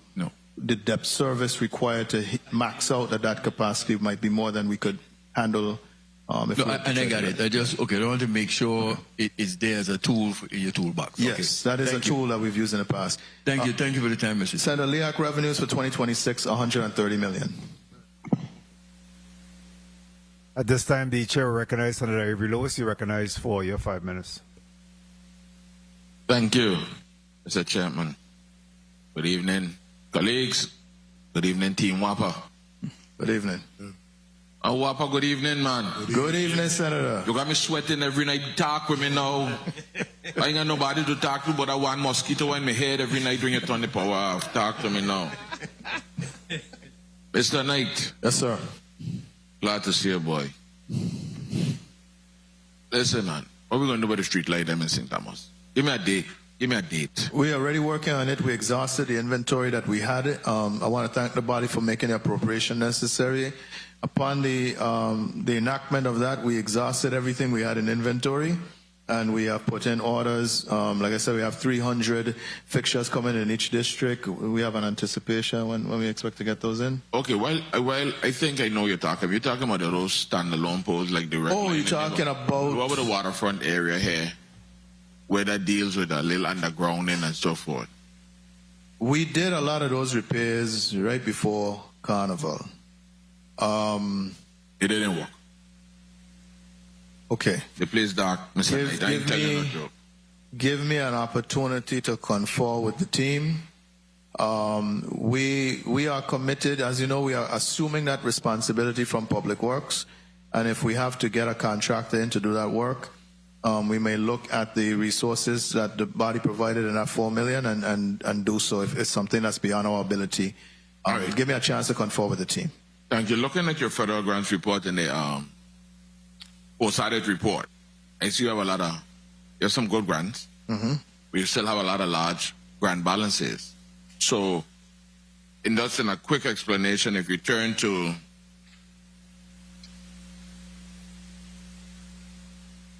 page 34. Yes, you see you have one there, battery storage, vehicle project, 3.1 million. Come down, 400,000, 400,000, 188, and all of them is the same balances. So those are the total amounts of the grants. Any particular reason or the in motion you could give this body? And the next page, HFA, well, I would understand probably a little hole up there. 35 million resiliency program, E-grade resiliency program. You want to put some answers to that? So a lot of the big ticket items are now starting to be expended. Those projects are now coming to fruition. The smaller projects, I think we're guilty of maybe putting our attention on some of the larger, more critical projects. We've mentioned like Unit 15, and some of those things have occupied our time. These projects, the funding is still available. We can knock those out. But we did take a while to get that hospital best going through the red tape. That's now out. We've got proposals in now. We have another $3 million tied up in the best for Vitima. Those are projects that are now starting to move. So hopefully the next time you see us, these balances will look a lot differently. These projects are now in the procurement stage. They're no longer being discussed about. I personally am writing the RFP for the cost of service study. So that $400,000, hopefully we'll get that on the street pretty soon. The projects are starting to move. Just some of the smaller ones kind of got left behind while our bandwidth was focused on the larger projects. I think we're now starting to, now that those projects are underway, we're now shifting our gears back to the smaller ones. Let's go to internally now. You were supposed to receive some meters and start changing out some meters. Or did a shipment reach? The final shipment of meters? So we have two things happening. We have 55,000 meters that are the AMI smart meters. Those are waiting for that network to be completed. We are ready. We're getting almost there in St. John. We put up all the poles. We put up the networking devices. St. John installation, like I said, we think we'll start in November and be done in December. We're getting poles installed in St. Croix and St. Thomas. We're testing the system and doing all the compatibility things that the IT folks have to do. And we're almost there with that. In the meantime, we had been putting up regular, I don't want to call them dumb meters, but manual read meters, very simple meters, just to replace meters that had malfunctioned. My last count, we had about 6,500 of those installed. I think we had a few left, about 1,000 left to put in. We're not going to purchase any more of those because we already have the new meters on hand to put in. So we're not going to purchase any more of the older stuff. No more of the dumb meters. No more. Got to get us some dumb bills. Please, no more. Anyhow. Let me wait a second. My time short. You talked about giving the supervisors an increase. What about the balance of the union? We are now going to enter in negotiations. I think next up to bat, hopefully I'm not speaking out of turn, next up to bat I think is the WIA, Rank and File Union. And then we will circle back to the PNT. Their contracts are still active. Their contracts haven't expired, so they just would, I think they're receiving a raise this pay period. So before their contract expires, we're going to be up for negotiations with them. You up to date with your GRS payments? We have been for the most part. I have to admit that I think the last month we have been lagging. 30 seconds. We'll get caught up. We don't lag too far behind, but we're not years behind or months behind. We're probably weeks behind. Our internal revenue. Internal revenue, I have an outstanding balance owed to them, but as far as employee portions to be transferred over, that gets done routinely on a every pay period. You have a payment plan on them? No payment plans with BIR. We pay them every couple of weeks. There's a balance that we had racked up some years ago. We do have to pay off that balance, but as far as keeping current, we keep current with BIR. So, Mr. Chair, let me ask this last question, and then I done with Mr. Knight. Based on what we're seeing going on in Iran and thing, I know your fuel has been fluctuating. Yes. I know there was a point in time you were getting ready. Well, I think you were close. We were seeing on the horizon where we were seeing a cost savings. Yes. Well, what is the reality of that? Because to pass on to the ratepayers now, to the consumers now. A lot of the cost savings has been eaten up by the increases in fuel since February. We were really on the verge of closing out a good, solid fiscal year. And I got a little excited about what that could mean. But then in February with that conflict, a lot of the progress we were making was eroded. This year, the first month of the fiscal year, I think, again, we're trying to do our month-end close, but I think in July, we're probably short about $1 million. We're very close to that, getting back to the black.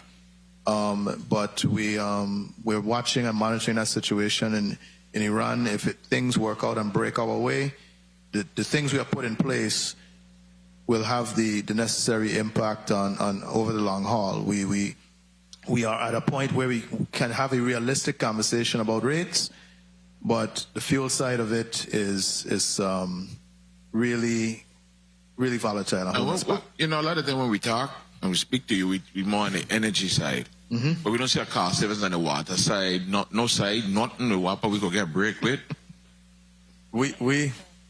we, as we discussed, we still have some water losses we need to deal with. We are holding our own despite, especially on St. Croix. So St. Croix has much more miles of pipe. We're really doing well on St. Croix, holding our own from a revenue expense perspective.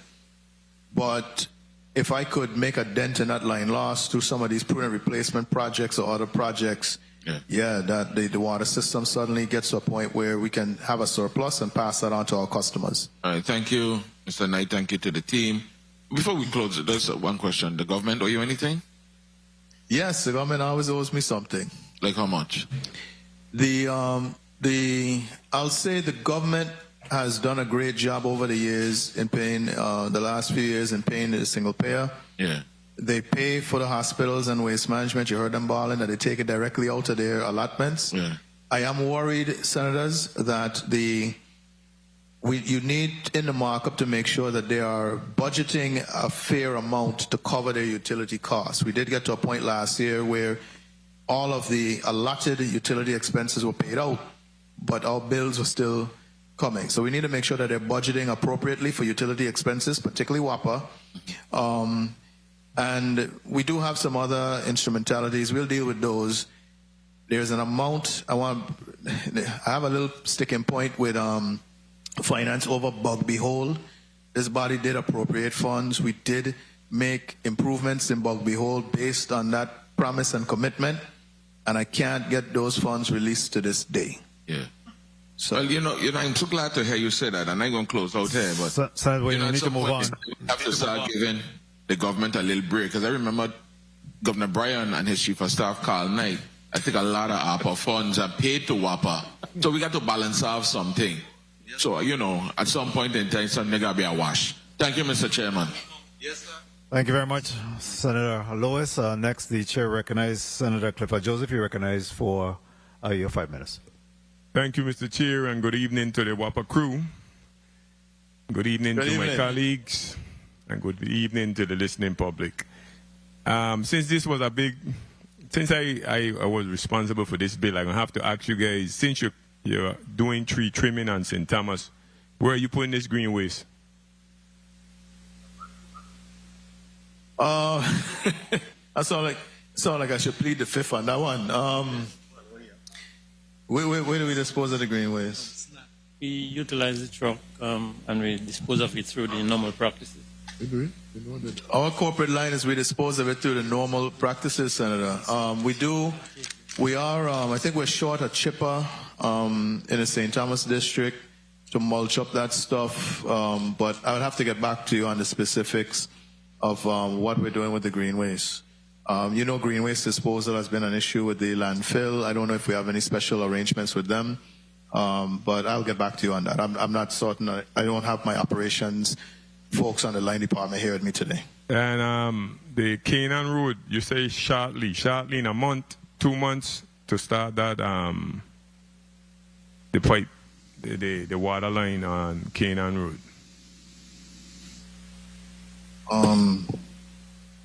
I said sure. Go ahead, Mr. Hodge. Yeah, good afternoon. Good evening, Noel Hodge.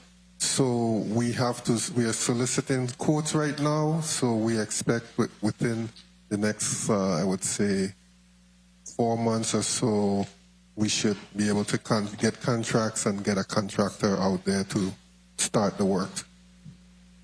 Yeah, okay. And you also mentioned about, you say you had the 5,000 meters, so all meters have to be changed? Electrical? 35,000, yes. We are going to go back in and we're going to install a brand new meter on every single residential, commercial, and even net metering customers' meter. Okay, good. So even the meters are working now that you guys reading from the office, everything have to change? Everything has to change. We're migrating to a new system. And so those meters will be obsolete for our purposes. Everything has to be changed.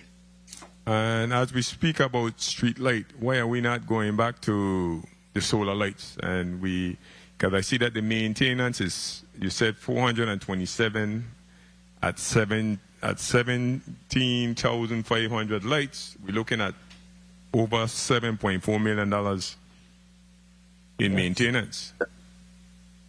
The street lights were never solar lights. I know they had that appearance. In order for those to have been truly solar lights, they would have, remember the lights come on at night, the solar comes on in the day. What's been missing is a battery to store that daytime energy to actually deploy it at night.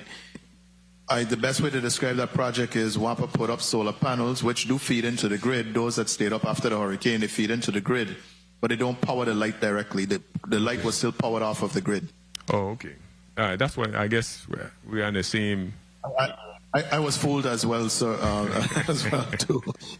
So since we're speaking about batteries, do we have any plans like for the most vulnerable folks in our community, either you're on a machine or something, and with the power outage, especially in the St. Thomas district, having some batteries maybe in some of the elderly homes to at least take them through the evening, at least for especially those who are on these breathing machines and stuff.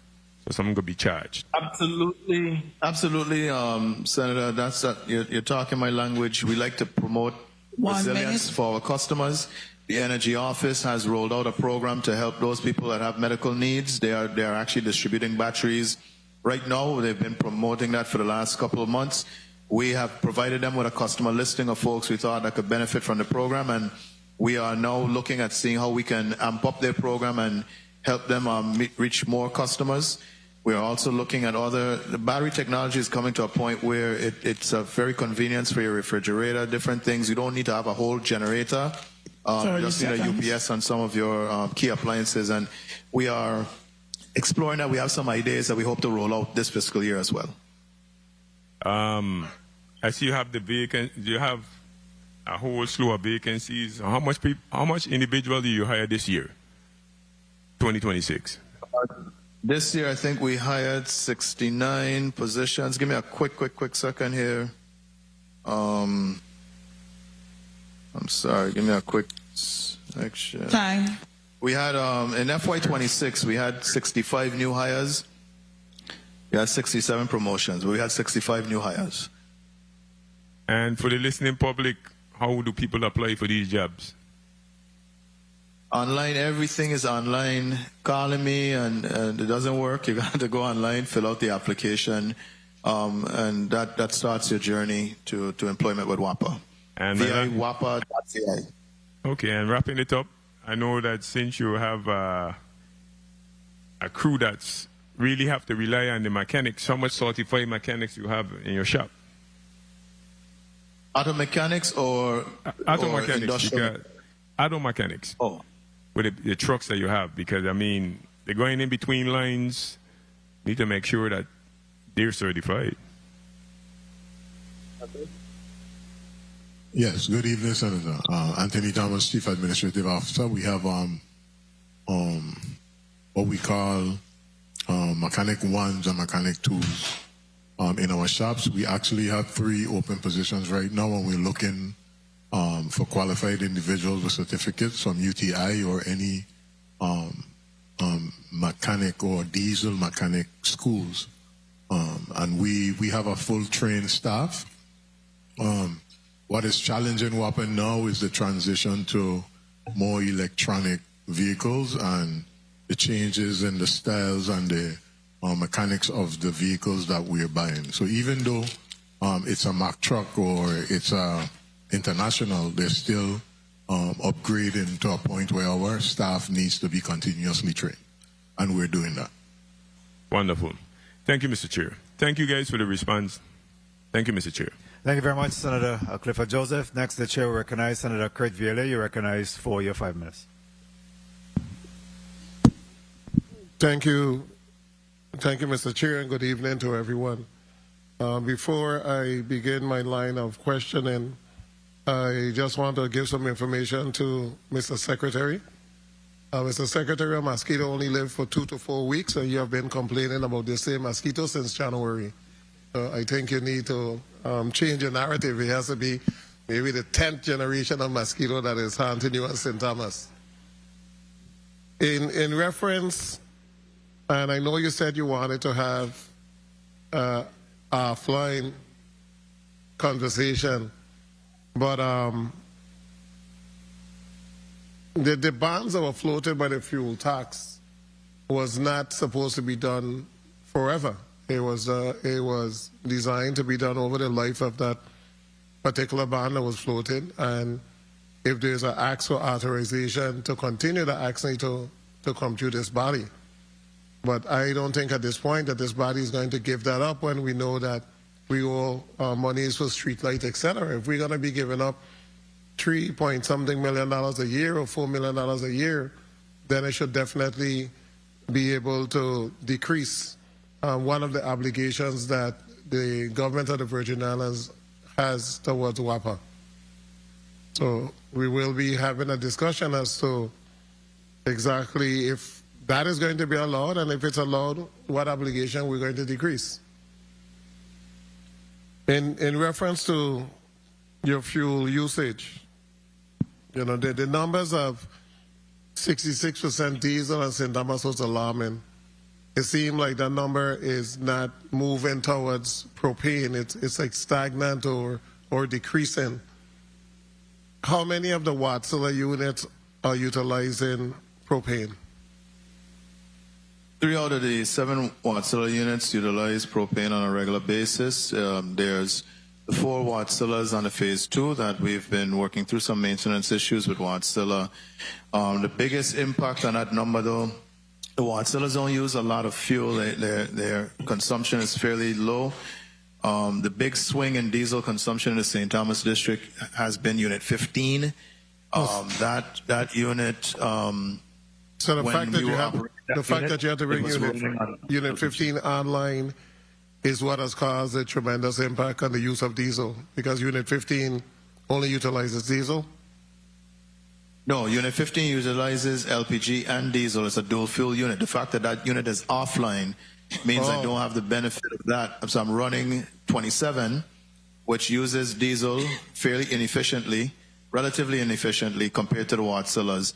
And so that is the big swing between having a primarily more LPG burn in St. Thomas than diesel burn. When 15 returns to service, we'll have more LPG burn in St. Thomas than diesel. So the key is to get off of 27.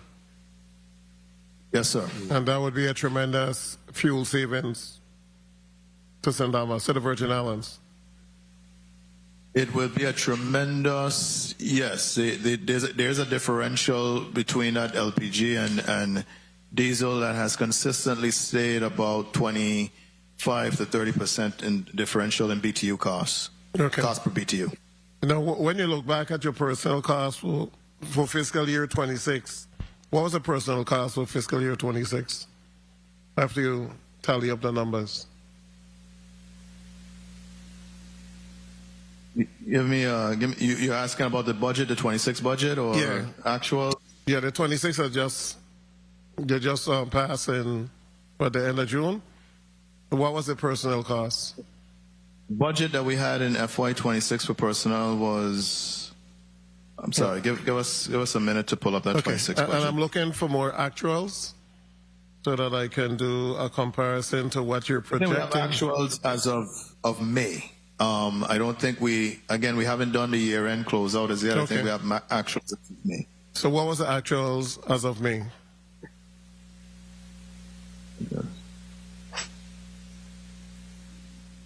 Personnel, 51.4 million actuals as of May. Okay, and that was the end of May? Yes. FY26, end of May, 51.4 million year to date at that point. Because if I were 11, that's about 5 million. So you're probably going to end up with between 56, 57 million for fiscal year 26. You're proposing in your budget 69 million for fiscal year 27. I think you have a lot of wiggle room in what you're proposing for fiscal year 27 based on the vacancies. I think your numbers are going to actually come in lower than the 69 million that you're proposing for FY27. We're proposing 63.5 million for 27. 63.5? Okay. Yeah. I still think it's going to come in a bit lower unless you're really able to ramp up getting all of those individuals on board. When you said you hired 65 new hires, how many separations you had for FY26? You said you were able to hire 65 individuals in FY26. So how many separations did you have? Let me get that figure to you. I have my HR staff in the back. They'll get me that figure. Okay. Were any of your projects affected by the HUD decision? Time. Yes. To what extent, it's still unclear to us as of today. We do have a battery backup system that we wanted to put for the East End substation. That has not yet gone to procurement. That is not under contract. That is not obligated, and so that is a potential challenge depending on how we interpret the HUD ruling. Feeders 11 and 12, we're going out for procurement for those two feeders. I am hoping that is free and clear, and that doesn't get caught up. So the things that were not yet quite under contract, I think we are still waiting to get some definitive word on how to proceed. My instructions to my team is to proceed until we are told to not proceed. The battery backup systems for both of the plant, were they already obligated? The battery backup systems are under FEMA. Those are not HUD funded. So that's not, okay, great. The last question, the composite pole project in St. Croix. I'm seeing a lot of the inner neighborhoods that have not yet received composite pole. Is there a stall to that project? Like the whole Herman Hill area, I'm seeing no composite poles. I know it wasn't 100% completion. So is there still work to be done in St. Croix? There's no stall, but I do think the project, as I understand it, contemplated going through and doing the primary circuits. I think we've done a couple. I think Hannah's Rest is one of the few places where we've done neighborhood with composites. No, that's actually underground in Hannah's Rest. I don't know if the original project scope contemplated going into all of the secondary circuits. And I think that project, from the time I got here, has been about 90-something% complete. I don't think there's much more work to be done. I see some lines in Salt River that we still need to string, but I think we're almost done what we had intended to do on St. Croix. Okay, thank you so much. Thank you, Mr. Chair. Thank you very much, Senator Bailey. Before we go on to Senator Gittins, who will be the next CEO Knight, what is the game plan for the South Shore in terms of establishing or putting a substation in that location? So I think you're referring to power generation off on the South Shore. I think this body did work with us to allow us to participate in the free trade zone. I have had discussions with at least 2 of the 3 large property owners out there about putting generation assets out there. If we use federal dollars, the caveat is the property has to be property owned or fully controlled by WAPA. And so that is a caveat that we need them to acquiesce to. We do have property out there, but I don't know if it's suitable. It had been explored many years ago to put generation. I think there was 2 failed attempts to put generation on the South Shore by WAPA. We think there's some good real estate that we can utilize, and those discussions are ongoing.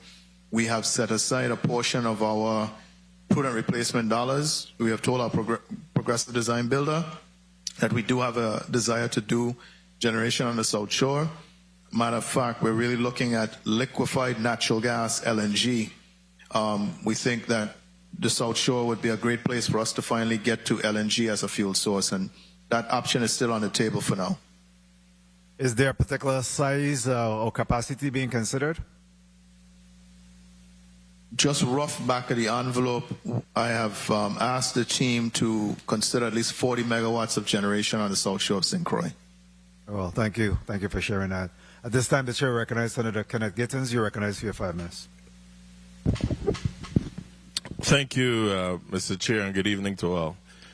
You know, CEO Knight, as we speak here now, there's a tropical storm approaching the territory, and I'm just wondering, under the current circumstances, how are we to really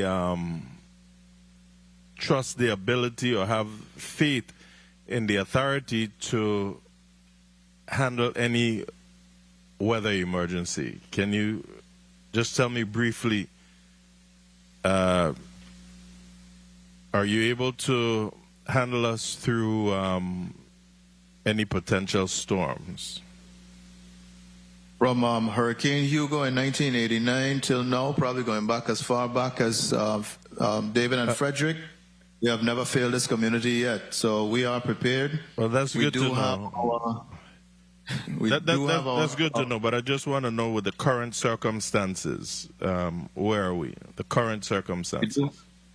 We do have our emergency contracts in place. So, Senators, I want to assure you that even if all resources fall short, we have mutual aid agreements, we have emergency contracts in place, we have emergency contractors, including contractors who are already on the ground, prepared to respond and supplement any areas that we fall short on. But I'll have Mr. Gregoire, who's our incident commander, just add a little bit more color. And we have, how you call those things, transformers and whatnot on hand? We are working on the procurement. We are racing. Hopefully, your prediction of a storm is not as imminent. We have conversations going on with our supplier about getting us some inventory. We don't have what we need, not to my satisfaction, for a full-scale restoration, but we're hoping to build some inventory with transformers. We need wire. We need, there's some things that we need that we are working with one of our suppliers to provide for us. And those conversations are ongoing, and we hope that within the next couple of weeks we can get the things that we need to have an inventory stockpiled. All right, thank you. But I'm not predicting anything, but I am a realist, and I am paying attention to what's going on out there and potentially heading our way. Let's go to the AMI quickly. The authority had attempted before with this AMI system, went as far as paying a vendor, and the system was never fully implemented. So what is materially different this time, and what contractual safeguards do you have in place now to ensure that the system is fully operational and not merely that the meters were installed? So we've been very particular. You know, I've said before, any lessons that we could learn from the first rollout, we have certainly applied. I do want to just correct the record to say that my understanding is that the system was essentially complete, and the majority, if not all, of our meters were being read. I think we saw some degradation. I think the issue was meters failing before they should have. They're not meeting up to their lifespan. There's been a couple, FEMA and other folks have looked at this to try to figure out why those meters did not last as long as they were intended to. We have looked at getting a fully enclosed system that's purpose-built. What we did before was we put a module that altered or modified our existing meters. What we have done this time around is actually have meters that were designed specifically for this role. We're not modifying meters. 1 minute. And of course, we have made it very clear in our specs that what is required. We do have extended warranty this time around on these meters. I know you know how to eat up the time, but let's not do that. But I'm going to differ with you, because all reports have indicated that this AMI system have never been fully implemented. So I don't understand your response just now. Let's move to the battery backup.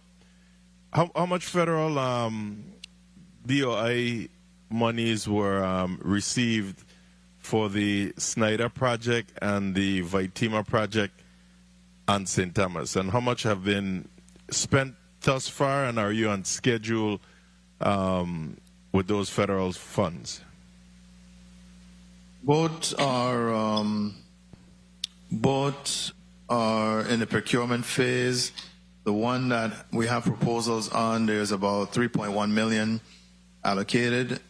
Without influencing the proposals for the next one, I'll just say for the purposes of transparency, it's about the same ballpark as far as budget and size. None of the funds have been extended as yet because we haven't yet selected a vendor and executed a contract. But we are in the evaluation phase for the Schneider Hospital, and the second project, once that goes out to procurement, will be for the Waitima EOC. And why wasn't this resiliency investment not also made available for the St. Croix district? We have intentions, as I think the hospital folks said earlier today, we are waiting for them to conclude. We're not going to put the investment in the temporary modulars that are slated to be removed. We are looking forward to their either having them incorporate batteries into their new hospital or supporting them with a similar project once they have started construction on the new hospital. So we do have that in mind. We think it's a good thing to do for critical infrastructure, and we look forward to doing that.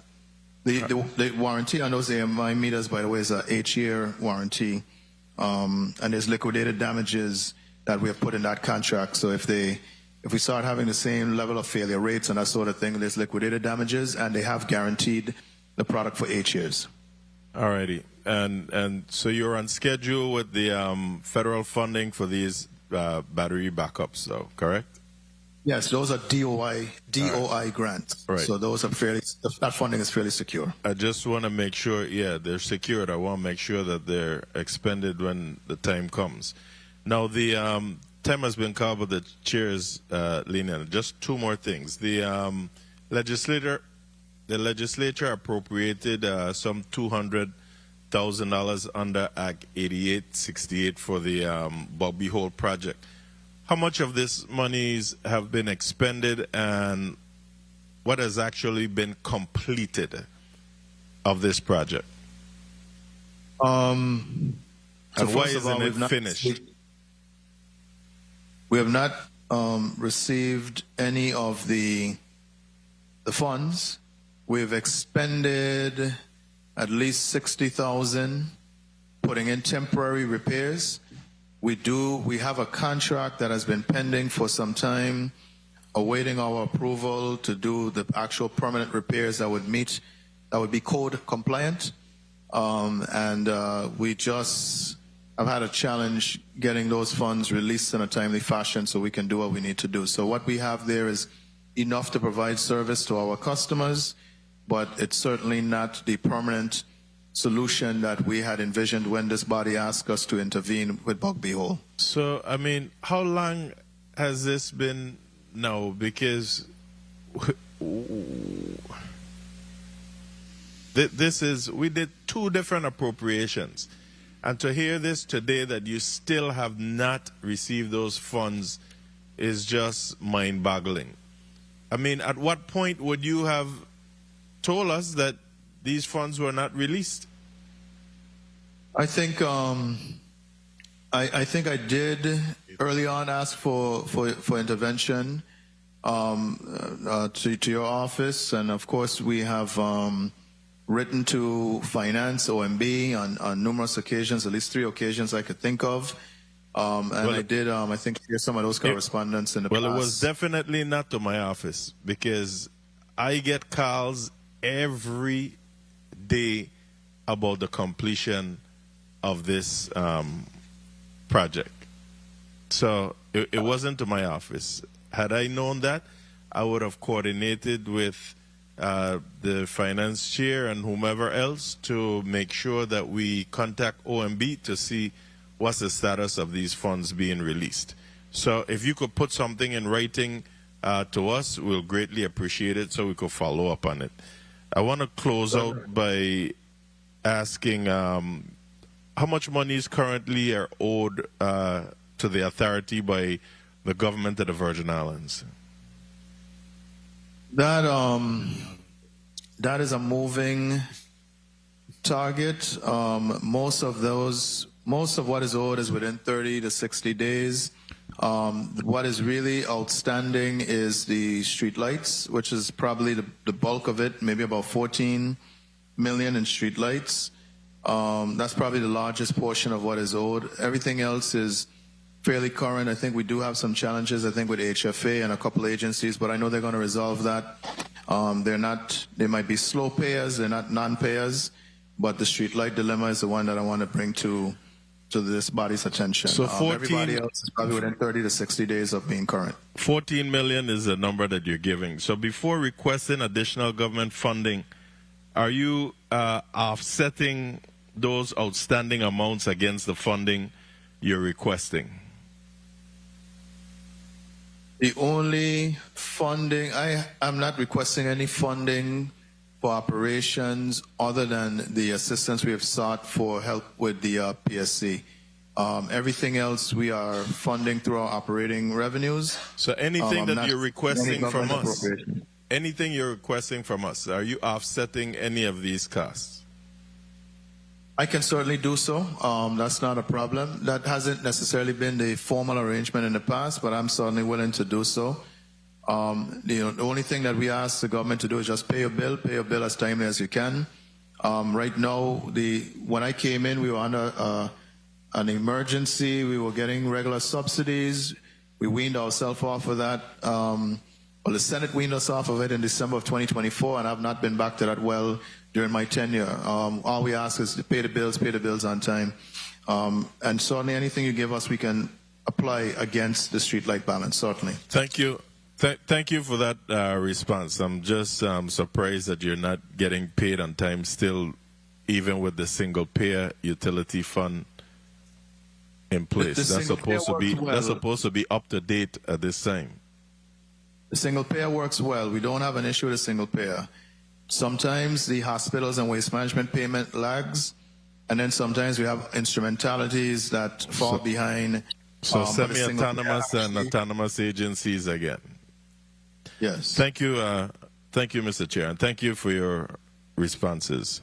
Thank you very much, Senator Gittins. As we round out the night, I wanted to ask you, CEO, in regards to the cassava garden, the facility over in Estate Pearl, when are you having discussion in regards to when you'll be able to energize that building? That's an active conversation that the line department has been working on. I don't have an update with me today, but we are moving post-haste to energize that Cassava Gardens building. I'm surprised to hear that we're not finished as yet. That's something we've been working on for at least the last few weeks. So I'll check on the status of that for you, Senator. Yeah, there were conversations just today that we're still pending energizing that building. Are you completely out of any relationship with Vital at this time? Yes, we have no relationship with Vital at this time. Excellent. All right. And we have heard of the legislative action that you have requested. I'll tell you that individually, several senators are undertaking some of those, and we're hoping to at least at some point either move anonymous or bill to be able to bring all of it into the fold, or at least try to move them into one consolidated bill so we could address all of those concerns there. I wanted to ask any of my colleagues, do you have any burning questions? I'll allow for one burning questions as we move towards wrap up. We have a 8 o'clock hard stop. Any burning questions from my colleagues? Yes. Yes. Yes, Mr. All right, Chairman. so we'll go in order. We'll start off with Senator Carla Joseph. A burning question, one. Yes, thank you so kindly, Mr. Chairman. I would like to ask CEO Knight, do you anticipate any other power outage in the St. Thomas, St. John district? Yeah. Tonight, for this week. Okay. For this week, and let us know in advance so we could prepare ourselves. All right, let me thank you for the question. So give me an opportunity to communicate to the audience. We are trying to complete the repairs of that valve at the propane terminal. That requires perhaps another 5 hours engagement tonight. Cheese and bread. However, So we believe that we can operate the system on diesel only without in the wee hours of the morning without having to disrupt power. Last night, and we haven't yet understood why, we've been looking at the history of the demand over the last couple of weeks. The demand last night was particularly high, and that forced us to rotate power between those hours when we were working on the valve. I guess the caution is that that's a possibility again tonight, but it shouldn't be it should be a rotation, no longer than 2 hours for those affected feeders. What are the feeders, Mr. CEO? What are the feeders? Because we are suffering. And we will probably try to rotate whatever we took off last night. We'll probably try to give them a break and rotate some other feeders. But again, there's no way. Let me be clear.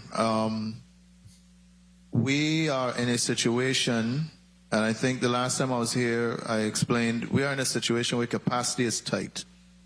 All of the generators that are working in the plant, I need them to stay working.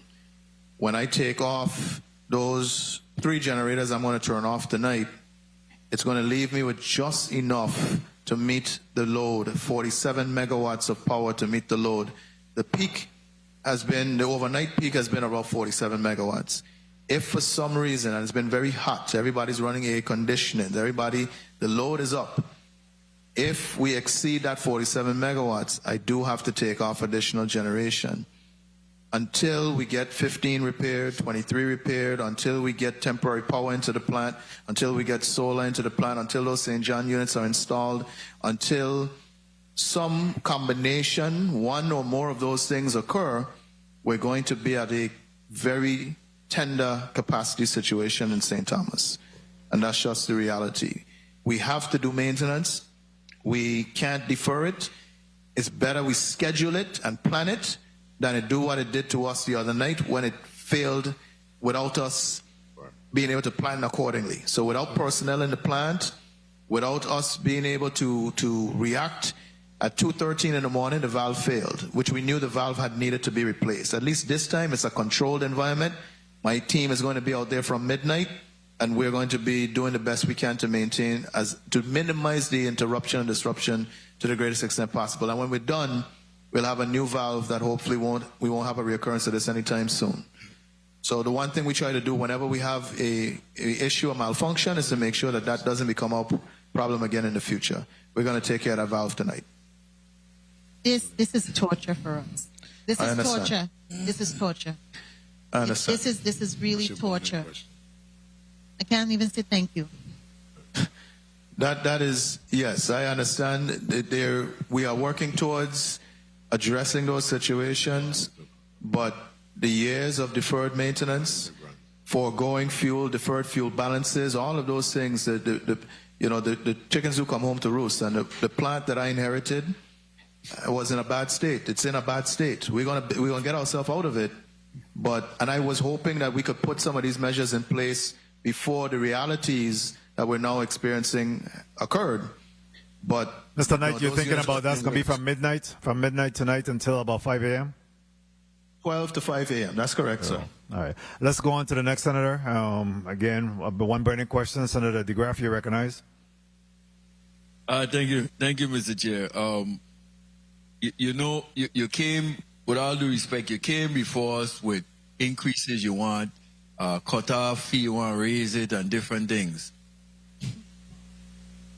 2.8 million you have in your budget. You have in 26. Because again, your numbers are a bit vague for me. I don't have a solid number to jump on. But I think that 2.8 what you're looking for in 27, you have it in 26. With how the current going off, the amount of appliances, TVs, machinery, different electronics that people have lost, in addition to being hot and inconvenient, destroyed. I know people calling me about washers and dryers and stuff, destroyed, that they won't get compensated for. This is what's happening. WAPA is systematically deteriorating and destroying the territory. And you and your team, you're working, but to hear that a valve was defective, and it's like everybody went home and went sleep, leave the system there by itself, that you have to scramble to pull people, that's the message that's coming across, and it's not fair to us. Ain't fair for yourself to even Let me correct that statement when you're done. Yes, Senator, okay. please. Because I going based on what you said, you didn't have the personnel around, but you knew the valve was bad. I explained the situation earlier, so I didn't go into the details. But let me explain it again once you're done. Well, that would be my one question. Okay, explain that so we could be aware. So I think on Sunday we knew that we had a malfunctioning valve. St. Nol's told us that they were having an issue with the valve. I think we had an outage related to it. We scheduled maintenance. St. Nol's is responsible for operations and maintenance of the terminal. That night, when we were expecting to take off the power so they could do what they had to do, they told us they weren't quite ready. They would need some support from WAPA. We said we were not ready.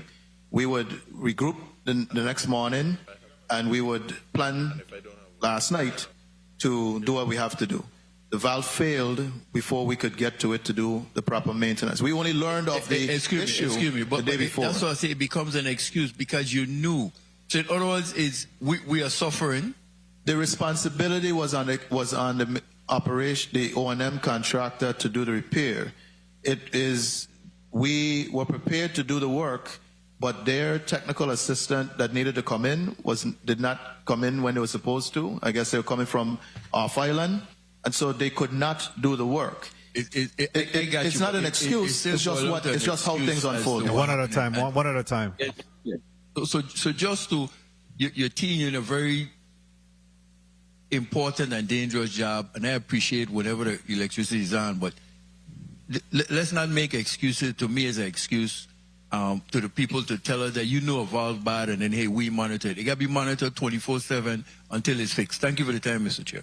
Thank you very much. We'll move on to the next senator, Senator Ray Fonseca. You recognized for your burning question. Yes, thank you, Mr. Chair. So, first of all, I want to congratulate the hard-working WAPA employees. We know you put all your energy and you do your best.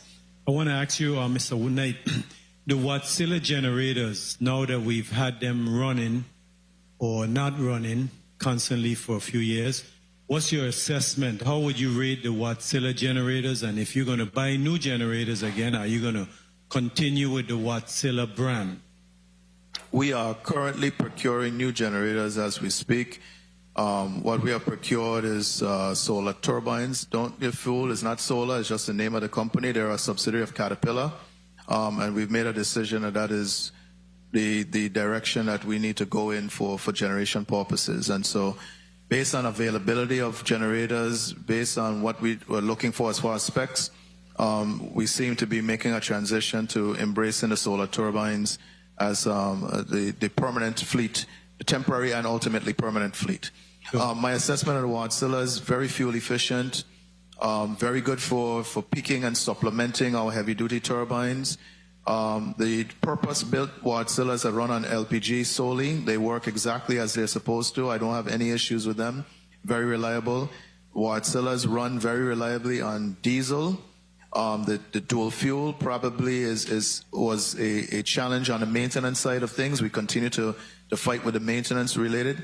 I think we love our old gas turbines that could switch back and forth without issue. And so I think we try to replicate that. We will ultimately find engineering solutions that allow us to keep up with the maintenance of those units and keep them on LPG operation. But we've made a decision as to what we think the future fleet looks like already. Okay, thank you, Mr. Chair, for the time. Thank you very much, Senator Fonseca. Senator Frederick, you recognized for your burning question. Thank you very much, Mr. Chair. My question is to Ms. Kelly real quick. If you could tell me what the balances are for the line of credit, Bank 1, Bank 2, and the maturity on those.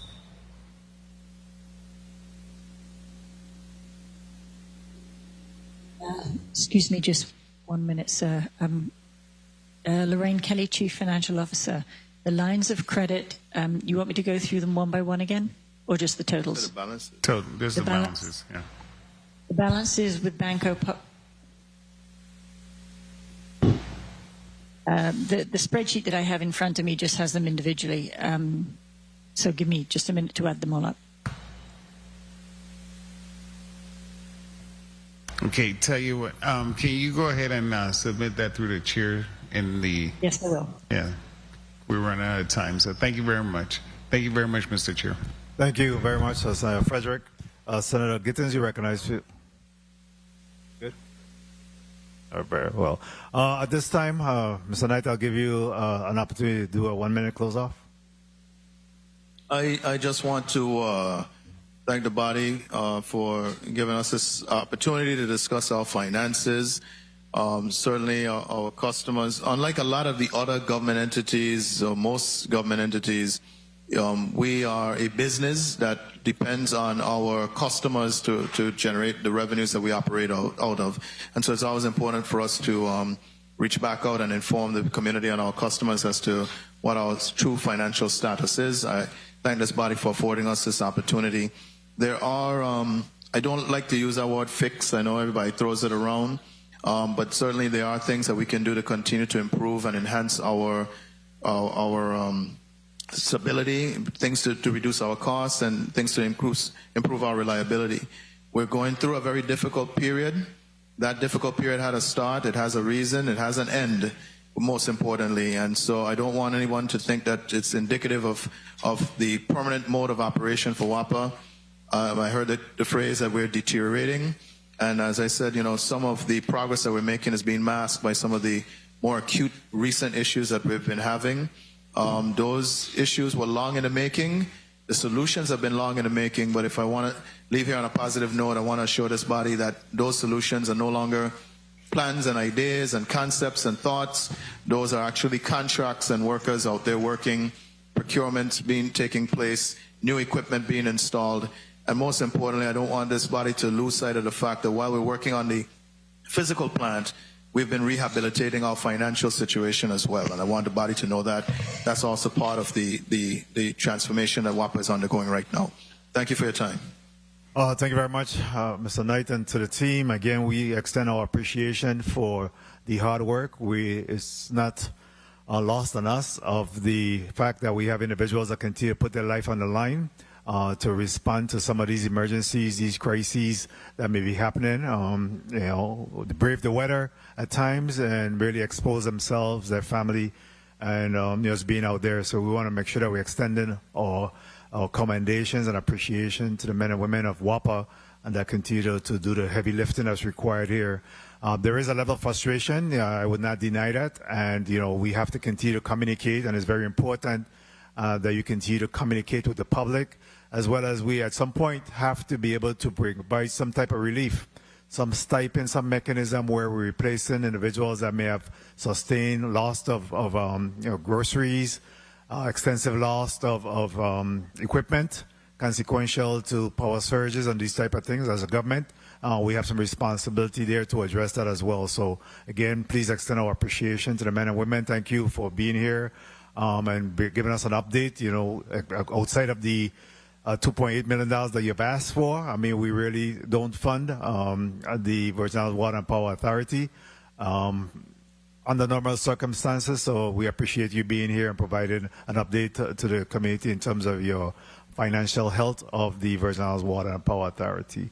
At this time, I'd like to thank our central staff, our hardworking central staff. They've been out since early this morning. Thank you for being here. Thank you to my staff. Thank you to my colleagues that remain in the paint with me. And just thank you to all for this Budget and Appropriations and Finance Committee hearing. The Committee of Budget, Appropriations and Finance of August 12th, 2026 is hereby adjourned. God bless. Good evening. Yeah.